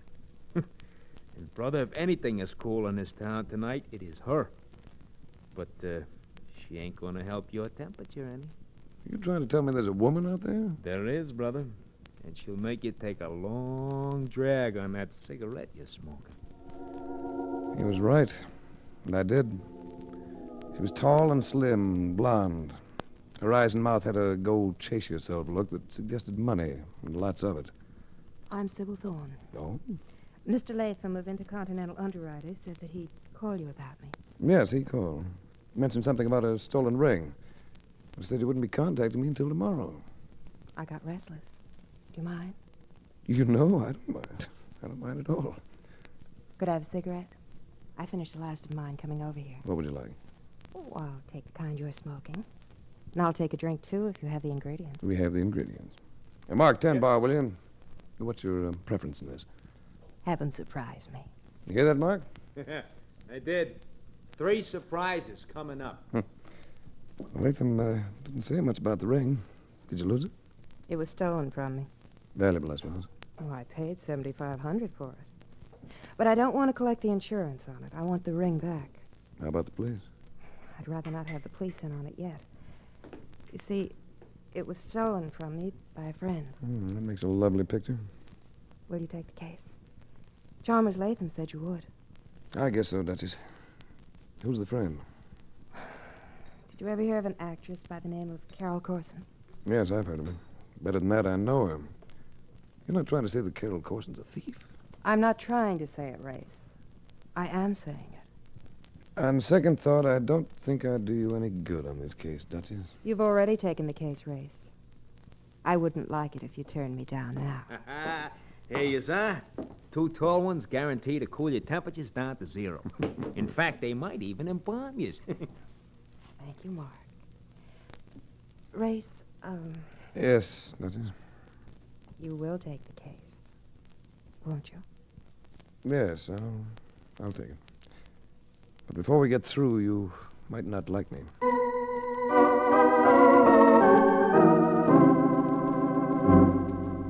Carol Corson could be seen at the Majestic, where she was doing a well-received skit in a popular review. She was an old friend, and for good reason. Carol and I had once gone around for several weeks thinking of little else but each other. At the Majestic, I found her in her dressing room. Race, darling. Talk about ghosts out of the past. Still the same color hair, still the same figure. You wearing well, baby? You big stiff. You know, I never quite got over you. Well, I've heard different. How about Ernie Jetto? Now I understand is Lawrence Landry. Well, you can't blame me for Landry, Race. He might even make me forget you. Oh, when he plays that violin. I'm not blaming you, baby. But Ernie Jetto could be bad news to an affair Now, like don't that. say it, Race. Just the thought scares me silly. Oh, look, lover, I've got to go on. All right, but I must talk to you, and soon. You're being accused of thievery. I'm being what? Do you know Sybil Thorne? Well, sure, I went to a brawl at her place last night. Well, Sybil has lost a ring worth $7,500. And you've been tabbed as #1 suspect. What? The ring was insured with Intercontinental, so I'm on the case. And I... Oh, but Race, this is silly. I'm sure it is, baby. But Oh, listen, lover, I do have to skip. I'll get in touch with you, huh? Where are you staying? at the Carlisle, All right, I'll see. I've got to zoom. could have waited for her, but it was late, and I felt tired. I got as far as the stage door when... Hold it, pal. I want to have a talk with you. Ernie Jetto. I'd heard him use that same tone against the district attorney while on trial for murder. Ernie Jetto, unconvicted killer. A second man stirred nearby, and I recognized Duke Temple, another chunk of dry ice. You're Frank Race, ain't you? That's right. Me? I'm Ernie Jetto. I know. I remember your sidekick, too. How are you, Duke? I'm all right. Well, what were you doing inside, Race? I'm talking to a friend of yours. Carol Corson? Yeah, had some business to discuss. Yeah, now I'd like you to hear my story. You know how I feel about Carol, don't you, Race? I've heard rumors. I've been hearing rumors, too. But some guy trying to cut me out. You had a yen for Carol a few years ago, didn't you, Race? That I can't deny, Jetto. Now I find you hanging around here. Could add up, couldn't it? But it doesn't. How do I know? Just have to take my word for it. I don't take nobody's word for nothing. All right. And where do we go from there? First, I'm going to tell you something. Stay away from Carol Corson. And just so you don't get absent-minded, Duke is going to tie a little string around your finger. If Duke has any idea about using those brass knuckles, you'd better change his mind, Jetto. Bothers you, does it? Go ahead, Duke. I wouldn't try it, Duke. Me, I'm working for Ernie. Here, bite on this. Sorry, Duke. I never cared for brass knucks. Don't make any more plays, Jetto. This Luger can spit lead faster than Duke lost his teeth. Better not, Duke. Tough guy, ain't you? Packing a rod. Makes you feel good, don't it, packing a rod? Let him ride, Duke. We can catch up with him. Later.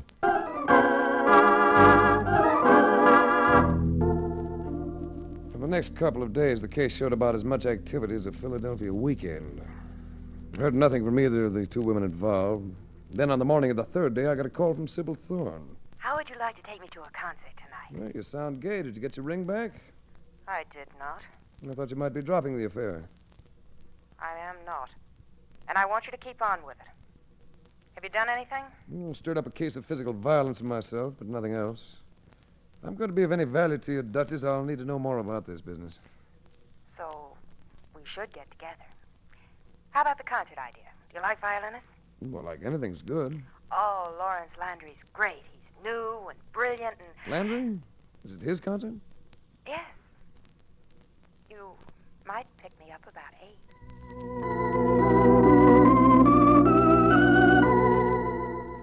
Well, that evening, just as I was ready to leave, Mark Donovan came in, so I commandeered his services as a driver.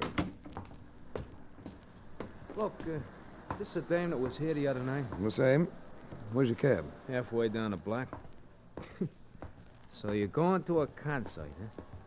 Yeah. I don't know if any woman is worth that, Race. Look, I like classical music. Yeah, I guess even a guy like you has to have a flaw in his character somewhere. Thanks. Hold it, Race. What is it? Down! Race. There, you can get up. He's gone. Oh, I thought he got you. I didn't want to look. Nothing wrong with me. The good brushing off won't cure. Where was that boy? Did you get a good look at him? Yeah, right between them two Buicks that was short, chunky, dark complexion. Duke Temple. Tough trader. Trader? Seems to want my life because I relieved him of some front teeth. Come on, Mark. Let's head for Sybil Thorne's before we have to start explaining to the police.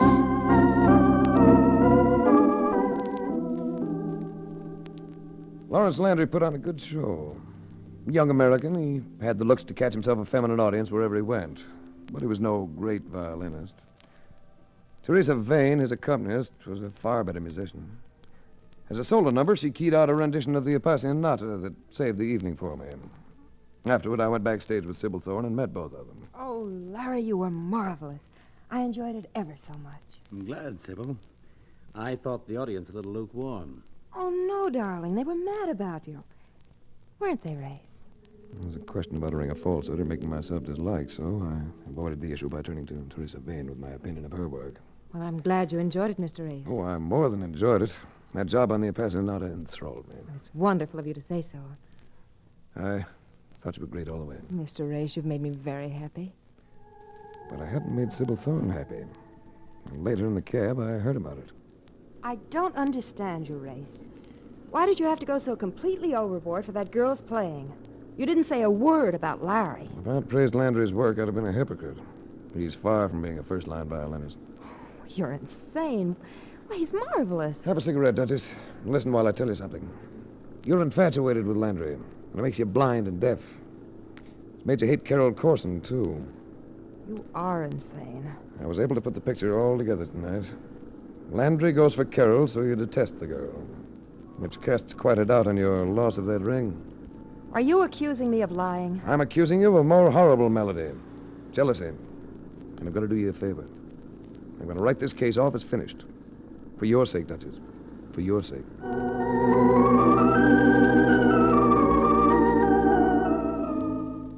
After leaving Sybil Thorne, and there was no goodnight kiss involved in our parting, I found a phone booth and called Carol Corson. Hello? Carol, this is Frank Race. I'm sorry, I can't hear you very well. It's Race, Carol. Who? Oh, Ray. We have a very bad connection, lover. Well, then maybe I'd better stop in and talk to you. You still up? Up, did you say? Of course, lover. I'll be up for hours yet. Where are you? Well, practically around the corner. It's all right then, huh? Oh, wait a minute, Ray. What is it, Carol? Someone just came into the apartment. Oh, it's you. What are you doing with that gun? Who is it, Carol? Wait. Wait, don't do that. No! No! No.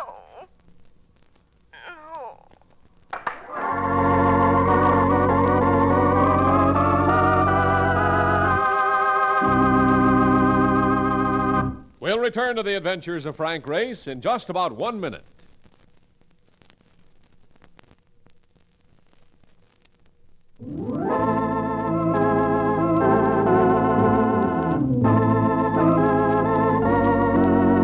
And now, back to the adventures of Frank Race.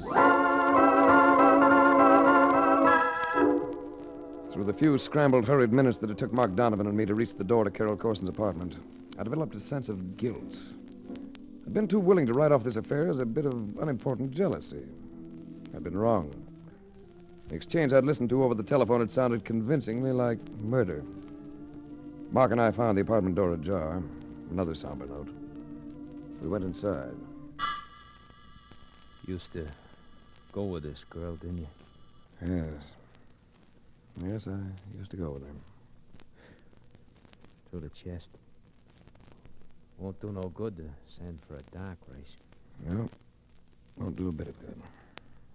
Well, what are you going to do? The only thing I can, Mark. Call the police.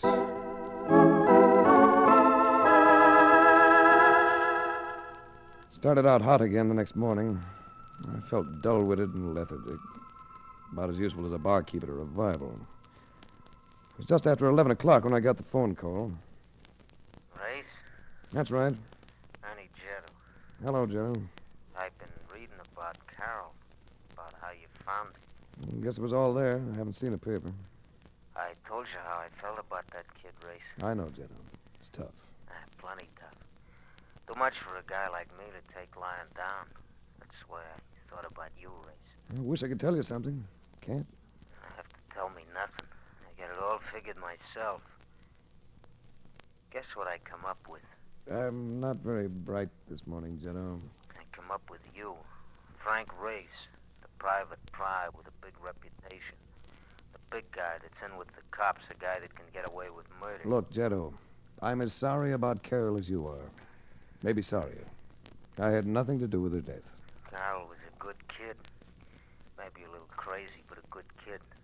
We was doing all right, Carol and me. And you show up again. Jetto, you're wrong. You got an unlisted phone, ain't you, Race? I latched on to the number, didn't I? I know where you stay, too. At Carlisle. Now I want you to know something. I'm gonna get you. I'm putting my mind on that and nothing else. Maybe today, maybe tomorrow. In the next couple of 3 days. But I'm gonna get you. Right. What's the matter, Race? Somebody hang up on you? Yeah, Mark. Somebody hung up on me.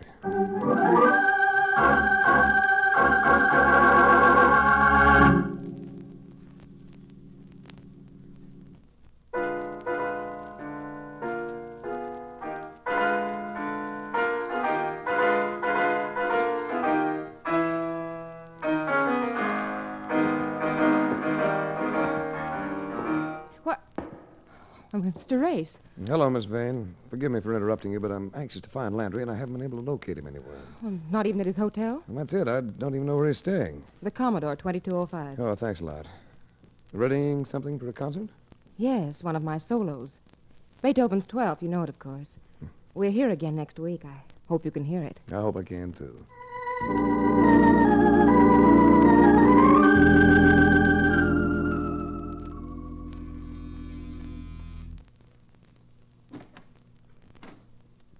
Yes?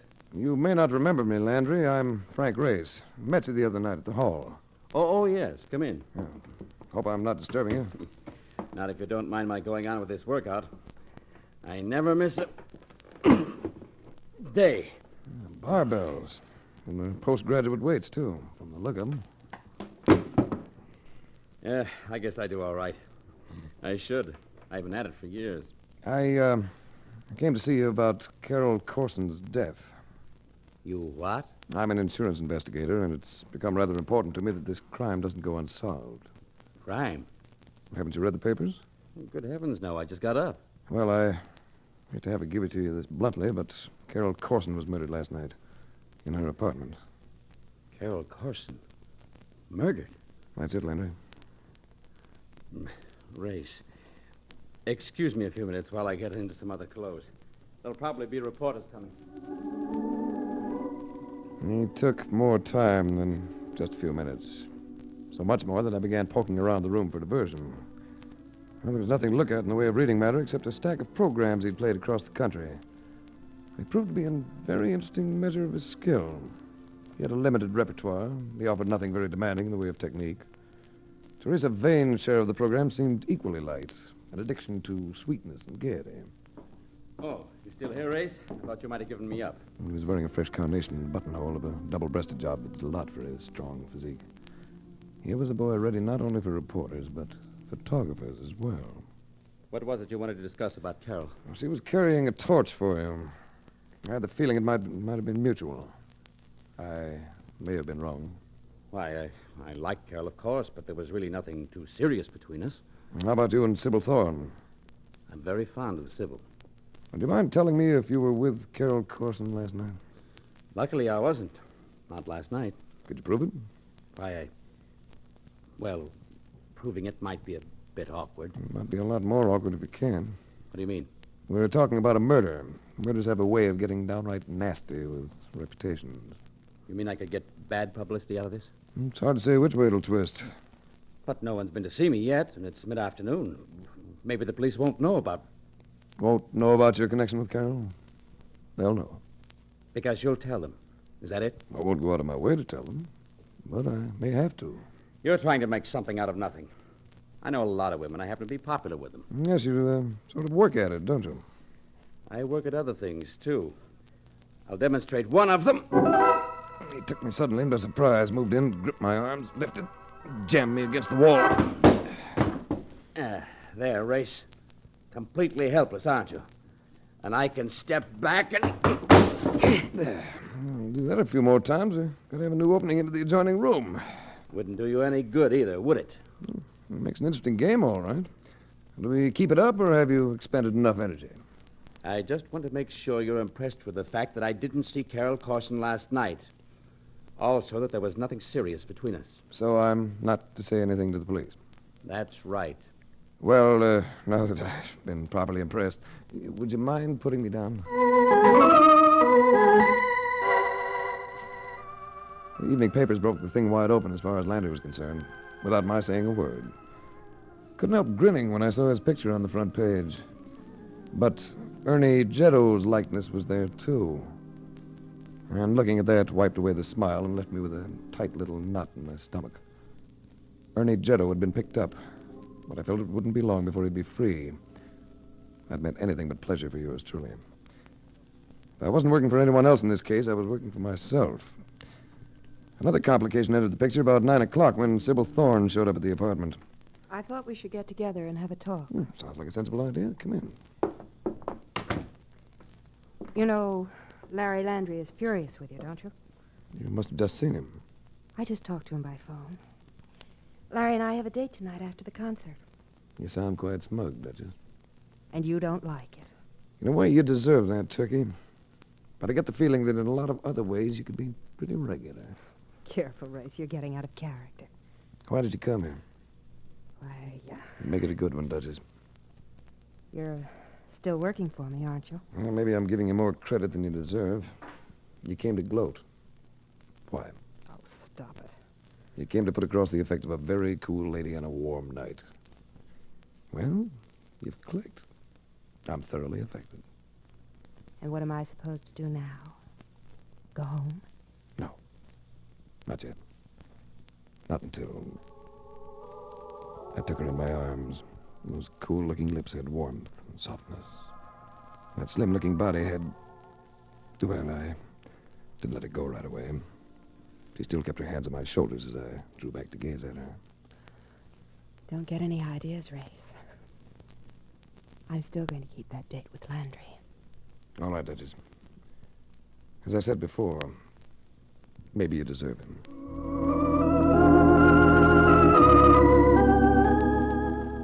I spent the next couple of hours moving restlessly about the apartment. Made myself some coffee, tossed down a scotch and soda, picked up the paper, read the program of Landry's concert.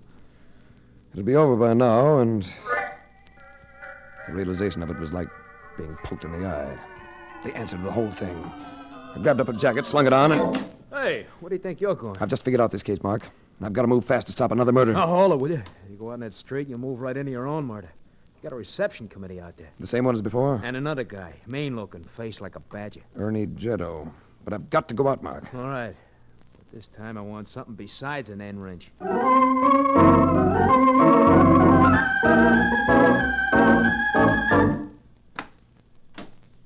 Yeah. There's your Jetto, pal. Across the street by the lamppost. The other guy's somewhere around. I'm going out. Cover me. All right.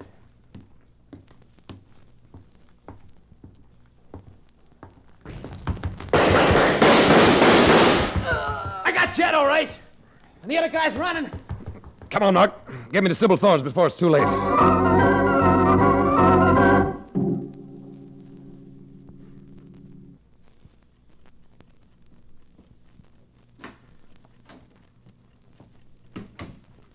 Now you can turn on the light. Let me go. I'm sorry. Let me go. But you'd better stay.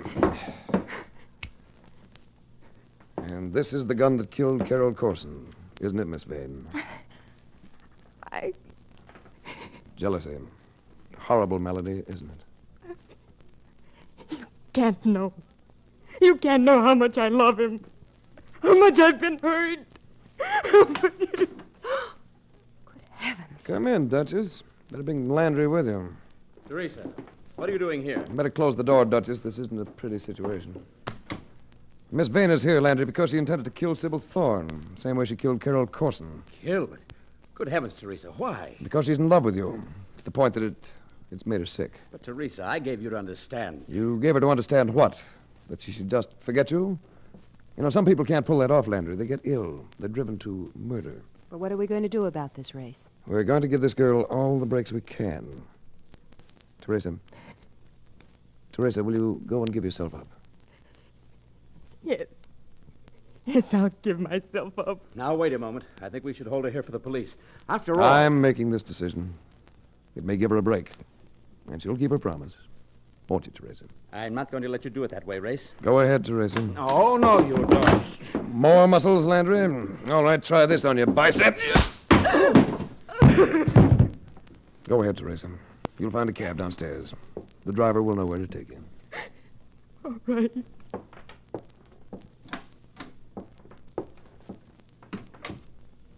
How did you know, Race? Music. It's all wrapped up with that girl's emotions. I happened to leaf through a pile of Landry's past programs. All of Teresa Vane's solos had been Sweetness and Light, Handel and Debussy, that sort of stuff. But last night, before killing Carol Corson, she showed her mood with the Appassionata. Tonight, with you in mind, she featured that funeral movement from Beethoven's 12th Sonata. It's just an idea, but I guess it paid off. It saved my life. I'm terribly grateful, Race. Are you, Duchess? Maybe we should talk about that at much greater length.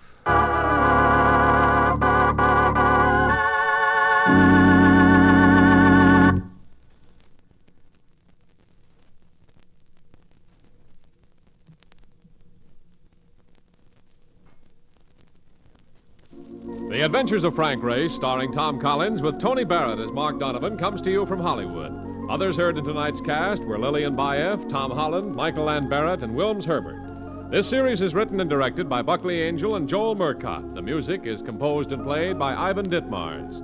Be sure to be with us again this time next week for another dramatic chapter in The Adventures of Frank Race. Art Gilmore speaking. This is a Bruce Ells production.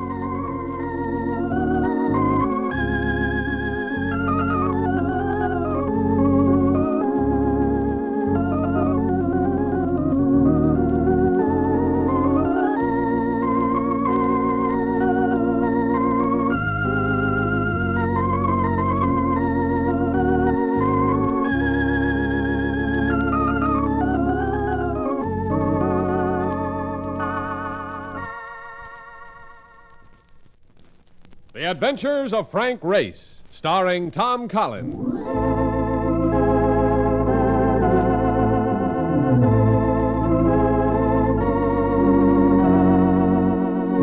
The war changed many things, the face of the earth and the people on it. Before the war, Frank Race worked as an attorney, but he traded his law books for the cloak and dagger of the OSS. And when it was over, his former life was over too. Adventure had become his business. The Adventures of Frank Race.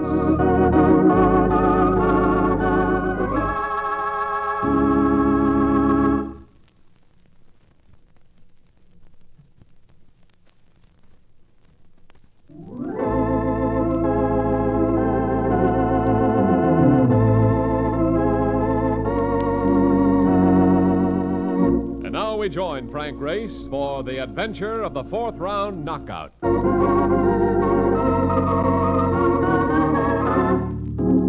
If it ever came to a war between Brooklyn and the rest of the world, I'd be tempted to bet on Brooklyn. Whatever they go for there, they go for with spirit, whether it be the Dodgers or boxing matches in one of the small local clubs. Mark Donovan, a native son, had dragged me over to one of the clubs to see a young heavyweight on the way up the ladder. I bet you never expected to see a fight like this, Race, huh? Look at him there in the corner, fresh as a daisy.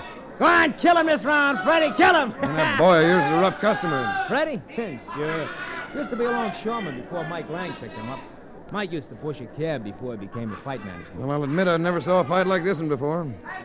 Tell me, Marcus, haven't they ever heard of the Marcus of Queensbury? No. Who's he? I'll tell you later. This is station WBKL, the voice of Brooklyn, coming to you from the ringside of the Red Hook Stadium. Fourth round of the main event between Freddie Natchez and Joe Kenny.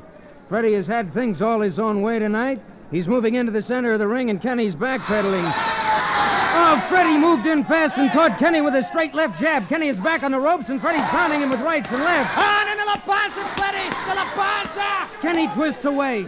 He's mighty tired, though. Freddie's shuffling after him. He intends to finish it in this round. And another right and left to Kenny's midsection and a left to the side of the head. Freddie's had that right hand cocked. He's looking for a Sunday punch opening, and there... Oh, Kenny ducked away and flicked the light left into Freddie's face. Didn't seem much of a punch, but Freddie's backing up a little. He's falling. Freddie Natchez is down. The referee's counting. 5, 6. Hey, what a palover. Come on, get up, you bum. Take it easy, Mark. He threw the fight. Who's he kidding? Let's get out of here. I want to go back to the dressing room and see Mike Lang. Oh, boy, will he be sore.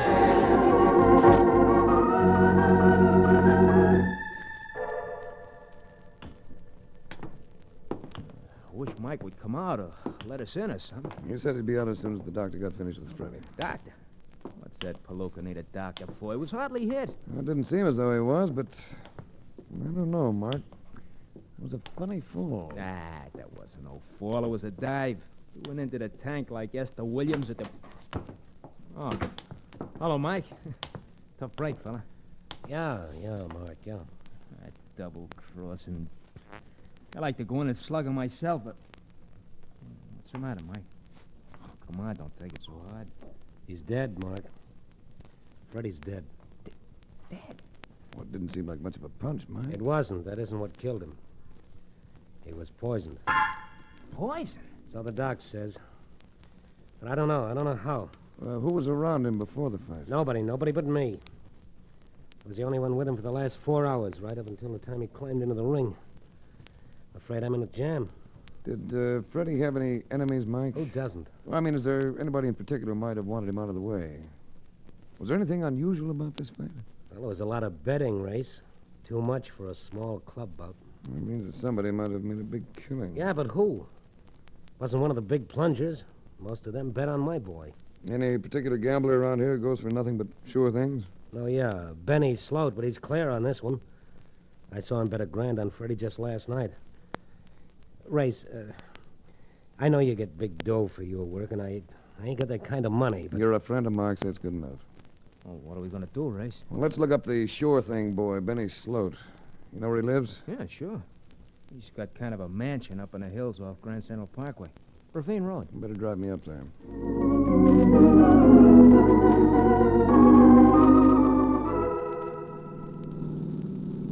Benny Sloat. I seem to connect that name with recent headlines, Mark. Yeah. He got a big splash, something about fixing a favorite at the track. The horse lost, and they say Benny raked in 100 G's. Oh, here's Ravine Road now.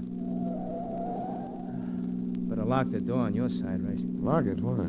Pretty narrow road, a lot of sharp turns. Yeah, I see what you mean. Yeah, I know the road pretty good, though. Used to drive Benny around a lot before he got that foreign guy so nuts about. Canary yellow job. Sounds like it makes gambling pay well. Oh, brother, you can say that again. Hey, turn my rear vision mirror up, will you? Right. That okay? Yeah. Guy behind us has his brights and a spotlight going to a blinding me. Perfect vision's mandatory on this road. The man with the spotlight seems anxious to pass us. He can't. Too narrow, too many curves. I'll let him by when we come to a straightaway in the road. He isn't waiting, Mark. He's coming around us. Hey, look out! Just screwball! Look out! I'm gonna get that guy, Race. Yeah. I'd like to say a few words to him myself. Be able to follow his taillight as soon as we make up some ground. We're making it fast. There's the light now. Yeah, we're getting Curb sign there. Let's see it. There's the car. Good. I'm gonna push right in his baby's tail until he stops. Light's deceptive, Mark, but that car seems to be bright yellow. Hey, it is. That must be Benny Sloat's job I told you about. It seems to be slowing down. Yeah, he knows we're tailing him. Probably scared stiff. He's stopping. And so are we. Brother, here's where I read the riot act to this character. Well, I'd like to add a few words of my own. Oh, the yellow rat. He ain't even getting out of his car. Well, probably wants to hear what we have to say first. That's pretty dangerous driving you did back there, friend. What was your hurry? Yeah, Benny, what's the idea? You want to kill somebody with a... Never mind, Mark. Never mind, when a guy Oh. I guess we have nothing to say to Benny Sloat after all. Yeah, but Race, we followed this guy over a winding road doing better than 60. We were less than 30 feet behind him. He's alone in a car. I know all that, Mark, but just the same, Benny Sloat's dead.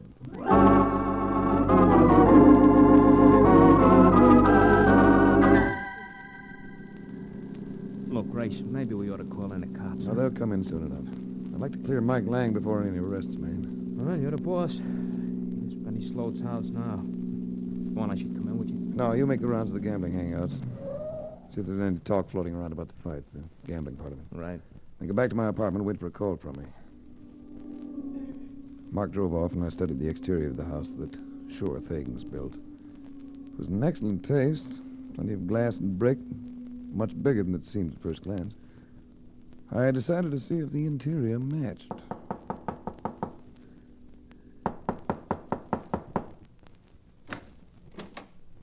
Yes?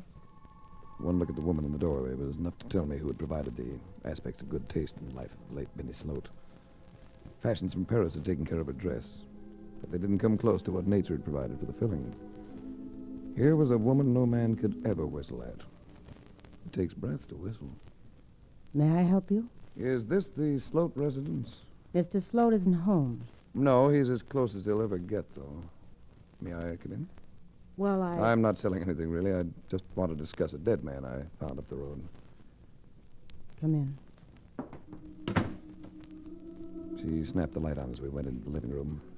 But the room wasn't empty. 2 glasses were on the coffee table in front of the fireplace, and a slightly balding man was sitting stiffly on the divan. Mr. Race. Frank Race. Mr. Race, this is Mr. Honigman. A pleasure, Mr. Race. Hello. Mr. Honigman was just leaving. Yes, I was just leaving. I'll send you the statements in the morning, Miriam. Mr. Honigman is our investment counselor, Mr. Race. Oh, very interesting business. Oh, rather dull, really. Facts and figures. Most people just aren't cautious enough to handle their own affairs. Does anybody have a match? Allow me, Miriam. Look out, you clumsy fool! There, it's out. No harm done. Burn yourself, Honigman? No, the whole book of matches just flared up in my hand. Well, it's a bad habit folding the cover over behind the matches. Yes, stupid of me. Well, good night. Good night. Good night, Honigman. Now, Mr. Race?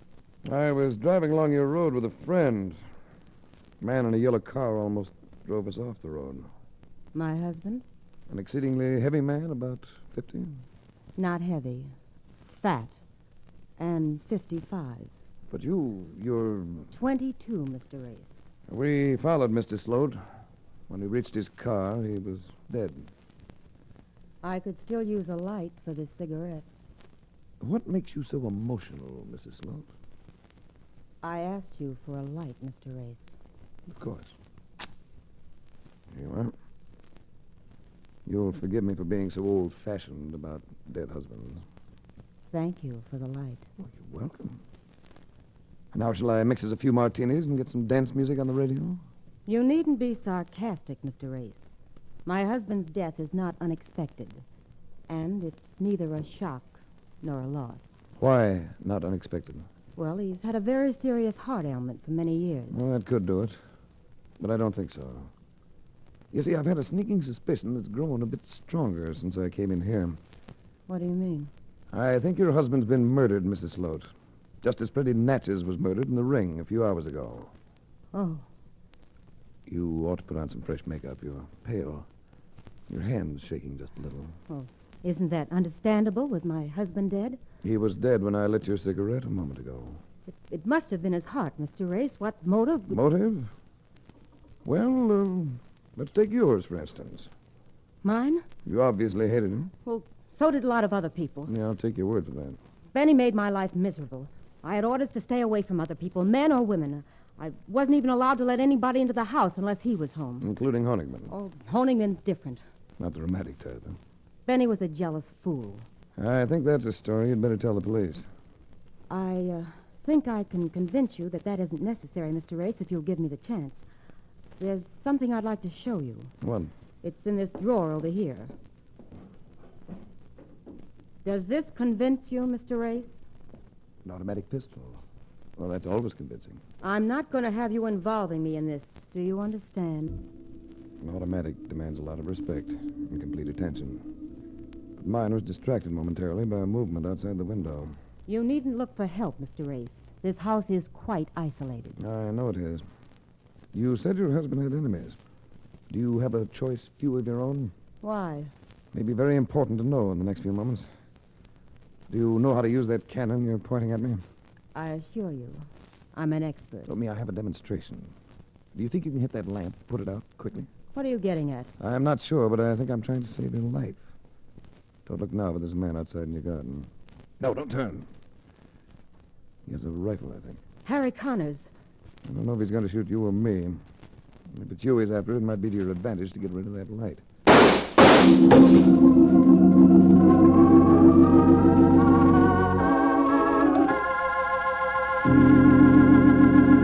We'll return to the adventures of Frank Race in just about 1 minute.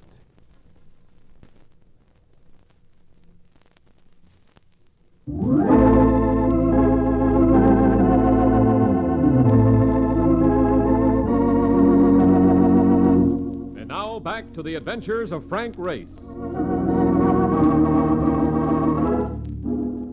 Miriam Sloat fired a split second before the man outside the window had let go with his rifle. And I dived to the first sound, dropping her to the floor, behind the divan and away from the window. We found each other in the dark. You all right? Yes. That was a good shot. Crawl over behind the sofa. What are you going to do? Wait. Until your Harry Connors comes in and see if he hit anything. That's him. Will you gamble on something? What? A There's no point in risking a shooting match in the dark. Give me time to crawl part way to the door, then throw your gun at the window. All right. Miriam? Miriam? I hear you in there. Answer me. Miriam! Well, nice work, Miriam. All right, turn on the light. He was going to kill me, wasn't he? He certainly didn't come courting you, young widow. I suppose you tell me who Harry Connors is. Because he's coming to it and may get very busy around here again. Harry and I were engaged before I married Benny. He introduced us. Well, how did he come to know Sloat? Harry used to make bets for Benny when Benny didn't want other people to know his money was up. When was the last time? Just before Benny and I were married, 3 months ago. They had a fight. About you getting married? Yes. Harry said he'd kill both of us. Well, he's out to keep half his promise. Or maybe finish the last half. You pardon me while I ruin your draperies. What are you going to do? Tie friend Harry up, tuck him away in a closet for a while we enjoy a nice drive in the cool night air. Where are we going? To call my friend Mark Donovan. Pay a visit to a fighter named Joe Kenny who knocked Freddie Natchez out of this world.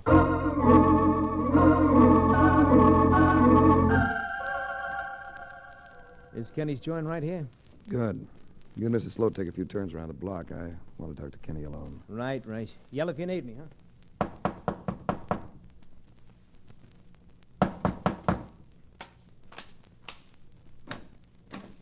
Yeah? Benny Sloat sent me. Come in. Look, if Benny wants me to front for him and not just kill him, tell him I'm not going to do it, the dirty double-crosser. Benny doesn't want you to get excited. Excited? What's the matter? Was he too yellow to come up here himself? I don't want to be mixed up in this. Poison, murder, it ain't my line. Well, something went wrong. Yeah, you can say that again. I'm set up to take a dive in the 6th. And then Freddie curls up and dies on me in the 4th. Well, Benny says you'll get your money back. I better get it back. Every cent I had after 11 years in the ring. I'm too old. I was willing to make one killing. But not the kind Natchez got. All I wanted was dough. All right. Just don't talk and you'll break even. I'll talk, all right, if anybody starts to finger me at the inquest. Benny's too smart. We're all supposed to be betting on Natchez. But I know how he switched his action to me, placing his dough against mine and everybody else's. You bet $1,000 on Natchez. Yeah. I should have gotten wise right then. Benny wouldn't bet one lousy grand on a sure thing. You know him better than that. Or do you? What do you mean? You're not one of Benny's boys. I never saw you before. You're a cop. No, You're a cop. You're trying to frame me. I'll take it easy, Ken. No, you ain't getting me. He came at me like a bull. He was an old fighter, and his reflexes were just tribal slow, but he could hit.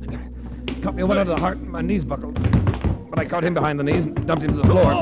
I ground my heel into his shin as he got up. He jerked forward slightly, and I planted one low in his stomach, and I let him have an elbow on the side of the jaw. And I pounced on him as he fell. All right, now, Kenny. Don't move or I'll break your wrist. All right, cop. You got me. I told you I'm not a cop. I'm investigating for Mike Lang, Freddie's manager. All I want is to save his neck. You on the level? Yeah. Now, can we get back to a normal conversation if I let you up? Okay. You said that you knew that Benny switched his action to you and cleaned up by betting on your win. Well, Benny's dead. Huh? He's dead? Yes. And the key to his murder, and Freddie's, is the man who placed the bets for Benny. Now, who was it? Well, I don't know for sure. I don't even know his name. Hey, but there was one guy. What did he look like? He was about 5. Here, look out!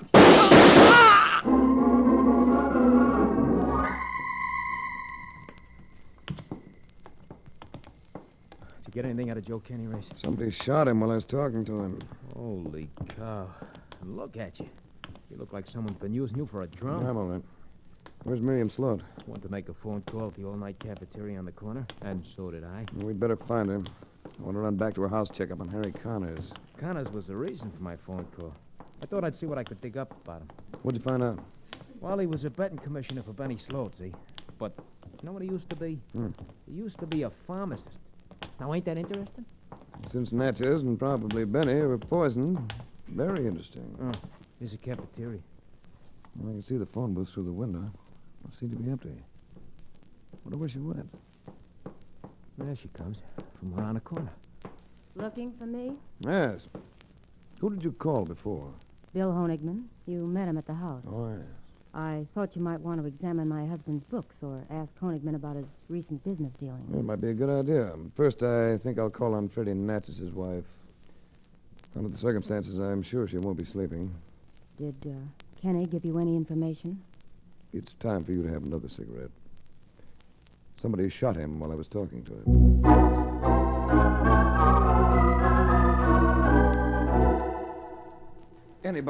Anybody at all your husband saw just before the fight, Mrs. Natchez? No, only Mike Lang. But Mike wouldn't hurt Freddie. I know it wasn't him. You know it and I know it, but the coroner's jury won't. You've got to think. Well, somebody wanted Freddie to throw the fight, but that was earlier in the day. Besides, Freddie said it was just a joke. A joke? Yes. He was a real estate salesman, wanted to sell Freddie a house. Well, did Freddie act strangely before the fight? Different from other times? No, he wasn't so nervous like he sometimes got. Any reason why not? Well, he took something to calm him down. He even took a nap. What did he take? Some kind of a pill. He got it from the real estate fella. He must have took one himself because Freddie asked him if he took vitamins, and he said no, he had a nervous stomach. And then he gave Freddie one of them and told him if he took it just a couple of hours before the fight, he'd feel fine. And it worked, huh? Yeah. It was fine when it left. Thanks. Thank you very much, Mrs. Natchez. Find them. Find who killed my Freddie.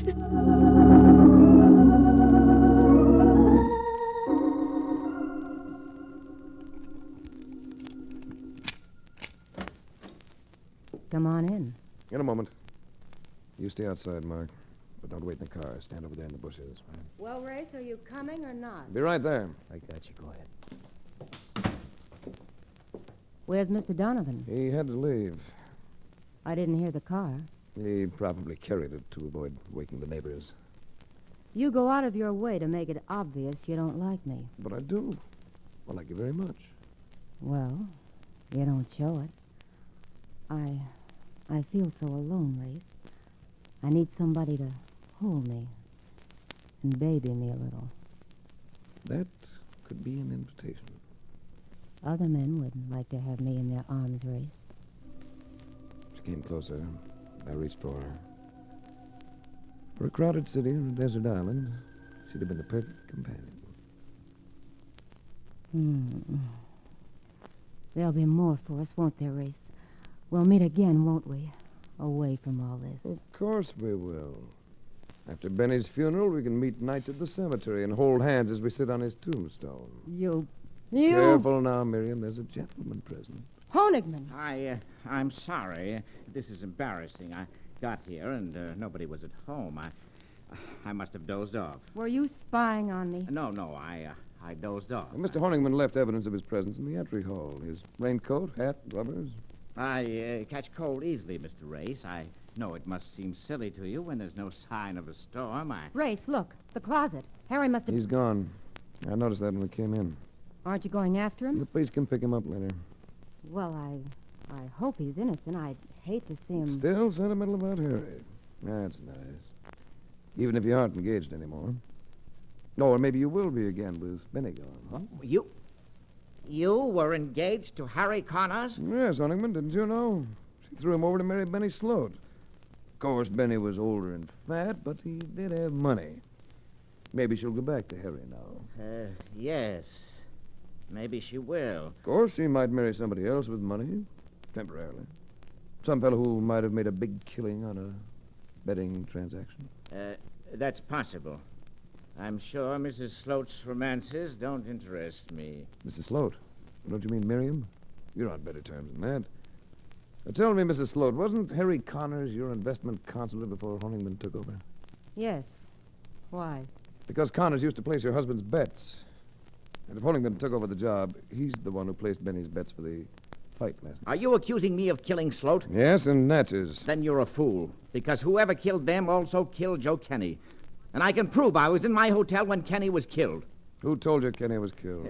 Miriam told me when she called to ask me to come over here. Oh, that's too bad. Because I didn't tell Miriam until after she had called you. Honigman, you fool. Miriam, I didn't know. Fortunately, I didn't rely on you, Honigman. No, Mrs. Sloat still has her automatic. Mm-hmm. And this time it won't be the light bulb I hit. Yeah, before you pull that trigger, Miriam, I might warn you. You're in for a deafening silence. I opened your purse and emptied the gun while we were driving back in the car. What? Why? Drop it! It was loaded. Oh, my arm.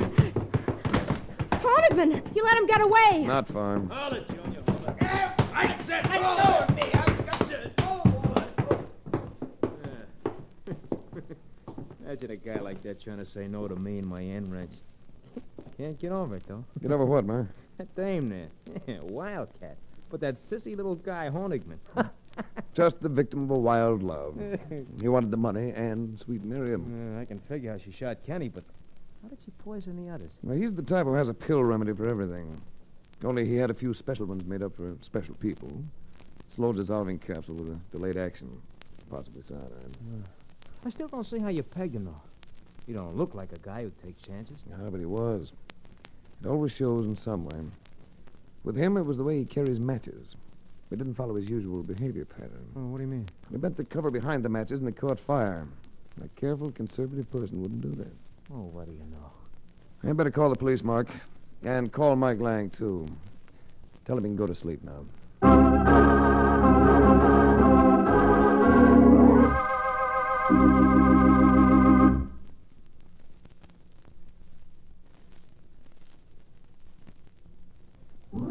The Adventures of Frank Race, starring Tom Collins, with Tony Barrett as Mark Donovan, comes to you from Hollywood.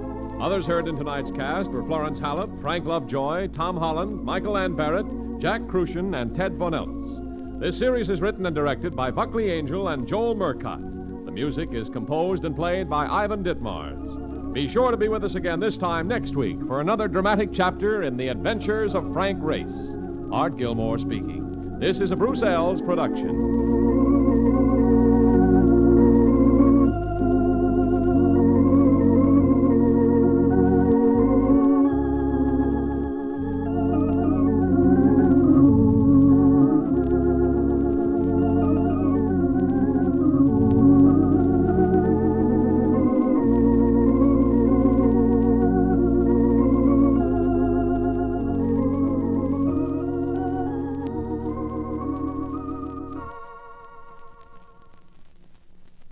The Adventures of Frank Race, starring Tom Collins.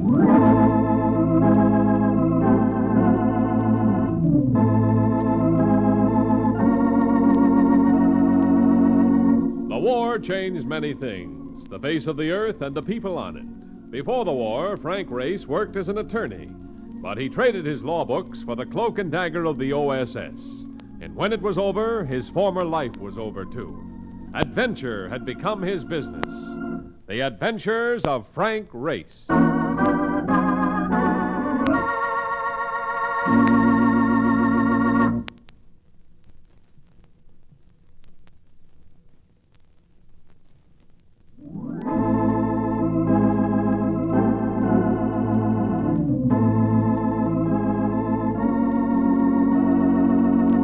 And now we join Frank Race for the adventure of Three on a Match.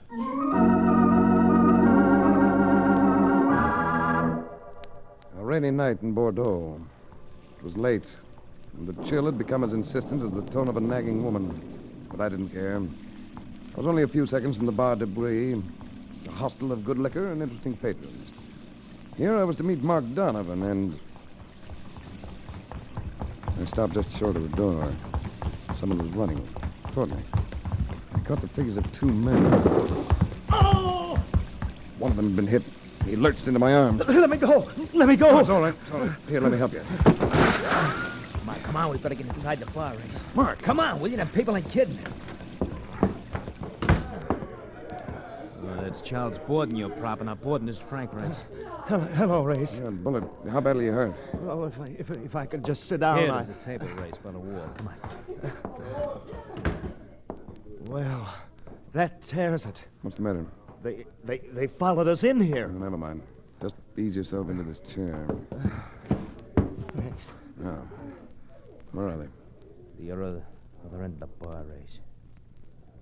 3 guys and a dame with a gun in her hand. Remember Bergman and Intermezzo? If you were a man, you thought of her as being everything a woman should be. Well, here was another one. The same honey-colored look, same expression about the eyes. Kind of woman to turn a man wistful and introspective. And she stood at the end of a bar with a gun in her hand. Some gal, all right. Who is she? I don't know. Well, looks as if we're going to find out. She's coming over here. What about that wound, Borden? Well, there's some pain, but I think I'm going to be all right. Could I have a cigarette? You're going to need a doctor. We'll get you to one as soon as you've had a rest. Here's a light. I will take a light off that, too. 3 on 1 match? Are you superstitious? Only that it may burn my fingers. Here you are. Thank you. Would you mind if I sat down? Obviously, you're an exponent of the fait accompli. My name is Marie Vartel. It is my intention to take this man out of here. But why? What do you have against me? As if you did not know. Why don't you put that pistol away? You know it could alarm people into calling the police. I'm not afraid of the police. I don't imagine you're afraid of anything. But strong-arm methods aren't going to get you anything here. Borden's been hurt. I'm going to see to it that he gets to a doctor without interference. I have 3 men with me. Each of them is thoroughly capable of this sort of thing. I shall give you about 30 seconds to decide. But you should be sensible. She meant every word she said. I couldn't let her take Borden. The gun she'd laid on the table was the only weapon showing, and I sensed that this was the instant to make a play. I shifted my hands to the underside of the table and heaved. Borden, get out of here! Race the girl! Watch it!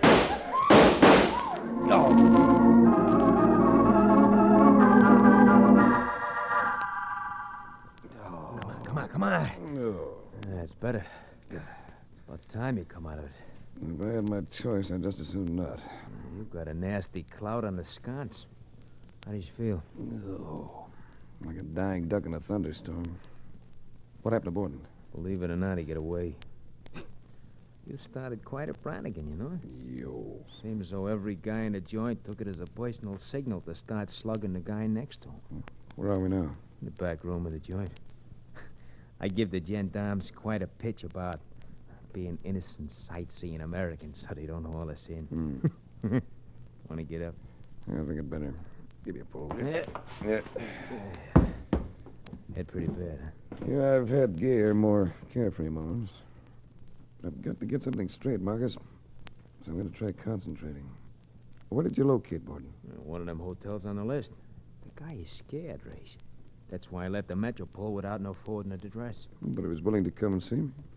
When I told him who you was and that Acme Indemnity had sent you over, he got downright eager. When will you jump with that girl and her boyfriends? 3 or 4 blocks from here. You know, I still don't get the reason for it. Do you? I haven't the slightest idea, Mark. But I'm going to do my best to find out.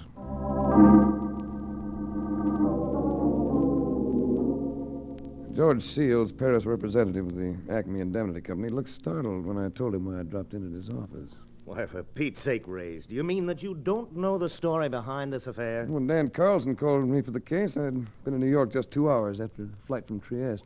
He said I'd get the lowdown from Borden. If Borden is coherent enough to give it to you, he was treasurer for the fund. What fund? European Children's Relief. Better than £500,000. You see, Borden had turned it over to a committee of 3 in London. The Countess d'Artois, Gilbert Evans, the diplomat, and Phil Gaynor, the American broker. Who was to know that Gaynor had just gone broke and would embezzle the money? He produced the signatures of d'Artois and Evans for the full amount, signed it himself, and that was that. It's particularly pathetic because of the crop failures throughout the country. The kids are going to be in desperate need of that relief fund. Do you know of a woman by the name of Marie Vartel? No. Should I? In one way, yes, but you're probably better off the way you are. I'm going to Bordeaux and look for her.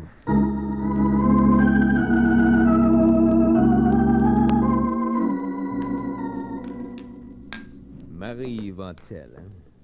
So you would like to know who she is, monsieur? What? She's very beautiful. Does it seem unreasonable that a man should seek information about her? Marie Vartel. Monsieur, Men used to pray by that name in this country. Ah, then she must have been with the underground during the occupation. In Bordeaux, monsieur. Marie Vartel was the underground. Well, tell me, where can I find her? If I tried to tell you that, I would be wasting your time. I do not know, monsieur. It was the same way in other places. Many knew of Marie Vartel. None would say where she could be found. But finally, at the expense of $50 American, I got the lead I wanted.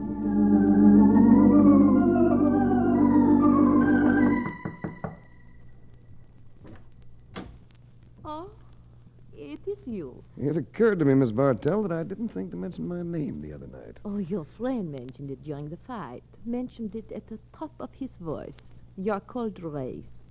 You don't seem at all surprised to see me. I gave up being surprised several years ago. Won't you come in? Thank you. Marie Vartel. You must have been a pretty youthful member of the underground. I was 17. You've been asking questions. People talk because they seem fond of you. What did you want, Race? What made you shoot Charles Borden? What made me... You're laughing at me. I'm completely serious.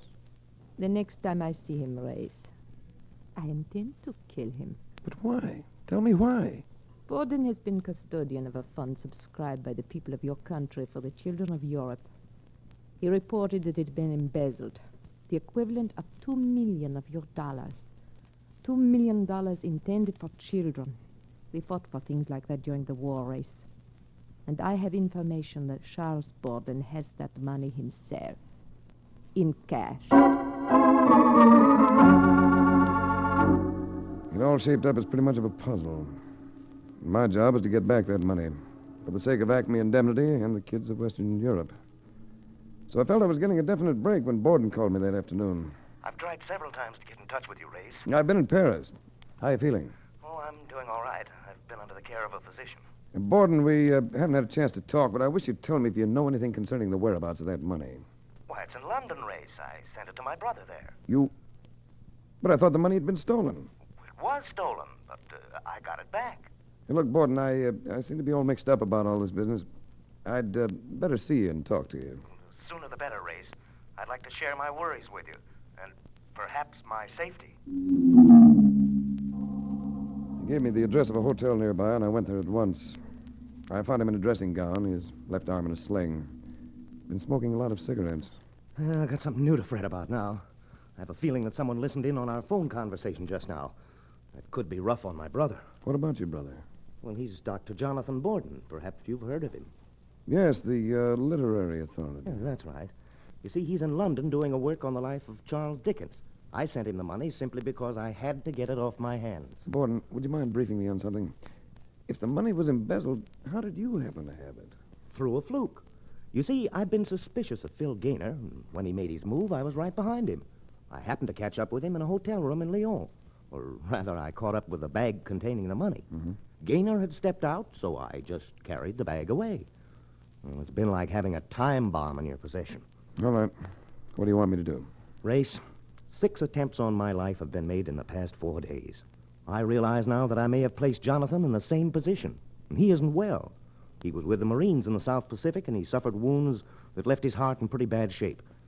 I wish you'd go to London and take over. I'm worried about Jonathan.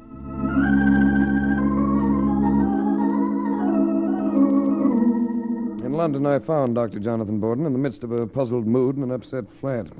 He stared at me when I mentioned the money. £500,000. Then that explains this very cryptic note I received from Charles. Here, listen to what he wrote. I'm sending you the money in charge of Dodie. For heaven's sake, take good care of it. What would he mean by that? I haven't received any money, and why would he do a thing like that? Why didn't he just turn it over to the French police? I'm afraid your brother isn't in what we like to term a normal state of mind. Oh? He's been attacked and harassed continually for several days. He's been under drugs for a gunshot wound. Oh, yes, I realize he's in trouble. That's why I'm packing to go to France. And I'd like you to go with me, Mr. Race.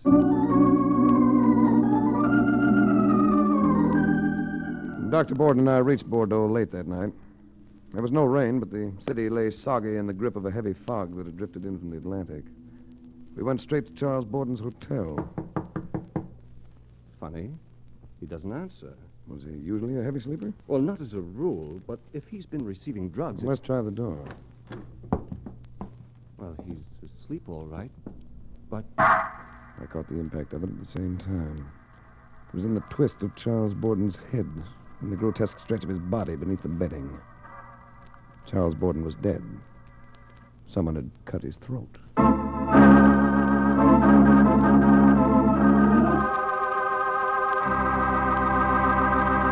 We'll return to the adventures of Frank Race in just about 1 minute.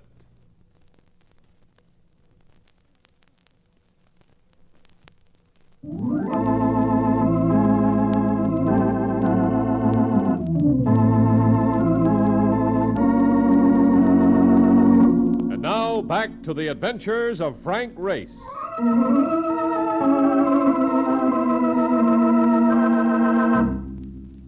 Looking at what was left of Charles Borden suddenly left me weary and depressed. A man I had been trying to protect, murdered.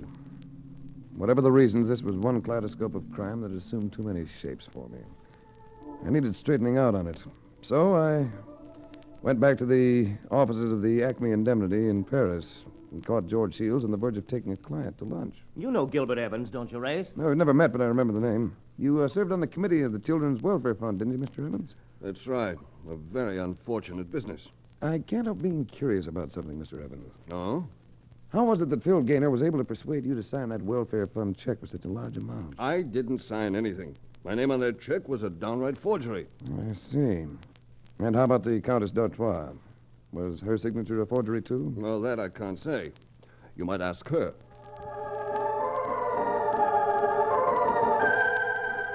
Emily, Countess d'Artois. She came down to greet me in a filmy something that looked as though it might decide to stop clinging at any moment. She was quite a dish, and well aware of it. I'm told you came to see me about Phil Gaynor. That's right. Do you know Phil? Not at all, but I'm doing my best to remedy the situation. You're an American. Yes. Does that destroy your illusions? You'll do in any language. You're quite direct, aren't you, Race? Did Gaynor forge your name in that check, too? No. No, I signed it. I thought Phil was all right then. Is it important? Frankly, I don't know. You ask a question here and there, and possibly you learn something. Or it may be a waste of time. And, in my case? No male would ever call you a waste of time. Oh, well, that sounds like something we should drink to. What would you like? I'd say this atmosphere calls for absinthe. Oh, I'm complimented. I think I'll have the same. She had plenty of firepower, and the effect wasn't what you'd call unpleasant. The way she manipulated that figure had me making mental passes until the absinthe turned me into the physical type, at which point I reached for the woman. By the time I let go, in spite of the absinthe, I had this girl pretty well tabbed. Here was a surface that simmered, but with a core that operated at 32 degrees Fahrenheit. Why do you look at me like that? Trying to figure your angle. What's the matter, Ray? Suffering from an inferiority complex? No, let's not fret about me. I've been to market before and had buyers. But you know. You know, Race, I could like you. I could like you a lot. For myself alone. Have another drink, darling. You'll be happier without those suspicions. Maybe you're right. Guess we can have fun without being soulmates. For a while, anyway. You and Phil Gaynor, weren't you rather fond of each other? Should I say yes? What do you take me for? A jerk? Careful, Countess. Your past is showing. I suppose you can take him or leave him. That's right. Same way I feel about you. I don't think I'm going to be too badly hurt. Oh, you'll be back. If I were in the mood, I'd offer you big fat odds on that.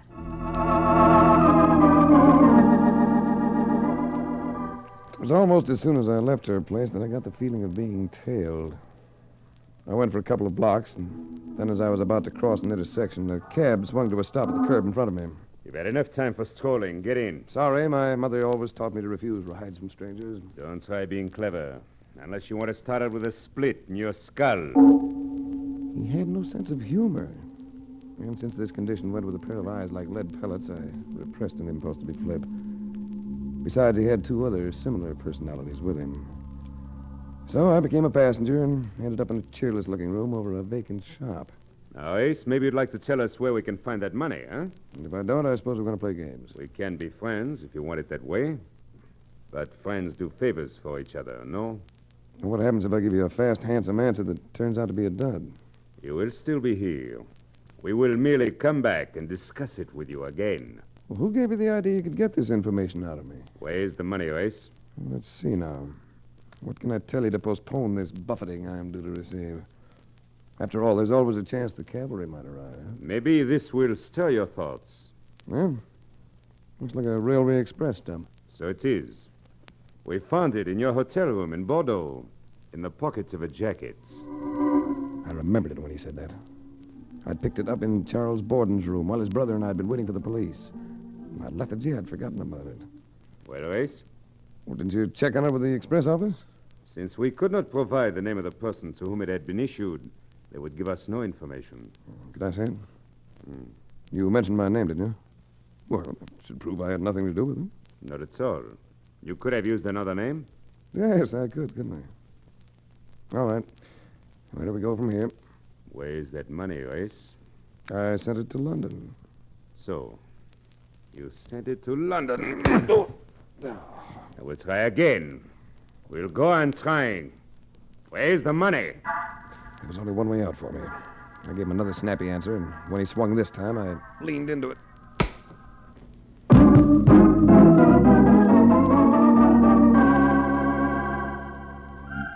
I came out of it looking into the brown eyes and honey-colored hair of Marie Vartel. I took a second or so to lick the dryness from my lips, and then managed to grin up at her. She smiled back at me. It was faint, but it was a smile. How do you feel, Race? You keep rough company, baby. All right, Race, on your feet. Let him alone, Menard. My instructions were for you to follow him, nothing else. This is the faster way. Get up! Menard! One more bit of play like that, and I'll set your head to ringing with his pistol. You go too far, Marie. I should take that trinket away from you. So? And will you try it now? No. Then get out of here. You have a way with you, baby. Here, let me help you up. Thanks. Maybe you have two ways with you. You're not very big, are you? I don't like men to touch me, Race. Well, this is purely ingratitude, baby. And that was that ingratitude, too. I think it started out that way. You're free to go, if you like, Race. Tell me something first. You on the level with this Joan of Arc business? Joan of Arc? Oh, Or are you really after that money for yourself? what good would it be for me to say? All right. I can't understand why you don't concentrate on Philip Gaynor, the man who got away with the money in the first place. Gaynor is dead. Dead? How do you know? See for yourself. She handed me a piece of cutout newspaper, date-lined London. It was 3 days before. It told of the finding of the corpse of Philip Gaynor, London businessman of American citizenship, and mentioned the details concerning his embezzlement of the welfare fund. According to the account, none of the money had been found in his body. You see, Race? I wish I did see. Wonder how he died. I would say he was murdered. Wouldn't you?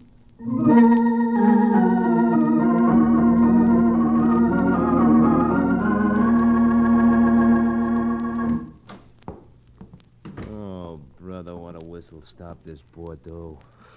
More fog than a 3-day hangover. And how's your noggin, by the way? Well, my headache's just about let up. I'll be okay. 2 clouds inside of a week. Next time, how about ducking a little quicker? Huh? What'd you find out at the express office? I just mentioned the name Borden, and they told me all. But there was no dough involved. Just a shipment of books. That means something?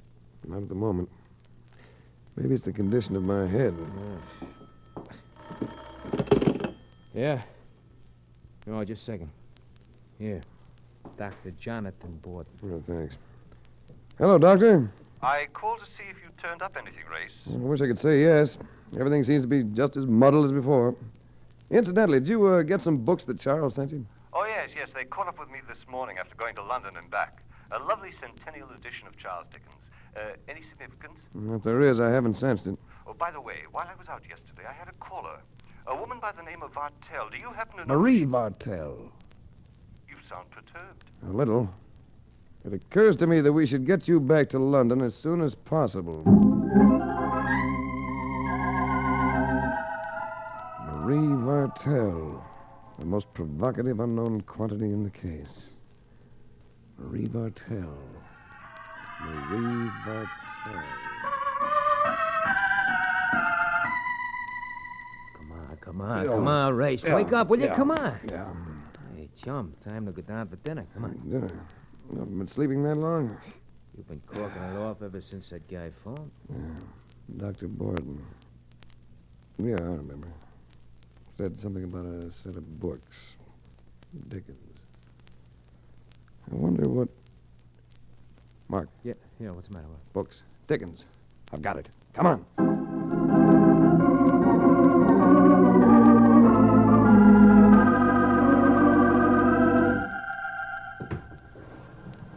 You'll raise the window a little higher, will you, Mark? Yeah. You know, chum, if the gendarmes catch us doing this, we are liable to spend no little amount of time in the Bastille. But it's too late to turn back now, ain't it? We have already broken and entered. Great. What next? That case of books on the table. Somebody opened them for us. Looks as though they have already went through them. Find David Copperfield. Yeah, wait a minute. Let me see. David Copperfield. Here it is.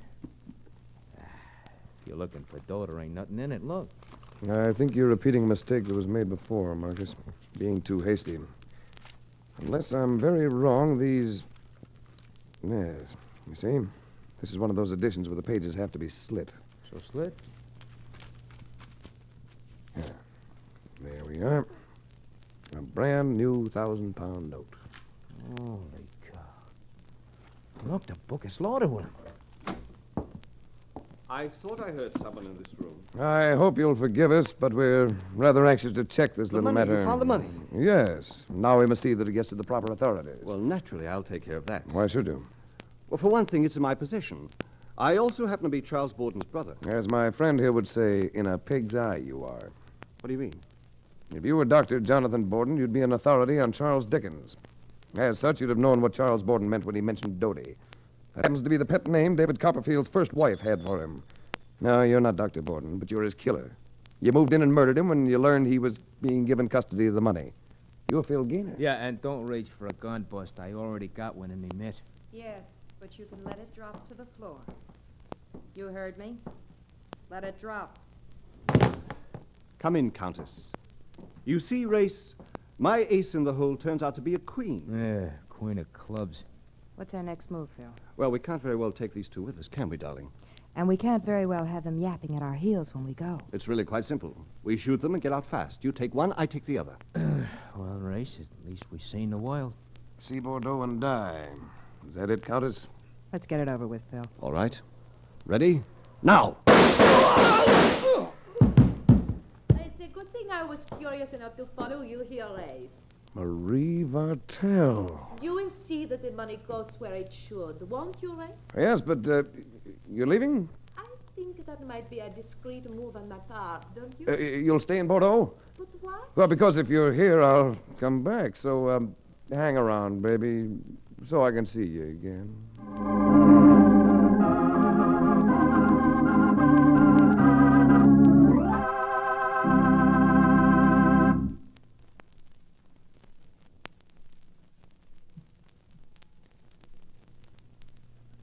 The Adventures of Frank Race, starring Tom Collins with Tony Barrett as Mark Donovan, comes to you from Hollywood. Others heard in tonight's cast were Gene Bates, Gerald Moore, Jack Carrington, Michael Ann Barrett, and Paul Dubon. This series is written and directed by Buckley Angel and Joel Murcott. The music is composed and played by Ivan Ditmars. Be sure to be with us again this time next week for another dramatic chapter in the Adventures of Frank Race.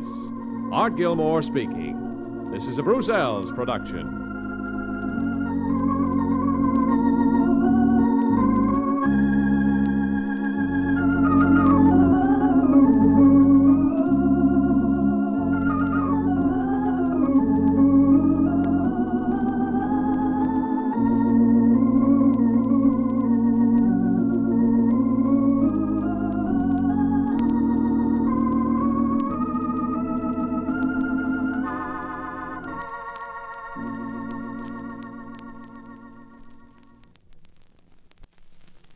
Adventures of Frank Race, starring Tom Collins.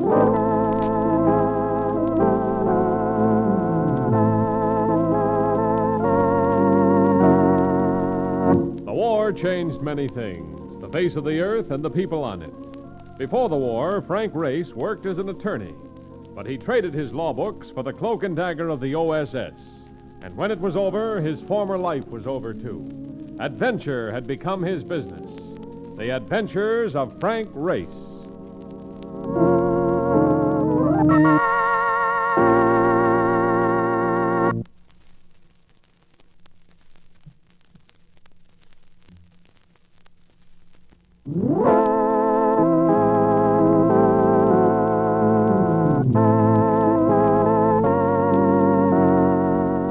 And now we join Frank Race for the adventure of the Roughneck's Will.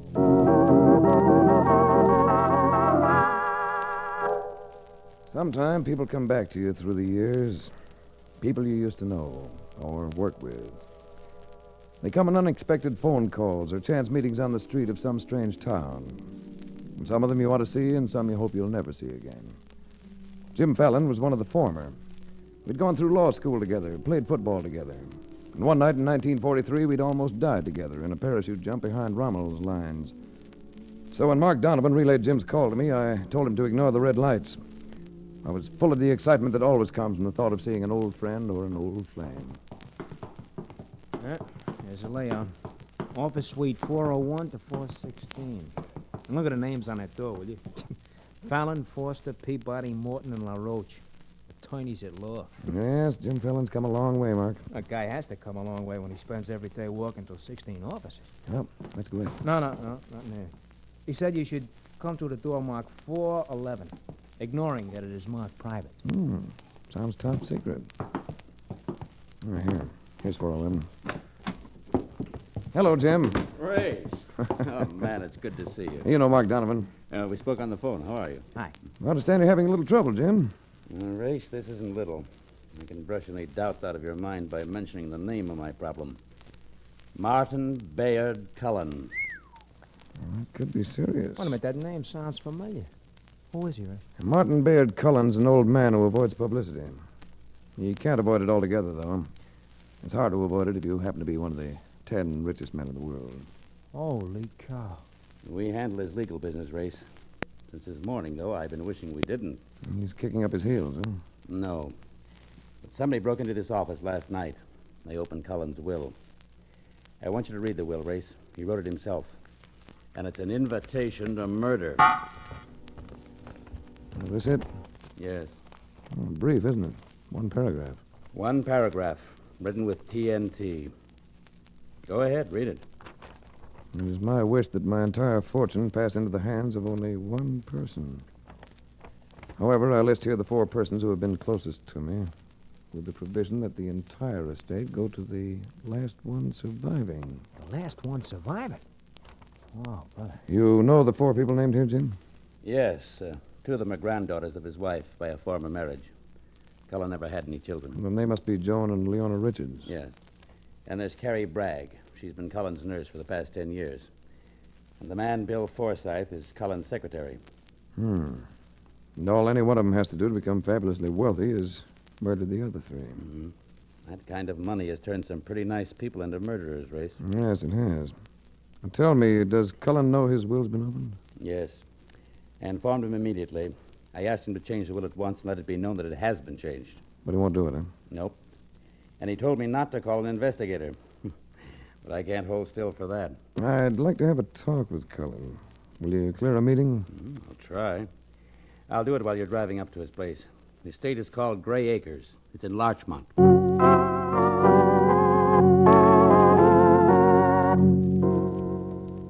Gray Acres was appropriately named.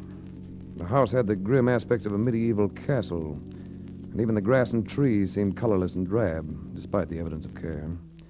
Martin Bayard Cullen matched the general atmosphere. Only his large, dark eyes glittered through a shriveled and pasty skin as he lay propped up by pillows. But when he spoke, his voice belied his 90 years. My orders to Fallon were quite precise. I want no investigation. I let you in so I could tell you that. Now get out. I'm not here in your behalf, Mr. Cullen. I just wanted to see what kind of a man it is who uses his fortune to try to influence murder. Since I'll be the first to be murdered if it does happen, it's still my affair. It's time for your medicine, Mr. Cullen. This is one of my heirs, Race. Or shall we say that Miss Bragg is a candidate? She doesn't seem to be out murdering anybody, but she is giving me medicine to drink. Someday it may not be exactly what the doctor ordered. Isn't that right, Miss Bragg? That's right, Mr. Cullen. She agrees with me, Race. See? Everybody agrees with an old man. Especially when he has millions they may get their claws on. Come on, Mark. Let's get out of here. Yeah, the medicine ain't the only thing that smells in this joint. Well, now there's a sweet old guy. Will you tell me how that prune with the lemon personality get to be rich, huh? Well, he started out as a roughneck on a drilling crew. Oil wildcat is. Now he's loaded. Oil and steel, bonds, stocks, cattle. You name it, he's got it. You seem pretty well informed about the old man, Race. Oh, hello, Forsyth. How'd the interview go? Not too well. You warned me. Hey, look, Forsyth, you're his secretary. Anybody been especially snoopy lately? Only me, frankly. I have my finger on all of the old man's affairs. You know about the will? I've always known about the will. You see, Race, I typed it.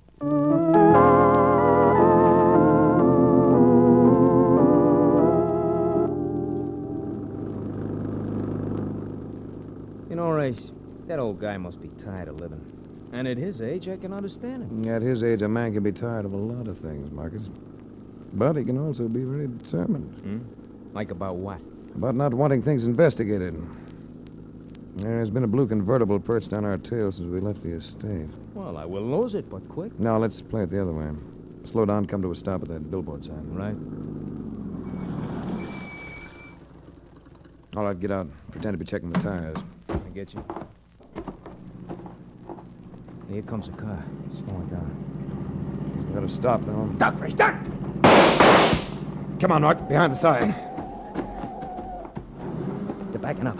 Keep low. Now you must have winged him. Car got out of control. He's hurt. Not badly. Let's follow him. Can't. Look, he nicked one of the tires on my heap. Oh, that's too bad. It was too dark to get the license number. I got all the numbers I need. They say that somebody doesn't want us around.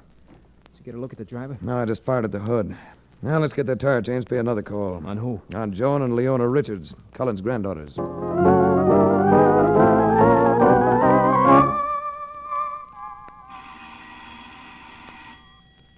brother.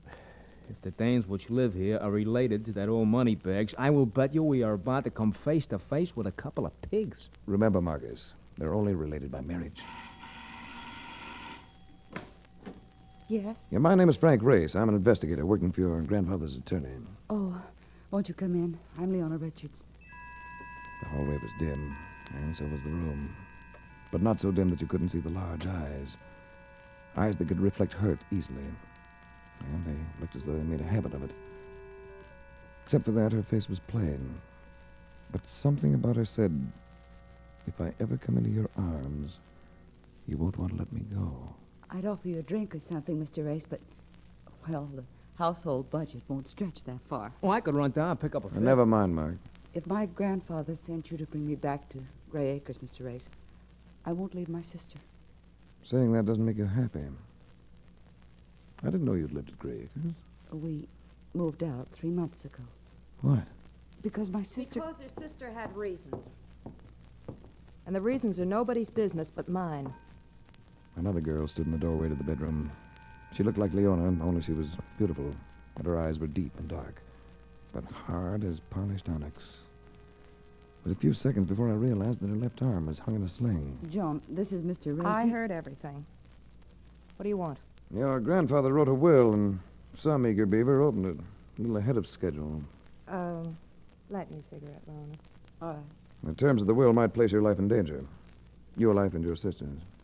Suppose you let me worry about that. No, but it doesn't end there. This particular will might also work in reverse and make you the menace. Sounds like Grandpa's up to his old divide-and-conquer tricks. Don't say things about him, Joan, please. I know you're fond of him, but I'm not. Do either of you own a blue convertible? Well, yes, I do.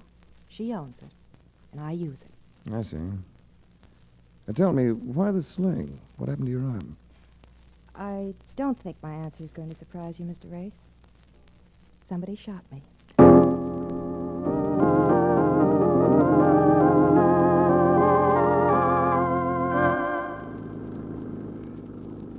Look, Grace, what for are we going back to that mausoleum? I think it might be wise to hang around Gray Acres for a while. Oh. Think that John Richards' dame was the one who was using us for target practice? Yeah, slow down, Marcus. There's the gate to Gray Acres up ahead. Oh, there's more than a gate there, Race. There's a guy with a shotgun blocking the road. Well, you stay in the car. I'll talk to him. Put your hands up there. They're up. Who are you? What you want? My name's Race. I'm working for Mr. Cullen's attorneys. Oh, yeah. Told me you was here earlier today. I'm Blair. Tom Blair. Old man Cullen hired me to guard the property. Cullen hired you? Yeah. Used to work for him before, you know. Whenever there's trouble, he sends for Blair. Well, do you have orders not to let me through this gate? Well, I use my own judgment. Cullen's got a lot of faith in my judgment. Well, do I pass or do I make camp out here on the road? Who is it, Blair? Oh, Mr. Forsythe. It's that investigating fella. Oh. Hello, Race. I thought I'd come back, just in case. Yes, I had a hunch you would. I have a room prepared for you and your friend. You letting men, Mr. Forsythe? Have any objections, Blair? Me? Why should I? I was just wondering, that's all. I'll drive up with you, Race. There's space for your car in the garage.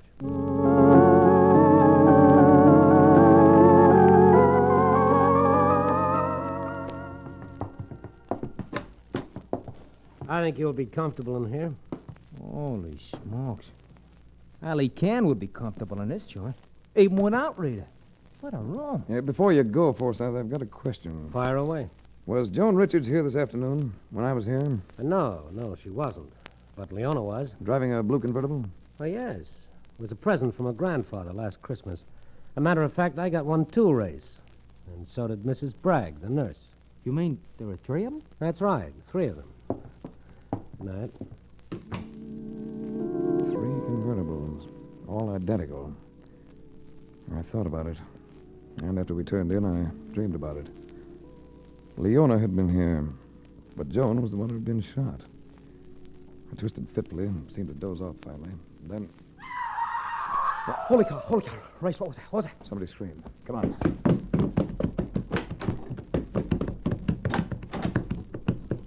That came from the old man's room, Race. Hurry! Where's the light switch? I'll get it. Martin Bayard Cullen lay propped on the pillows. His staring eyes fixed right on us, his withered old hands motionless against the white counterpane. It wasn't the stare of death, though. His glittering eyes turned to the far side of the bed. I moved around to see what he was staring at. I needed only one look. She was on the floor in a crumpled heap, her neck very neatly broken. Nurse Carrie Bragg wasn't going to inherit anything. She was dead.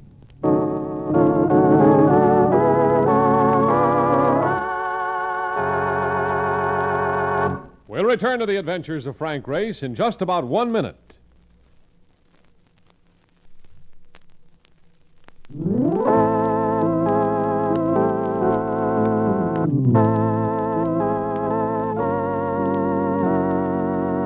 And now, back to the adventures of Frank Race.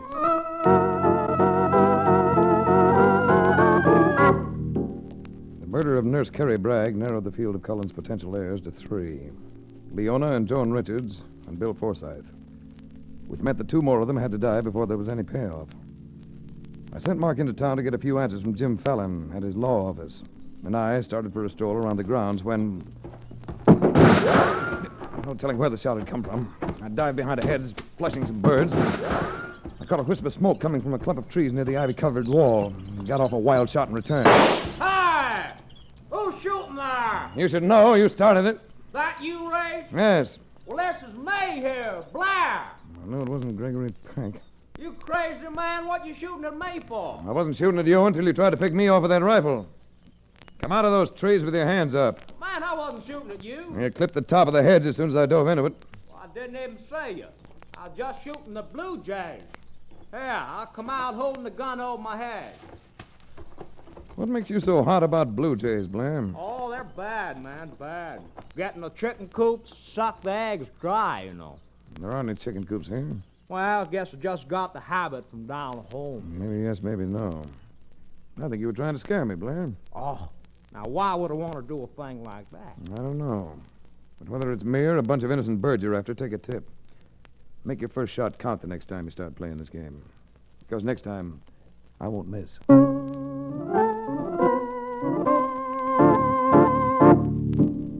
Mark came back from Fallon's office with information that turned on a few lights. This latest will of Cullen's had been drawn up 3 months before and replaced a more sane and reasonable request that had been properly drawn by the attorneys. The contents of the first will told me it was time to have another chat with Leona and Joan Richards. Please believe me, Mr. Race. I knew nothing at all of my grandfather's will. Either the first one or the new one that's causing all the trouble. His original will left you 1/3 of his estate, and the rest was to go to charity. That doesn't surprise me, Mr. Race. Leona's his favorite. Then you should be interested in the contents of the new will, because they call for action, not orders. You're wasting your time, Mr. Race. I know the contents of the new will, and I didn't have to break into Fallon's office to learn them. I'm going out. Leona likes to answer questions, but I don't. Oh, Ray, she's so stubborn. Suppose something happens to her. Hey, this is no time to break up, baby. I'm sorry. I'm so nervous and upset. Here, let me use my handkerchief. Maybe we can get those eyes pretty again. Let go of me. No.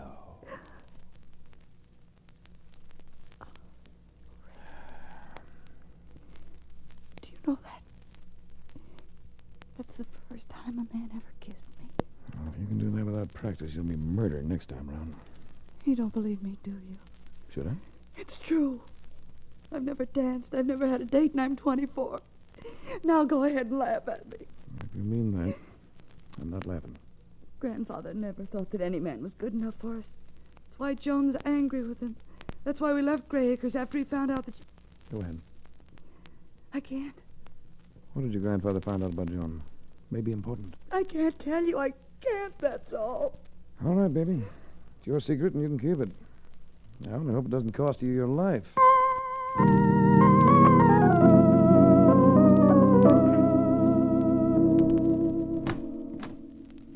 Well, hey, it's about time you got back. Where you been? I've been walking around town, thinking. About a dame, judging by the look on your kisser. And I'll bet it's that Leona Richards, too. And, brother, that's bad. Well, if you mean one of the girls killed Carrie Bragg, you're way off base, Marcus. They didn't do it. Oh, brother. You got so many stars in your eyes, you can't see them all. The old man's angry with them. He might change a will in the spur of the moment and change it within an hour. They know that. All right, so what? So if either of them intended to latch onto the whole fortune, they'd have killed Cullen first to make sure the will isn't changed. Oh, wait a minute. That makes sense. With that Bragg dame dead, that only leaves one guy. Yes. That leaves Bill Forsythe, Cullen's secretary. Let's go in and have a talk with him. Well, okay. Which is his room? Well, this is the one he came out of last night. Forsythe? Maybe it's in the library. That's where he works, you know. Yeah, we'll see later. Meanwhile, let's have a look around in here. Hey, what are we looking for? I don't really know, Marcus. You go through that bureau, and I'll take the writing desk here. Okay. Oh, very neat person, Bill Forsythe. Everything in order. Yeah. Hey, he wears nylon shorts, too. Look. Imagine me in these things. Now, never mind that. Keep going. You may come in. Don't seem to be anything but clothes in here. I guess it... Hey, look at this. What is it? Framed picture of Joan Richards in a bathing suit. That babe should wear tighter dresses. This I never know. Now, look at the inscription down on the corner. Huh? Oh, I didn't notice that. You wouldn't. To Bill with all my love, now and forever. Joan. Oh, wait a minute. There's something else under the guy's pajamas. A couple of letters. Hey, listen to this. Darling, Miss Bragg says the doctor gave grandfather a sedative. I can meet you tonight, usual place. Is it signed? It must be Joan. Yep. Put everything back. But does it mean something? It means plenty. Old man Cullum found out about Joan and Bill Forsyth, and he knows that Kerry Bragg was helping them. So he set up the will to start them knocking each other off. I'm afraid that's it. Are you going to look around anymore? I'm just in the closet. I want to find out if Forsyth has any weapons hidden around. You take that one, I'll take this one. Race. Race, come here. What is it? Oh, brother. It's Forsyth. He's been hanged.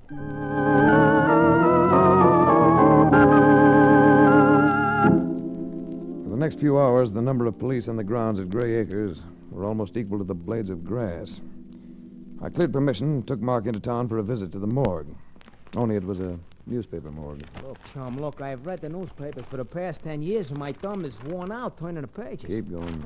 All right, but what are you looking? Just the items, Dateline, Texas. If it comes up, you'll know it.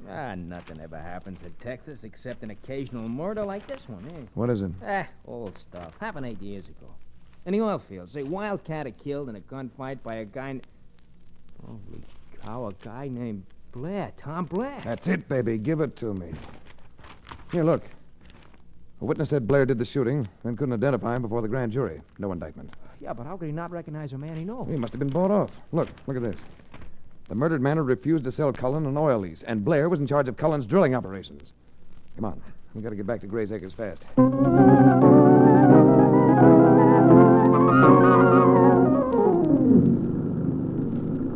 look. The garage is all lit up. And there's Blair and one of the maids. Now we're carrying somebody. Hurry.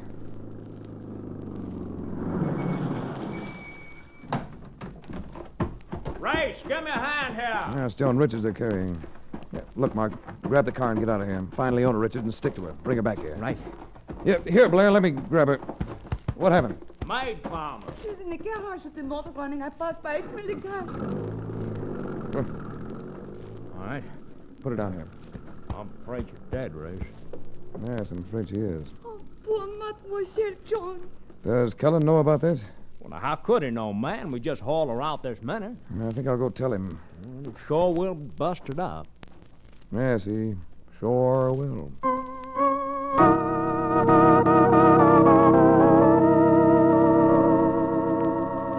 Cullen seemed never to sleep.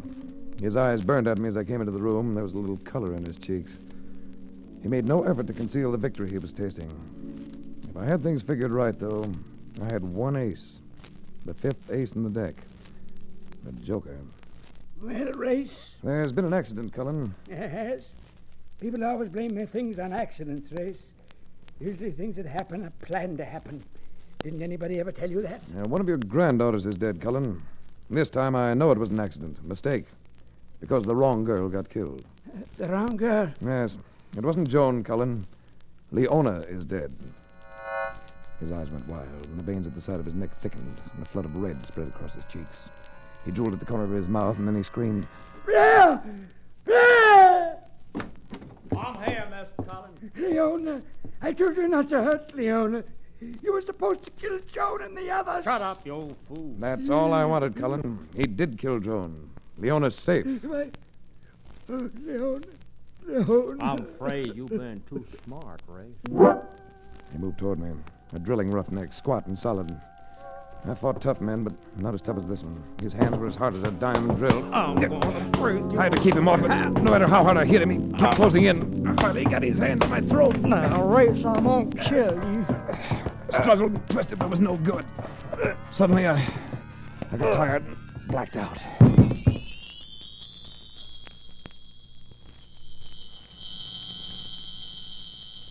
Across the centuries and out of time and space, I came alive again. I didn't know whether I was in this world or the next, because the dead eyes of Martin Bayard Cullen stared down at me from where he'd slumped across the edge of the bed, seized with a final heart attack. But then I heard a welcome voice that belonged to the living. Come on, you ain't dead. Wake up, will you? Hi, Mark. Hi. What a skull that Blair has got. Look, I bent me end wrench when I whacked him with it. Yeah. You couldn't have gone all the way back into town and come back. No. You see, I got to thinking, and I turned around, see. I figured the Blair was the heavy, so how could Leone get hurt if he was here? I figured the old man was using the will to cover his own dirty work. That's all. Very astute reasoning, Mark. Yeah, I thought so. I called the cops while you was out, and Leona called here. I told her the whole story, and she wants to see us. Oh, that's good, Marcus. Very good. Because I want to see her, too. She'll be one of the richest girls in the world when Cullen's will goes to probate. And her education's been woefully neglected. She'll have to be taught how to protect herself. And you're going to teach her how? Oh, I ain't going to be shooting blue jays, boy.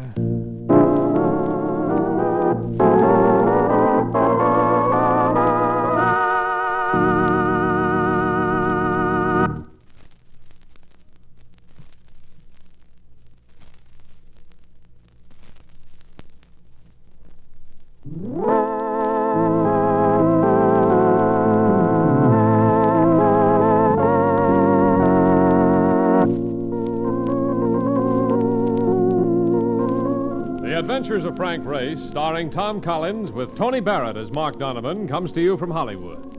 Others heard in tonight's cast were Gloria Blondell, Frank Lovejoy, Michael Ann Barrett, and Wilms Herbert. This series is written and directed by Buckley Angel and Joel Murcott. The music is composed and played by Ivan Ditmars. Be sure to be with us again at this same time next week for another dramatic chapter in the Adventures of Frank Race. Art Gilmore speaking. This is a Bruce Ells production.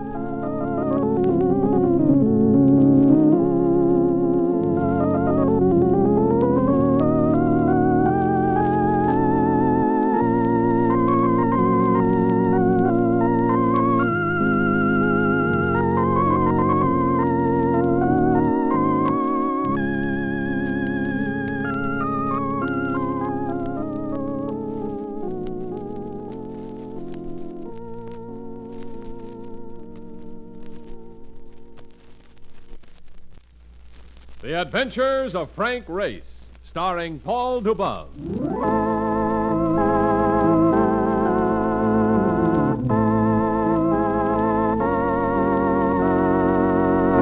The war changed many things, the face of the earth and the people on it. Before the war, Frank Race worked as an attorney, but he traded his law books for the cloak and dagger of the OSS. And when it was over, his former life was over too. Adventure had become his business. The Adventures of Frank Race.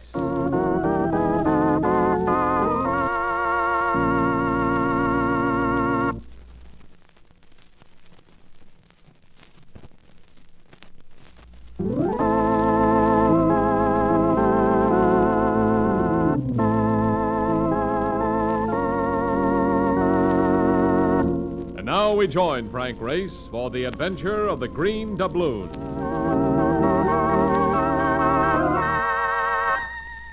Central America and rain.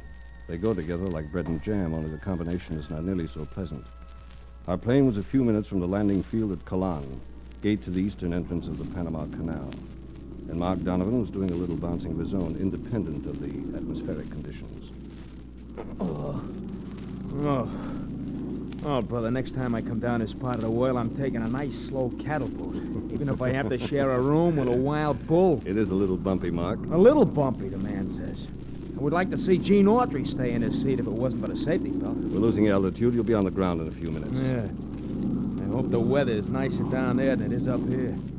Look, what do we have to come to this place for, anyhow? To see if we can persuade an embezzler to part with $300,000 in exchange for his freedom.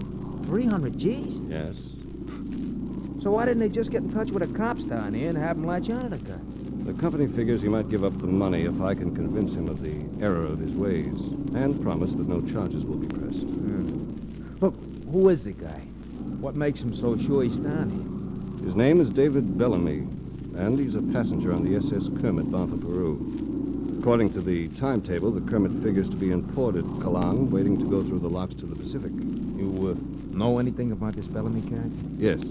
He used to be a radio actor and a master at dialects. Then he got in trouble and spent some time in prison. While he was there, he learned accounting. Brother, he must have learned plenty to be able to juggle 300 grand. Hey, look.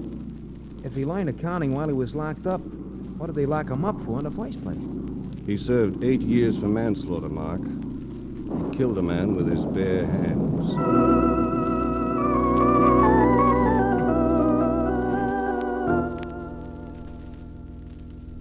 If you're a kid addicted to the making of mud pies, then Kalan in the rain will appeal to you. But if you're an adult addicted to the simple comforts of life, there are better places. However, the weather wasn't the only unpleasant feature about Kalan. There was an additional unpleasant touch, supplied by the Office of the Port Authority. I'm sorry, Mr. Race, but your friend, Mr. Bellamy, isn't aboard the Kermit. He was when she made port this morning, but he seems to have disappeared. I see. Thanks. Of course, the ship has just started through the locks. He may catch up along the way. Passengers do miss connections sometimes. It's not unusual. Yeah. Maybe one on a bender in town and he'll turn up later. We can go on a ship and wait for him. No, he won't be turning up later. Come on, Mark.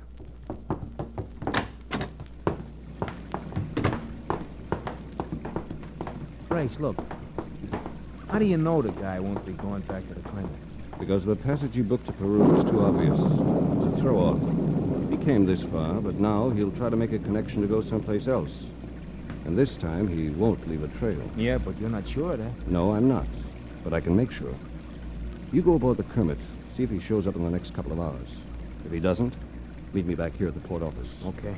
But, where are you going? I'm going to see if I can find out how a man would go about disappearing in Panama.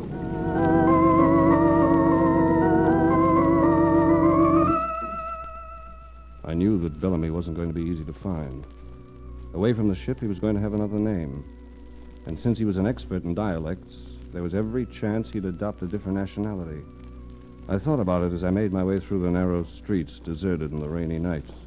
I seemed to be the only man without shelter in Colin, but I wasn't. Do you have a match, senor? Huh? Oh, I didn't see you. Yes, I have a match. But I doubt if you can get a light in the rain. Oh, I like the rain, senor. I always get what I want in the rain. People are so nice. They never refuse Diego. That isn't a cigarette in your hand. No, senor, no. That's a gun. Step into the doorway. How can I refuse? Now, if the senor has any valuable he wishes to contribute to Diego's welfare fund, Diego will be most grateful.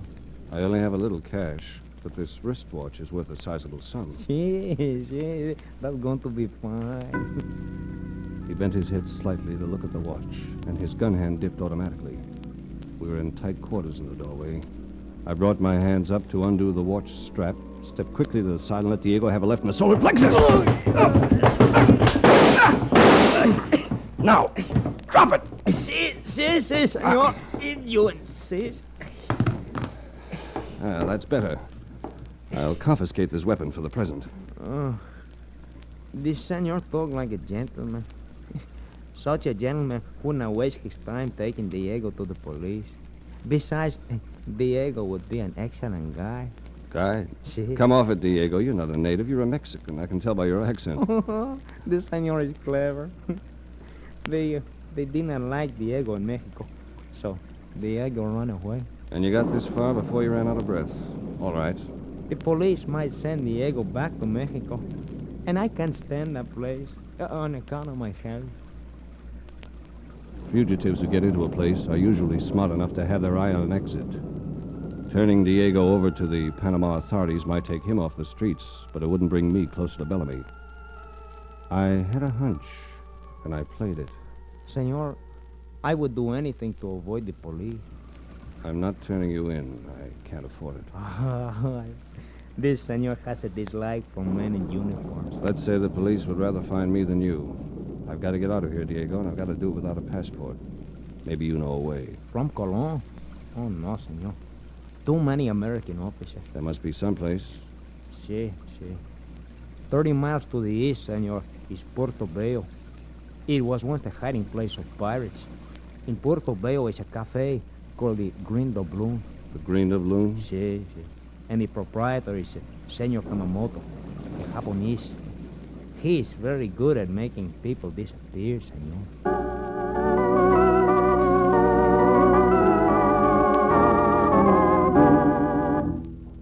I picked Mark up at our rendezvous, and we headed for Portobello, Caribbean hangout of the old-time pirates.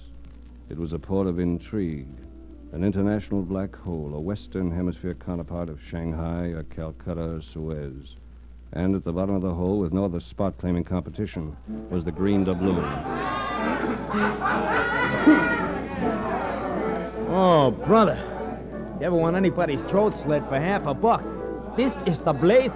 Some boots back there by the wall. Let's take one of them. Ain't you going to ask for this Kamamoto kind? You can die quickly asking questions in a place like this. We'll sit down and let somebody else do the asking. Yeah, I guess you're right. If you order anything, Mark, better make it American beer. I wouldn't vouch for the beverages in a place like this. You don't have to vouch for the beverages, but personally, brother, I would vouch for the doll which is walking toward us here or any place else. Welcome to the Green Doubloon, gentlemen. She was Eurasian, an Oriental half-caste. And when they're beautiful, they make other women take a tight grasp on the arms of their husbands. This one was beautiful. Beautiful enough to make a movie star self-conscious about her faults. I am Mono Kamamoto. My father is the proprietor.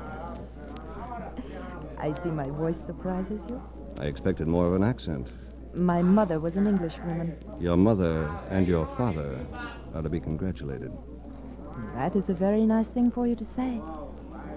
But now, I will say something to you that will not sound nice. But if you are intelligent, you will be grateful. All right, baby, what is it? Leave the Green Doubloon. Do not look back, and do not come back. We want to leave more than the green doubloon. We want to leave Panama quickly and quietly. Yeah, fast and with no noise, see? Then you have come in search of escape and not in pursuit of another? Yes, and I'm ready and willing to pay for my passage.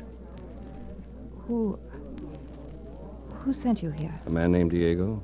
We had to leave Mexico rather abruptly. Right. Guy at the bar looking at us, and he ain't friendly. I've been watching him. He's coming this way. I had better leave No, you. stay.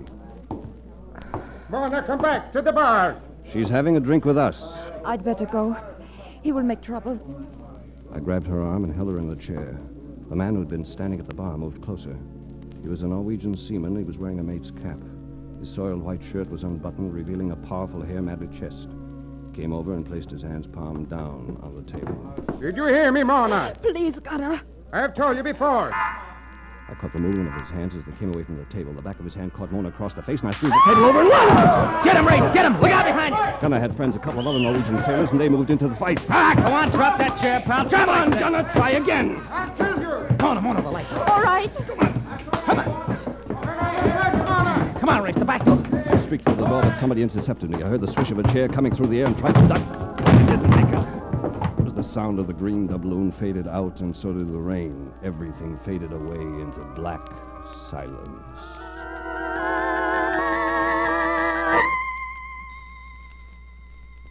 I came to in a storeroom lighted by a feeble candle. Mark was trussed up in a corner, still unconscious. Two men were seated on a couple of small barrels. One of them was a Japanese. You did considerable damage to my place of business, Mr. Race. How did you know my name? From your American driver's license. This is Mr. Harrow. Oh. Hello. Hello, Race. Harrow was wearing a white suit and a Panama hat, and neither of them had been improved by the climate. On the small finger of his left hand, however, was a blue-white diamond which demanded recognition in any climate. I see you're admiring my ring, Race. It was a gift from a passenger. The passenger? My daughter tells me you are anxious to leave Panama. Mr. Harrow has accommodations for people who find our company boring. I haven't exactly been bored, Mr. Kamamoto. But if Harrow can get us out of here, I'm ready to leave. My yacht, the Chaucer, is in the harbor. We'll sail at 4 a.m. I don't imagine you have a passport. If I had a passport, I'd be sailing from Ceylon. Where's your next port of call? It's sort of unscheduled, Mr. Race. You'll be dropped off someplace in South America. Venezuela, perhaps, or the Guianas. Will there be other passengers? One other, in addition to you and your friend. Speaking of me and my friend, would you mind untying us? Oh, I'm afraid that isn't quite possible. You see, I'm a stickler for procedure, Mr. Race. And tying up the passengers is part of the procedure. Yes. You'll be blindfolded, taken aboard the yacht just before we sail. It'll be a rather uncomfortable journey, but then one must suffer some to attain one's goal. You mean we'll be tied up all the way? Until we can put you ashore, Mr. Reyes. I can see the point here where somebody might give you away. But why aboard the ship? Fugitives from the law are risky cargo, Mr. Reyes. The South American nations are rather thorough about their coastal patrol vessels. I have as much at stake there as you have. I wouldn't want to be caught. Good. Because if you are tied up, we can make sure you won't be caught. What do you mean, Harrow? You and your friend are hot cargo, Mr. Reyes. The only way to carry hot cargo is to be sure you can get rid of it in a pinch. If we're spotted, Mr. Reyes, you'll be weighted down and thrown over the side.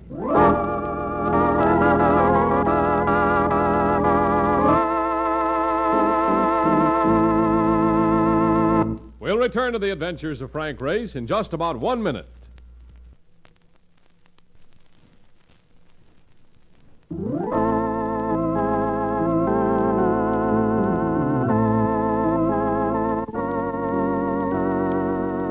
And now, back to the adventures of Frank Reyes.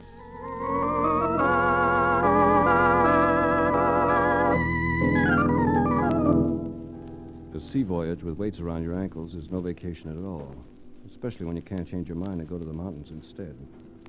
Even if David Bellamy and his embezzled $300,000 were on board, chances of getting the money were slim, and chances of leaving the vessel alive seemed even slimmer.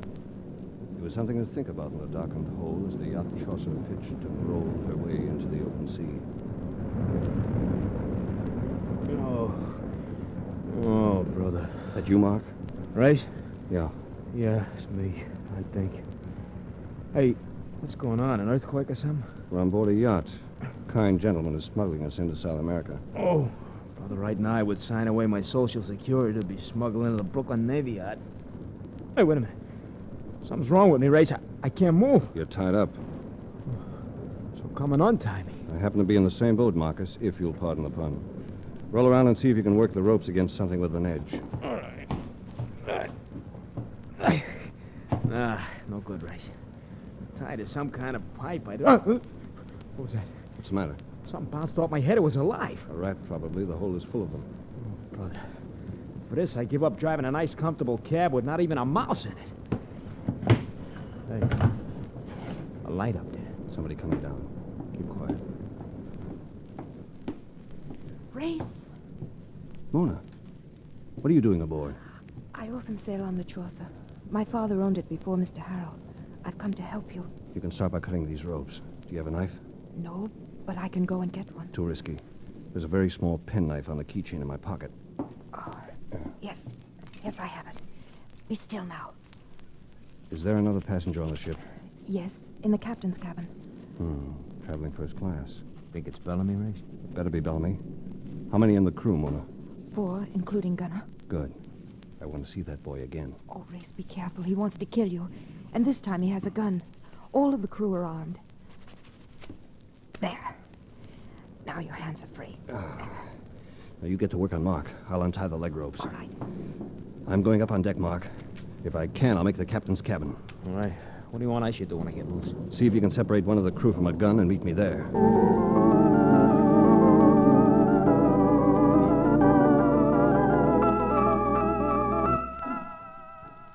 There was an oil slicker hanging at the top of the companionway, and I slipped it on for cover. The crew on deck was too busy to be counting noses in the storm. I hugged the rail until I got to the captain's cabin, then I caught the door handle and crashed in! Hello, senor. Diego. Senor is surprised that Diego has enough money for an ocean voyage. You see, after you left me, I ran into another man with no wristwatch and much money. He was loaded. Now Diego is loaded. You're liable to be loaded with lead before this trip is over, Diego. They have no intention of landing us safely. We'll be jettisoned at the first sign of a coast patrol boat. Only you and your friends, senor. Not Diego. How come? For the same reason Diego was not tied up in a hole. I seek only to escape, senor. But you have come to find somebody, no? I have come to find somebody, yes. How did you know? I hear them talking. You are looking for David Bellamy, eh? Then he is on board? Si, he is on board. Careful, those things that are falling! What is We hit a reef. We've got the tanks, senor. Diego, get out of here. Don't go for that gun, Harold. You're gonna need all the help you can get. All right, Reyes, I'll make a deal with you. Take the pup in the forward bulkhead. Diego, you go aft. I'll send your friend to help you, Race. All right, and you better hit the radio and put out an SOS. That isn't going to be easy. The door to the radio shack is smashed. I'll have to project plenty to be heard over the sound effects. Mr. Harder, the pumps. Hey, never mind him. We'll be lucky if any of us get out of this alive.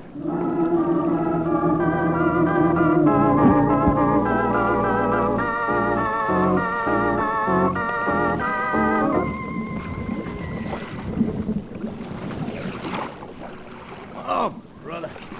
My hands are blistered in this pump race. It won't be for much longer. Look up ahead.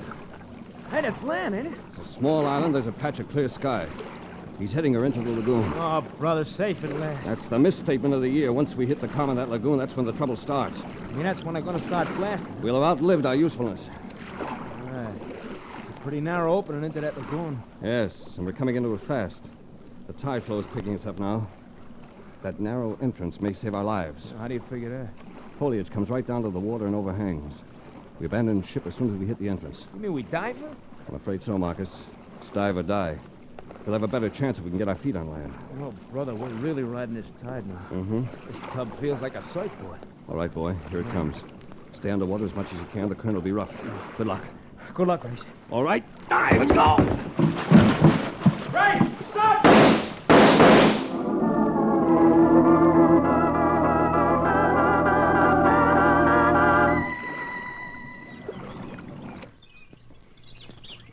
Oh. Come out of it, Mark. Come out of it. You're all right. Oh, what I did to geography books. Thought I have swallowed the whole ocean, and I'll have to be changed. Speaking of geography, where are we? Not too far from where we started. Small island off the Panama coast. Our pals get the ship in, all right? Yes. She's beached to the lagoon. Move that brush a little and you can see her. Yeah, keeled over. That baby ain't gonna sail anymore. But where is everybody? I'm afraid they're beating the brush looking for us. They spotted us when I dragged you ashore. And this island ain't very big, Race. One of them's liable to yell bingo any minute. Duck! What's the matter? It's Kamamoto, in the tree on the other side of the lagoon. I didn't even know he was on board. He says? No. We better stay low until he comes down.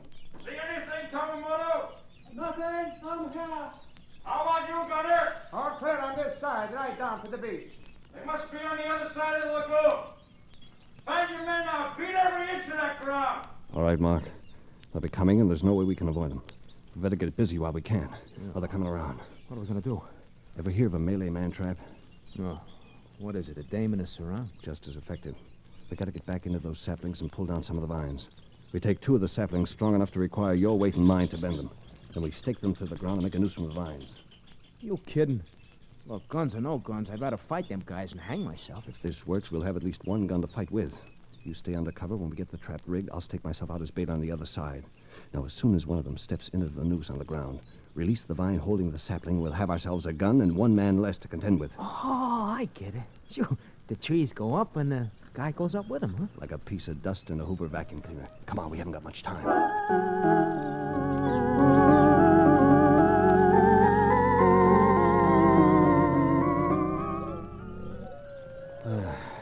That does it, Mark. You know when to release the vines? Sure. Soon as somebody steps into the noose on the ground. Right. We finish just in time. Get hidden. You see who it is? It's one of the seamen. I'm going on ahead and draw him after me. Right. Come on, baby. I'm dying to see if this thing works. Well, come on, stupid. You're looking the wrong way. That's right, baby.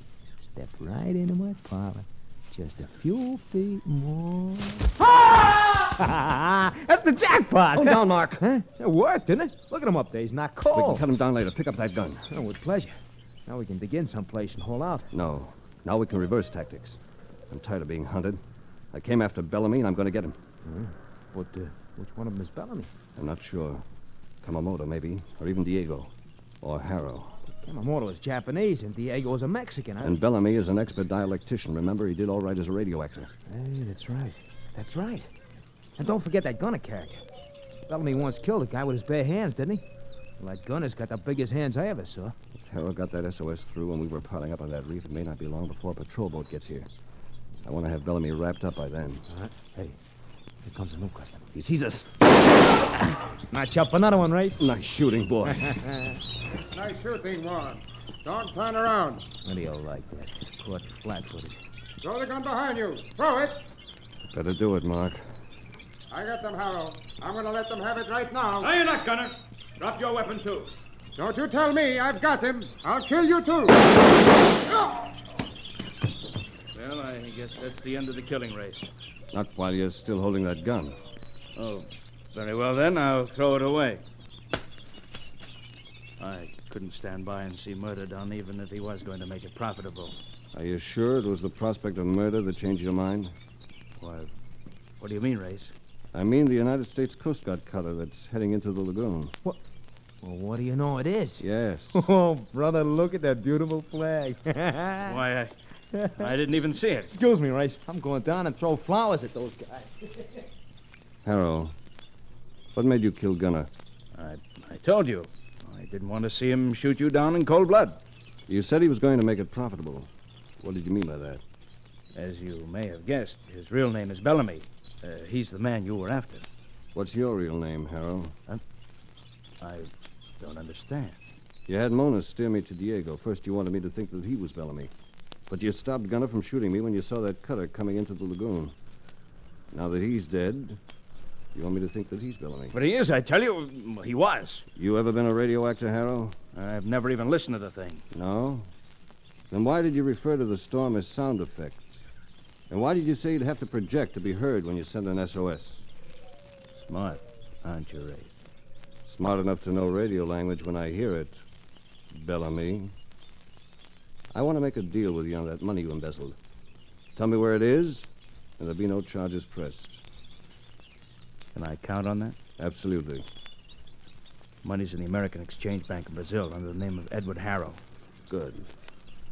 Now you won't have any prison term to serve after you're executed.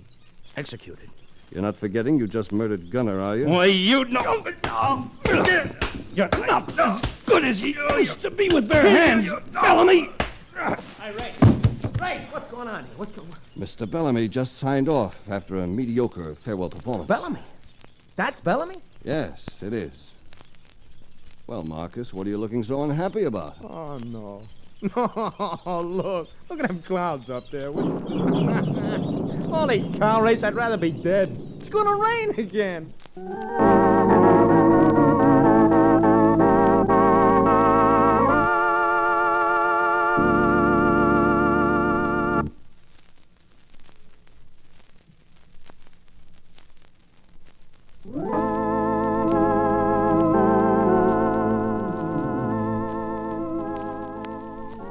The Adventures of Frank Race, starring Paul Dubov, with Tony Barrett as Mark Donovan, comes to you from Hollywood.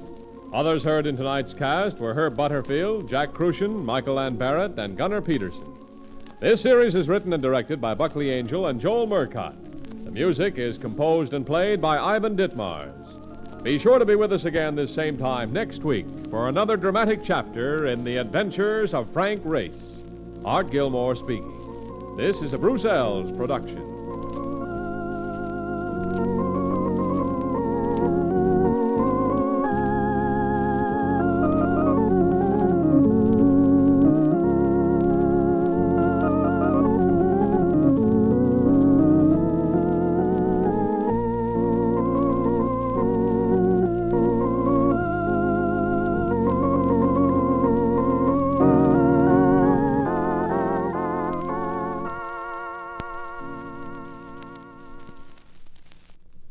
The Adventures of Frank Race, starring Paul Dubov.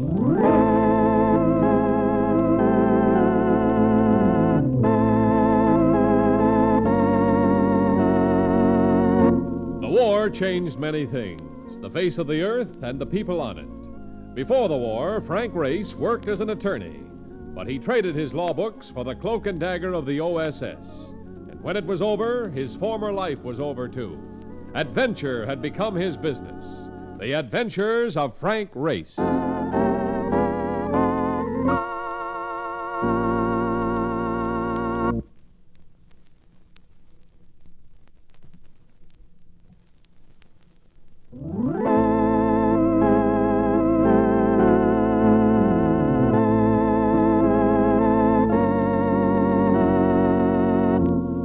now we join Frank Race for the adventure of the sobbing bodyguard.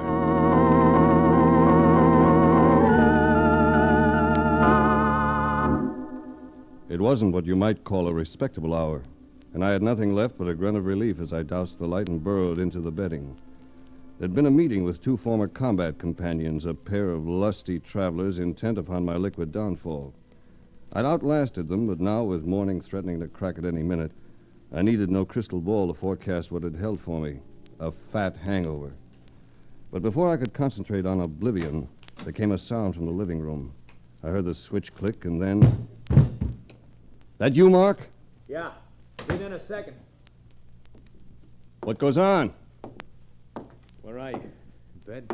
Finally. What have you been doing? Packing someone on your back? Look, whether you know it or not, you ain't kidding. Well, I hope you're kidding. I'm in no condition to nurse a maid drunk. Look, you bottle? Oh, I'm sober enough. You actually have someone in there? Race, remember when you were in Italy last summer by yourself? Yes. Well, I took a fare up to Saratoga for the races, see. While I was up there, I get into a beef with Eddie Harrington. I'm a little muddy. The name rings no bell. Look, get with it, will you? Nightclub owner, hard guy. We get into an argument at the track, and I bust him in his snout, and he has his boys work me over. And this is the first time you tell me about it. Well, I guess I was kind of ashamed of being mauled. Of course, it took 4 of them to do it, you understand? I understand. And does all this have something to do with the fare you just unloaded in the living room? It does indeed, brother. That lump in there happens to be Harrington. Come again, will you?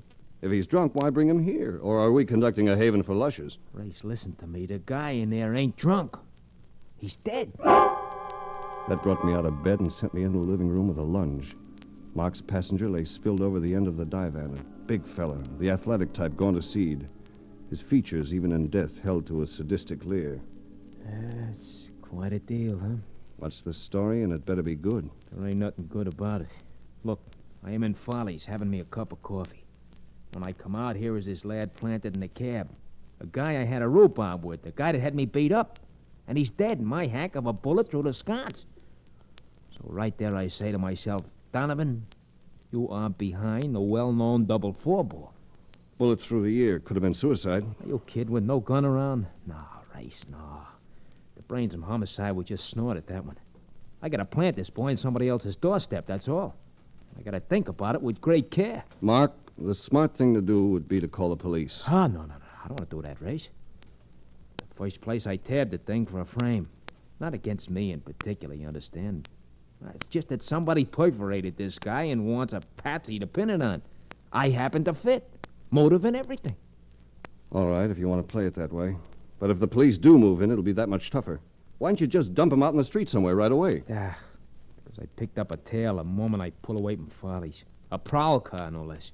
Latched on, wouldn't let go. Followed me right here to the door. I had to make like this boy was a drunk I was delivering home. It's all too pat. Are they still outside? Nah, I think they left. I'll have a look, though. Hey. Still there? Yeah, with another one pulling up behind him. Well, if this thing is getting tight in the French bathing suit, I'm gonna get out of here. Wait, what for? Them cops. If they take you, I'll have you out in a matter of hours. Look, nothing doing. I never liked the clink. But if you really want to help me, here's something you should know. Harrington and I got into that fracas because of a dame he was shoving around, see? A dish by the name of Coral Kennedy. Last I heard, she was singing somewhere in Jersey City. I'll see you later. He got clear of the room by a scant couple of minutes. The visiting group included a patrolman and a couple of plainclothes officers. One of the detectives I knew, a Lieutenant Kessel. This was a complication, because we'd never liked each other. This layout belong to you, Race? I've been under that impression. What's the picture? Am I being evicted? I'll laugh at that one after breakfast, but I'm not so liable to gag on it. How'd he explain the lad on the divan? Looks a little inebriated. He's dead and you know it. How'd he get in here? All you had to do was push the door open. He might have done the same thing. With a bullet hole in his head? Why don't you stop? Where's the other guy that lives in the apartment? He was spotted packing this cargo in here. What's the pitch, Kessel? It's all so pat. You're knowing just when to arrive and tabbing Donovan so neatly. He felt he was being framed by someone. Looks as though he's right. You helped him get away, didn't you? You can put that one back in your hat, Lieutenant. I know nothing about this business. Anything I do for Donovan from now on will be done in my capacity as a licensed investigator. Yeah? Well, first you're going to stand a little investigating yourself. Starting as of now. What with the medical examiner and pictures and questions, it was 8 o'clock before I was able to detach myself long enough to grab a shower. After this, Kessel finally and grudgingly indicated that I wasn't to be taken in. So I went out for a breakfast of dry toast and black coffee. While I ordered, another customer slid onto the stool beside me. Plump, sleek, well manicured, he eyed the counterman with the quiet gaze of a snake digesting a rabbit. Let me have some coffee, too. Make sure it's hot or I'll push your face in it. Hey, Race. Remember me? I remember you. Flip Clemson. Yeah. I come in here so I could talk to you. I'm gratified. I hear you got Addie Harrington's body over to your place. You're full of news. I hear things. But this is hard to believe. You see, Race, I've been working as Harrington's bodyguard, and I couldn't help feeling real hurt if that was really Addie's body. Sorry, Flip, you'll have to read about it in the papers. You keep stalling, I ain't gonna like it. Look, Flip, I've had a tough night. I've got a headache. Start nagging me, and your face will go into the coffee. Don't ever try nothing like that with me, Race. You'd only get your fingers down your throat. A long way down. All right. Now that we've both made faces at each other, why don't we just say so long? Race, Yes? that ain't really Harrington's body, is it? Buy a paper, Flip. Read all about it.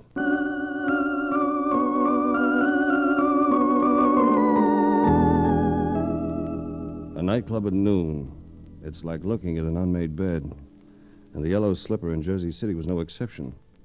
But there was nothing dowdy about the girl I found there practicing new vocal numbers. No. I don't mind taking time out. But if you're an agent, I already have one. Do I look like an agent? They come in all shapes and sizes. And I don't know anything about your mentality. I'm not an agent. Wouldn't be a better job, would it? No deal if strings dangle from it. Put away the truculence, will you? I came over here simply to ask an impersonal question. Go ahead. Can you think of any reason why Addie Harrington would want to commit suicide? Can I... She took time out for a few seconds, and the wariness tightened across her features. She turned to the man at the piano, a swarthy personality who looked more like a croupier than an accompanist. Hear that, Rocco? Yeah. Yeah, I hear it. What would you say? I would say Addie wouldn't commit suicide for nothing or nobody. Well, Race, there you are. I asked you the question. No offense, Rocco, but would you mind getting lost? Me? I'ma stay. Unless Carl tell me to go. Take 5, Rocco. Go get yourself a beer. For some reason, Rocco didn't like it, but he left. And then I told the girl about Mark Donovan. Oh, yes, the cab driver. Well, I certainly do remember him. You see, Harrington got pretty mean that day. I think your friend saved me a mauling. Harrington was like that. Always wanted to wrestle. And you had enough of that type. I've had a hatful. How about helping Donovan? What can I do? I didn't even know Harrington was dead until you broke the news. Who else could I talk to about Harrington? Rocco Mentora. Rocco knew him pretty well, but Rocco never liked him. And Rocco doesn't like questions. Who else? Well, you could talk to Jean Harrington, Addie's wife. Where would I find her, at his club? Jean? She never went near the place. You wouldn't be caught dead in it. Don't sound so bitter. Doesn't go with those freckles on your nose. Afraid I can't help it. Singing in a $1.95 layout like this when I could be in New York. And if it weren't for Harrington, I would be. New York isn't very far from here. When do you have a night off? Tomorrow? But if you... Dinner with me? I'm the mental type. I don't start wrestling until very late in the evening. All right, Race. Might be fun.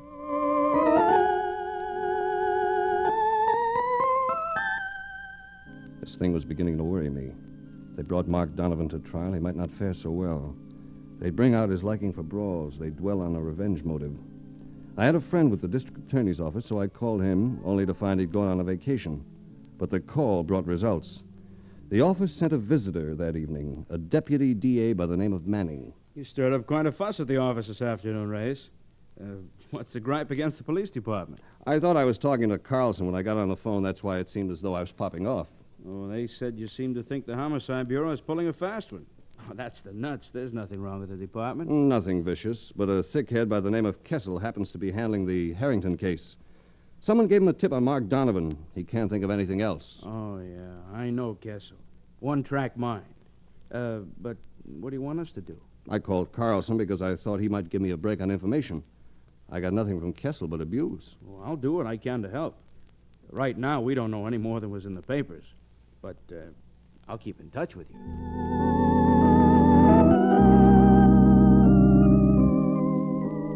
It was about an hour after he left that I got a call from Mark Donovan. Race, I think I'm in trouble. Where are you? Michael's drugstore. You know, the one right around the corner? What's the problem? Oh, a couple of Joes at the fountain look like dicks. They've been giving me the double O. Now, if I had you here to sort of create one of them diversions... I'll be right there, right away. Stay put. You ain't going nowhere, Race. You're gonna stay right here. It was Rocco, the Jersey City piano player, standing just inside the doorway.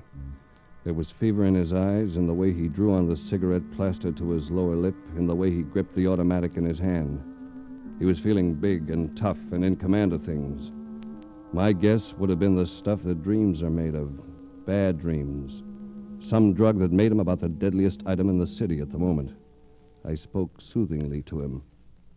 Sit down, Rocco. We'll have something to drink. Won't do you no good to try not to race. Because I'm pulling a stopper. Right now.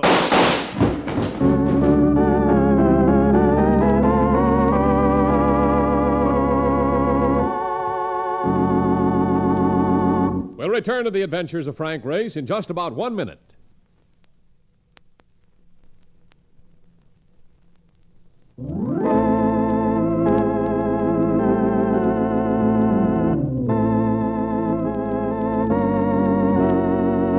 And now back to the adventures of Frank Race.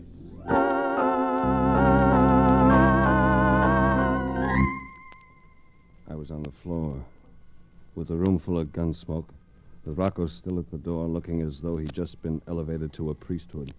But his bullets hadn't spilled me. I had dropped a split second before he fired, and now I feigned limpness, reasoning he'd come over for a closer look. He did. And when he got near enough, I grabbed! And now Rocco was down and out. It was probably going to be several minutes before he'd be capable of answering questions, and unfortunately I couldn't hang around, not with Mark waiting for me. But at the drugstore, there was no sign of Mark. I slammed back to the apartment and found Rocco gone too, which left me floundering. So I called headquarters, and I learned that Mark Donovan had just been brought in and was being booked on suspicion of murder. Now I had two things to do. One was to see about freeing Mark. The other was to pay a visit to a woman I'd never met.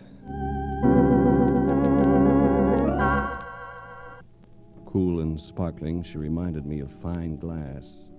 It was hard to picture her as being married to a man like Addie Harrington. Then it occurred to me that I hadn't seen Addie Harrington at his best. You're not a policeman, Mr. Race. How do you know? You're too intelligent looking. I can see I'm going to have to tread carefully with you. Not unless you want to. I have a taste for big men who also happen to be good looking. And you, a brand new widow. Addie and I were divorced 6 months ago. It was a parting without tears. And you don't know a thing about what just happened to him? Not a thing, Race. Yet right away you go into an act for me. A man you've never seen before. Why? I don't know what you mean. Look, Duchess, you're much too smooth to start gushing within the first 15 minutes. Unless you have a motive. Oh, come now, Race. You underestimate yourself. You wouldn't want to tell me if Harrington carried heavy insurance, would you? I would if I could, mister. But Addie Harrington always kept his affairs very much to himself, which was one of the reasons we were never compatible. Do you happen to know anything about his death? Only what I read in the newspapers. I've been out of town, Race. I got back only a few hours ago. Uh-huh. Well, is there anything you can tell me about a lad called Rocco Mentora? I don't believe I've ever heard of him. With a slight touch of hesitation. indicating that your answer would hardly stand up against the lie machine. Race, for a man who isn't with the police, you're boringly inquisitive. I'm sorry, Duchess, I have to be. In this case, it'll keep a friend of mine from being convicted of murder.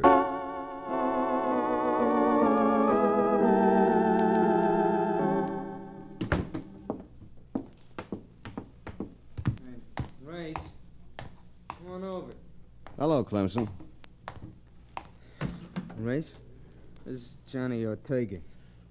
Climb in, we'll give you a lift. No, thanks. I need the exercise. What'd I tell you, Johnny? Cagey guy. Never wants to say nothing. Yeah, Race, go on, look at me. So I've been balling. Guy's gotta right the ball when a pal gets knocked off, ain't he? Well, ain't he? I guess he has, Flip. Eddie Harrington was a good guy. An unhappy guy, too. The club going broke on him. There was no reason for to knock Eddie off. Besides, it ain't good for a bodyguard's career to lose an employee. Who's this pal of yours that gunned him down, Race? Hang up, Flip. You've got the wrong number. You heard me. Who was he? Sorry, Flip. All right, you asked for it. Take him, Johnny. Yeah. Ortega'd been standing alongside the car, and suddenly I found myself in the iron clutch of a hammer. Now, maybe he'll talk before Ortega breaks your arm. Put a little pressure on him, Johnny. Yeah. Okay, give. You talker, Johnny. You'll twist that arm clear over your head. Give him another boost, Johnny. Yeah. When you're standing erect, there's an antidote for a hammerlock. But you have to get your feet clear of your man. Ortega, busy with his sadism, finally left himself open, so against his shin, I jammed a heavy heel. He let go of the hammerlock and sat down on the sidewalk to rock back and forth in agony. Flip Clemson stared in disbelief for a second, then stabbed at the car's glove compartment. But he dropped the gun, getting it out, and as he bent over, I jammed his head against the floorboard and got it myself. You just relax, Flip. Then we'll all be happier. Personally, I have no hard feelings at all, because you've just given me the probable reason for Addie Harrington's death.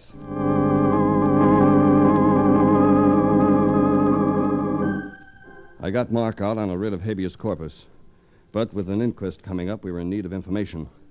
So I called Detective Lieutenant Kessel. When I told him what I'd like to know about Jean Harrington, whether she had a boyfriend or not, his reply mirrored his feeling for private investigators. Look, you're a shamus. Find out for yourself. And that was that. I felt fortunate I could go to Manning in the DA's office. I guess we can find that out for you, Race. Anything else? I'd like to know if Harrington carried a big insurance policy, but I'll check on that myself. On the anxious seat now, I phoned Manning the next afternoon. No dice, Race. At least no boyfriend we can turn up. Thanks anyway. What'd you learn about the insurance? That part gels, Manning. One of the terms of their divorce settlement stipulated that Harrington keep up a $100,000 policy with Jean Harrington as beneficiary. Yeah? What do you make out of it? Nothing I can prove yet, but I'm going to keep trying.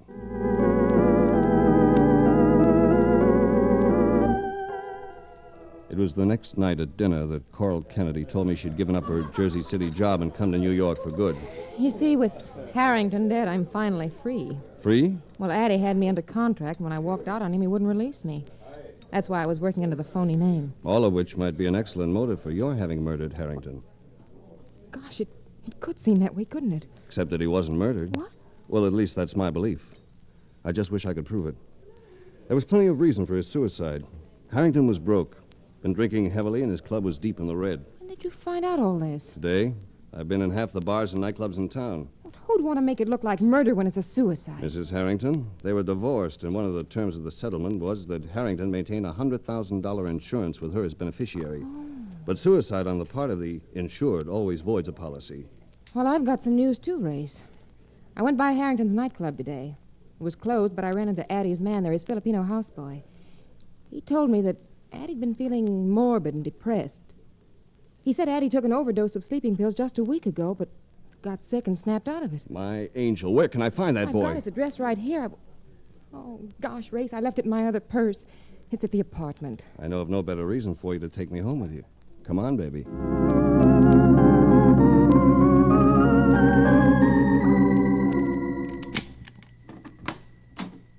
You'd better wait in the hall, Race. Nothing doing. I'll help you look. Oh? And then? And then I'll go and get some ice cream, and we'll have a real homey evening together. Oh, you fool, you. You ain't going nowhere. Neither one of you. Rocco! Yeah, Rocco. You've been talking too much, chicken. You've been talking too much to the wrong people. Seems as though you and I went through this sort of thing once before, Rocco. Yeah. But this Get time going, Coral. I ain't missing.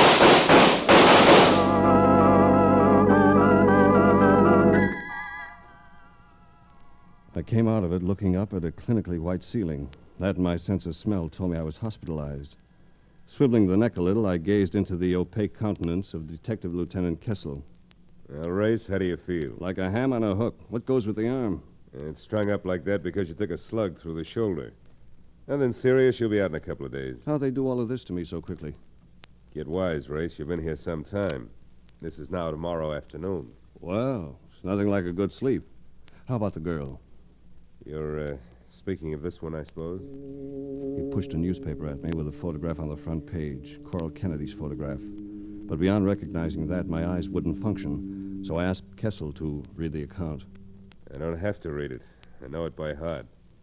She was found this morning by some guys going to work in a galvanizing plant.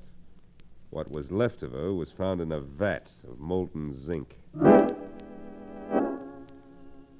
Kessel had said I'd be out of the hospital in a couple of days. He turned out to be wrong. I made it the next morning. But I left the place with about as much enthusiasm as a used car appraiser inspecting a Model T. At the curb, I found Mark Donovan waiting in his cab. Climb in, Race. We got things to do. What are you so brisk about? This is the day of the Harrington inquest. Yeah, I know. And the way things look, I will most likely be indicted. But I just turned up a little nugget of info that might change the whole picture. I have learned where that lad Rocco is holding up, and it happens to be at none other than the apartment of the late Mr. Harrington's former wife, Jean. You're sure? I am in dead earnest. What do you say we go get him? All right, but not by ourselves. One, it wouldn't be good for you to become involved in a fight right now. Two, I personally haven't the strength to wiggle a mound of tripe, so we'll get Kessel. And to make sure he stays in line, we'll also take along Manning of the district attorney's office.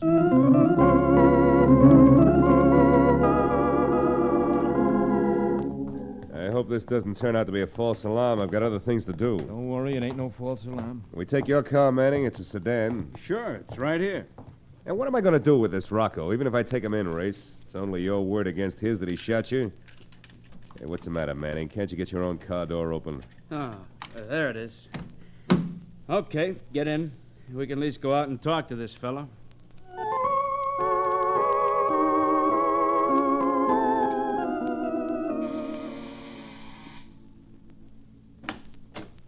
Well, what a deputation. I'm sure you don't mind if we come in. Why, I'll check right through the whole place right now, Race, huh? Look, what goes on? Do you happen to know a man called Rocco Mentora, Mrs. Harrington? Rocco? Well, of course, he's my former... Yeah, he's here all right, Race. Out cold. Whether from sleep or reefers, I wouldn't be prepared to say. Mr. Mentora hasn't been feeling well. He came over here for a few hours to rest. It's all perfectly proper. I keep a housekeeper here and a maid, You and told me a few days ago you'd never heard of Mentora. Just what are you trying to prove? Yeah, that's a good point, Race. What are we trying to prove? Well, first, that Addie Harrington wasn't murdered, but he committed suicide. But it was important to Mrs. Harrington that it looked like murder, so she could collect her husband's fat insurance. That's why her boyfriend murdered Coral Kennedy, because Coral knew too much. Boyfriend? You mean this Mentora guy? No. I mean you, Manning. Manning? You're kidding, Race. I'm not kidding. I didn't bring Manning into the case. He came in himself when he heard of my calling Carlson. It gave him a chance to be on top of everything all the way. And it was Manning who pushed Coral Kennedy into that vat of zinc. He's gone off his rocker, Kessel. They let him out of the hospital too soon. Oh, wait. How do you know, Race? How do you know? How do you know Manning pushed her into the vat? He couldn't get his car open because of the condition of his keys. His keychain must have been dangling when he handled Coral Kennedy's body, so that the keys went into the galvanizing solution. That's why he had trouble opening his car. Take a look at the keys, Kessel. The evidence is all over them. Don't go for that gun, Manning. Ain't smart. I figured you'd be handy when I asked you to come along, Kessel. You're always so doggone truculent.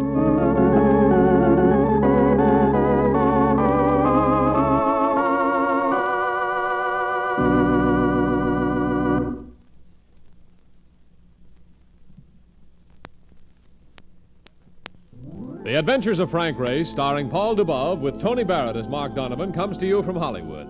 Others heard in tonight's cast were Lillian Baeff, Jack Crucian, Tom Holland, Michael Ann Barrett, and Gerald Moore. This series is written and directed by Buckley Angel and Joel Murcott. The music is composed and played by Ivan Ditmars. Be sure to be with us again this time next week for another dramatic chapter in the Adventures of Frank Race. Art Gilmore speaking. This is a Bruce Ells production.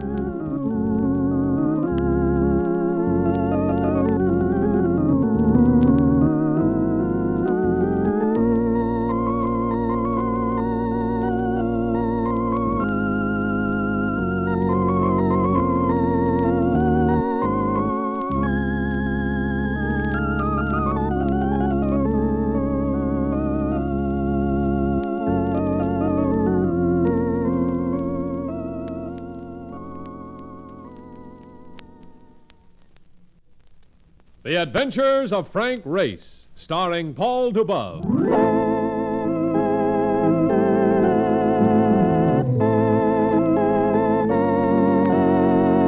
The war changed many things, the face of the earth and the people on it. Before the war, Frank Race worked as an attorney, but he traded his law books for the cloak and dagger of the OSS. And when it was over, his former life was over too. Adventure had become his business. The Adventures of Frank Race. And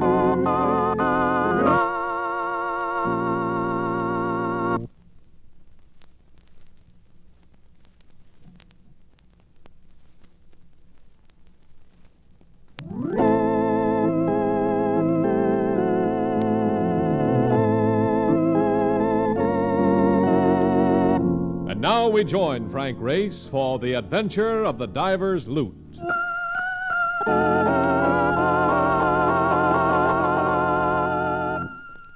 London, under a heavy rush of cumulonimbus clouds, scudding thunderheads that looked as though they might knock off your head at any moment. I just left the embankment and was hurrying across Westminster Bridge when... Hey, Race! Race, wait a second! It was Mark Donovan, running to catch me, and for some reason the sight of a New York taxi driver afoot in London seemed incongruous enough to rate a grin. All right. I give up. What's so funny? Just because a guy has to lope like a highboat bank tail to come up with you. Sorry, Mark. I was just thinking how different this is compared to ramming a cab along 42nd Street. It ain't so different. Just had to hack my way through a jam. It was worse than going for the X's on fight night back there in Trafalgar Square. Slow down. You're wheezing like a sump pump. They ought to be. I almost forgot. I've been pulling this marathon because a guy wants to see us. Personality named Rhodes. Lawrence Rhodes? Yeah. Very pip and cheerio. Wants to see you pronto. Offices in Eaton Square, you know. I can't take on another assignment. We should be getting back to New York. But I'll see Rhodes anyway.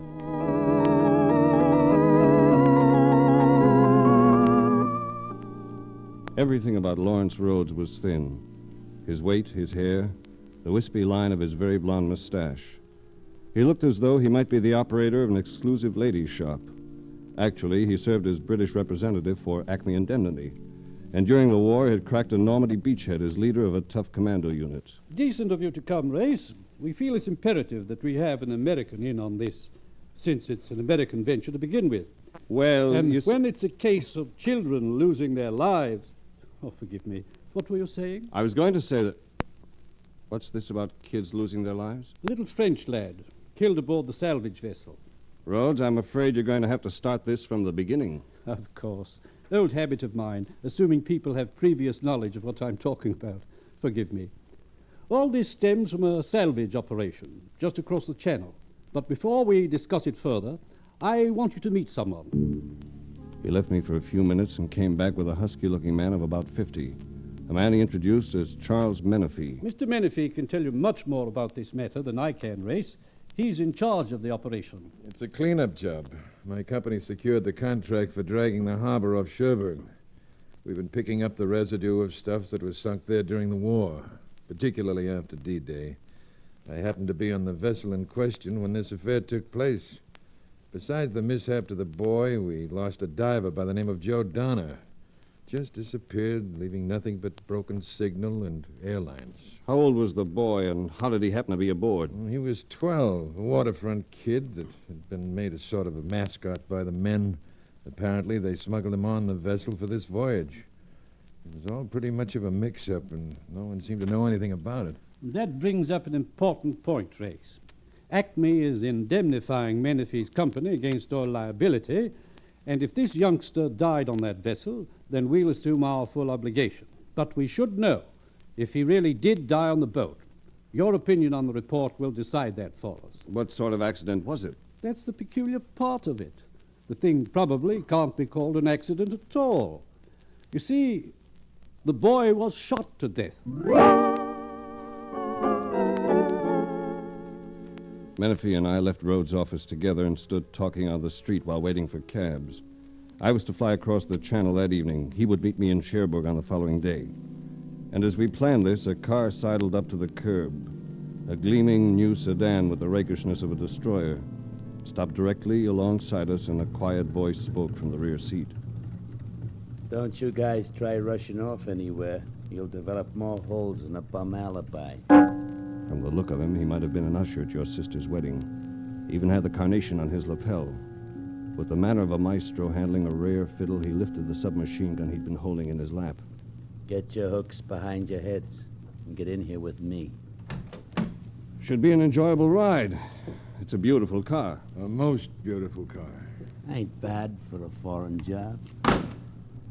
Okay, Connie, but take it easy. We don't want to have to brush off any nosy cops. Now you're being discreet. In this country, they object to people who carry artillery. We carry what we like anywhere we go. Nothing like self-confidence. We haven't met before, have we? I never forget a face. We ain't met. I'm Frank Race. My friend's name is... I know your friend's name. It's Menifee. Hadn't realized I was so renowned. How about your identity? Me? I'm Freddie Troy, an independent voter. I run a little business of my own. How is business? Don't pay like it used to, especially over here. Guy's got to take what he can get. Well, from the looks of this car... Menifee, I'll give fair odds that the owner of this car hasn't the slightest idea as to who's driving it at this moment.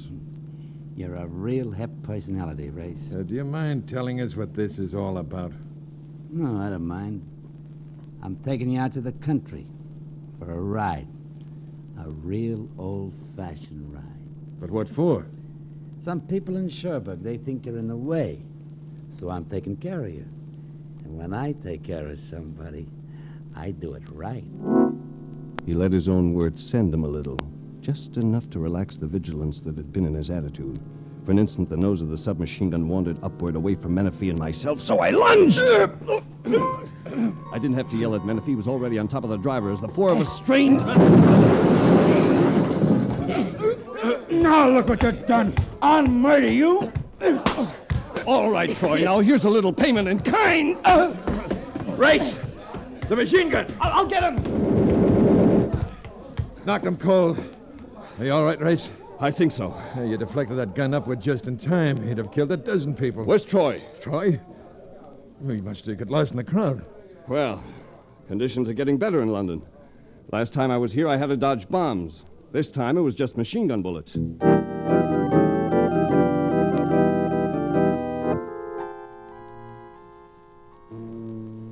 Cherbourg is still a disabled war veteran, showing gaunt open spaces and bombed-out buildings as mute testimony of the travail she endured. I met Menifee again at the Crillon, one of the larger hotels. With him was a man and woman he introduced as Jim and Sandra Whalen. Jim Whalen worked as Menifee's head driver. He must have seen too many George Raft pictures, judging from the way he persisted in twirling a keychain all the time we talked. The woman, slim, young, red-headed, rated seconds on any man's glance. Turned up anything yet, Race? Nothing, but I have Mark Donovan out looking for leads. You haven't met him. He's tops when it comes to prying out clues. I want you to know I'm suspending all operations for the time being. The local police seem pretty well stopped by it. The four of us sat in the lobby and watched it begin to rain outside, a condition that turned the city gray and dismal-looking. Succumbing to the effect of the weather, Menifee and Jim Whalen presently left to take on a few drinks. Sandra Whalen immediately crinkled her nose at me. It's about time we had a chance to talk to each other. I get pretty tired of hearing nothing but diving and salvage. Oh? What would you prefer to discuss? You and me. Somehow I get the feeling that that could become rather complicated. Oh, I'm counting on it. Do you mind? What's the matter, bored? I was, until you came along. But I'm not bored now. I'm not bored at all. Sorry, Ducky. There are certain conditions under which I never move in, and this seems to involve all of them. Oh? Well, you better tell me about it. You see, I've always been led to believe I was rather attractive. You're most attractive. But there happens to be a guy in the background. A guy by the name of Jim Whalen. Who also happens to be my brother. Your brother? If you doubt it, go and ask him. I'd look pretty silly doing that. No, I'm more than willing to take your word for it. And now, would you begin all over again? Begin what? Those ideas you were advancing, those very provocative ideas concerning us. I've given you too much of a lead as it is. Let's not waste time with regrets. Isn't there another spot, perhaps a little music? I know just the spot. Come on, we can slip away before they get back. Cherbourg no longer seemed gray and dreary. For me, it had suddenly assumed the atmosphere of a Mardi Gras, a mummers parade. But at the door to the hotel, there came an interruption. Going somewhere, Race? That's rather obvious, isn't it? Sandra, this is Mark Donovan. Hello, Mark. I don't blame you for going somewhere, but I'm afraid I gotta part you two nice people. Get lost, Mark. I'm sure that whatever you have in mind can wait. Look, Race, you will probably want to flog me from here to Paris, but it won't wait. It's a red-hot break. It's got to be handled now. Go with him, Race. We can make it later. Shall we say tomorrow evening? You're a very understanding person. I'm a very persistent person. See you later, Race. Marcus, this lead of yours had better be good. It's good, chum. Let's go. Where? Spot called the Bar de Bouc. It ain't the Crillon, of course. Crillon. Yeah, like I said, it ain't the Crillon, but it has its points.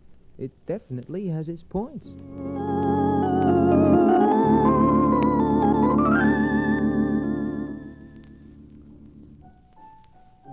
Now, ain't this something, Race? Makes you forget all about the rain outside, huh? Who are we going to talk to? And a table in the corner. Guy and a dame. He's the American I was telling you about. The one that gave me the knockdown to her. Look, I know you just left the pip, but, ain't this girl something?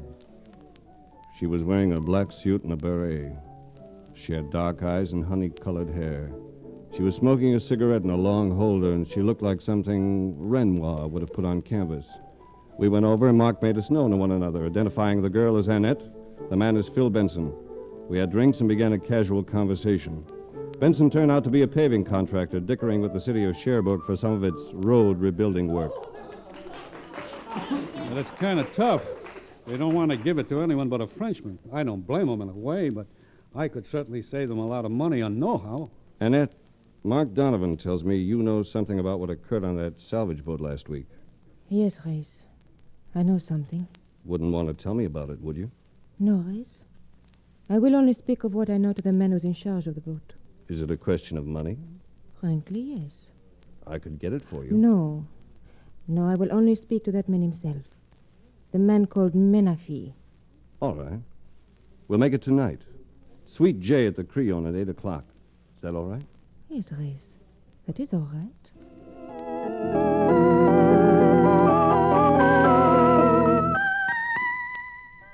Sweet J at the Crillon happened to be the apartment Mark and I were occupying. And I had Menafee there at 7:30. He came in with a serious face and a morose attitude. Took a couple of drinks to bring him to the point of unburdening his mind. It's Sandra, Race. I don't suppose you have any idea that she and I are engaged. Engaged? Yeah. No, I didn't have any such idea. Sandra didn't say anything about it this afternoon. Yeah, Sandra's like that. She's restless and always on the lookout for excitement, but I have hopes that she'll settle down. Of course, I'm sure she will. That must be our caller. Hello, Race. Come in, Annette. This is Mr. Menafee. Hello, Annette. Race says you've some information for me. Yes, Monsieur Menafee. I have 3 things to tell you. First, that I consider you a murderer. Second, that I am the mother of a dead child. And third, that I now intend to kill you with this pistol. Annette!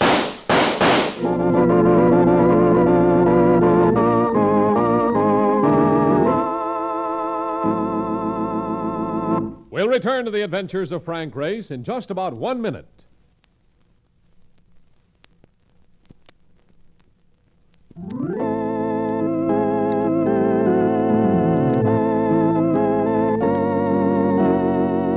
And now, back to the adventures of Frank Race.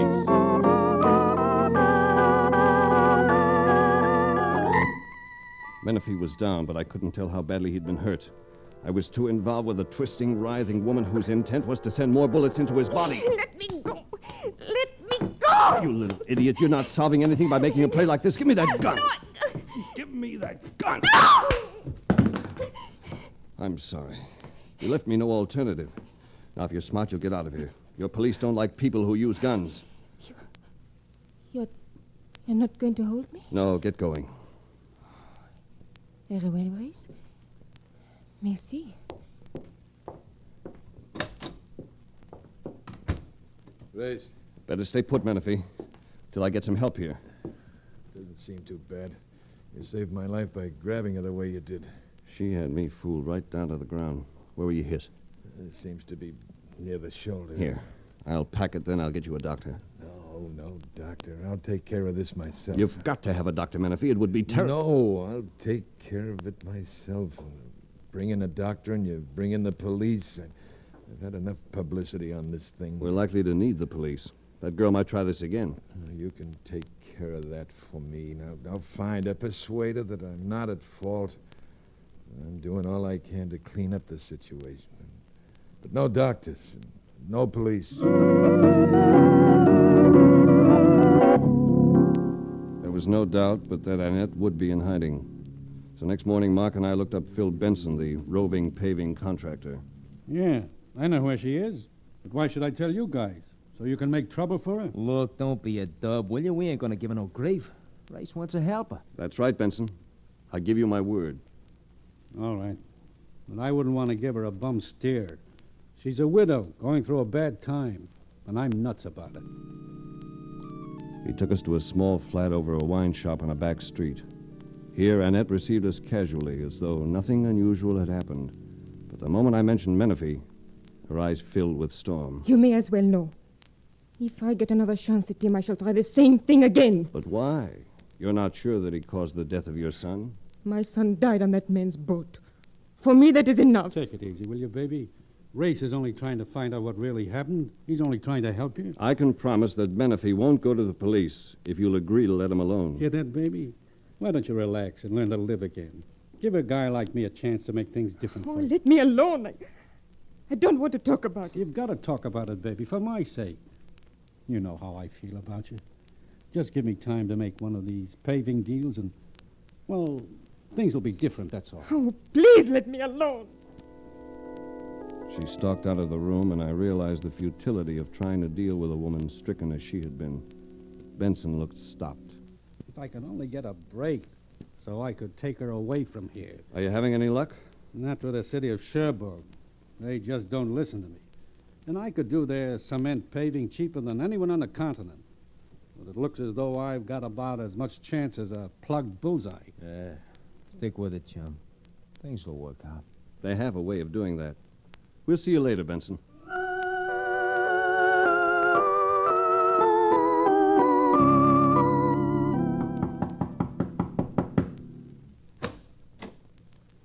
Hi, Race.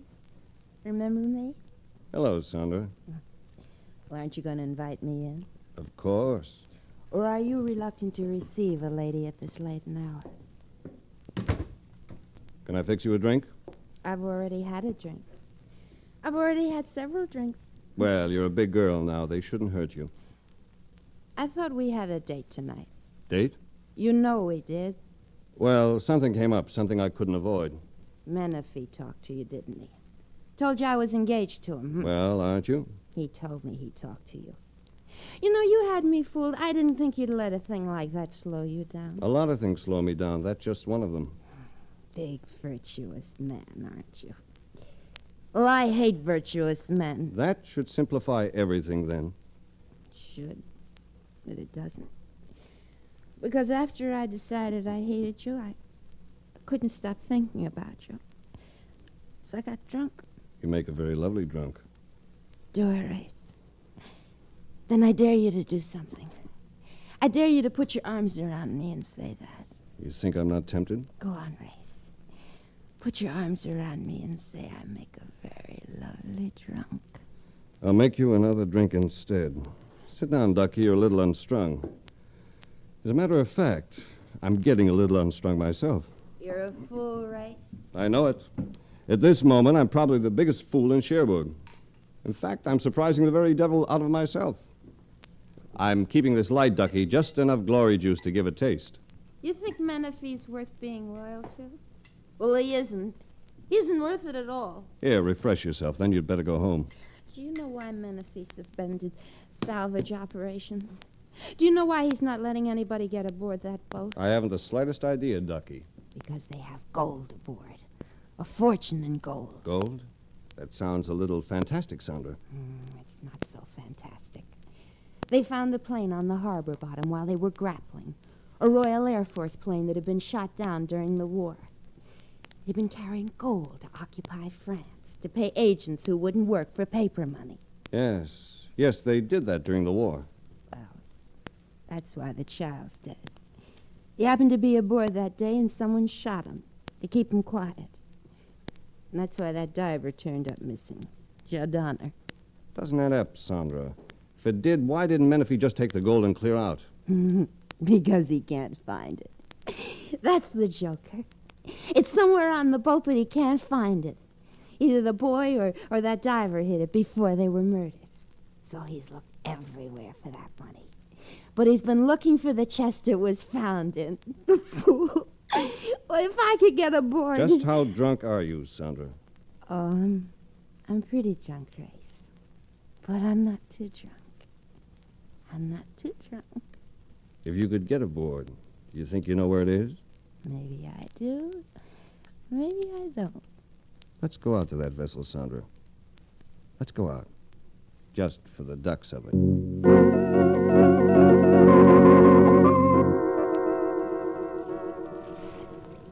Can you see well enough to hold your course, Mark? You kidding? I ain't seeing my way. I'm feeling it. Oh, what a night. There she is. Cut the engine. We're gonna bump. Oh, brother, what a break. We hit almost alongside the ladder. Get the bow around, Mark. All right. All right, Sandra. Watch your step, will you? It's like the stairway to Buckingham Palace. Gosh, we made it. There's a light aft. Come on. You know, we could be walking right into something here, something rough and tough. You can stop right now, pal. You've already walked into it. It was Freddie Troy, the killer I'd met in London. In the light shafting past an open bulkhead, I could see that under one arm he cradled a bag of some sort, while at the same time he held a gun on us. Well, well. If it ain't the chum I met in England. You go around buttoning into all kinds of things, don't you? You don't seem as well equipped as you were last time, Troy. Then it was a Tommy gun, now it's just a .45. That's enough for this job. Get back against the wall. Racy's gonna shoot us. How'd you guess it, sister? That's far enough, punk. You mean me? Yeah, you. Now, folks, I'm sorry, but... Mark, how'd you get that hand in your pocket? It wasn't reaching for cigars, Junior. You had to do it. It was him or us. Oh, lady, you can put music to them lyrics. Ooh, look, that bag. He dropped it and it's spilling gold coins. We'll have a look at that later. First, let's see if we can do anything for Troy. Okay, Rish, but I'm afraid we're just wasting our time. Mark was right. It was a case of too much sea and too much darkness. So we turned back to the lighted cabin. And here... It's the watchman. He's dead. Shot by Troy.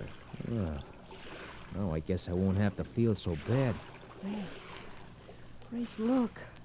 Look where the coins have been hidden. What do you know? In a fire hose. But this is only part of it, a small part. Oh, we're too late. They've been carrying it away. Yes, they've been carrying it away. But I've got a small hunch that I know where we might find it.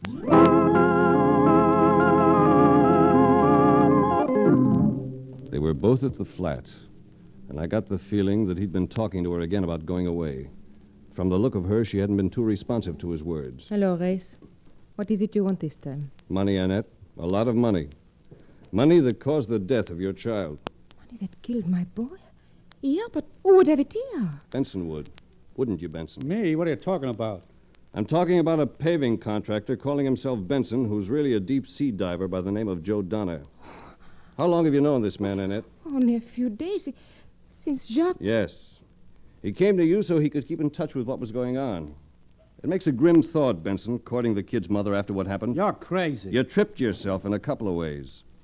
For one thing, no real paving man would say cement when he actually meant concrete. But you were authentic enough when you mentioned a bullseye today, because that's the term a lot of divers use for the eyepieces in their helmets. You and Freddie Troy were in this together, weren't you, Donner? You were the diver who brought up the chest of coins, which you knew would be confiscated by the government. So you took advantage of the excitement and hid the stuff, and you murdered that boy because he happened to see you. Then you made it look as though you'd been killed yourself, so you could hide out and pick up the coins later. Race, if you could prove this... Ask him to open that bag he has at his feet, Annette. I'm not opening anything. I'm just going out of here. Don't go for that gun, Annette. I know you got one, but don't go for it. I'll... Race, you stopped me. You let him get away. He won't go far. Not in France. And the bag's still here, baby. You didn't get the I bag. could have killed him, and you stopped me. And right now, you hate me for it. But after a while, you'll be glad I did. After a long while, you'll be very glad.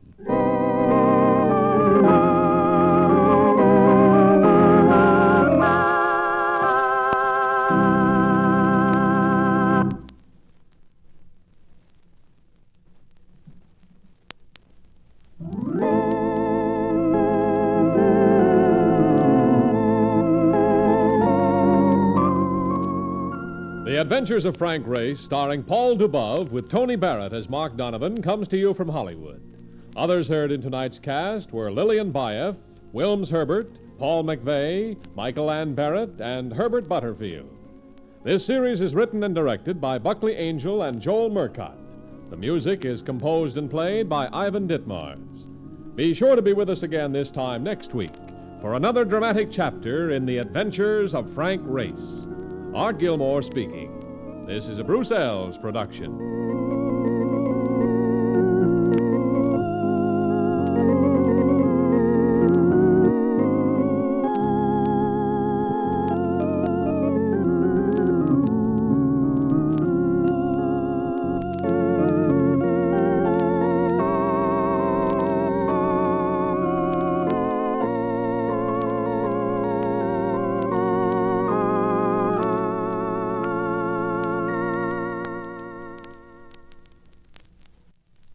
The Adventures of Frank Race, starring Paul Dubov.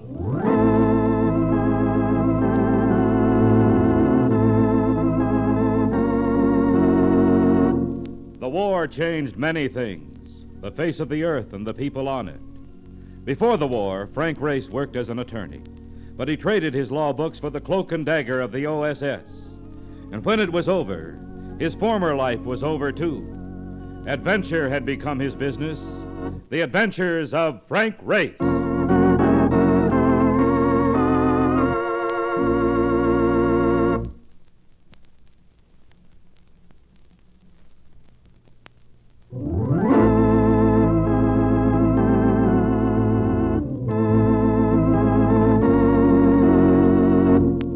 And now we join Frank Race for The Adventure of the Mormon Country.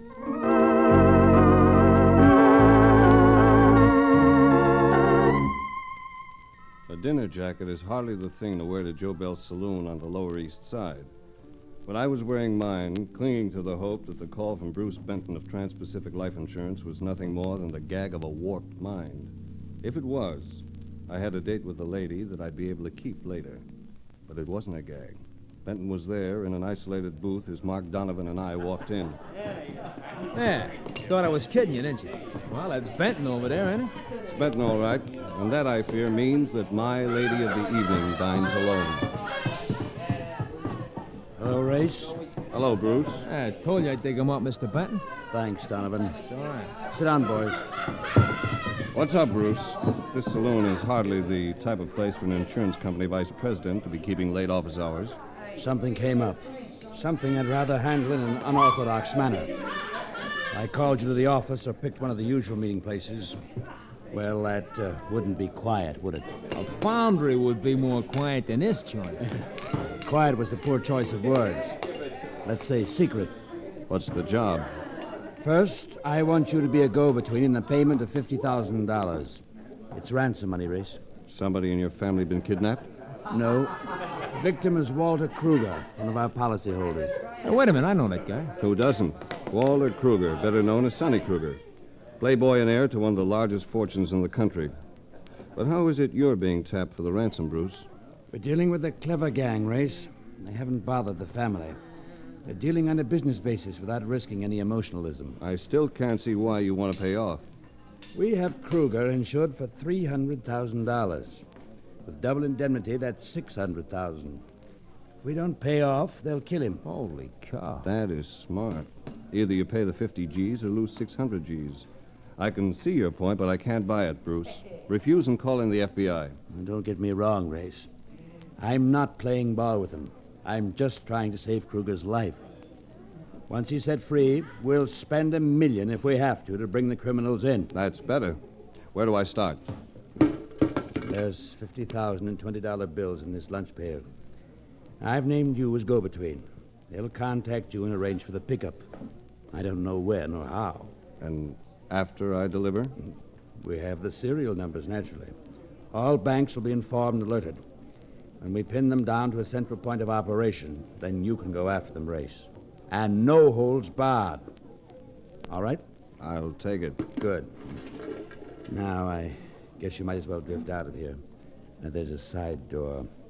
I'll have another drink and leave later. Right. Come on, Mark. Let's go. Brother, carrying that kind of dough in this joint ain't a happy idea, Jim.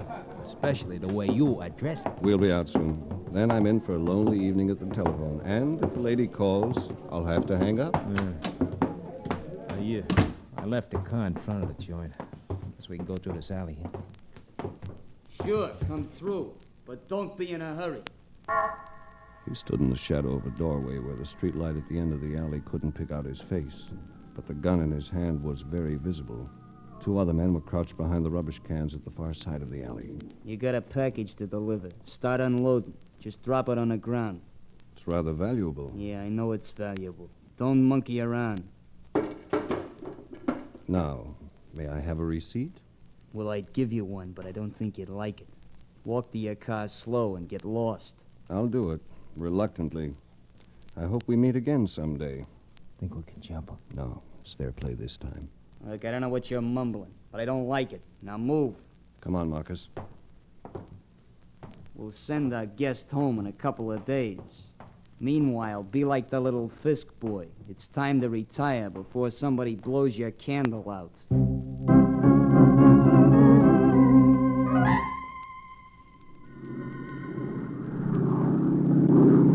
I know it. It happens every time. What's the matter, Mark? Every time I get on one of these cases, which it starts out on nice solid ground, but sooner or later you drag me into the wild blue yonder. And I ain't no Pappy Boyington. Relax and take a look at this map. Ransom bills have turned up in all the circled areas. Cities in Idaho, Montana, Arizona, Nevada. Yeah, that's great. So how you going to find the guy who's pushing them? There's one good-sized city in the area that hasn't been touched. Right there. Yeah. Salt Lake City. You figure they'll try to unload some of the dough there? No. They must have skipped Salt Lake City for a reason. And I think the reason is simple. They're working out of Salt Lake City. They wouldn't push any of the bills too close to their base. Oh. You ever been in Salt Lake before, Race? In the winter. It's great for skiing. Skiing? You mean girls? Maybe I'd better say skiing before you get into trouble. This is Mormon country, and you'd better be on your good behavior. Yeah, I'll grow wings and make like an angel. As a matter of fact, I feel a lot safer up here with a spare set of wings. Oh, go get yourself a magazine. I want to take a nap. Okay. Be back in a while. May I sit down for a moment, Mr. Race? For a moment, I thought I dozed off and had myself a vision. She was standing over me, and her eyes were like violets, but there was fire behind them, just like that smoldering something in her voice. Then she slipped into Mark's seat, and her hand, very soft, very alive, and very feminine, settled over mine. You don't remember me, do you, Mr. Race? If I should, and I don't, I ought to be shot. I'm Sybil Anderson. The insurance company hired you to keep an eye on the family jewelry at my coming out party in 1946. But you can't be that scrawny little society girl. I've grown up a little. It happens. It should happen to every girl. Didn't I read something about you getting yourself engaged last year? Mm-hmm. But it didn't take. My father unfortunately went broke, and I found it hard to keep up with Sonny Kruger and his pals. You were going to marry Kruger? Yes, but not anymore. Where are you bound for, Sybil? Same destination as yours, Race. Salt Lake City. Vacation? No, I've been living there for a while. You know, Race, I've become a career girl. I found that a smart girl can make a lot of money on her own. Why are you going? To study the habits of smart people who make a lot of money on their own.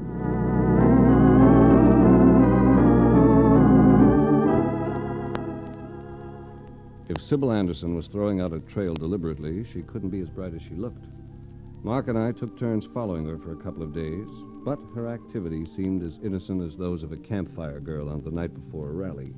We gave it up finally and headed for the Great Salt Lake to have a swim, or rather, a float. You know, they tell me the water here is so thick a guy bobs around like a cork.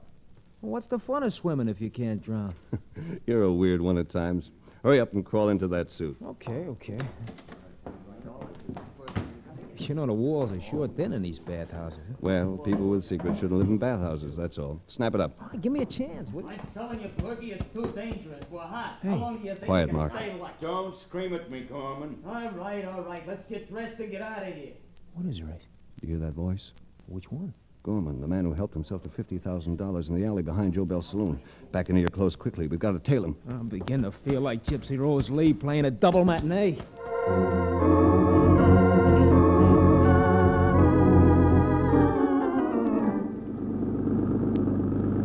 Better speed it up a little, Mark.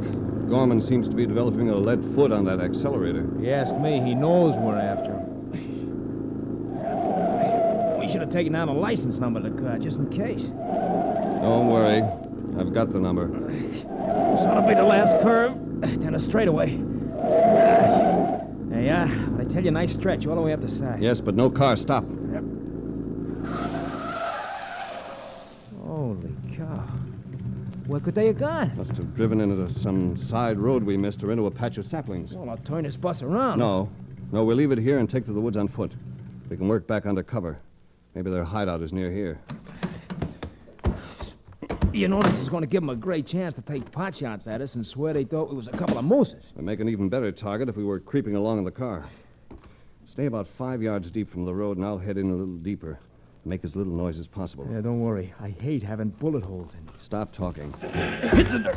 There's a little ravine just in front of me. Run after it. Next shot. All right. That last one was close. We're all right for now. They can't spot us in here. We'll be able to hear any approach they make. Yeah, but how are we going to get out? We're not. They got us pinned down. We'll stay here until it gets dark.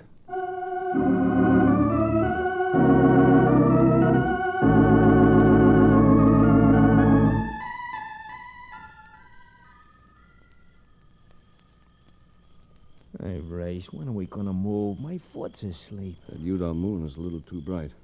There's a cloud formation, though. If it blots things out for a while, we'll go. They probably left hours ago. I would like to bet you they are right now chewing on T-bone steaks while we are hiding from the boogeyman. That's a bet you'd lose. Take a look up that hill. Hey, a couple of flashlights. They're coming down, and there's somebody in front of them. 2 people. Guy and a dame. They're shining their lights right on them. Mark. What's it? The girl, it's Sybil Anderson, and the man is Sonny Kruger. Well, at least he's still alive. Yes, but for how long? They're getting ready for some kind of play. Race! Present, teacher. Don't come any closer.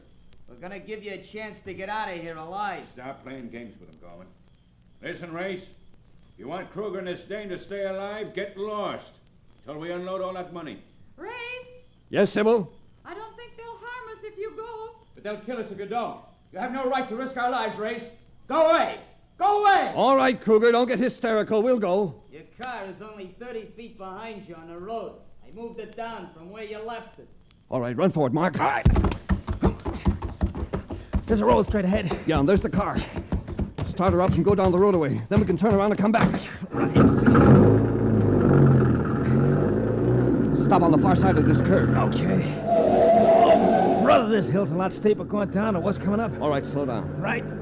I said slow down. Holy cow. What is it, Mark? She won't stop, Race. They must have sawed the brake rods. Almost tipped over then, Mark. Yeah, you're telling me. We're gonna make this next curve, Race. All right, Mark, we'll have to jump for it. Go ahead. Happy landing.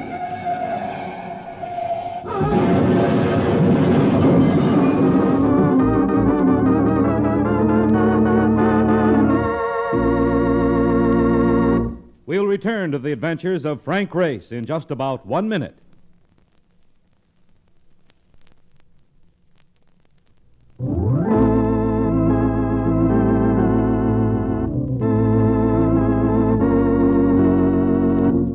And now, back to the adventures of Frank Race.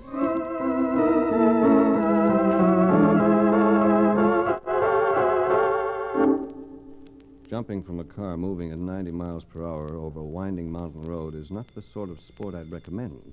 At least, not this side of paradise. And speaking of paradise, I wasn't sure which side of it I was on when I started to come to. The lady was dressed in white.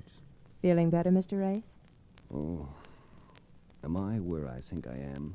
You're in the emergency ward of the Mormon hospital. Mark Donovan, is he all right? Yes, as a matter of fact, he's waiting outside. How long have I been out? 4 days. But you're all right now, and you can have visitors if you want. I'll take 'em, and a good strong cup of coffee for a chaser. You don't need any stimulant now, but I'll bring you some water. And I'll send Mr. Donovan in. You can go in now. Oh, thanks. Race, why don't you stop trying to prove that your head's as hard as mine? I'll bet there's a hole in the road where you hid it, Marcus. Yeah, well, I've been busy while you've been gold bricking here. Sybil Anderson is back in circulation, and Sonny Kruger's on the loose, too. Which means I've been out too long. Gorman and Berkey must have pushed the last of the hot money. I went back up into the hills to see if I could find a hideout, but there wasn't anything. You know something? It was pretty lucky to be picked up after that crash. Who found us? A couple of guys from the Forest Patrol.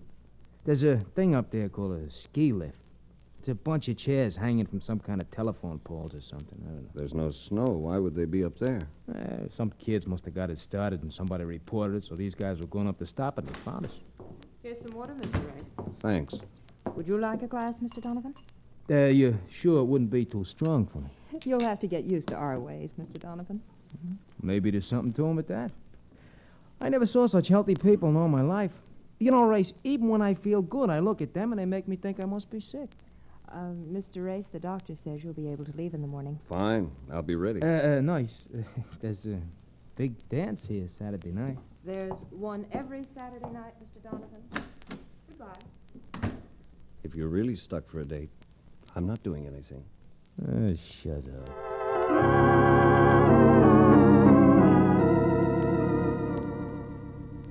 No matter what the town, there's always some place on the outskirts that the local citizens would rather forget.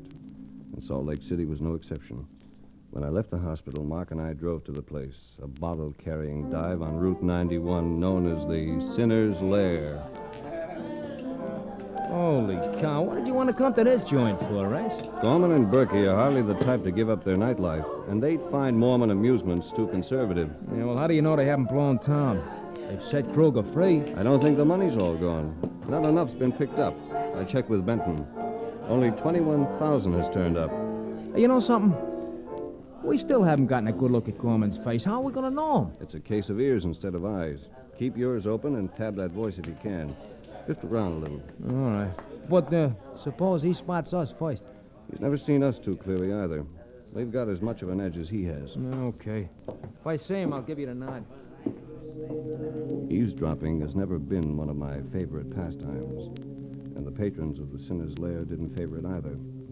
There were faces I'd seen before, Migratory faces that turn up here and there around the country. Small-time crooks running away from the laws of one state or another, moving from town to town, never staying too long in any one spot. But at the back of the place, near a booth, I caught the tones of a voice I knew. It wasn't Gorman. It was Sybil Anderson. Are you safe now, Sonny? Are you sure? Yes, I'm out of it. They won't bother me anymore. Hello. Oh, hello, Race. Oh, Race. Race, you're all right. I'm looking for Gorman and Berkey. You know where they might be, Kruger? Probably thousands of miles from here by now. Might as well pack up and go home. Thanks for the advice. I think I'll stick. Mark and I meant to come back after you the other night, but we had an accident. I was frightened for you, Race. Tell me something, Sybil. How'd they happen to pick you up? Well, that was my fault, Race. I thought I could get away from them. I slipped a note out to Sybil and asked her to meet me with a car. The man I bribed double-crossed me. He delivered the note, and I picked her up. I don't think it's smart for you to be hanging out in a place like this, Sonny. He's right, Sonny. You ought to go back to town. I'll stay with Race, and he can drive me in. Why do you want to stay with him? The time has passed when I have to explain things to you, Sonny. Remember? All right. That's the way you want it. Call you tomorrow. Goodbye, Race. Goodbye. Well, we're alone, Race, but in the middle of a crowd as usual. We could go outside. There's a moon. Let's.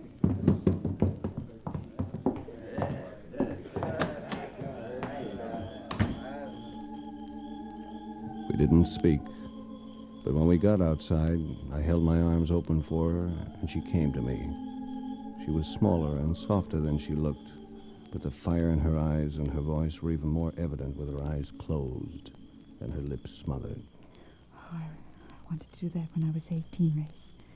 The night of my coming out party. I'm glad we waited. You learned a lot. Yes, I have.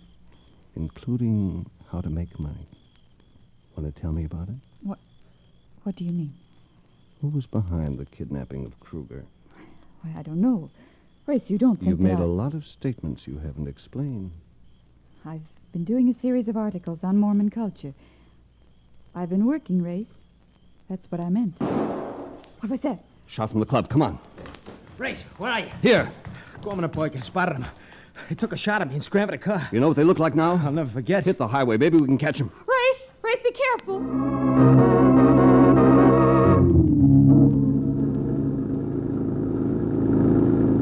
There's a car up ahead. It must be theirs. At least they didn't have time to work over the brakes on this heap. They're slowing down. Yeah. Well, let's not figure on giving up too easy. They mean business. Well, we're armed, too, this time. Coming up to him. Keep low over the wheel, boy. Hey, you hit something. He's going off the road. Careful, Mark. He got our tires. Hold on. Oh, brother, I was afraid I was going to have to jump again. Well, we've lost him. But we got a busy night ahead of us. Turn around and go back to the sinner's lair. What for? One of them is wounded. He'll need treatment. They won't dare go to a hospital or a doctor. Maybe we can pick up the name of somebody who specializes in the treatment of illegal wounds.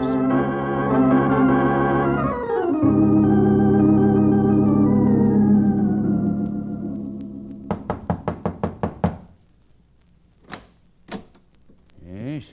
What do you want? A friend of mine was brought in here suffering from a gunshot wound. I want to see him. I don't know what you're talking about. Look, he's hot. I've got to get him out of town. Stop stalling. Hey, come in. He's in here. Get him out of here fast if he's hot. What happened to the fellow who brought him here? He couldn't wait. Hello, Gorman. Or is it Berkey? You're right the first time, Race. It's Gorman. This is the end of the road, boy. Yeah, I know it. What do you want? Who's the head man? What's in it for me if I spill? I can't promise you anything, you know that. But it might go easier if I could say you were cooperative. All right. I'll gamble. The whole snatch was engineered by... Oh.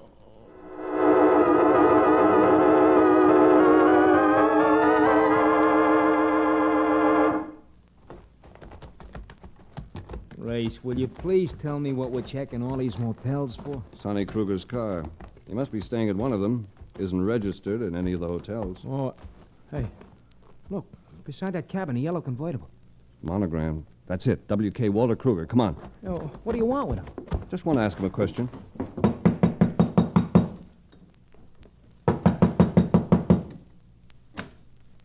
Yes? Oh, it's you, Race. Come in. I want to ask you something, Sonny. Where were you at 1 a.m.? Why? Because somebody shot one of your captors, Gorman, while I was talking to him. Well, I was with an old friend of my father's, Joseph Saunders. Will he swear to that? And is his word any good? He's a Mormon and very highly respected. How did you spend the evening? Playing chess at his house. As a matter of fact, we stopped at exactly 1 a.m. and he made some coffee. And we talked for a while. Mind if I call him and check on it? I don't think it would do any good. He just died a few minutes ago. Heart attack. I heard the report while I was listening to the radio.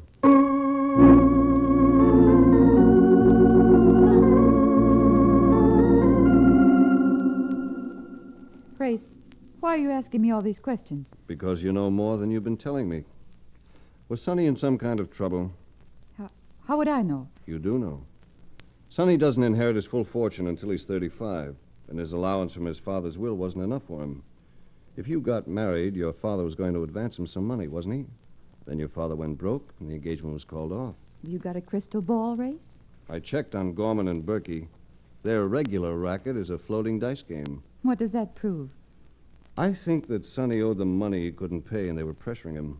And I think he whipped up this deal himself to pay them off and get himself some cash on the side. Gorman and Berkey unloaded their money, but Sonny has the rest. Find it. I will, sooner or later. Race, Sonny is gone. I went back to check on him. He's gone. We're going too. I got the pieces now. We're going to pick Sonny up. You mean you know where he is? He's gone after the rest of the cash. And all you have to do, Race, is find out where it is. I know where it is. It's in the hills, someplace near the ski lift. The ski lift? That's right, Mark. The ski lift that was running without any snow. Come on, baby. This is the payoff.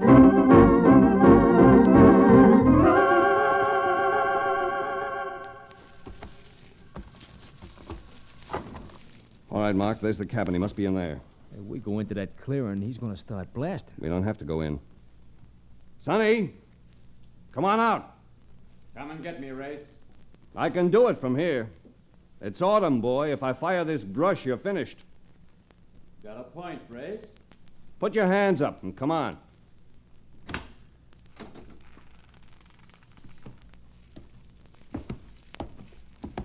Got me, Race? Looks that way. Haven't you forgotten Berkey? He's right behind you with a gun. Reach for it, Ray. Nice going, Mark. Ah, it's nothing, really. Well, that's my last trump, Race. Looks like you win. I should get out of prison just in time to collect my inheritance. You're not getting out, Sonny. You murdered Gorman. But, Race, I told you about my alibi. I think it will hold up. Maybe Berkey shot Gorman. No, Sonny. You did it. You shouldn't have used a dead Mormon for your story. There was a hole in it. How do you mean? You said you stopped your chess game at 1 a.m. and your Mormon host made some coffee. Good Mormons don't drink coffee, Sonny. It's banned. It's considered a stimulant. You should have learned a little bit about the customs of the country. But I tell you... Don't tell me. Tell a Mormon jury, Sonny. I think that imaginary cup of coffee may be expensive. It's going to cost you your life.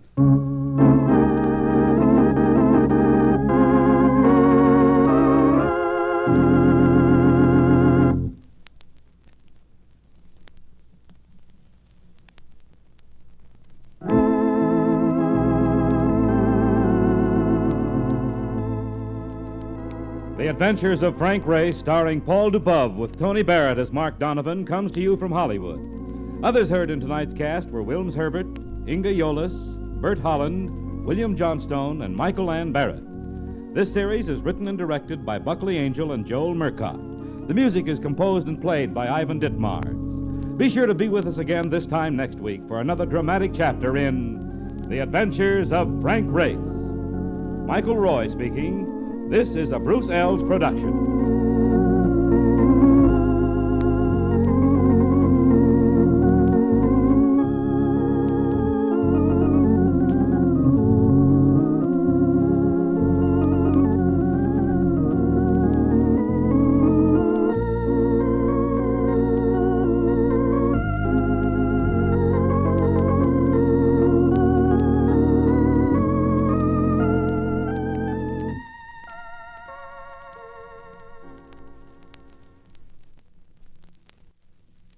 The Adventures of Frank Race, starring Paul Dubov.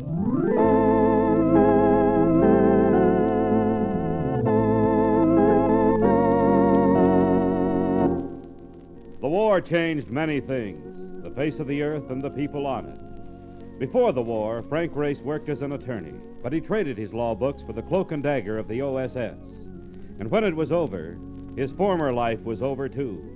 Adventure had become his business. The Adventures of Frank Race.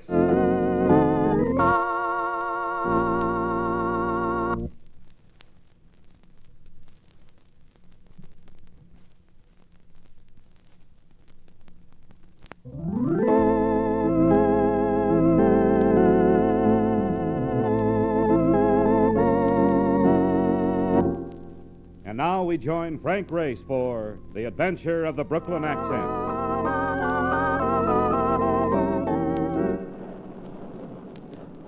It was what you might call a damp night, the dampness being such that it persisted in sluicing down your neck and surging over your shoe tops.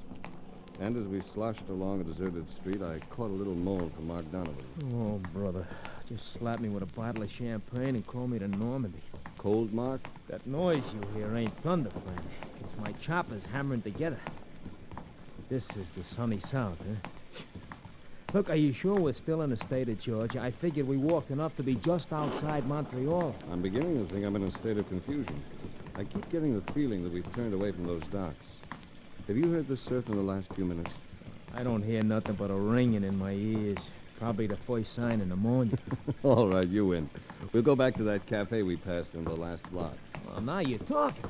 And if the place has good coffee, I'll forget all about it in the morning.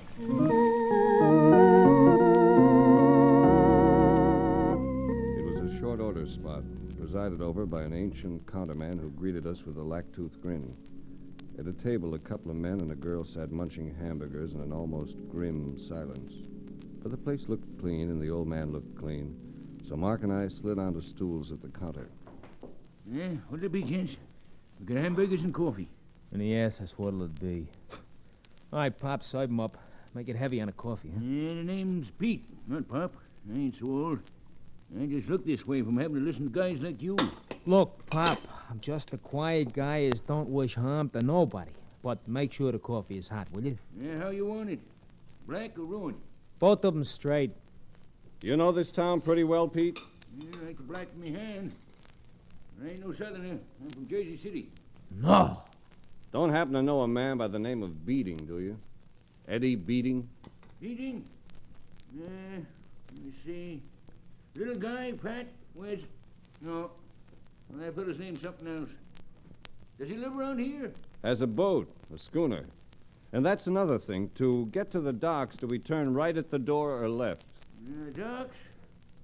Let's see now, the docks. Knows the place like the back of his hand, he says. He means the back of his neck. Yeah, you turn right. It's about 6 blocks. You sure? Positive. Took a walk down that way a couple of Sundays ago. What was that name again? Beating. Edward Beating. Yeah, sounds familiar, all right. It wouldn't be a tall, husky fellow that owns one of them coach dogs, would it? Look, Pop, we're just looking for the guy. We don't know a thing about his dogs. So you're just looking for the guy, huh? Why? This was no native voice either. This was New York. New York the hard way. Manhattan via the alleys, the pool halls, the second-rate night spots. He had a heavy beard line, and he stacked up as being husky. He stood eyeing us with the curiosity of a weasel inspecting a nest full of eggs. You heard me. I asked you why you were looking for Eddie Beating. You make it sound illegal. What do I have to do to get an answer? Extract it? Look, what do you think you got here, pal? A couple of pigeons? If you want to talk to us, keep it gentle. Or waddle back to your table. Both you boys feel that way? The words, though rather inelegant, express my reaction precisely. Jigger, Yeah, Roxy? come here. Jigger's approach was methodical and practiced. A casual hand inserted itself inside the lapels of the jacket that draped a squat frame. His eyes, as he glided up to us, looked disinterested, almost glazed. The stare of the professional gunman. Trouble, Roxy? I don't know. These personalities come looking for Eddie Beating, and they don't want to say why. I wouldn't call that friendly, would you, Jigger? No. I wouldn't call it friendly at all. We don't mind telling you why we're looking for Beating. No? Who are you guys? My name is Race. This is Mark Donovan. Who are you? I'm Roxy Clark. And not a southern accent in the crowd. Never mind the asides. What's the pitch on Eddie Beating? I'm down here for the Fidelity Life Insurance Company. Edward Beating is beneficiary to a $20,000 policy that's now payable, and the company is anxious to make a settlement. Who'd leave Eddie Beating 20,000 fish? The deceased, I understand, was an uncle of his. Oh, yeah? Jigger, what do you think about this? To me, it sounds like a bowl of spaghetti. Yeah, that's the way I figured. A big company working hard to ladle out 20 G's. It don't mesh. Might seem strange, but with insurance outfits, it's done all the time. They consider it to be part of their contract. That makes quite a line, Race, but I ain't buying it. Hey, now I remember that fella. Owns a boat, don't he? Yeah, that's right, Pop. Owns a sailboat. One of them go-to-sea sailboats. Yeah, I know him now. Know his wife, too. They live 3-4 blocks from here. Green house with yellow shutters. Let's see now. It's Shut up. Listen, I'll talk about water. I said shut up. You said it, but I ain't paying no attention. It's a free country, ain't it? Tickle this warbler, Jigger. Sure. Hey, no, wait a minute. You ain't gonna cuff me. Get what's left of his teeth, Jigger, then maybe he won't be so lippy. Come here, Pop. No, you don't know. Don't make me come after you. It'll be worse. Cut it, Jigger. Just let's drop the whole thing. Get out of my way. There's no need to bother the old boy. Hey, what are you asking for? Sampler? Okay, try this on your bridge weight. Leading with your right, Jigger, I'm surprised at you.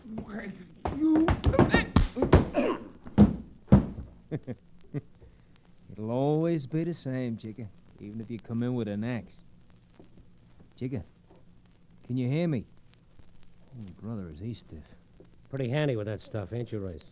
I haven't met your lady friend, Clark, but I'd like her to know I'm sorry for the disturbance. Don't be sorry, Race. I always admire artistry. And that was sheer artistry. Wasn't it, Roxy? Susan, stay out of this. Roxy, darling, I've been completely quiet for at least 20 minutes, and that isn't like me at all. You're going to be around for a while, Race? Susan, get out to the car. Careful, pet. Your bad temper's showing. Race, I'm Susan Drake. I'm staying at the Jackson Hotel. It's been a bit boring the last day or so. Why don't you call me? Race. Yes, Clark? This insurance deal, is it on the level? Definitely. So you have to keep looking for Beating. Is that it? That's it. Why? Think I can't find him? No, I wasn't thinking that. I was thinking of the mess of trouble you're going to find with him.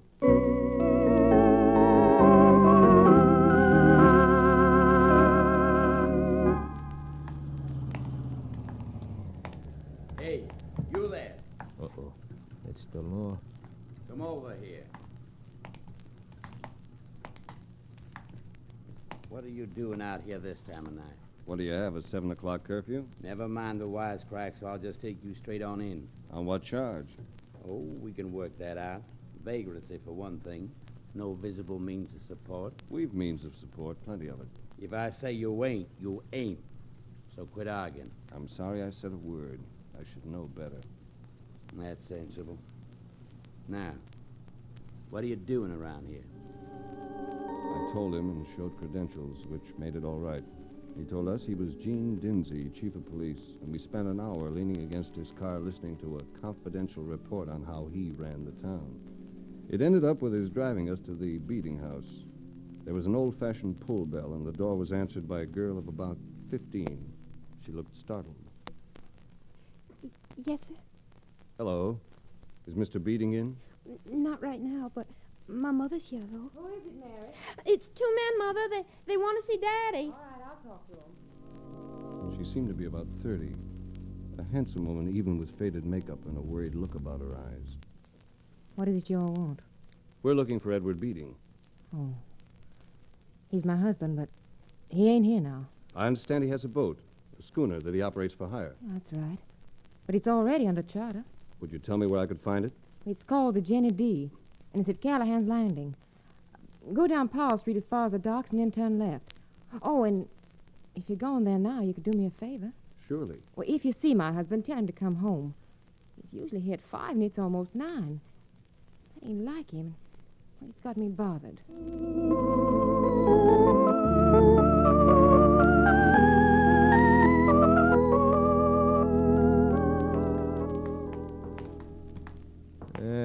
Still pretty cloudy with no sign of a moon.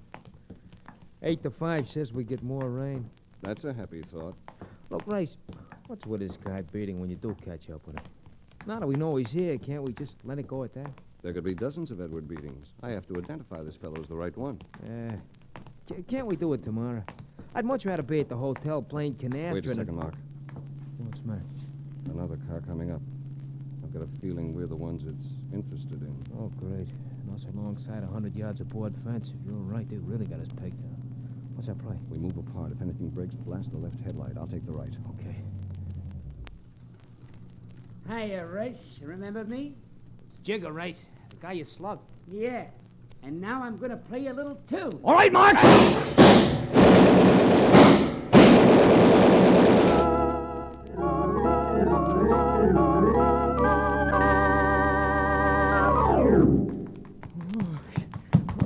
Up the alley and over the fence. Oh, you got the pail. Who's got the 10 cents?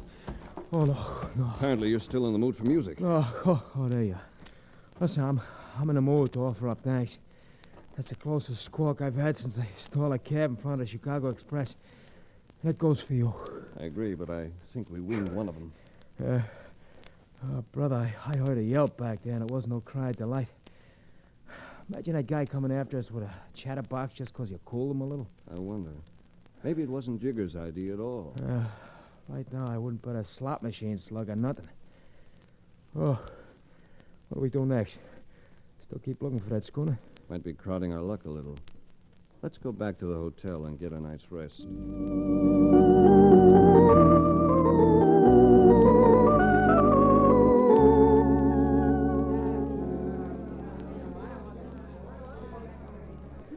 Race, come on, wake up. Will you wake up? There's something funny going on. What time is it? Come on, get with it. It's about 5. 5 o'clock in the morning and you want to chat? Go back to sleep. Look, chum, I'm not kidding. There's a mob or something outside. Can't you hear it? Yes. Yes, I do hear it. Sure you hear it. It's just... Oh. That's it. Just barge in. We always receive visitors at this hour. Get up and get dressed, Grace. We have to get you out of here. What for? We got a lynch mob outside. So that's what it is, huh? What does a lynch mob have to do with us? It seems like a lot of people know you boys have been looking for beating. Now he's been found murdered. They aim to string you up for it. Murdered? That's moving a little fast, isn't it? Yeah, we better move faster. So I'm going to have to place you under arrest.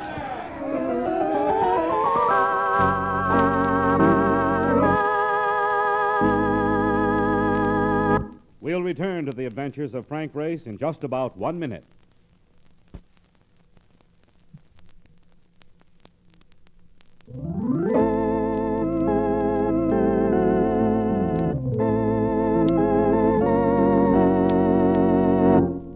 And now, back to the adventures of Frank Race.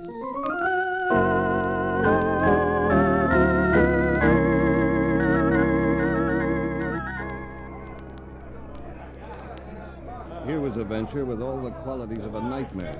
One of those things where nothing makes sense. We'd been in town only 48 hours, and now we were threatened with lynching. I tried to figure the angles as I got dressed, but nothing gelled. Now, you fellas have got to cooperate on this. I can't guarantee to get you to safety. Will this be your first lynching, Chief? It will, and they ain't good for a man in my position. Yeah, well, they ain't good for guys in our position either. Come election time, and one side won't vote for you because you tried to stop it, and the other side won't vote for you because you failed to stop it. We understand. But there's something peculiar about this business, Chief. Yeah, I'd say there is.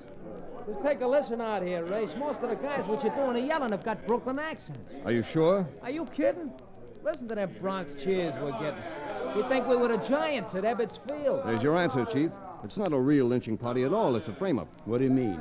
Know a man by the name of Roxy Clark? I certainly do. He charters Eddie Beaton's boat. Know what he charters it for? Gambling. Brings down parties of them wealthy New Yorkers, and they go out for 3 or 4 days at a time.